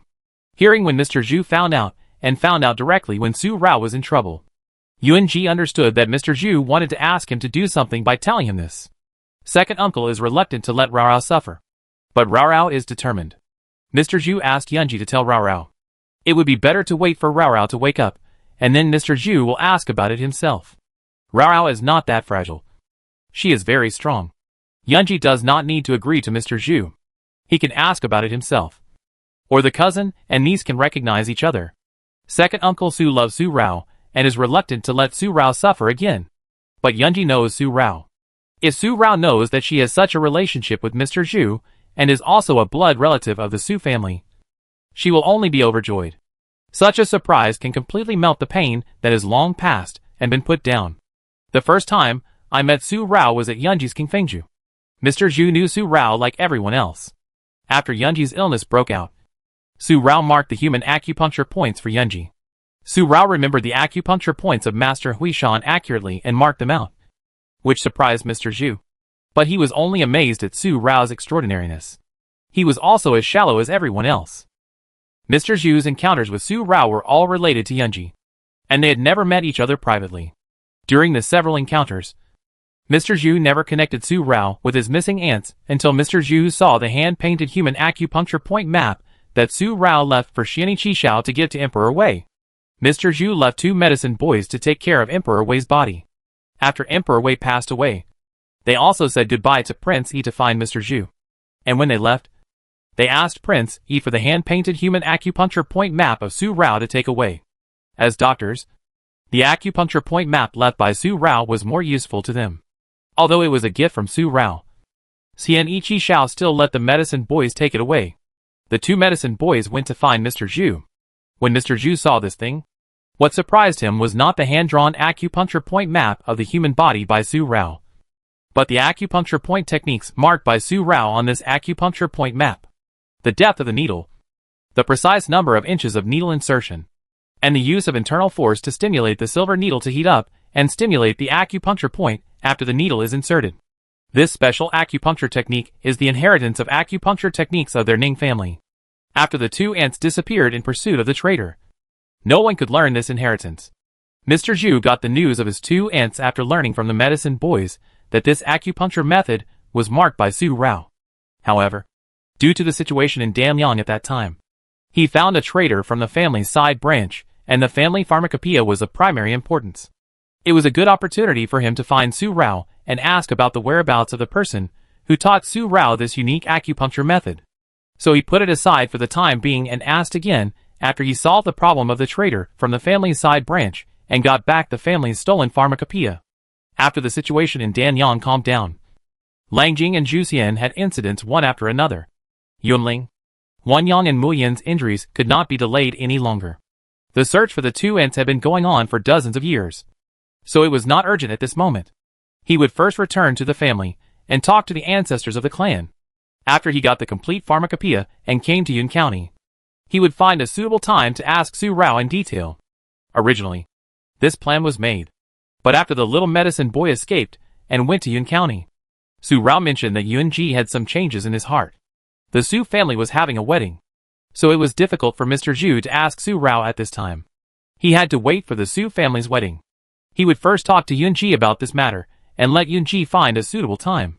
He would then ask Su Rao and ask her carefully. However, he had never expected that the traitorous son of the collateral branch, who escaped from the family, would sneak into the Su family and plant silkworms on Su Rao. Even if his medical skills were superb, he could not cook without rice. He was bound to die. But he did not expect that Su Rao had the antidote himself, which was also the amulet of one of his aunts. And his other aunt so unexpectedly let him know directly. Now, Yunji asked Mr. Zhu to ask Su Rao himself, and Mr. Zhu did not say anything else. Mr. Zhu and Yunji had known each other for 10 years, and Mr. Zhu knew what kind of person Yunji was. Since Yunji said so, he did not need to worry about what Uncle Su said. In the evening, Su Rao woke up. had dinner and took medicine. And Mr. Zhu also talked to Su Rao in person. As Yunji said, Su Rao was happy on her face, and did not have the previous pain. In fact, Su Rao had already understood what Mr. Zhu had said at noon, that the amulet belonged to his aunt. But she just couldn't think about it at that time. The identity of her grandmother has always been a mystery. She was poisoned and seriously injured. It took a lot of effort for her grandfather to save her. But she forgot the past and forgot everything about her identity. But her grandmother had superb medical skills, and was praised by her grandfather. They fell in love with each other. Even though he didn't know her identity, her grandfather still married her without hesitation and gave her the identity of a distant cousin. They lived happily together for half their lives. Her grandmother had superb medical skills, and her grandfather's family was a family of imperial doctors.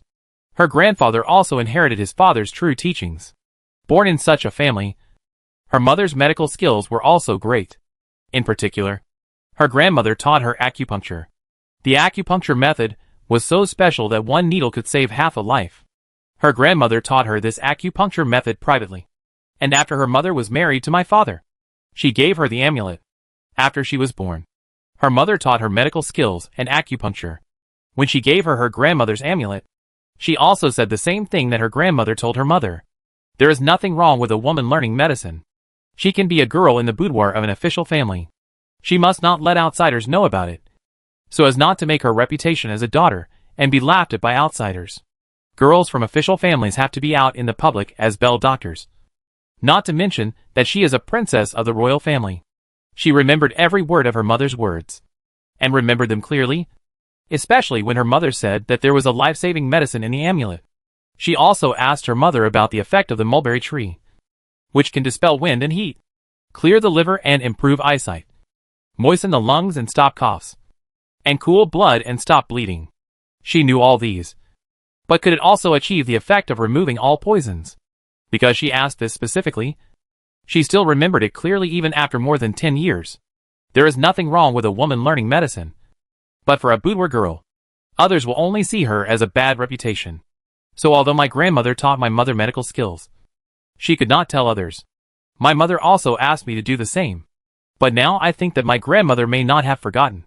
She just protects the family's stability. After learning about her grandmother's identity from Mr. Zhu, Su Rao recalled that she could not tell others about her medical skills. Now she really understands the real reason. Moreover, she has a blood relationship with her grandfather, parents, uncles, aunts and brothers, which makes her smile hard to disappear. The outline of her mouth, the rich and gorgeous in her peach blossom eyes, the gorgeous light, make her face feel pale. She also has a cousin. Not only Su Rao's cousin, but also Qin Rao's cousin. They have a common cousin and a common cousin. She is so happy. Rao Rao's grandmother, Su Rao's grandmother. They are sisters. Rao Rao and Su Rao are also sisters. So Rao Rao's poisoning this time is not a bad thing at all. Although Yunji was really angry with Rao Rao when he heard it, Yunji was also happy at this moment. Su Rao and Mr. Zhu, uncle and niece, recognized each other, and learned about the experience of the great aunt from Su Rao. The bones of the great aunt were not buried separately. The mass grave was full of debris, and it was impossible to identify who was who. So they could only dig a big pit to bury them together. Knowing the tragic end of his great aunt, Mr. Zhu got up and left without saying anything else. Yunji also knew that Mr. Zhu must be upset, but he could only comfort him with one word. The dead are gone. Their remains can be buried. The heroic spirits are at peace. The dead are at peace. And the living are also let go. So they should be thankful. Thankful that there are still relatives alive. After a few more words with Su Rao, the night was already quiet, and Yunji accompanied Su Rao to sleep.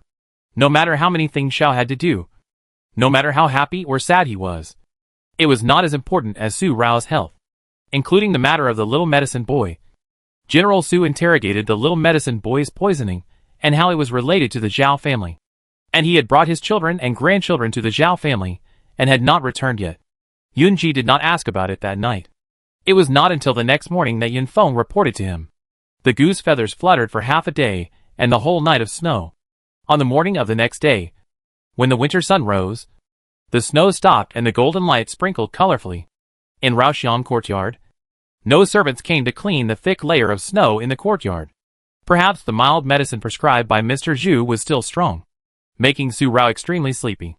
Su Rao had not woken up yet, and if there was any movement in the courtyard, she might wake her up. After Yunji woke up, he also walked out of the inner room very lightly. Zhao, Lian, Xian, Yun Feng came and told him about the interrogation of the little medicine boy yesterday. He only heard that it was related to Zhao Lianqin, a common trick, killing with a borrowed knife. Yunji, who had gentle phoenix eyes, felt that the bottom of his eyes, as clear as obsidian, was covered with a thick layer of frost. The natural disaster caused by Zhao Lianqin was an accident, but the person who died was not Zhao Lianqin, but the real Shulan. Zhao Lianqin never left Juxian. Yesterday, General Su interrogated the little medicine boy. Under torture, the little medicine boy confessed everything. Why did the Three Kingdoms search for the little medicine boy for 3 months without any trace? Why did the little medicine boy sneak into Yun County and poison Su Rao directly to kill Su Rao? All of this was caused by Zhao Lianqin. To be precise, it was the hidden danger buried by Xianiqi Xiao. As Yun Mujing clearly recognized, if Zhao Lianqin didn't die, she would stare at Su Rao like a vicious snake. The little medicine boy escaped from his family and went into the forest of Wuai Mountain. He found the cave under the cliff deep in the forest that Ding Lao had discovered after he rolled down the cliff. The cave was hidden behind a mulberry tree, on which silkworms lived. It was also under the cliff in the deep forest, so it was difficult to find even if the clan members went into the mountain to collect medicine all year round. After the little medicine boy entered the cave, he was no longer in Danliang, but in the mountains outside the Lingtong Pass on the border between Zhuxia and Danliang. The endless mountains are winding and twisting, and the mountains are intertwined. When the little medicine boy arrived outside Lingtong Pass, he knew that his escape would soon be heard by the new emperor of Danyang, and he would search for him. So he entered Lingtong Pass from the mountain path and sneaked into Zhuxia to find a secret place to hide in Zhuxia, in order to prevent the tribesmen who wanted to catch him from finding the cave and tracking him. He could not stay in the border of Zhuxia, so he had to hide all the way.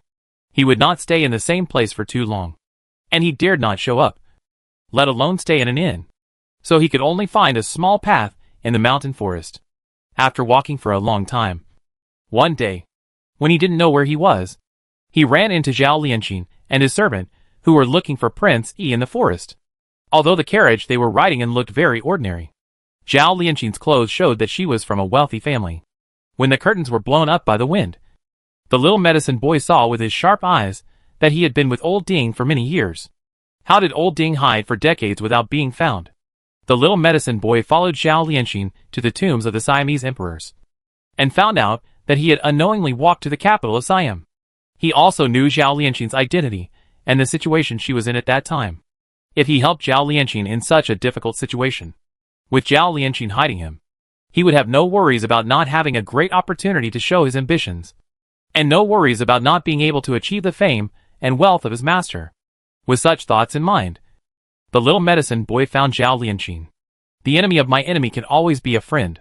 As soon as Zhao Lianqin knew the identity of the little medicine boy, who was also equipped with the means taught by Ding Lao, she immediately asked the little medicine boy to do the next thing for her, to help her kill Su Rao.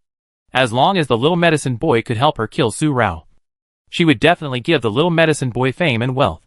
Zhao Lianqin promised that she would find Xianiqi Xiao again when Su Rao was poisoned, and she would return to Langjing with a clean record, and would never return in such humiliation. An innocent daughter of the Zhao family, and a princess who had maintained the peace between Zhu Xian and Yunlang.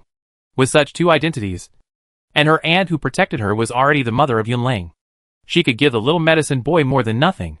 Under such temptation, the little medicine boy chose to take the risk. In this way, Shulan was disguised as Zhao Lianqin, and the little medicine boy disguised himself as Shulan. They set off together, and Zhao Lianqin stayed in the Gobi Pass of Zhuxian to wait for news after they succeeded. Once Shulan and the little medicine boy succeeded, she began to act. What happened next was not much different from what she knew about Zhao Lianqin before. The Zhao family's private guards went to pick up Zhao Lianqin. Shulan and the little medicine boy knew about Yun Luoling's wedding, and Su Rao's people in Yun County instead of Langjing. They thought that the Zhao family's private guards were taking them to Langjing, so they ran away halfway. Later, the accident happened. Shulan's death was caused by the little medicine boy abandoning Shulan for self-protection. He pushed Shulan directly out of the carriage, and stepped on Shulan's body, and fell safely into the valley. He was not seriously injured, and most of the blood on his body was Shulan's. His actions were difficult for the border guard to notice under the unexpected crisis at that time. The border guard fled so quickly. So he took advantage of this accident, and pretended to be seriously injured. He sneaked into Yun County so easily, and then easily escaped from the eyes of the Zhao family with the death of Shulan. He did not take action at the perfect time of the wedding of the three families of Su, Zhao and Lu. First, he never wanted to avenge his master, Old Ding, and only wanted to create glory again. Second, if he took action on the wedding day and caused chaos, he would definitely expose himself. The little medicine boy was a very selfish and cowardly villain who fantasized that he could be as famous as Old Ding. He gave Su Rao the swallowing worm because Mr. Zhu and his daughter were there. If it was any other chronic poison, it would be discovered in a short time. The swallowing worm hatched when it met flesh and blood. Su Rao was not injured, and it was difficult to detect the poison for a while. By the time he was discovered, he had already left Yun County safely, without anyone noticing. Master, the medicine boy is afraid of death, but he is full of evil thoughts. He poisoned the young lady with this poisonous insect. It will not work without flesh and blood. After he returns to Gobi Pass, Zhao Lianqi will find Prince Yi and ask Prince Yi to redress all the grievances of Zhao Lianqi in exchange for the young lady's life being poisoned. When Zhao Lianqi returns to Queen Mother Shu safely in Langjing, he will hand over the antidote to cure the young lady's poison. But will the antidote he handed over be an antidote, or some bloody thing that catalyzes the hatching of the devouring insects? A selfish villain who can take such a risk to poison the young lady just for fame and fortune. Zhao Lianqin's request is the young lady's order. The little medicine boy will communicate for him in the future, and he will never give the antidote. After reporting all these things, Yufeng asked Yunji again. Since Zhao Lianqin was in Ju Siam, and this matter was related to Prince Yi, did he need to tell Prince Yi what he knew? Or should they do it themselves? Prince Yi did it for Rao Rao's good. But now he underestimated Zhao Lianqin's scheming, and told her the truth, and killed her, and fed her body to wild beasts in the mountains. I will take care of the Zhao family. The calm and cold voice came from the Raoxiang pavilion, where the fire was burning vigorously. Although it was a warm pavilion, Yufeng felt that he was surrounded by the familiar ice, and was in a cold ice cave. This was the master that his younger brother Xiaomubai had always followed. The dark side of the master, especially Yunji's last words, what Han Machan would say, and what he could do. But when he said this, Yunji's face no longer had the bloodthirstiness that Han Machan had once had, and no uncontrollable killing aura emerged.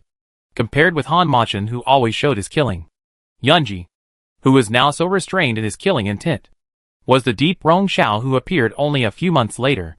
Yun Feng frowned slightly. His eyes fell on Yunji, but he did not immediately do what Yunji had told him to do. He was worried because of his attention. Yunji knew Yun Feng's reaction easily. At that time, Yun Feng went to Danliang to look for Xiaomubai, and when he came back to Yunji's side, he learned that Rong Xiao had appeared. His expression at that time was even worse than it is now. Perhaps when darkness and light merge together, Yunji will also disappear, and the person who appears will be Rong Xiao, who is willing to disappear, and the deep man who hides all his evil thoughts in the deepest. If I knew the disaster today, if I could foresee that Rao Rao would suffer this crime, I should not have just let Zhao Lianqin marry Zhu Xian to end the possible love between Rao Rao and Xian Yi Qi Xiao. This statement came out from the bottom of his heart. Although he knew that he had changed, Yunji still felt that way. Zhao Lianqin had committed suicide, and Han Machan pushed her from behind. His other intention was to plot against Xian Yi Qi Xiao, just for the one he loved most, Rao Rao. With Zhao Lianqin as a concubine, there was no way that Su Rao and Xian Yi Qi Xiao could have any sympathy with each other. This selfish thought, even if he couldn't be with Rao Rao, he selfishly didn't want Rao Rao to have any special feelings for anyone other than him. He even didn't allow Rao Rao to be special because of Han Machan's identity. Amitabha. It is difficult for people to escape the 7 emotions and 6 desires. The Buddhists also have a verse. Love gives rise to worry. Love gives rise to fear. If you are free from love, you will have no worries and no fear. Buddhists emphasize that the 4 elements are empty, but they will also have delusions in their hearts, let alone ordinary people. If you are free from love, you will have no worries and no fears. However, it is just to suppress these delusions forcibly, which is harmful and hurtful to yourself and others. With this Buddhist saying, Master Hui Shan came to Ryuxianjiwen. Master Hui Shan went out to travel and preach Buddhism. He always went wherever he went. After helping Su Jia and Su to go to Juxian Gobi Pass and saving Jin Chao, Master Hui Shan said goodbye and continued to travel around and preach Buddhism. Before Mr. Zhu came to Yun County, Master Hui Shan had already arrived in Yun County. He preached Buddhism all the way from Gobi Pass to Yun County. He passed by Qingyun Temple and was invited by Tianyi Taoist, the master of the temple, and he talked about Buddhism for many days. Buddhism talks about the Four Noble Truths: suffering, accumulation, cessation, and the path. All things in the world. The cycle of cause and effect, and the cycle of life and death. Taoists say Tao. Tao follows nature. Tao gives birth to one. One gives birth to two. Two gives birth to three. And three gives birth to all things. Buddhism and Taoism are originally connected by a root. Just like life and death are inseparable, Buddhism and Taoism are inseparable. After many days of discussion with Taoist Tianyi, Master Hui Shan benefited a lot. Just when Master Hui Shan said goodbye to Taoist Tianyi, he heard from the people who came to burn incense and pray that Su De had an engagement banquet, and Su Rao and Yuan Ji had also returned. The reunion of old friends is fate, and the gathering is even more rare. Master Hui Shan went down the mountain to see Yuan Ji. It happened that he had realized a new experience from Taoist Tianyi, so he had another discussion with Yuan Ji. Master Hui Shan's arrival happened to be a big happy event. The Su family asked Master Hui Shan to predict the auspicious day. In addition, Mr. Zhu came to Yun County, so Master Hui Shan also stayed in the Su family for the time being, asked for 2 glasses of wedding wine, and continued to discuss Yun Ji's serious illness with Mr. Zhu. Just yesterday, Master Hui Shan happened to be out for a day of Buddhist teachings. When he returned this morning, he heard that Su Rao had an accident. He washed and changed into a monk's robe, and then came to Raoxian courtyard. As soon as he stepped into the courtyard, he heard Yun Ji's words. He spoke before he entered the pavilion. His Buddhist words made Yun Ji's heart clearer to him. As a monk, he had developed a desire to compete for the throne because of medicine. As a secular person, he was delusional because of his 7 emotions and 6 desires. This is human nature. People are born with emotions. Those with a righteous heart know how to restrain themselves, and those with an evil heart are exiled. My friend, you have now cleared your mind, and the murderous thoughts in your heart have been controlled. Now you need to learn to restrain yourself. The female donor sin has made you clear your mind and eyes, and it is also the cause and effect of your relationship. Don't be deceived again. Entering the pavilion, he put his hands together and chanted Amitabha again. The sharp Buddha's eyes, seeing Yunji's pair of obsidian-like eyes. There is no more chaos in them. Yunji's eyes were once chaotic, and his mind was scattered and difficult to focus. All because of the darkness in his heart, which clouded his eyes. Now that he is awake, he no longer needs that white satin to cover his eyes, which shows that his heart is already clear and bright. Yes, Master, what you said is very true. Han Machen has long disappeared. What are you still afraid of? Yunji doesn't need to be afraid. This time is a blessing. But there will be no such blessing next time, compared with those unbearable past and Rao Rao. Which is more important? Yunji has already made a choice in his heart. But I still thank the Master for his guidance. Yunji has been restless for many years, waving his hand to let Yifeng go down to do his work. Yunji stood up and invited Master Hui Shan to the side pavilion to pour a cup of tea. I thought it would take a few days for the Master to go out and talk about Buddhism, but I didn't expect him to return today. The Master cares about Yunji, and Yunji is deeply touched. He will carefully remember the Master's instructions. The tea was handed to Master Hui Shan, and Yunji thanked him again. Master Hui Shan took a sip. My friend, please don't thank me. I have a friend like you, and I have a sudden enlightenment after talking with you. If I say thank you, I will thank you a lot. Another word of Amitabha. A kind smile. After a few words with Yunji, Master Hui Shan mentioned Yunji's current serious illness, which is both good and bad. Although Yunji has already understood his inner heart, his consciousness is overlapping and exchanging more and more frequently, and it seems that they have shared memories. This is a good phenomenon, but also a very bad situation. The frequent overlapping and exchange of consciousness meant that they were autonomously trying to merge, and were no longer as repulsive to each other as before. This was a good thing. But it also meant that Yunji's energy would be extremely depleted. In this case, once his dark consciousness gave rise to rebelliousness, it would most likely cause Yunji serious harm. At this moment, it is necessary to promote the complete fusion of the two consciousnesses as soon as possible, so that there will be no danger. My friend is seriously ill. Mr. Zhu has found the family's Zhu technique this time.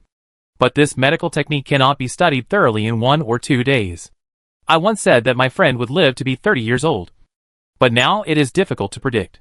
The Zhu technique uses the spiritual consciousness to control the spiritual consciousness.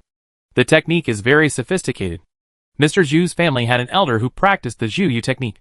But before he could fully comprehend it, the pharmacopoeia was stolen.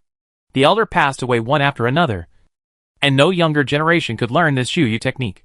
This time, Mr. Zhu found the family's lower volume of the Poison Codex, which contains detailed records of the method of performing the Zhu technique. Although Mr. Zhu has studied it, the secrets in it are very treacherous. If you are not careful, you will hurt your spiritual consciousness. Even if he helps with Buddhism, it will take several years to achieve an 80% chance of success. But my friend, given the change he has experienced, his dark thoughts are hard to figure out, and he may not be able to wait for a few years. If there is another person to help, maybe it won't take a few years. After a moment of hesitation, Master Huishan said something more. My friend, the female donor actually knows more than Mr. Tongzhu. If she can help. It was the middle of the sea hour. The autumn sun rose to the slanting sky, reflecting the snow's surface and shining a brilliant white light. Amitabha. After talking to Yunji, Master Huishan said again that Buddha was merciful and compassionate to all living beings, and left Raoxian courtyard. He left a series of footprints in the snow again. Master Huishan left, and Yudfeng, who was delivering a message to Xianiqi Xiao, came back. The matter has been reported to Prince Yi. In addition, I just learned another thing. General Su and his men who went to Zhao's family just returned from Zhao's family this morning. The rage on General Su's face had completely disappeared by now. When he returned to the mansion, he heard that his granddaughter had not woken up. So he did not come to Raoxian courtyard, but returned to Songha Hall first. Regarding what the little medicine boy did this time, the attitude of the Zhao family, and the attitude of Duke Xiao. After listening to what the little medicine boy said, everything was instructed by Zhao Lianqing. And Zhao Lianqing, the granddaughter, lived peacefully. Knowing this, the expression of the Duke of Zhao at that time, General Su and him had different political views for decades, and neither of them looked down on each other. But General Su could confidently pat his chest and say that Zhao Wenjian was an old fox. A shrewd old fox.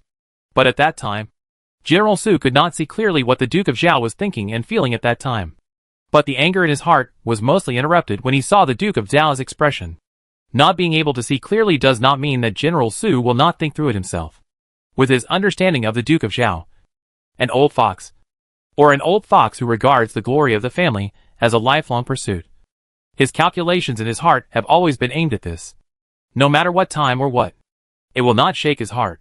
But just last night, knowing what Zhao Lianqing had planned, General Su felt that the family honor and his granddaughter Zhao Lianqing weighed more in the heart of Duke Xiao. He was not glad that his granddaughter was alive. Nor was it because of Zhao Lianqing's actions that made the Zhao family lose face in front of General Su.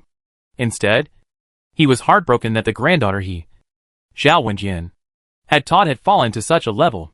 Duke Xiao felt that he no longer recognized the granddaughter he had raised.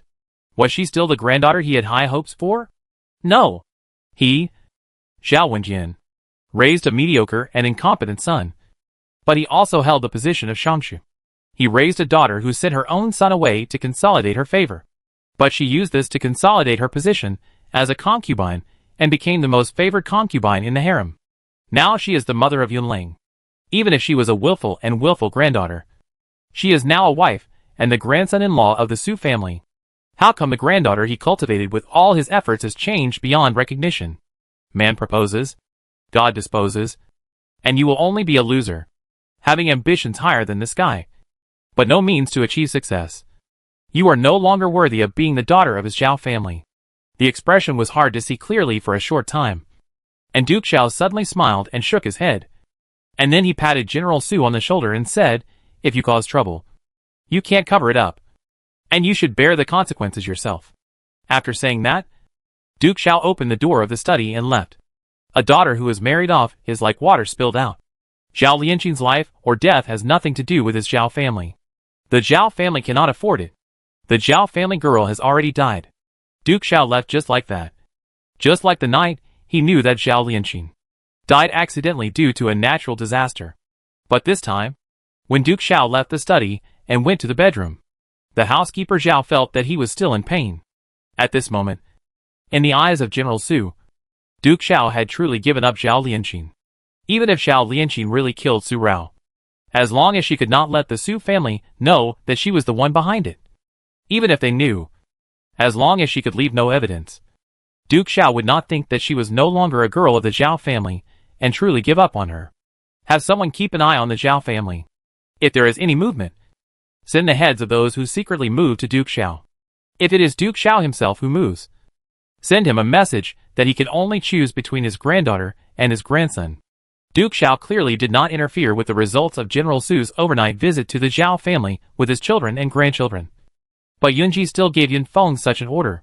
He could only protect one between Zhao Lianqing and the Zhao family.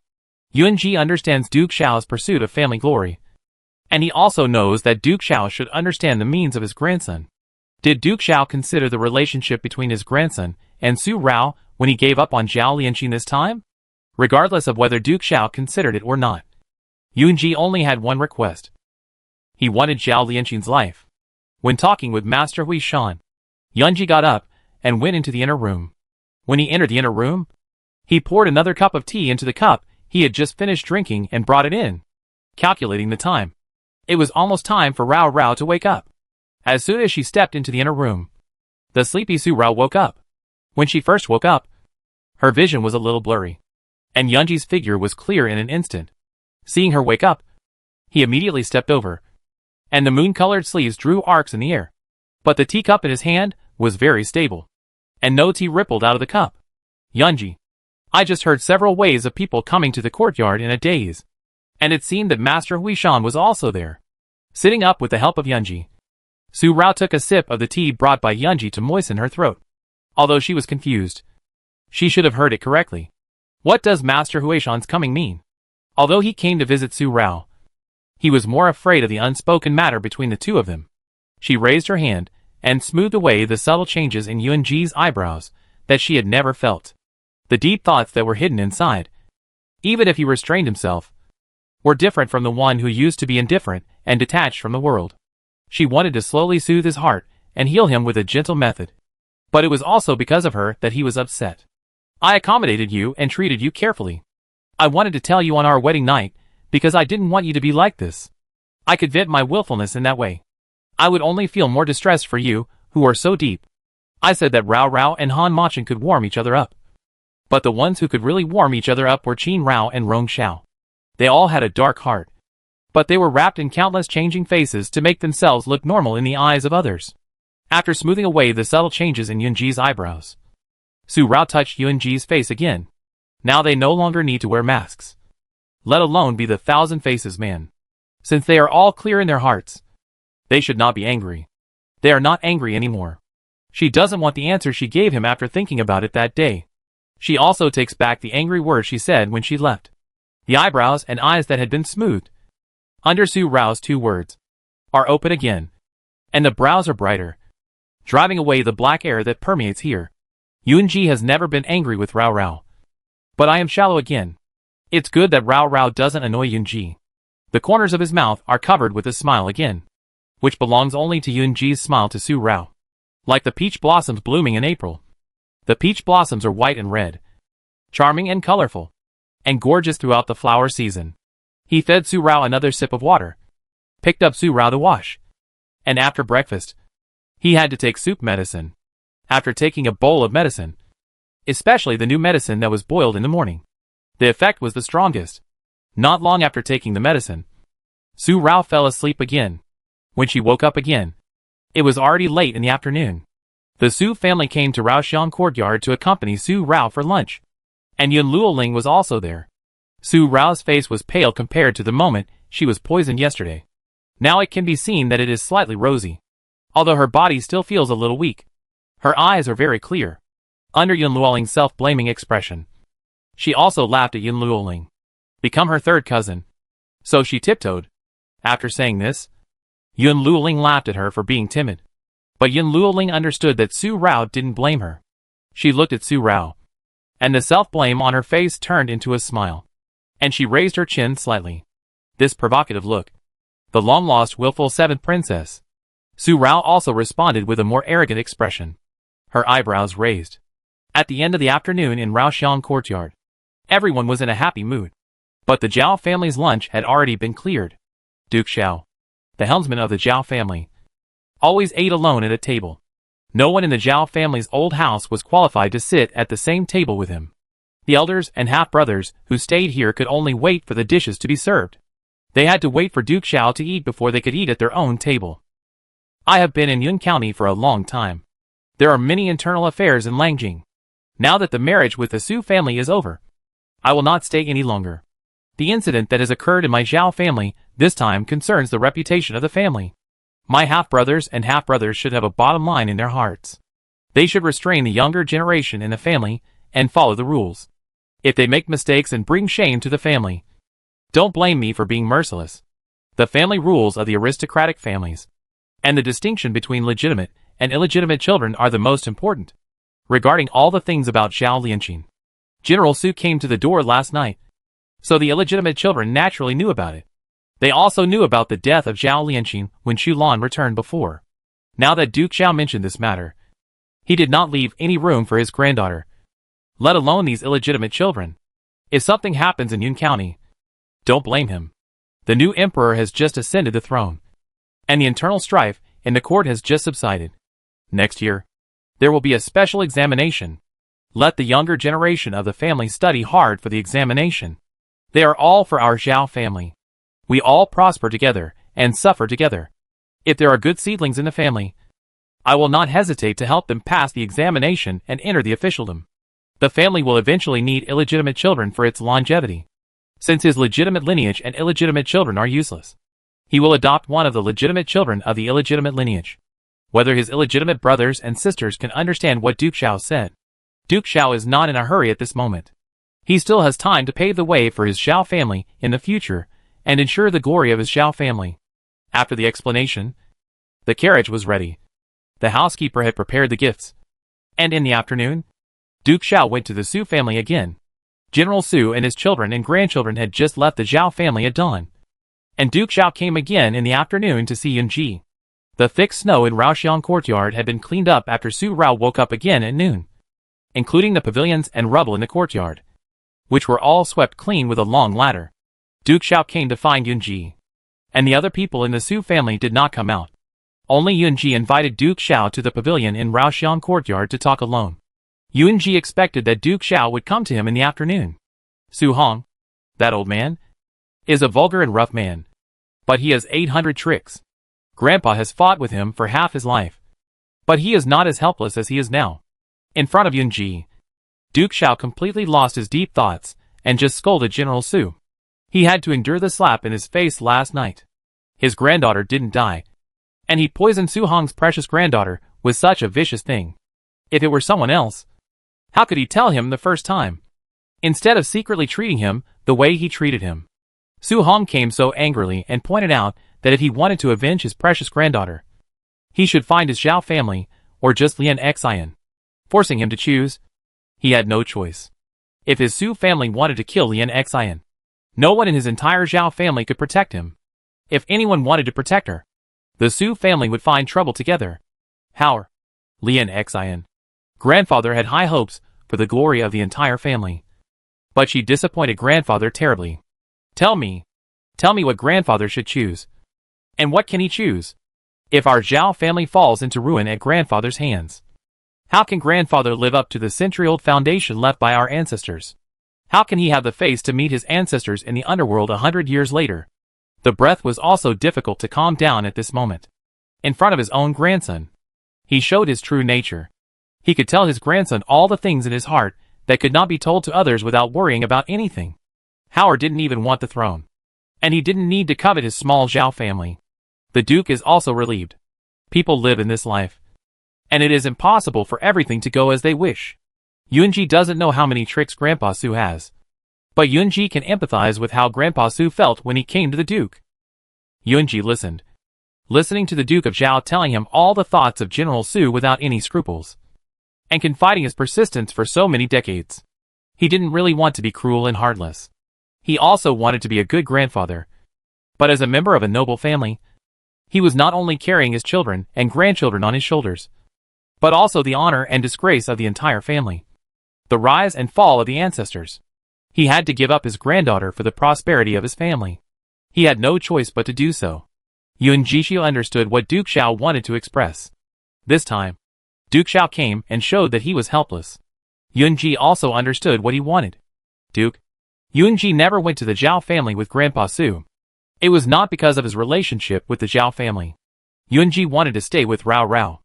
Yunji could have given her to Prince Xu Xianyi for Rao Rao's safety. Now, Yunji could do other things for Rao Rao's safety. But Yunji was clear and would not implicate innocent people. He personally poured tea and handed it to Duke Xiao. Yunji was not affected at all by Duke Xiao calling him Yun Muheo's nickname again. He faced it calmly. He no longer called Duke Xiao his grandpa. He was not his grandson. And he did not want to be the second prince of Yunlang anymore. Yunji already understood the Duke's intention of coming here. The Duke told Yunji that sincerity would be exchanged with sincerity. Yunji also vowed here that if the Duke's heart did not change, and the people of the Zhao family did not do evil, then Yunji could ensure the glory of the Zhao family during Yunji's lifetime. It was a promise. And even more of an oath. He would take Xiao Lianqing's life in exchange for the glory of the Zhao family for at least 40 or 50 years. This was the greatest guarantee he could give to Duke Xiao. He would also repay Yun Muheo's kindness for helping him several times in the Qin Palace, and for his kindness in using Yun Muheo's identity. 40 or 50 years. Duke Xiao had a true character on his face. At Yunji's words, he darkened his eyebrows and looked at Yunji, promising him this oath. His eyes as clear as obsidian stared at him. And on his beautiful face, the corners of his mouth were just very peacefully curved with a faint arc. Obviously, he had always been like this when he was the prince of Yunwang Mansion. Duke Xiao had seen it many times. But when he saw it again this time, he still felt a little nervous. Especially those eyes, without the satin covering them. Just one glance. It felt like he could see through all his thoughts. Compared with the new emperor who sat on the throne now, Duke Xiao suddenly felt fortunate in his heart. Out of thin air, he could not control his own happiness. If the person in front of him coveted power, he would help him to ascend the throne. Would his Zhao family really be glorious and immortal because of the merit of following the dragon? I don't know if the fire in the pavilion was too strong. Duke Xiao felt a little dry in his throat. Took the cup poured by Yunji and took a sip. The tea went into his throat, moistened his throat. And then he felt comfortable again. The rise and fall of a family, the destruction of a country, is a moment or a year. 10 moments or 10 years. 100 moments or 100 years. Who can predict it? For example, the Qin dynasty, a century-old dynasty, was divided into 3 kingdoms in one day. How many of the aristocratic families in the dynasty survived? Very few. Another example is the rising families of the time. Take my Yunlang for example. The 3 major families in Langjing are Yao, Su, and Xiao. The Su family retired. The Yao family was destroyed. And the Zhao family, the Duke of the State, survived. Yunji also saw the reaction of the Duke of Zhao clearly. After another speech, he stood up and left the pavilion. Standing on the steps, he looked up at the winter sun in the sky. The winter sun, even in the hottest time of the afternoon, is not as warm as the small pot of charcoal fire next to him. And the temperature can be felt more. What you see and feel today, who can guarantee that you will see and feel it tomorrow? Instead of chasing the distant unknown, it is better to grasp the future that can be seen and foreseen at the moment. The invisible future is left to the younger generations, who can see it in the future, and they will continue to pass it on. The wedding of Su, Zhao and Lu has passed, and Duke Xiao is also leaving Yunjun to return to Langjing. Since it is difficult to travel by water in winter, he departed by land and took a carriage all the way back to Beijing. When he arrived in Langjing, he would just catch up with the new year. It was originally agreed that Yun Luoling would also take Su San back to Beijing to pay homage to the Queen Mother. But when she was about to set off, Yun Luoling suddenly felt unwell, and her period came. She was afraid that she could not bear the cold winter. She had to wait until next spring, when the flowers bloomed. The unfilial daughter would go to Langjing to visit her mother with her husband Suyuzhou. I hope her mother will forgive her. After Duke Xiao left, a coffin was carried out from the side door of the old house of the Zhao family. There was no fanfare at all, and even the feng shui treasure land was saved. A pit was filled in a random empty mountain. The life of Zhao Lianqin, the legitimate daughter of the direct lineage of the Zhao family, ended in the hearts of others. Zhu Siam. Inside the palace, the enthronement ceremony in the Jingde Hall also ended today. Siam Ichi Xiao wore a black dragon robe with golden dragons wrapped around it, and a golden black dragon crown stood up on his black hair.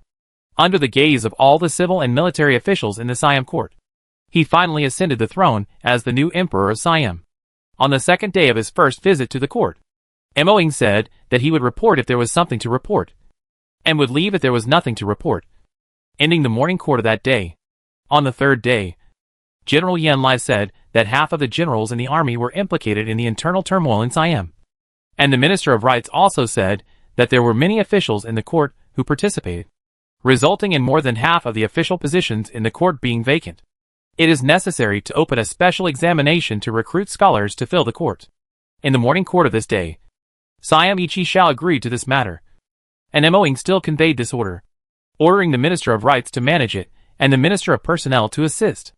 There was no eunuch or attendant around the new Siamese emperor. All the new emperor's orders and oral instructions were read out by Moing. The new emperor would not stay in the palace all day, but would still live in his Prince He's palace.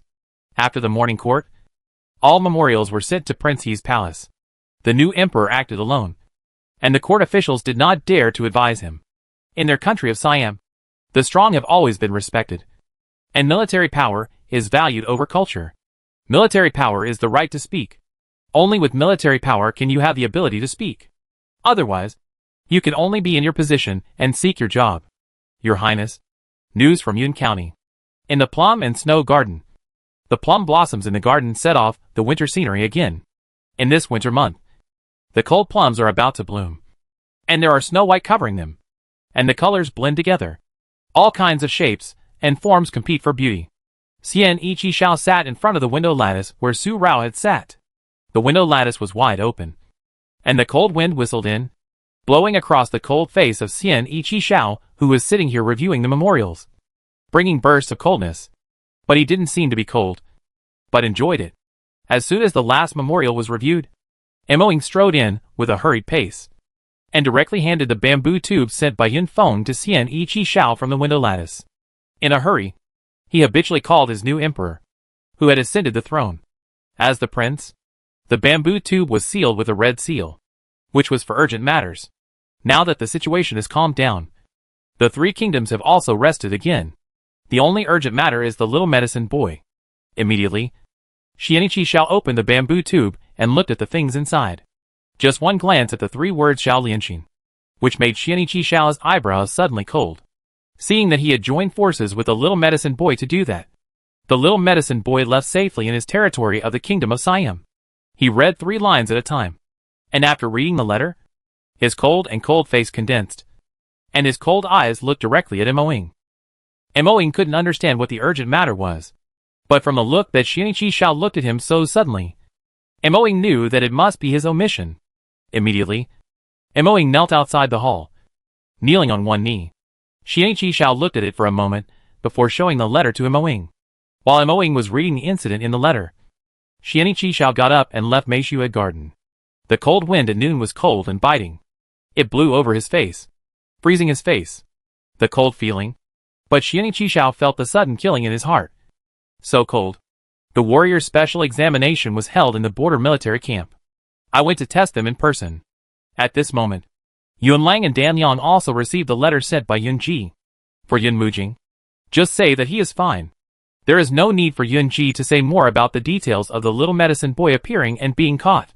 Yun Mujing is the emperor of Yun Lang, and he will receive news of incidents in various places as soon as possible. Moreover, Yun Ji and Su Rao are in Yun County, and he is always paying attention to Yun County. Danliang sighed. Yun Ji did not hide anything because Su Er was in Danliang and could not return. He told Su Rao everything. Su Rao was fine. And the follow-up matters had been handled. There was no major incident. UMO did not need to worry. And there was no need to continue to guard the passes in Danyang. Looking at the letter, Xiao's family was lively. His younger sister was injured, and he could not be by her side. Su Er strode out of the palace. Danyang Imperial City. 60 miles outside Lianjing. In the mountains and forests. A camp that was no different from the Yunlang army camp 60 miles outside Yunlangjing.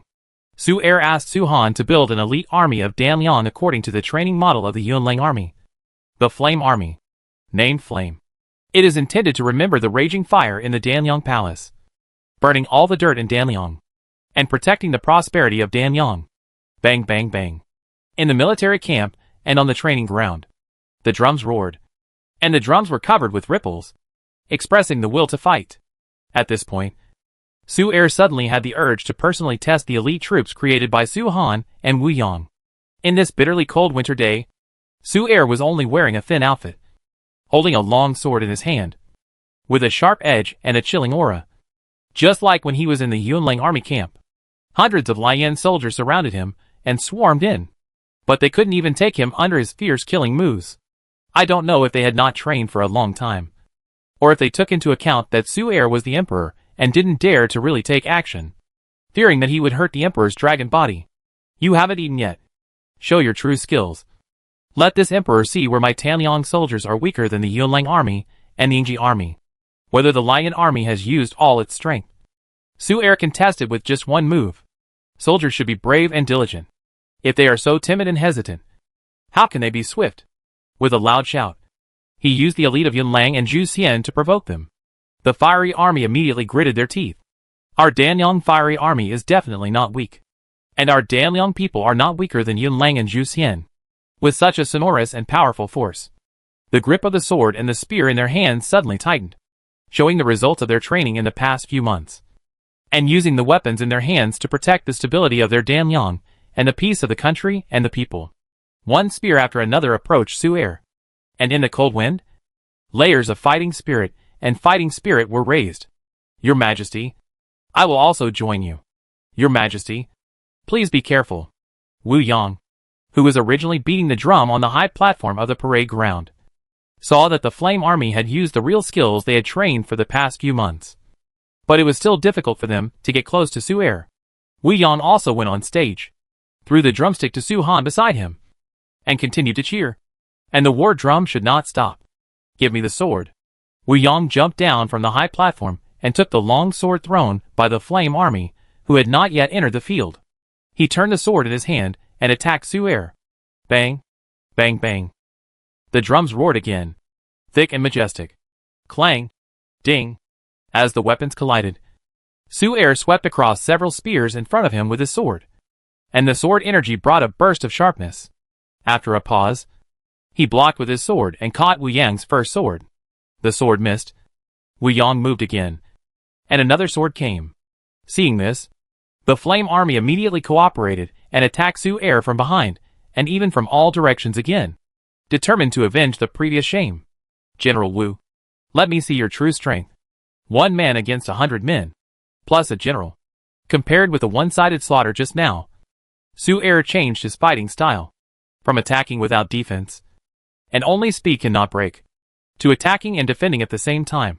And he became more and more courageous as the battle went on. Beads of sweat rolled down his forehead, and he felt that every cell in his body was excited. It was really too exciting. Exciting. After Wu Yang joined, Su Er felt that he had the strength to fight fiercely, so that he could really fight against his opponent. After the battle, he had a very satisfying fight with Wu Yang. But the hundreds of fiery army made many mistakes. The result of the Flame Army in the past few months, compared with the Yunlang Army's neat and uniform coordination, with the strength of 100 people as one. The Flame Army's coordination is really uneven. Either you step on his feet, or you are squeezed together, and the formation is messed up. The gap between them and the Yunlang Army is really huge, and it is completely unattainable. Su Er nodded, pointing out the shortcomings of the Flame Army. Let Wu Yang focus on training. In the next test, he wants to see the real Flame Army, born in the fire, and rise up in the fire. The winter snow scene is beautiful and strange. In a hurry, The winter month is over, and the 12th month is coming under the vastness. There is less than a month left in the new year. Su Rao recovered from her injuries until the 12th month. The sequelae of the serious injury caused by the silkworm worm have been greatly cured. After the injury, she and Mr. Zhu and his daughter officially recognized each other. Cousin and cousin. Relatives recognized each other. Su Rao opened the imperial ancestral hall that was locked and did not want to be opened again, so that her cousin could see her aunt. It was difficult for her cousin to bring her grandmother's body back to the family, so only the spirit tablet could comfort her. Mr. Zhu came to see his sister on behalf of his father, who had passed away long ago. When he saw the spirit tablet of his aunt, he kowtowed and worshipped. Ning Wanyu followed Mr. Zhu and saw the elders. It is also a good thing that the relatives who have been missing for many years have been found. After the grief, General Su asked the kitchen to set up a table of dinner, to see Ning Wanyu off. Ning Wanyu followed her father out this time for the matter of the little medicine boy. Now that the little medicine boy has been caught, the crisis in the secular world has been resolved, and the two aunts have been found.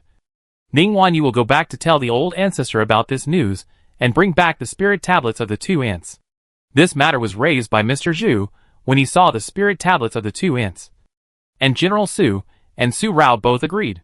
When it was time for dinner, 3 cups of wine, Mr. Zhu toasted General Su, the young uncle, and formally recognized the 3 cousins of Su's father and the 3 cousins of Su's mother. The 2 aunts were calculated by the traitors of the family's collateral line, poisoned and seriously injured, and separated. If they had not met Qin Rao's grandfather and General Su to save them, they would have died long ago. How could they still leave their blood in the secular world? Here, Mr. Zhu expressed his gratitude on behalf of his family. Ning Wanyu also responded to Su Rao and the brothers of the Su family with the etiquette between the younger generation, and sat between Su Rao and Su Si, smiling in a gentle and friendly manner. Compared to Su Rao's restraint, Ning Wanyu is truly elegant and amiable. She and Mu Mingyu give Su Rao a very similar feeling, but they are also different. Mu Mingyu is a real lady from a noble family, gentle and virtuous, while Ning Wanyu has a sense of informality that people in the martial arts world have. Soft on the outside and strong on the inside. Cousin Wanyu. This white jade snow lotus soup is the best thing for my younger sister. It tastes sweet but not greasy. Cousin Wanyu. Please try it, and see if you like it. Since the day he caught the little medicine boy, Su Si's eyes would stay on Ning Wanyu from time to time, especially after knowing that Ning Wanyu was his cousin. He would go to Ning Wanyu whenever he had something to do. Cousin Wanyu had just arrived, and cousins should take good care of each other. He and Cousin Wanyu were already familiar with each other, so he should do his best to be the host on behalf of his family. In addition, Su Rao was seriously injured and was concerned about his younger sister's health, so Su Si looked for Ning Wanyu every now and then. After a while, his thoughts were known to everyone, including Mr. Zhu. Only Ning Wanyu herself did not react at all. She was only chasing after him for the medical and poisonous ways, and she did not react at all to the love between children. Just now, Su Si handed her the white jade snow lotus soup. She thanked him very quietly and ate. After eating, she did not forget to introduce the efficacy and wonderful uses of snow lotus to Su Rao and others, and she kept talking about it. Ahem. Su Si's performance was so obvious, but Ning Wanyu could not understand it at all. When talking to Su Si, she kept talking about the medical and poisonous ways she learned. But Su Si was very interested in listening, and his eyes never left Ning Wanyu. The expression between his eyebrows and eyes almost told everyone that he had found the woman he loved. Su Rao looked at him and coughed slightly because she couldn't help it. If the 4th brother didn't make a sound, it would be nothing. How could she not know that the gentle and elegant 4th brother could be like this in the past? This undisguised look of longing, even with all the elders in the family present. He didn't restrain himself. With such an expression, there was no sadness that he would be separated from Ning Wanyu tomorrow after dinner. Su Rao coughed, and the brothers all showed concern. Yunji also took the cup and handed it to Su Rao, and Su Si turned the look that fell on Ning Wanyu to Su Rao, but the warm smile in his look. I used to rush to find a 4th cousin's wife for my 4th brother, and now that my 4th brother has chosen her, I should help him and get your 4th cousin's wife. Su Rao wanted to roll her eyes immediately. She didn't recognize her 4th cousin anymore. He took a sip of water from Yunji's hand, pretending not to see the hint in Su Si's smile. Cousin Wanyu is a member of the Ning family. There are clan rules in the family that do not intermarry with outsiders. Grandmother and grandmother are special cases. The matter is done. They have passed away for many years, and they have not told their husbands and children about the family after marriage. So there is nothing to blame. But cousin Wanyu is different. She is the only daughter of her cousin and the heir to the next head of the family. She is responsible for the inheritance of the family's medical skills and poisons. She will not marry, but will only recruit a son-in-law. And her husband must be a person who studies medicine. Otherwise the ancestors and elders of the clan will not allow it. If the fourth cousin wants to marry cousin Wanyu, he must marry into the Ning family and learn medical skills. Even so, the ancestors of the Ning family may not agree. Stinky boy. Very picky. Now you are looking for a good girl yourself. The younger generation was happy at one table, while the elders at another table, General Su, were all watching. Su roused deliberate cough. Su Si's unwillingness to restrain herself, and Ning Wanyu's lack of reaction clearly showed that the road ahead was long and arduous. Father is right. If we can become relatives with my cousin's family, it would be a good thing. But I'm afraid it will be difficult. If Su Si could marry Ning Wanyu, the Su family would be happy. It would be fine to marry into the family. Although there were not many sons in the Su family, there were definitely not many in the lineage of Uncle Su. Su San stayed at home to serve his parents, so it didn't matter whether the four sons stayed or not. Uncle Su opened his mouth and asked Mr. Zhu tentatively. Mr. Zhu turned his head and looked at his daughter. He didn't talk about the family rules for the time being.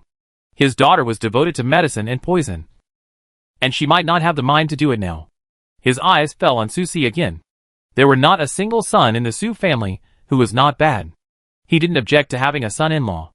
I think it's a good idea, but I'm afraid my daughter doesn't have the heart to get married now. I think it's better to let them meet each other on their own. If my fourth nephew and my daughter have a relationship, and my second cousin is willing to let his son go with my daughter, it will be a closer relationship. I think it won't be difficult for the family to make it happen. Xiao Ning is right. Children have their own interests. If they like someone, they can chase after her. If they can't, it's because my sons in the Su family don't have the ability to marry such a good granddaughter-in-law. So they will live alone until old age. Touching his precious beard, General Su was happy. His rough laugh was rich and heroic, attracting the attention of all the younger generations such as Su Rao. Grandpa, what are you talking about? You are so happy today. Although the elders and the younger generations were in the same room for dinner, they were in two halls. If you don't listen carefully, you can't hear what they are talking about. Moreover, as a younger generation, how can you stretch your neck and prick up your ears when the elders are chatting? It's so impolite. It was just a curiosity. Su Rao and the others had no intention of going over to bother their elders. They continued their warm conversation among the younger generations, chatting and laughing while having dinner. The next day, the first snowstorm in the 12th lunar month stopped. In the afternoon, Ning Wanyu packed her bag and left. Seeing Su Si, who had also packed his bag, it was obvious that Su Si was going to accompany Ning Wanyu, and her cousin did not stop her. Su Rao immediately understood why Grandpa was so happy at dinner yesterday. This was the first time for cousin Wanyu to go out. It might not be safe for her to go back alone, so she asked her fourth brother to see her off.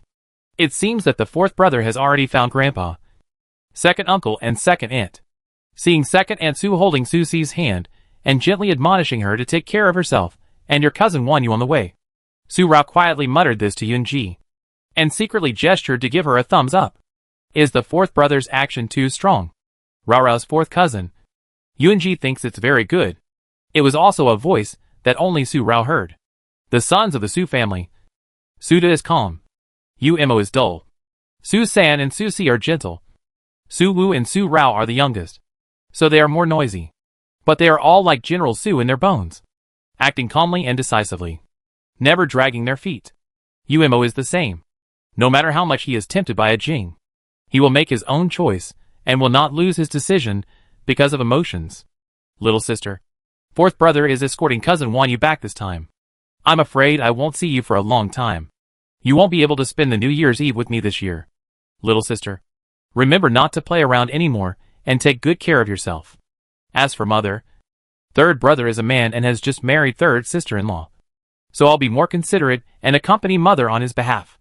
If you feel bored when fourth brother is away, you can also make arrangements for fifth brother. Don't let fifth brother spend all day with King Xiaoyao. Little sister, remember to discipline fifth brother.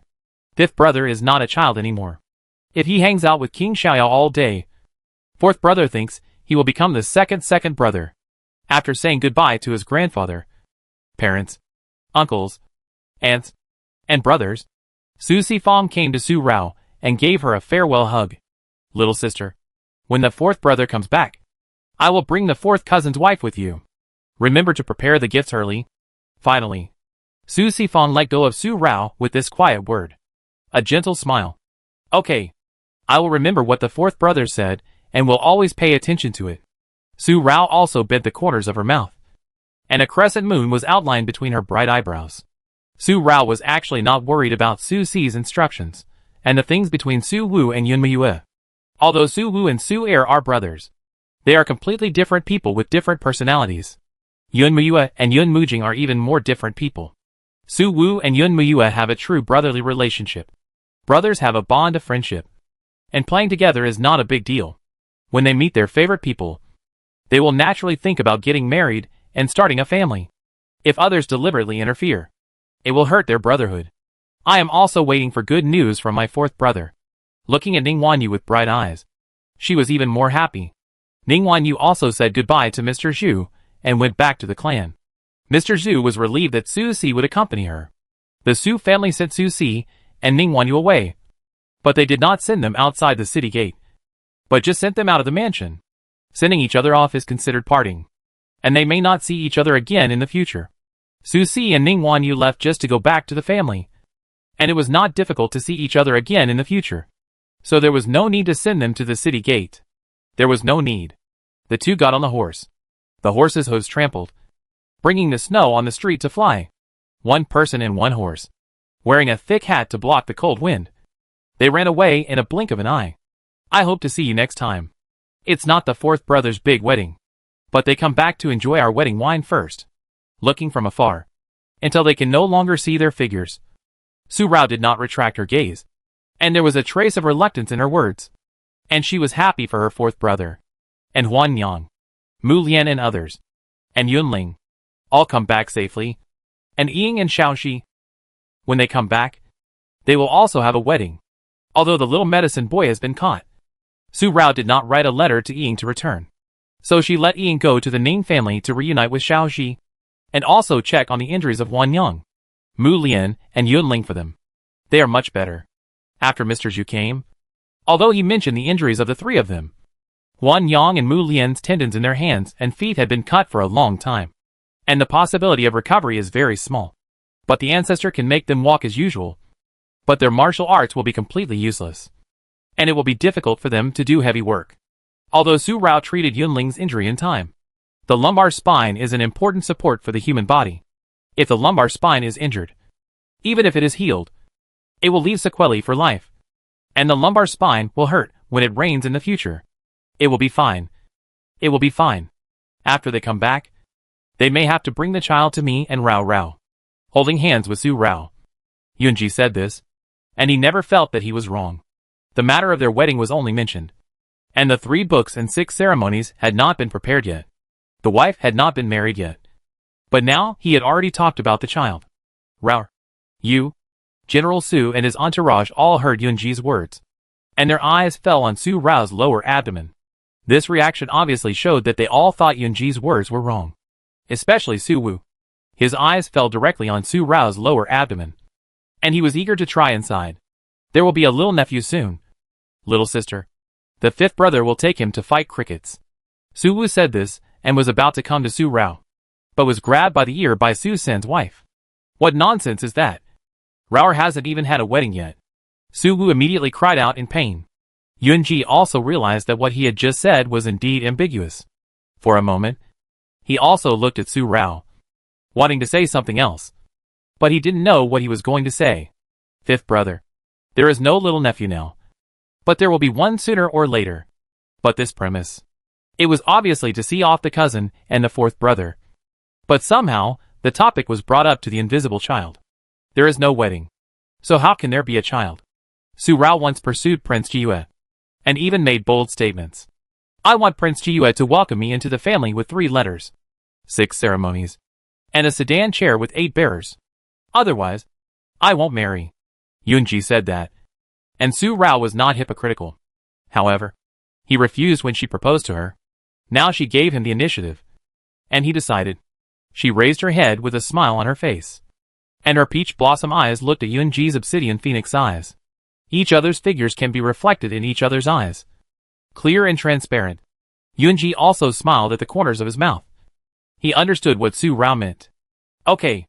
When Yunji is Yunji, I will marry Rao Rao. Prepare 3 letters, 6 ceremonies, and welcome Rao Rao into the family, with a sedan chair with 8 bearers. Everyone present knew about Yunji's serious illness and change. And Yunji's answer was also expected by them. Otherwise, he would have come to propose marriage long ago. Su Rao was even more expecting that. From the moment she mentioned the wedding in the spring of next year, and their quarrel over it, Su Rao knew that he didn't want their marriage to have any other purpose. Even if the purpose was for him. Okay. Since the 3 books and 6 ceremonies have not been prepared yet, I am Yuning's unmarried woman. If you, a foreign man, stay in my Raoxiang courtyard every day, it will be bad for my reputation if it gets out. From today on, you can live in your Qifeng residence. She still had a smile on her face. But her words were to drive Yunji out. When the 3 books and 6 ceremonies are prepared, I will marry her and sleep in the same room with her. Her face was bright. And when Yunji's expression suddenly froze, Su Rao's mouth curved up into a bright arc, forming a deep crescent. She let go of Yunji's hand and turned back to the mansion. And really drove Yunji away. Ha! General Su was happy. Touched his precious beard. And didn't mind going to Yunji's side and patted Yunji's shoulder. With a bit of force. Xiao Ji, you haven't prepared the 3 letters and 6 ceremonies yet. You want to marry my precious granddaughter. But there's no way. Laughing happily again. Completely happy. He called his precious granddaughter to wait for Grandpa. And walked into the mansion. He used to talk about Su Rao and Yunji every day. But now he is happy that his precious granddaughter kicked Yunji out of the house like this. So jealous like an old naughty boy. Which made Su's father and mother look helpless again. Father loves Rao too much and can't bear to let her go. Xiao Ji, don't think too much, Rao said. General Su was reluctant to let his precious granddaughter go. Yunji naturally understood, and understood it better. The smile on his mouth did not change because of General Su's words. Before Su's father opened his mouth to talk about him again, Yunji gently blocked Su's father's words. Uncle, Yunji understands that Grandpa Su loves his children deeply. As for Rao Rao is not angry with Yunji. Uncle, there is no need to say anything else. Yunji is not shallow-minded. Previously, Yunji temporarily lived in the Su mansion because of the death of Prince Chiyue. No one knew Yunji, and living in the mansion was not known to others. Now that Prince Chiyue has resurrected, Yunji should really return to his own mansion. Otherwise it will ruin Rao Rao's reputation. Su Rao was fine, and there was no potential danger around them. Su Rao asked Yunji to go back to her house. And Yunji really went back to his Qifeng residence. However, he only went back in the afternoon on the first day. On the second day, he came to Su's house in the morning, and waited until the moon rose in the evening before he went back to Qifeng residence to rest. And then came again early in the morning. He was not tired, and he was diligent in visiting. From the second day on, he would bring gifts every time he visited, no matter how big or small the gift was, whether it was for children to play with or not. As long as he thought it would be fun, he would bring it to Su Rao, calling it a gift. Because of what Su Rao said, he did not prepare the 3 books and 6 gifts early. 3 books, engagement letter, gift letter, and welcoming letter. 6 gifts, accepting the marriage proposal, asking for the name, accepting the marriage proposal, accepting the marriage proposal, asking for the date, and welcoming the bride. This is a wedding custom that only happens once in a lifetime, so it should be prepared carefully. Now, Yunji will use a small gift to express his feelings. Yunji's action made Su Rao feel annoyed and frustrated. She had dug a hole for herself. But no matter how annoyed she was, Su Rao carefully put away every small gift that Yunji brought when he came during the day, and placed it in her bedside room with care. Yunji never stayed overnight at Rao Xiangyuan again. But Mr. Zhu and Master Huishan did not leave with Yunji. Mr. Zhu studied the art of blessing in the Su family's pharmacy, and the instruments and medicinal materials inside could not be moved at will. Master Huishan went out to preach Buddhism during the day, and when he returned in the evening, he wanted to discuss the art of blessing with Mr. Zhu.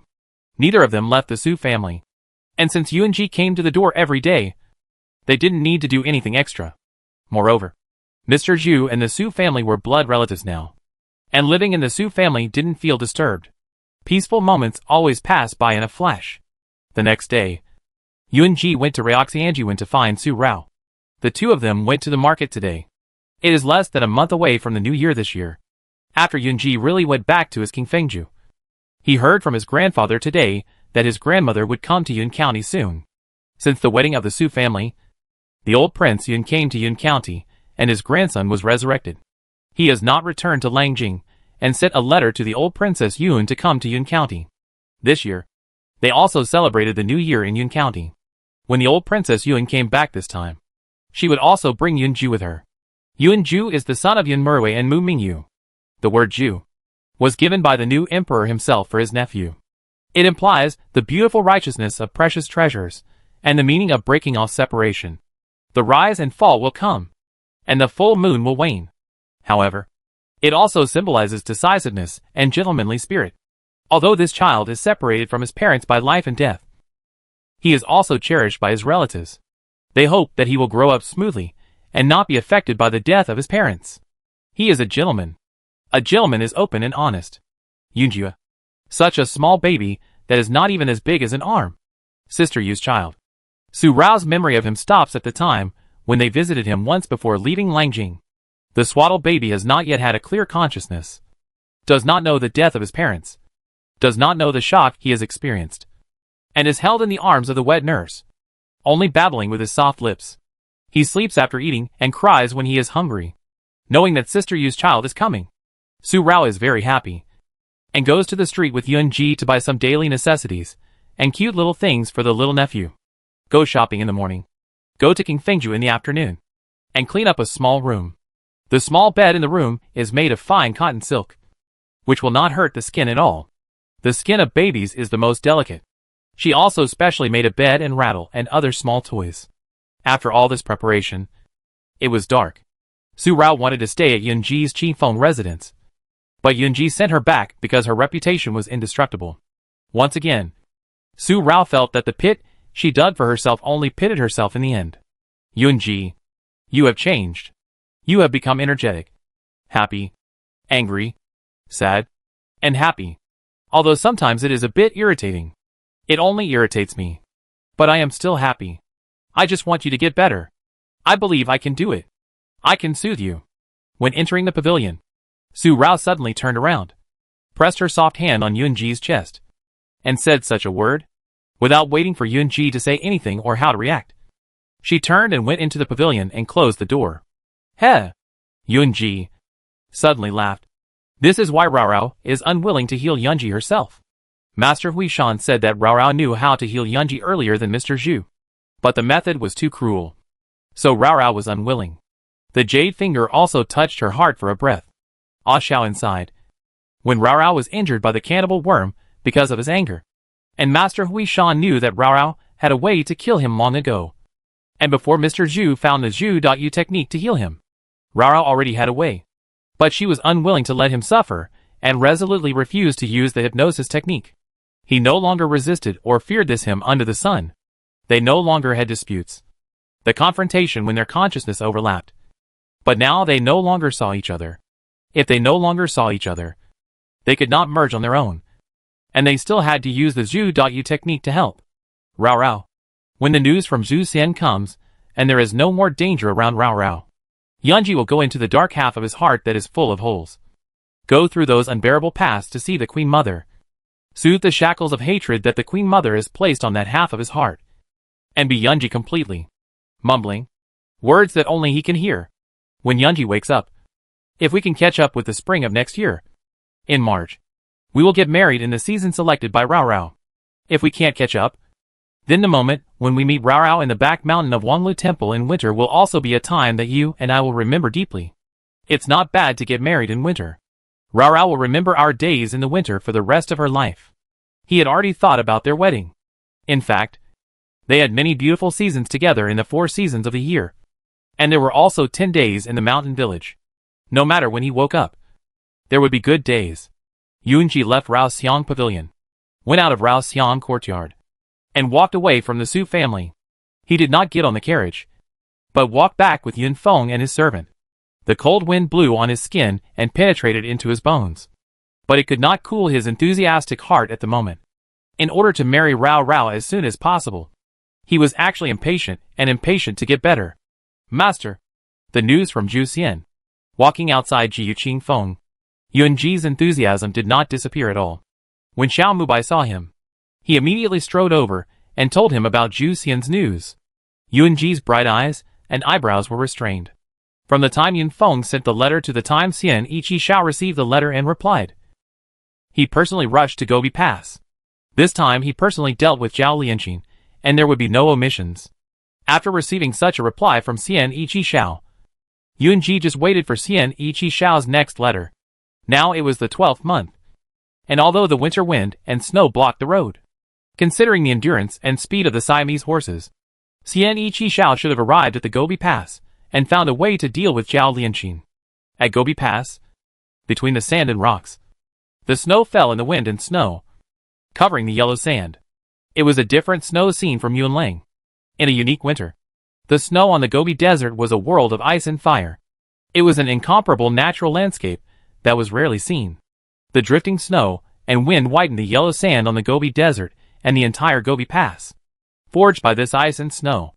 The merchants on the road were wrapped in thick cotton jackets, leading camels and carrying goods from the border states to Gobi Pass. When entering pass, they first went to the Gobi Inn to wash off the snow and wind, and asked for a pot of strong liquor to drive away the cold. Gobi Inn is doing a booming business even in winter. Merchants coming and going always fill up every room in the inn. Some even go to the capital of Siam to do business. After coming to Gobi Pass, they have to stay in Gobi Pass for several months. Especially in winter, the wind and snow block the road and make it difficult to set off. They have to wait until the wind and snow stop before setting off. The backyard guest rooms of Gobi Inn are specially prepared for such merchants and porters. There is also another separate yard for rent. Big merchants with sufficient money will rent a separate yard so that they will not be disturbed by other complicated visitors, and can also ensure that the goods are intact. Just like when Su Wu was injured, Su Rao rented a house alone so that Su Wu could recover quietly. Such houses and yards are all on the street behind Gobi Inn, all of which are the property of Gobi Inn. Merchants rent the yard, and the waiters of Gobi Inn will deliver 3 meals a day to them. At noon today, a businessman who rented a house like this specially went to Gobi Inn to ask for lunch after waiting for a long time. The waiter who brought him lunch had something happen at home and hurried home, so he forgot to bring lunch to the guest. After such a mistake, the innkeeper apologized repeatedly and hurriedly served a table of food to the merchant guest, and he treated him to lunch today. So nothing happened. However, just as the merchant left the rented courtyard, someone entered his house and found the words written on the silk in a book on the table. The merchant was only away for a short moment and did not put the silk away. The person who came saw the silk material, which was embroidered with a circling flying dragon, and only 4 legs were left to complete the embroidery. And every line written on the silk was whimsical, clearing her injustice and sending her back to Langjing safely. And her life was in danger, and she must not be attacked in this life. At a glance, Xian Ichi Xiao just sneered. Your Highness, Zhao Lianqing is crazy. Emoing felt that Zhao Lianqing was crazy.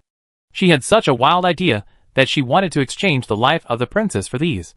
Creaky. The sound of the courtyard door being pushed open. The merchant who came back after lunch, dressed in a fox fur coat, a mink hat, and a merchant's outfit for going out for business, was a rough man, and there was no trace of Zhao Lianqing. Hearing the sound of the door, Emoing immediately stopped talking, moved his body, and flashed to the window frame to explore. Seeing that the person was right, he nodded to Xian Ichi Xiao. Xian Ichi Xiao did not intend to hide, so he sat and waited for the person to push open the door. There was another creaking sound, and the visitor pushed open the door without noticing that someone was in the room. He saw the familiar cold face of Xian Ichi Xiao, who was sitting in front of his desk. The look he gave him made him look horrified and panicked. In a short while, his expression changed several times. And then he suddenly calmed down when he didn't know what he was thinking. She did not step into the room again, but turned around to run away. Mo Ying, who had been prepared for this, grabbed her and roughly pulled her into the house. Then closed the door and bolted it. This merchant looked rough, but the real her under his disguise. A delicate lady from a noble family. How could she withstand Mo Ying's rough hands and feet? She fell to the ground and scratched her palm. Although the blood did not flow out immediately, it just scratched the skin on the palm. But it was painful enough to make her frown. The mink hat on her head also fell off. But her tied black hair did not fly apart because of it. Who are you? Robbery in broad daylight. And there is still the law. When Xian Qishao appeared in the house she rented, Zhao Lianqi knew that she was exposed. But she still shouted loudly without giving up. Her voice was not a girl's voice, but a man's rough voice. Xian Qishao did not waste words with her, and directly took the silk. Mo Ying also squatted down beside Zhao Lianqi, not giving her a chance to struggle, and roughly pressed her shoulders, trying to forcibly tear off the disguise on Zhao Lianqin's face. But he felt for a long time, and found no trace of disguise. There was no trace of disguise on his face. How could it be? As calm as Mo Ying, he made such a sound that was hard to believe. Before reaching Gobi Pass, he had sent a message to the Eagle G army that was chasing Zhao Lianqin back to Gobi Pass to check. And the Gobi Pass government also issued an order that all those who entered Gobi Pass after the Mid-Autumn Festival should report their registered identity list, regardless of gender, without missing a single person. After several inquiries, he locked his eyes on this merchant who had been in Gobi Pass for 2 months, but had hardly come out of the courtyard. As a merchant, doing business, even if affected by the wind and snow, he should not have not gone out to other nearby checkpoints for 2 months. This was so abnormal. Obviously, he was just using the guise of doing business to cover up his identity as a non-merchant. After locking the person, he secretly watched for a few days.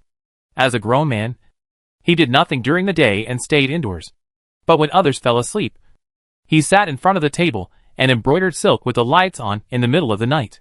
Even if it was a rough man, Mo Ying dared to pat his chest and confirm that it was Zhao Lianqin. Absolutely no mistake. Now they still found silk in the house.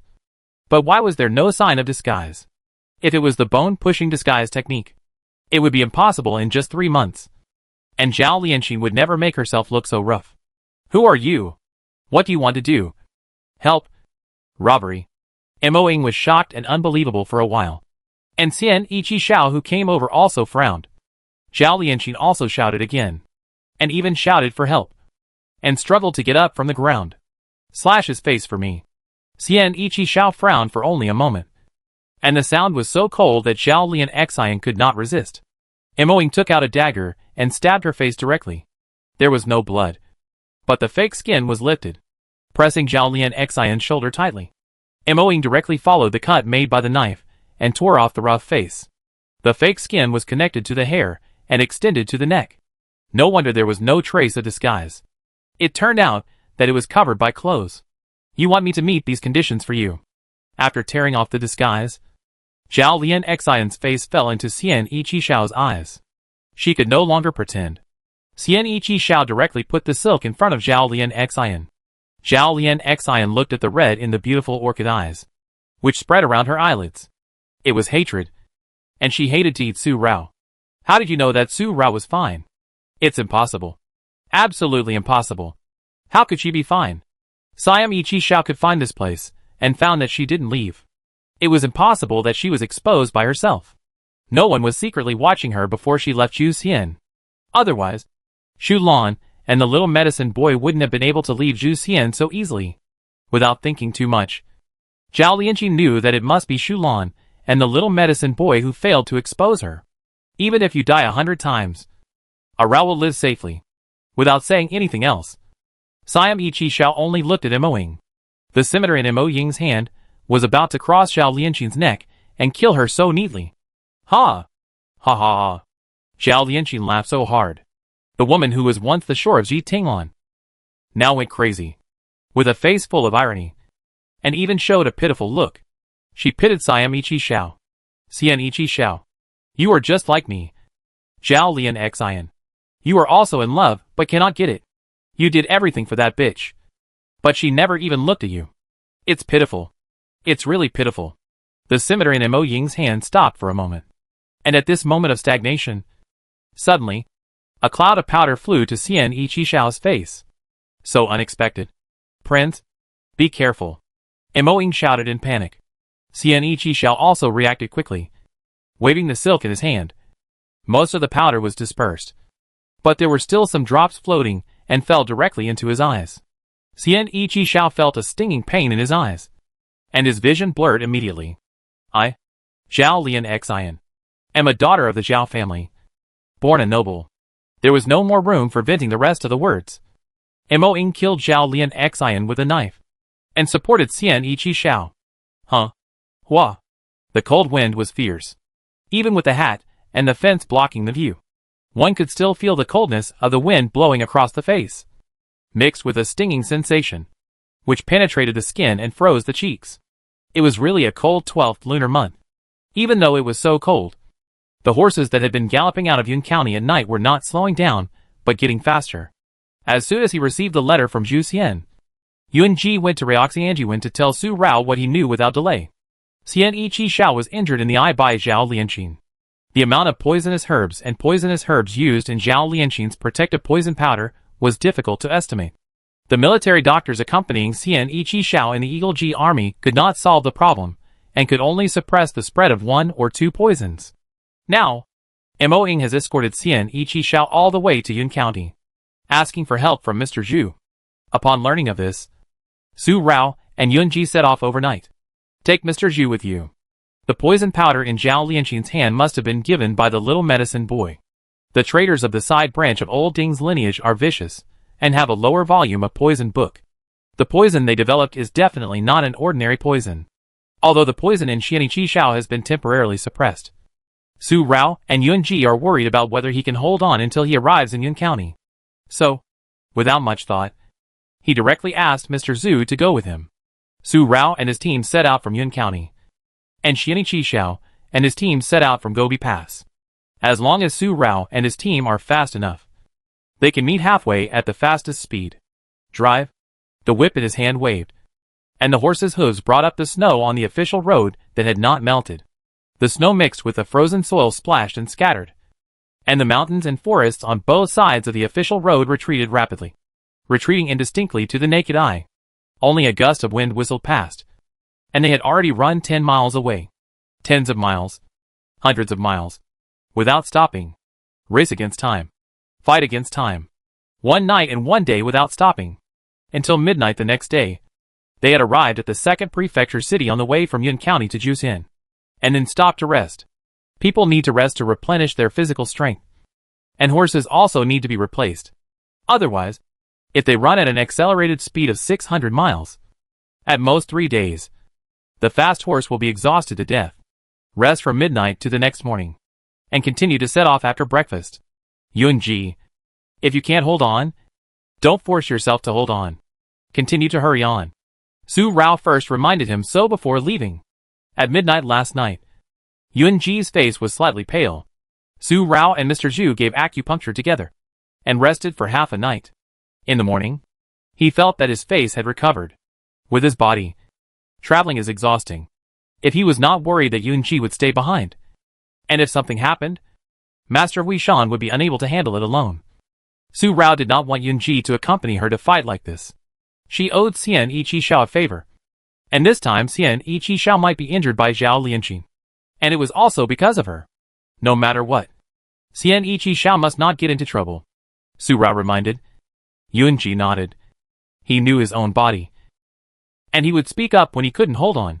The wind and snow in the 12th month and the winter sun, floating and rising as soon as they say, never as good as in the winter month. The wind and snow will float for several days, and after the big sunny day, it will be sunny for several days in a row, and the clear sky for a few days is enough to melt the ice and snow. The sky in this 12th month is covered with ice and snow, and the winter sun can melt the heavy snow in just 1 or 2 days. The accumulated snow blocked the road, but could not stop people's willpower. In just 4 days, Su Rao and his group met Xian Yi and Qi Shao outside Lingfeng County. Lingfeng County, another county among the 8 prefectures and 13 counties in Yun County, is backed by the Qingyun Mountains and surrounded by mountains. Yunyang County, a county on the way to Danyang, relies on water for its livelihood, while Lingfeng County, a county on the way to Juxian, relies on mountains for its livelihood. Su Rao and his companions had just arrived outside the county when they met Xian Ichi Xiao and his companions who had just left the county town outside the city gate. Seeing Su Rao and his companions rushing in so exhaustedly with Mr. Zhu by his side, Moing immediately became excited and hurriedly stopped the horse. The group returned to Lingfeng County and went directly to the government office of Lingfeng County. They easily entered the government office with a token of King Xiaoyao and ordered the county magistrate of Lingfeng County to immediately send people to the medicine shop to buy the required medicinal materials. Xianiqi Xiao was injured and poisoned. It was unknown what kind of poison he was poisoned with, so it was difficult for Mr. Zhu to prepare a large amount of medicinal materials. Therefore, when he was traveling, Yunji asked Yun Feng to find Yun Miyue to get a token. After meeting Xianiqi Xiao and taking his pulse, he immediately found all the medicinal materials Mr. Zhu needed without any obstacles. The poison that Zhu Xianwang was poisoned with is called Iku. Iku means to take a person's life in an instant. Fortunately, it was not made into a poison pill, but only ground and prepared poison powder, which reduced the toxicity by half. In addition, Zhu Xianwang sealed his meridians when he was poisoned, and a doctor sealed the poison between his eyes in time, so that he could save his life for a while. When he arrived at the government office, Mr. Zhu took Xianiqi Xiao's pulse. The result of the pulse diagnosis was much better than he expected. Now the poison gathered between his eyes, and had not spread throughout the body. Acupuncture and moxibustion to remove the poison, plus antidote, can remove the poison and save his life. However, the eyes are the most vulnerable part of the human body. Although the poison powder has only been in the eyes for a short time, it has already damaged the nerves and veins in the eyes. He can ensure that Zhu Siam can see things as normal, but the things he sees will be blurry. Can't see things clearly? Cousin, you mean that even if the poison is completely removed, the vision will be affected? Su Rao frowned for a moment, strode forward, took Xian Ichi Xiao's other wrist to feel his pulse, and checked Xian Ichi Xiao's eyes. These two actions were not because she did not believe in Mr. Zhu's medical skills, but because she wanted to determine to what extent the poison in Xian Ichi Xiao's eyes had damaged his cornea and whether it was possible to cure it. No matter what, she couldn't let Xian Ichi Xiao be like a half-blind person. Rao, what's wrong? Yunji also frowned. For Yunji, he had spent 10 years in the days of not being able to see clearly. Sometimes he could not see at all, and sometimes everything he saw was a hazy blur. No one could feel more clearly and more than Yunji what kind of empty torture such days were. Compared to being completely blind, it was actually more uncomfortable to see everything vaguely. Rao, Prince, you two don't have to feel guilty. I am grateful that you two can come so quickly. This time, I didn't check it myself. You can still see things normally in the future, which is beyond my expectation. Xiang Ichi Xiao. His bravery is mostly due to his pair of cold and clear auspicious phoenix eyes, which are now covered by a black cloth. How can he be normal? He is Xian Ichi Xiao, the prince who once had great power in the court, and the new emperor who just ascended the throne. The whole country of Xian is convinced by his bravery and courage. If the injury of their emperor this time is known to others, I am afraid that his deterrence will inevitably be damaged, and the dynasty will be in turmoil again. Moing on the side had a heavy breath. Su Rao could think of such a situation, and Moing could think of it even more. This time the prince was poisoned. They went to Yun County secretly. In the eyes of the officials in the capital, the prince was tested in the Gobi Pass, and would return to the capital after the new year. But if the prince's injuries were discovered by the officials after he returned, please Mr. Zhu and Miss Su will ensure that our emperor is safe. Kneeling on one knee, Moing begged, Uncle, if you grind the Baijia pill into powder and apply it on his eyes, can it achieve the effect of treatment? Su Rao asked Moing to get up first. She would do her best. And then she asked Mr. Zhu about this sentence. Baijia pill is a detoxification pill made mainly from the sap of the silkworm tree. Su Rao took one pill, and General Su left the one that he did not take directly to Su Rao after Su Rao was detoxified. Baijidan, Mr. Zhu's grandfather spent half his life trying countless rare herbs to refine 2 pills. Such a rare pill is not an exaggeration to call it a family treasure. If you don't take it when your life is in danger, it will be a waste of heaven's gift. Su Rao, however, Use this thing to treat Xian Qixiao's eyes. Obviously, Mr. Zhu could cure Xian Qixiao's poison. Although the poison has affected the eyes, it only blurred the vision. Not completely blind. Why waste such a treasure? This is what Su Rao meant after he asked Mr. Zhu. Mr. Zhu answered Su Rao's words. But his words were euphemistic. The life-saving medicine should be used in critical times. Mr. Zhu only said this. And Su Rao was sure that Bai Jiden could cure the poison of Xian Qixiao and ensure that his vision would not be affected at all. At that moment, Su Rao was about to grind the Baijia pill into powder, but was stopped by Xian Qixiao. In Mr. Zhu's words, Xian Qixiao also heard what Su Rao said about the Baijia pill.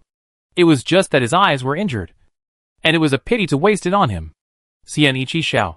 Su Rao doesn't want to completely cure you out of guilt. Su Rao and Yunji regard you as a good friend. One pill can exchange for your safety. I don't think it's a pity at all. This is the value it should have. Your eyes are much more precious in the hearts of Yunji and me. Su Rao really has no guilt in his heart. If he still feels guilty about their friendship, it is because they are not worthy of a friend like Xian Qixiao. Although they came here this time because of what Xian Qixiao did for Su Rao. It is not out of guilt, but gratitude, and even more of a friendship. Brother Qixiao. What Rao said is also what Yunji thinks. If you are so polite, it will be me and Rao who are narrow-minded. Yunji knows Prince Yu Siame, and he is not such a hypocritical person. Right? Yunji also smiled. Prince Yi of Siam was resolute and swift. When Rao asked him about him, he said he was upright. But he did not dare to agree with his behavior at that time. Rao shot an arrow through the shoulder blade of the abandoned prince. Prince Yi's behavior and his personality were never like this. It was hard to know in the past. But Prince Jiyue was also sharp-tongued. Qi Xiao of Siam loosened his hand, and he loosened his grip on Su Rao's wrist. Although he could not see anything at the moment and felt a burning pain inside. He also teased Yunji with this remark. Last time in the mausoleum of Emperor Danliang, there was still some courtesy between the two. This time, they exchanged letters several times, all for the one in their hearts. If they have a common person to protect, they can become real friends. Su Rao grinds the Baijiden into powder, spreads it evenly on the medical cloth, and applies it to Xian Qixiao's eyes. The prescription that Mr. Zhu had previously prescribed is no longer useful. So he changed to another prescription and asked him to get the medicine again. After 7 days of external application and internal consumption, the medical cloth was removed. But because the eyes are really fragile, and it snowed heavily that day, the snow was too bright, and it would sting the eyes when looking at things at that time. First, cover the eyes with satin. Slowly change to translucent satin after slowly adapting to the light. When it can fully adapt to all the light, it can be restored to its original state. This period of follow-up care will take at least 10 days. And it is already the second half of the 12th lunar month. And the new year is approaching. Lingfeng County is closer to the other Siamese countries than to Yun County. So Su Rao and the others decided to go to Gobi Pass with Xian Qixiao and return to Yun County after Xian Qixiao's injuries have healed. Su Rao told Xian Qixiao that she and Yunji had decided to do so. Xian Qixiao welcomed it. He had fought with Prince Jiyu several times, but never had a real duel. He had only heard of the amazing military book Strategy of War written by Prince Jiyu, but never really saw it. It was a pity in his heart. This time at Gobi Pass, it was just right for the soldiers to be tested in the military camp, and they could perform a duel in the camp. An extremely ordinary double-axle carriage left Lingfeng County and went to Zhuxian. Yunfeng and Imoing sat on one side of the carriage, and Yunfeng drove. With only one person in such a light carriage, people on the road would not be noticed at all. Mr. Zhu never went with him again, and Xiao Mubai escorted him back to Yun County. The art of blessing is exquisite and can be easily mastered in a short time. This time, Su Rao is enough for Xian Qixiao. So he told Su Rao and Yunji to return to Yun County. War matters. Strategy. In the carriage, Yunji murmured. His phoenix eyes fell on Xian Qixiao, who was wearing a very ordinary black and white clothes. He had a sense of coldness created by his growing environment since childhood. If you don't see his face, he is actually very similar to Han Machen. Now he is covered by a black cloth. And Yunji seems to see Han Machen. Han Machen, who never had blurred vision, was covered by such a black cloth. In Yunji's eyes, such Han Machen and the Ji Prince who always wore a white cloth overlapped and completely overlapped. His heart suddenly felt an extremely rapid fluctuation.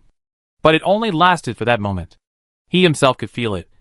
But Su Rao beside him, and Xian Yiqi opposite him did not notice it, let alone feel the change in Yunji's breath. Xian Yiqi mentioned the war strategy that Prince Chiyue wrote at the age of 13, which amazed the generals of the three kingdoms. Yunji's eyes were dazed again. The war strategy was not written by Yunji. Yunji only wrote 1 or 2 sentences from memory. The emperor's uncle saw it, and it was spread to the world in a moment. These words came out like this. Yunji did not covet fame and fortune at all. And the daze in his eyes disappeared. How could a weed in the mud, who was imprisoned underground for 6 years, and then went to Daqing as a hostage for 3 years, have such a full mind? And how could he make a war strategy? However, when Yunji and Han Machen's consciousness overlapped, Ah Shao thought of Rao Rao, and wrote down every word between them. When his grandfather knew about it, he was afraid that he would expose his identity.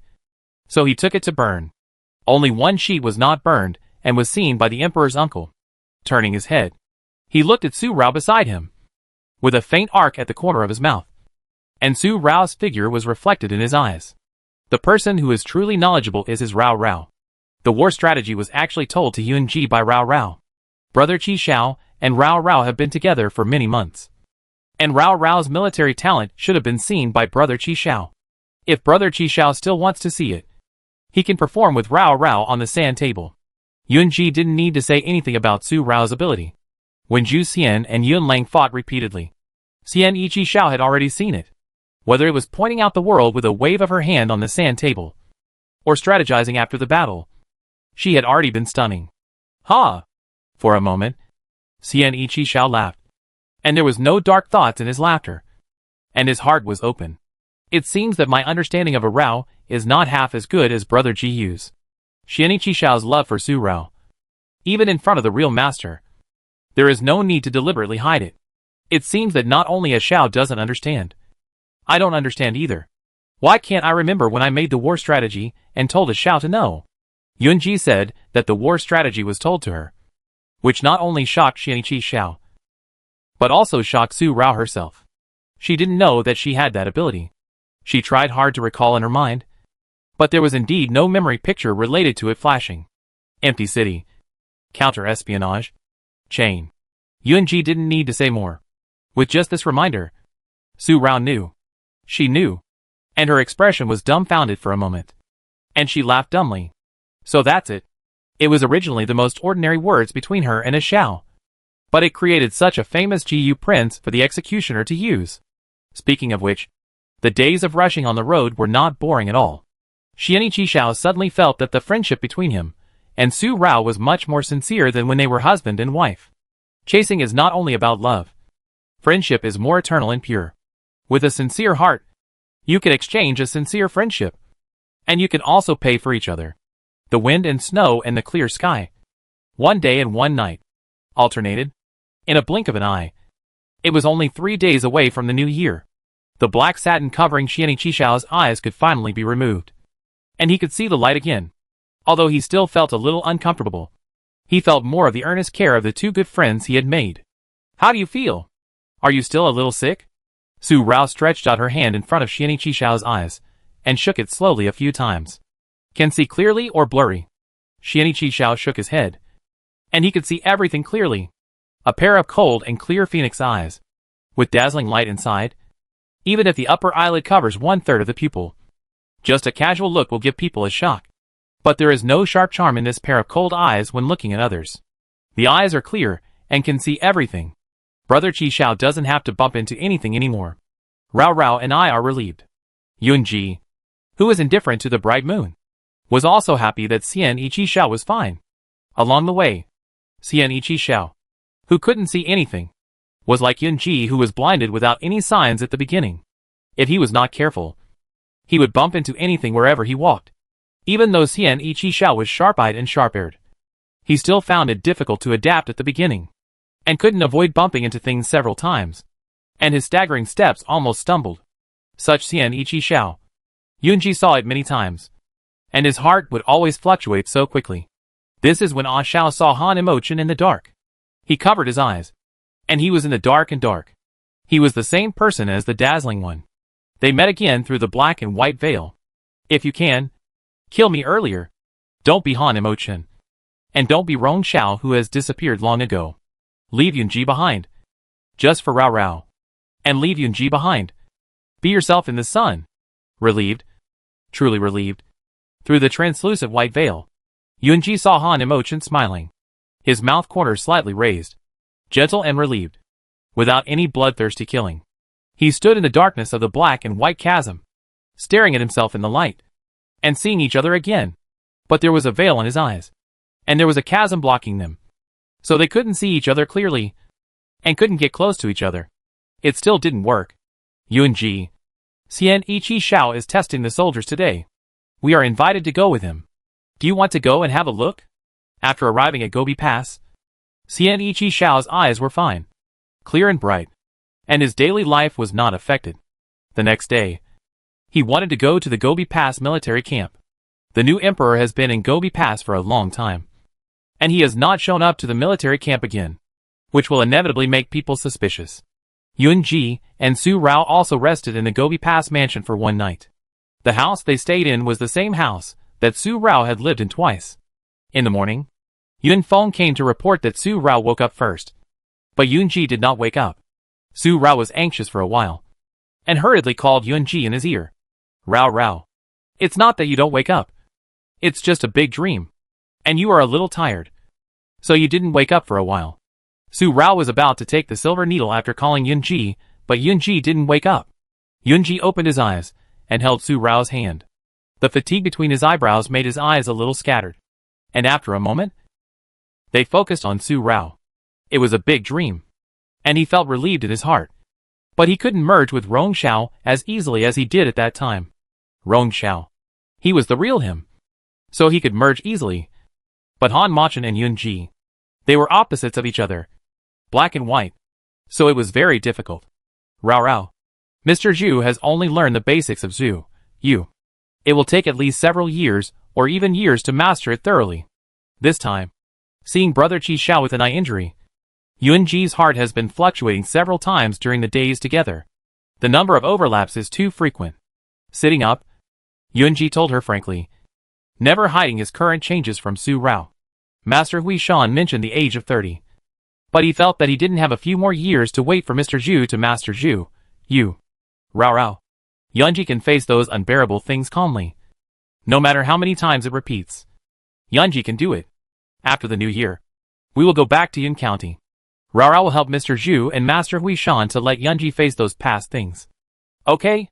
Yunji did not mention that Master Hui Shan told him that Sureo had a way and knew the art of Zhuyu before Mr. Zhu.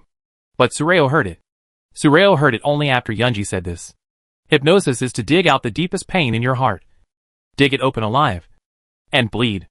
Even if it is dug open, it may not be able to be mended. At this moment, Sureo's eyes were red.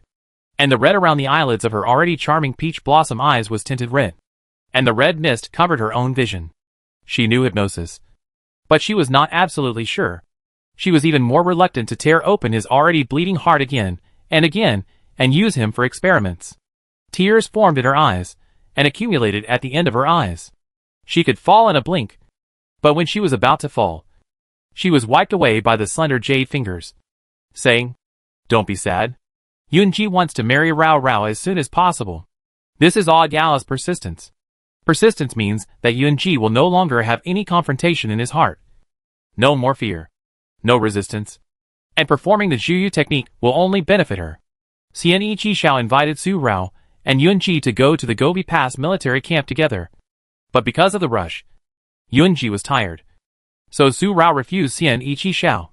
The war strategy was not written by Yunji. And there was no need for a real showdown in the military camp, in order to make up for the regret in their hearts. The military camp was also an important place for the country. So they did not go with him. In fact, they preferred a peaceful life to the military camp. After Yunji had a good rest, they were going to go shopping. There was no need to buy other New Year's goods. Just buy some fireworks. Like the most ordinary family. Spend a new year without any burden. Put down all the hatred. And spend this new year with their loved ones and friends. And they can also have expectations in their hearts. Prince of Zusian Kingdom is not good at power. He likes war. But he does not like war. Instead, he likes the kind of excitement and passion in the military camp. The soldiers in the military camp do not have the disgusting intrigues between the court. They only have a lonely and brave heart, a strong and brave momentum, a passionate heart, and an immortal soldier's soul. As for Su Rao and Yunji, they only like a simple and warm life. Since Su Rao refused, Xian Ichi Xiao did not say anything more. Nor did he ask the guard to lead the way for Su Rao and Yunji, and went to the military camp with Mo Ying. Su Rao, who had been walking around the streets of Gobi Pass for several days, was already familiar with every street corner and alley here. Su Rao knew clearly which alley was a shop and which street corner had a stall. After washing and packing up and having breakfast, Su Rao, Yunji and Yun Feng also left the pass house and walked around the streets of Gobi Pass to buy some fireworks that Su Rao mentioned. They walked around until noon and had lunch outside. After lunch, Su Rao suddenly remembered the place where Yunji used to live in the border state adjacent to Gobi Pass. Water and sky are one color.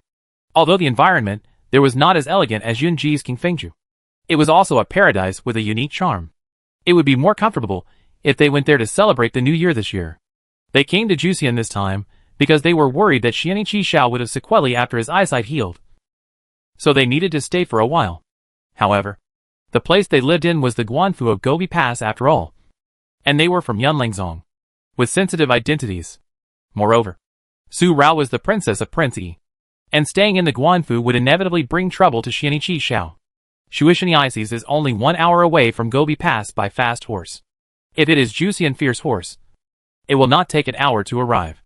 If Xianiqi Xiao has a slight illness, they can also reach Gobi Pass in time. Thinking about this in her heart, Su Rao told Yunji, and Yunji asked Yufeng to inform the military camp. They welcomed Brother Qi Xiao to Shuishaniises. Water and sky are one color. This suburban villa outside the border state has a different charm. Yunji bought this place generously just for a short rest. After Yunji left, it was never sold again, and no one was arranged to clean it regularly. A temporary residence bought this place, but not to be seen by others when the consciousness overlapped and transformed. After leaving, he would not think that he would live here again. So in Su Rao's expectation, when they came to water and sky are one color, whether outside or inside the fence, there would be thick snow completely covering this villa. The white plum tree in the flower garden would be completely covered by snow, and no buds could be seen. The branches would be bent, and some branches could not bear the weight of the snow and broke. What you see will be a completely desolate abandoned villa without any human fireworks. But when we arrived here, the snow in the courtyard had been swept away cleanly, and there was no snow on the white plum tree in the flower garden to bend or even break its branches. The branches were dotted with delicate flower buds, standing proudly in the snow and frost. There were festive lanterns hanging on the 4 corners of the eaves in the courtyard. They were not red lanterns, but lanterns in the color of moonlight, painted with exquisite paintings, which were more exquisite than the common red color. The fire in the house was also burning vigorously. The whole courtyard had been decorated long ago, and all the necessary things were ready. People just had to move in, walking into the courtyard and stepping into the house. A wave of heat dispelled the coldness around me. A Yue handed the hot tea that had been prepared to Yunji. Yunji blew it gently to make it not hot, and then gave it to Su Rao. And Su Rao understood. Whenever Yunji went out, he would secretly be accompanied by Yun Wei. It seemed that Yunji had already thought of everything when they set out from Lingfeng County, and had already instructed Yun Wei to come here first and prepare this villa. The New Year decorations in the courtyard did not have the red color that she once hated. Although Su Rao had let it go long ago, she no longer hated red as much as before, hating it to the point that only by being with it could she remember the hatred, and suppress the hatred that was gnawing at her heart, and live a good and stable life. Yunji, I am very happy. The New Year celebration should have been decorated with red. But Yunji was always so good. How could she not be happy? No longer being cautious with her, but always keeping her in his heart forever. So good that now she only had sweetness in her heart. Nothing else. This year is the first year after becoming the real Su Rao. It was difficult for me to accompany my grandparents. And it also made it difficult for you to accompany your grandparents. Su Rao actually had regrets in her heart. But now, being alone with you, I only have joy. And it is difficult to control my joy. Yunji. We are reborn. On the night of the 30th, fireworks were lit and exploded from the sky. The brilliant colors were dazzling in an instant, just like their rebirth, which was completely blooming at this moment. There is no more hatred that is hard to get over on the night of the 30th New Year's Eve. Hatred that cannot be let go. Hatred that cannot be overcome. I am truly happy in my heart. I prepared New Year's Eve dinner for those tribesmen who died tragically tonight more than 10 years ago, and set up a table to offer incense. I stayed up with Yunji, wishing that everyone would be well in the new year, without illness or disaster, without worries, and live a peaceful life. On the 30th of the year. On the 30th of the year. Xianichi Xiao did not come. He came in the afternoon of the first day of the new year. Yunji and Su Rao rushed all the way from Yun County for him, almost staying up all day and night, and accompanied him from Lingfeng County to Jiuxian for him near the end of the year. They did not spend the new year in Guan Mansion, so Xianichi Xiao did not disturb their solitude on New Year's Eve. Today, on the first day of the new year, I came here to celebrate the new year and to say goodbye. His injury is healed, and he has no sequelae these days. Seeing the dazzling snow is just a slight dazzle that normal people experience, without blurriness. He is now safe and sound, and it is time to set off to return to the capital, the new emperor of Siam. If you are not here during the new year, you must come on the Lantern Festival. As a king, you can no longer be like Prince Yi, so you can just not come, even if he doesn't want to sit on the throne left by his brother. Now that he has ascended the throne, he must protect it well. This time, he will not send a Rao and brother Jiyu away from Bianzhou. This time, the hospitality is not good enough. When a Rao and brother Jiyu get married, he will come to Yun County in person. Xianichi Xiao said goodbye and left. And Su Rao and Yunji didn't have to stay any longer, and they could pack their bags and go back. Yunji, before we go back, let's do one thing first. Yun Feng and Yun Wei went to pack the bags, but Su Rao suddenly grabbed Yunji's hand and went straight to the inner room. What was she going to do? Su Rao went straight to the bed, and Yunji immediately felt something in his heart. Rao, don't. Before he finished speaking, he was pushed onto the bed by Su Rao. Yunji, leave a bloodline that belongs to both of us. Give me a chance to see hope, and then I will have the courage to help Mr. Zhu and Master Huishan. She wanted to leave Ah Xiao with a concern, and to leave Han Machen with a concern, to let him know that he had blood, their bloodline, and he must live, walk out of the dark netherworld alive, and marry her alive. No one will erase anyone. They are the same person. Yunji, who wanted to stop Su Rao, wanted to push Su Rao away, but his jade fingers lingered for a moment, and he waved down the hanging bed curtain. Rao, just this once. Yunji will obey you only this time, and will never let you do this again. Yu Feng packed up his bag and stopped suddenly when he was about to step into the outer room. He stepped out and waited outside the house, looking out of the courtyard. The afterglow of the setting sun and the snow on the treetops overlapped, making this winter scene beautiful. The sunset fell. The night moon came. The first moon of the new year, the crescent moon, surrounded by colorful stars, rose from the mountains outside the forest to the sky. The moonlight of the crescent moon is soft and hazy. Although it is not as bright as the full moon, it has its own unique charm. The moon sets and the sun rises. On the second day of the new year, a new round of winter sun rose into the sky, casting the morning light down, shining on the courtyard, until the afternoon. The sunlight rising to the sky became brighter and brighter. Yun Feng, who had been waiting outside the door all night, ordered Yun Wei to boil water, prepare lunch and dinner, and maybe they would have to leave tomorrow. Yun Feng expected tomorrow, but they set off on the 5th day of the new year, and the carriage was still moving leisurely. It would take less than 10 days to reach the destination by running non-stop, and it would take a month to reach Yun County by the leisurely journey in the carriage. Until the middle of February, the wooden double-axle carriage creaked across the official road outside Yun County, leaving 2 long lines of wheel tracks. In mid-February, the snow was not as heavy as in the cold winter, but it had not stopped. It fluttered like tiny flowers. It would not spread out the vastness when it fell on the ground. It was just a thin layer of white, which could be easily melted under the rising sun. Alas, after arriving at the gate of the county town, I left the carriage with such a melancholy voice and went home. I was in a bad mood. Rao, even if you have a child now, it's only been a month. How can you know? Su Rao was melancholy, and she checked her pulse again. But there was no sign of slippery pulse. The unhappiness on her face was very obvious. Yuan-ji was helpless with her, so he had to hold her hand. Only then could she calm down. The possibility of having a child after just one entanglement was very small. Yuan-ji, is it you who can't do it? Or do you think I can't do it? She asked angrily. If there really was, she could have diagnosed it even in a short month. But there was no sign. If I had known how long you and I have slept in the same bed, I should have taken you down long ago.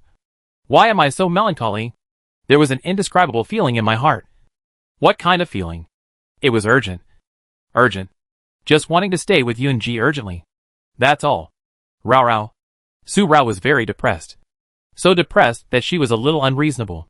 Yuan-ji directly twisted her shoulders and faced him. Yuan-ji understood Su Rao's current situation. And he also knew why she was like this. She was timid. Rao. As early as 10 years ago, Rao had already left a concern for Ashio. Even if her heart was dark, she would carefully circle a bright spot in her heart. No one could replace it. Not even a child. Cannot replace. Su Rao's irritability and depression were only relieved by Yuan-ji's words. In an instant, the dark clouds were peeled off for the beam of light in front of her. Yuan-ji stared at her eyes, and there was the purest light inside. Even if the whole heart was completely immersed in darkness, there was still a bright spot. In this bright spot, she was the only one who existed.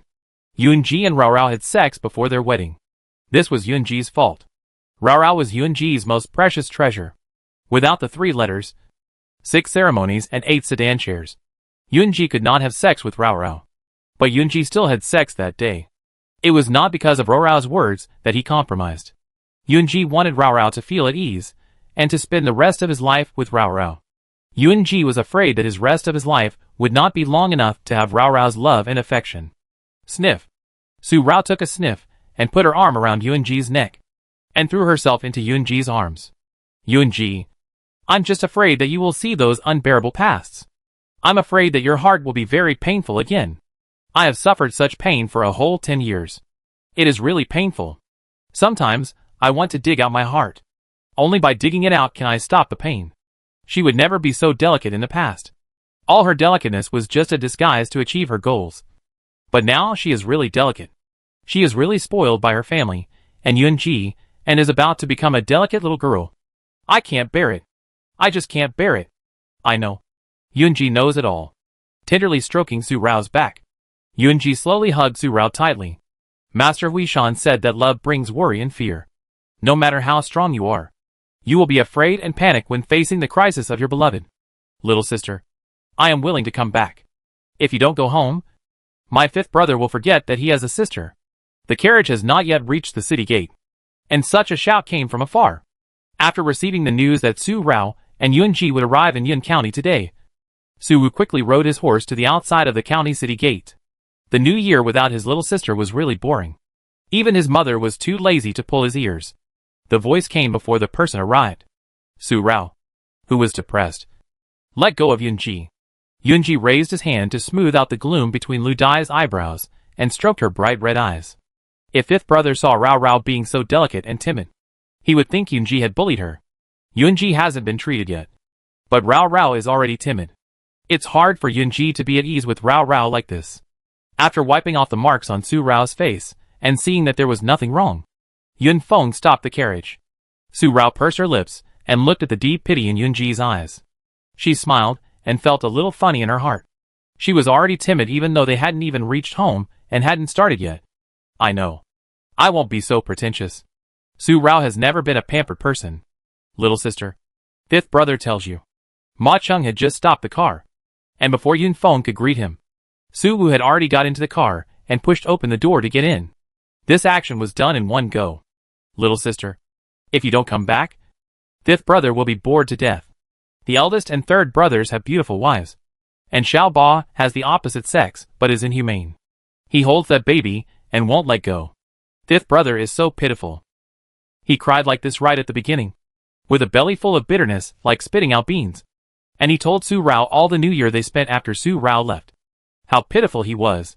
If he hadn't had to wait for little sister and brother-in-law to get married, he and Xiao Ba would have ridden their horses, and traveled around the world. How could Xiao Ba see that baby and actually change his mind? How nasty that baby was.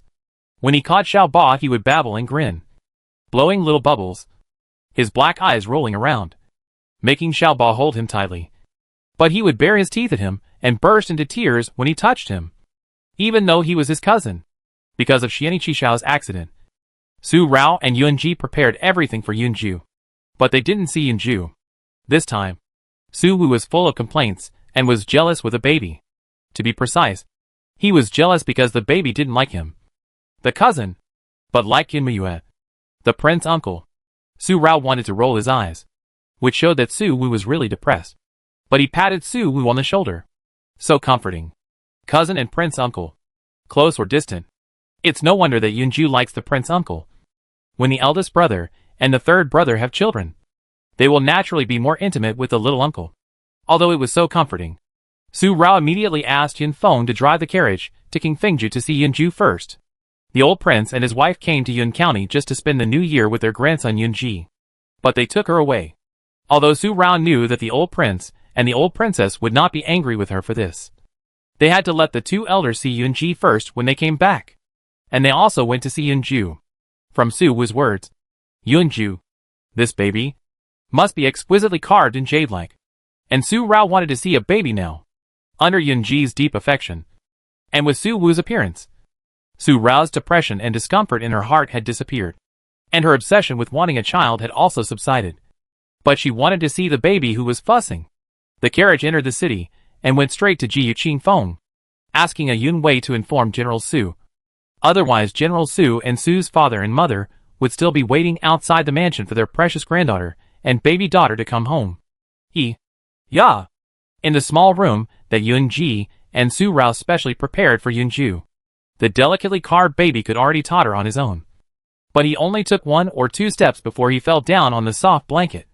Stunned, he fell down, but didn't cry.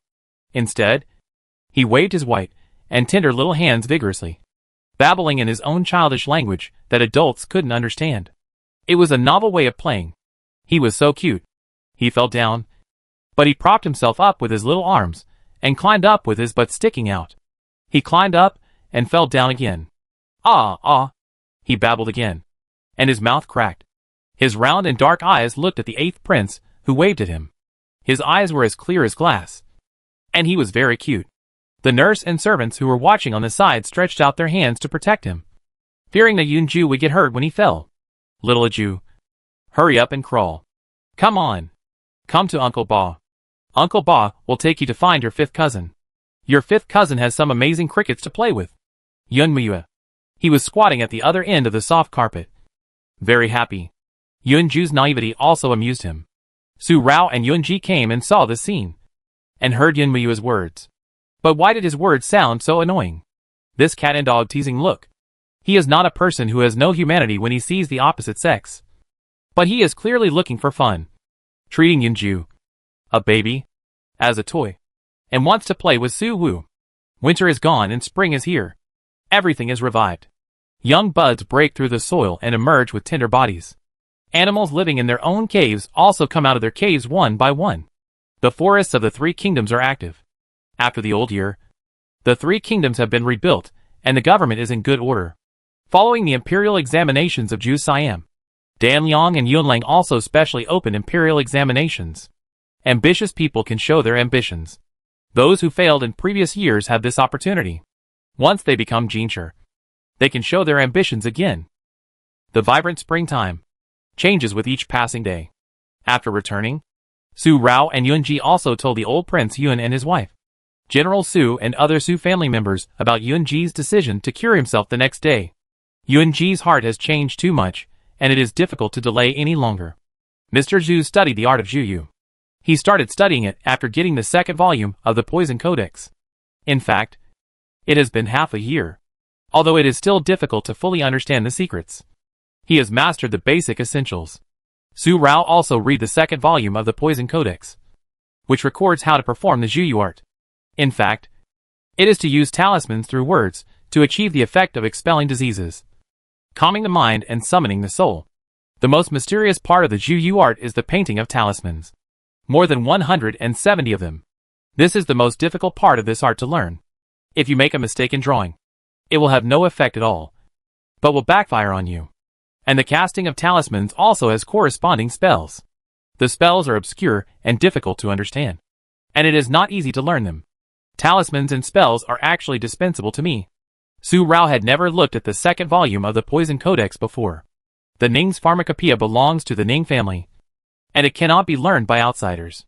Mr. Zhu did not let Su Rao see it, so Su Rao would not embarrass Mr. Zhu. But now, Su Rao has half Ning's blood, so it makes sense for her to read the Ning's pharmacopoeia. Mr. Zhu took out the poison book, and after Su Rao read it, she said that she did not deny the medical secrets created by the ancestors based on metaphysics. But she knew that the use of the Zhu Yu technique was too cumbersome, and if you were not careful, it would backfire on your spirit. Zhu Yu technique is the most primitive and ancient hypnosis technique. There is no need to set up a stall, turn water with talismans, cast spells with peach with swords, calm the mind and summon the soul, and other things can be used instead. So, after a month and a half of discussion and study, Su Rao, Mr. Zhu and Master Hui Shan gave up the treatment with talismans, developed special calming medicine incense, and then used the sound of the bell as a guide, and Master Hui Shan's Buddhist Dharma to bless, so as to send Yunji into his spiritual world. If Yunji showed abnormality during the Zhu Yu technique and the hypnosis failed, Su Rao would forcibly wake him up with acupuncture and interrupt the treatment. After several discussions, the final treatment method was determined, and the treatment began without delay. King Fengju. A wisp of green smoke floated up in the bedroom. Mr. Zhu specially made a calming medicine fragrance, which could help him put down all his guard and sleep. Rao Rao, wait for Yunji to wake up, and we will get married. The jade fingers gently brushed Su Rao's face, and then fell on the sunken scar on her forehead. If he fell asleep and was difficult to wake up, Rara would not stay by the bed all day, and remove this scar in her spare time. Okay. The corners of her mouth curved up. Su Rao nodded, pulled down Yunji's hand, and held it for a long breath. Then loosened the force, no longer cowardly in her heart, pulled Yunji into the bed, and personally sent Yunji to sleep. Remember, in his past, that he couldn't bear to look back on. There was a brief moment when she existed. If it's really hard to go on, go and see the moment they spent together. Although it was short, I don't know if it can achieve a healing effect, but at least it can redeem and prevent Ah Shao from sinking into darkness completely. After a thoughtful and careful reminder, Fong took the bell handed by Mr. Zhu. The crisp sound of the bell lingered in his ears, accompanied by the incense of the sleeping pills that had been lit long ago. Yunji closed his eyes peacefully and fell asleep. Amitabha. A big dream. Thousands of emotions are all from the heart. The heart is moved by delusion, and delusion is born from the heart. It's easy to get the initial intention, but it's hard to keep it all the time. The heart is square and natural, and it's always the same. My friend's heart is clear and transparent. Remember not to be stubborn. Keep a normal heart, and stick to your original heart. Master Huishan's Zen method. Cross-legged on the small couch, twisting the Buddhist beads. Great compassion. Universal salvation. Zen Buddhism. Calming the mind. Every sound enters the ear. Yunji is in a dream, and he sees Ah Shao in the dream. In the moon room, the old Prince Yun and his wife, General Su, and their children and grandchildren are all here. Zhu Yu, which is known for its cunning, is a medical technique. It is inconvenient for too many people to stay in the bedroom to avoid causing any impact. They can only sit and wait in the moon room. The servants brought tea, but no one had the leisure to drink tea at this moment. Everyone's eyes were fixed on Yunji's bedroom. Today Yunji started to treat the disease, the first attempt, and they all came here to wait, waiting for the treatment result, whether it would be successful in one try, or fail halfway. I hope this will be successful, so that Jir won't suffer anymore. Old Princess Yun put her hands together and prayed to God. Mother Su and other women accompanied her and comforted old Princess Yun, saying that little Jir was blessed with a good life, and with Raoer and her cousin and Master Hui Shan watching over him, he would surely be able to survive this disaster safely. The two old men, Prince Yun and General Su, could not sit still and stood by the door of the moon room. One of them had his hands behind his back, although his face was gentle and not as obvious as that of Princess Yun. The solemnity between his eyebrows still revealed his worries. General Su looked over and patted Prince Yun's shoulder silently, and then touched his precious gray beard. One by one, Father Su and his sons and other men also had a little deep thought, waiting behind Prince Yun and General Su, including King Xiaoyao, who was also here. Since Yun Miyue knew that Yun Ji decided to treat himself, Yun Miyue moved into Jiyue Qingfeng. Yun Miyue always paid attention to Yun Ji's condition. One, because he cared about Yun Ji, his cousin, and also his second emperor brother. And the other because of Yun Mujing's explanation to him. If there is any change in my brother's illness, don't hide it. Send a letter to let him know. This is what Yun Mujing said when Mu Mingjin brought the decree to confer Yun Miyue as King Xiaoyao. So Yun Miyue is also waiting for the result of Yun Ji's treatment this time. After the treatment, if Yun Ji is well, Yun Miyue will send a letter to let Yun Mujing know. As for Yun Ji's treatment now, Yun Miyue did not tell him. If he told Yun Mujing, it would be a waste of worry. It is better to wait until he is well. No one except those who are in the moon room can know about Yun Ji's treatment. Yun Mujing and Su Er don't know, but they all feel it. Yun Mujing, who was personally checking the selection of the special examination in the Wantian Palace, suddenly felt depressed. The students in the palace showed their talents one by one. At the beginning, he tested them seriously. After passing half of the candidates, he waved his hand to stop and continued after a quarter of an hour. Su Er, who came to the military camp again, easily defeated the Flame Army last time. But this time, he lost under the siege of 100 people and the two generals Wu Yang and Su Han. In this test, Su Er not only lost, but also had a corner of the hem of the black dragon robe cut off by Wu Yang. If Su Er had not reacted quickly, he would have bled. Although he lost because of his momentary distraction and carelessness. It also shows the results of the Flame Army. It is obviously a great improvement compared to the last time. After Su Er finished testing the Flame Army, the remaining recruits were tested by Wu Yang and Su Han. He only needed to stay in charge and join the Flame Army with good physical fitness. It was a dark night, without a single star, not to mention the bright moon hanging over the Qin Imperial Palace. Tonight was a gloomy night, without the moonlight that Ah Xiao was expecting. Although there was no moonlight, Ah Xiao still sat in the corner of the corridor of the East Palace, where the palace lanterns could not reach, hiding himself in the darkness. He looked up blankly. The whole person was shriveled and thin, with only skin and bones. His cheeks were so sunken that only his eyes stood out. They were a pair of phoenix eyes as bright as obsidian. A unique pair of eyes.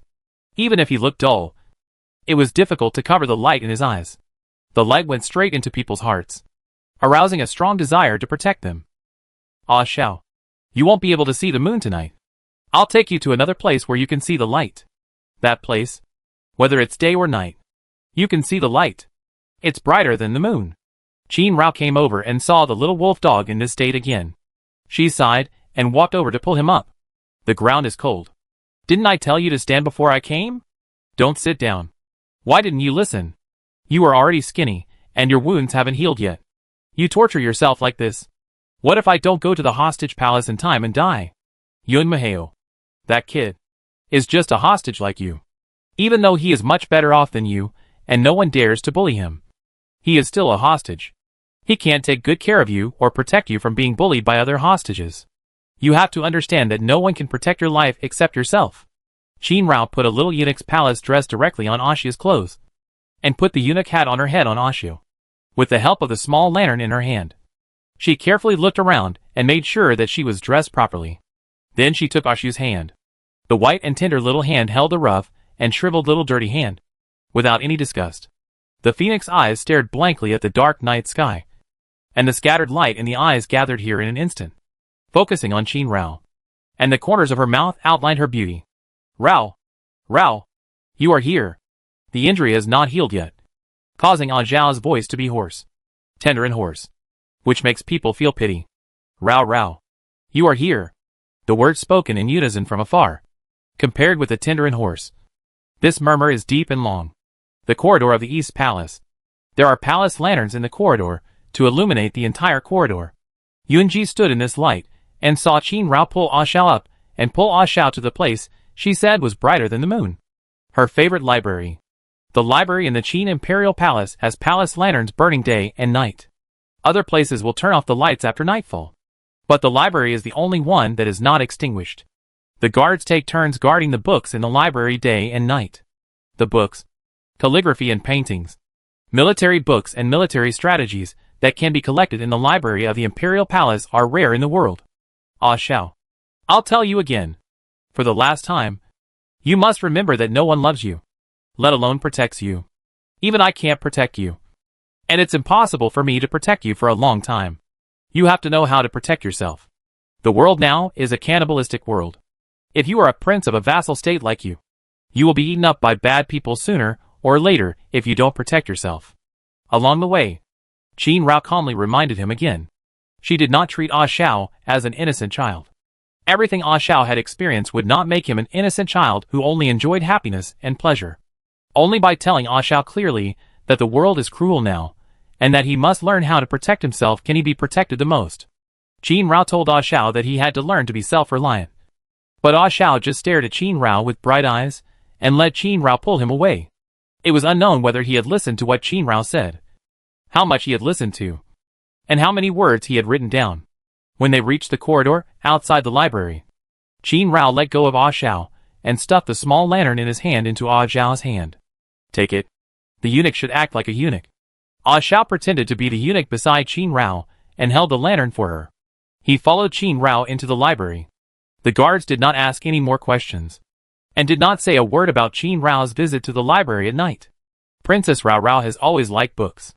Since she was taken to the library by the prince at the age of 3. She was fond of books, and was very smart. Emperor Xian Yi knew about it, and immediately issued an order that whenever the little princess wanted to go, she could go freely within the first floor. The library of the Qin dynasty has 3 floors. The first floor is for ordinary books and scrolls, which can be read from time to time. The second floor is for ancient books and paintings. The third floor is for military strategies and military books. Qin Rao can hardly go there without the order of Emperor Xian Yi. Qin Rao can only go to the first floor in the library. But the books on the first floor are enough for Qin Rao. The books on the first floor are neatly arranged on the bookshelf at a glance, without any empty space. It is dizzying to look at them, and it takes several years to read them hastily. Entering the library, Qin Rao has skillfully climbed up the ladder next to a bookshelf on the first floor without the help of the guards. Although she is small, she can take the books by herself with the ladder. She took the books that she had not finished reading last time, and found the simplest one for Ah Xiao, and sat on the small desk specially prepared by Emperor Xian Yi to read. He was reading a book by himself. He saw Ah Xiao still holding the lantern. He was just holding the scroll that was stuffed into his other hand. His eyes, as bright as obsidian, were even more transparent under the bright palace lanterns. The clarity inside was incomparable even to the clear stream in the mountain stream. In these eyes, Qin Rao's figure was reflected. Since Qin Rao came to find him and brought him here, nothing else could enter these eyes. Even the light he liked the most could hardly pull his eyes away. What a fool! Qin Rao stood up again and pulled Ah Xiao over, and took the lantern in his hand and put it somewhere else. Don't look at me. Read the book. There is no flower on my face. He took the scroll in Ah Xiao's hand and opened it, put it beside himself, and pulled Ah Xiao to sit down. Reading can change the future, especially for someone like you who has no one to protect you. And you are a prince of a vassal state. You must remember that only by learning literature and martial arts can you have a good future. Now I let you learn literature. And when I grow up for another 2 years, when my grandfather and father allow me to learn martial arts, I will also teach you. When you have learned the skills, if you return to Danyang one day, you can still survive. Oh! Then, there was another word. And Ah Xiao also read the book next to Su Rao. Ah Xiao will remember what Rao Rao said. And Ah Xiao will study hard. He read every word very seriously. How do you remember the 1,000 words I taught you? If you don't know them, remember to ask me. Okay? Another reminder? Yes. I know. Ah Xiao nodded. Very obedient. The bright light, as bright as daylight, shone on the 2 little people sitting side by side reading books beside the small table, outlining their figures, looking beautiful. The first word Rao Rao taught me was Xiao. Yunji appeared from the corridor of the East Palace, and he followed him here. The memories of Ah Xiao passed by one after another, making him confused.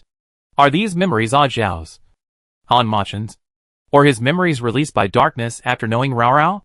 A sudden murmur came from his ear, and another him appeared beside Yunji. dressed in black clothes, not wrapped in a mask cloak. The handsome face, deep between the eyebrows, was Rong Xiao. The Rong Xiao who was willing to merge with him. When Rong Xiao appeared, Yuanji's eyes fell into the mist, and the originally obsidian-like eyes were covered by mist, covering the sky and the sun. Yuanji could not see. He could not see any color. There was no light, and he could not see Rao Rao.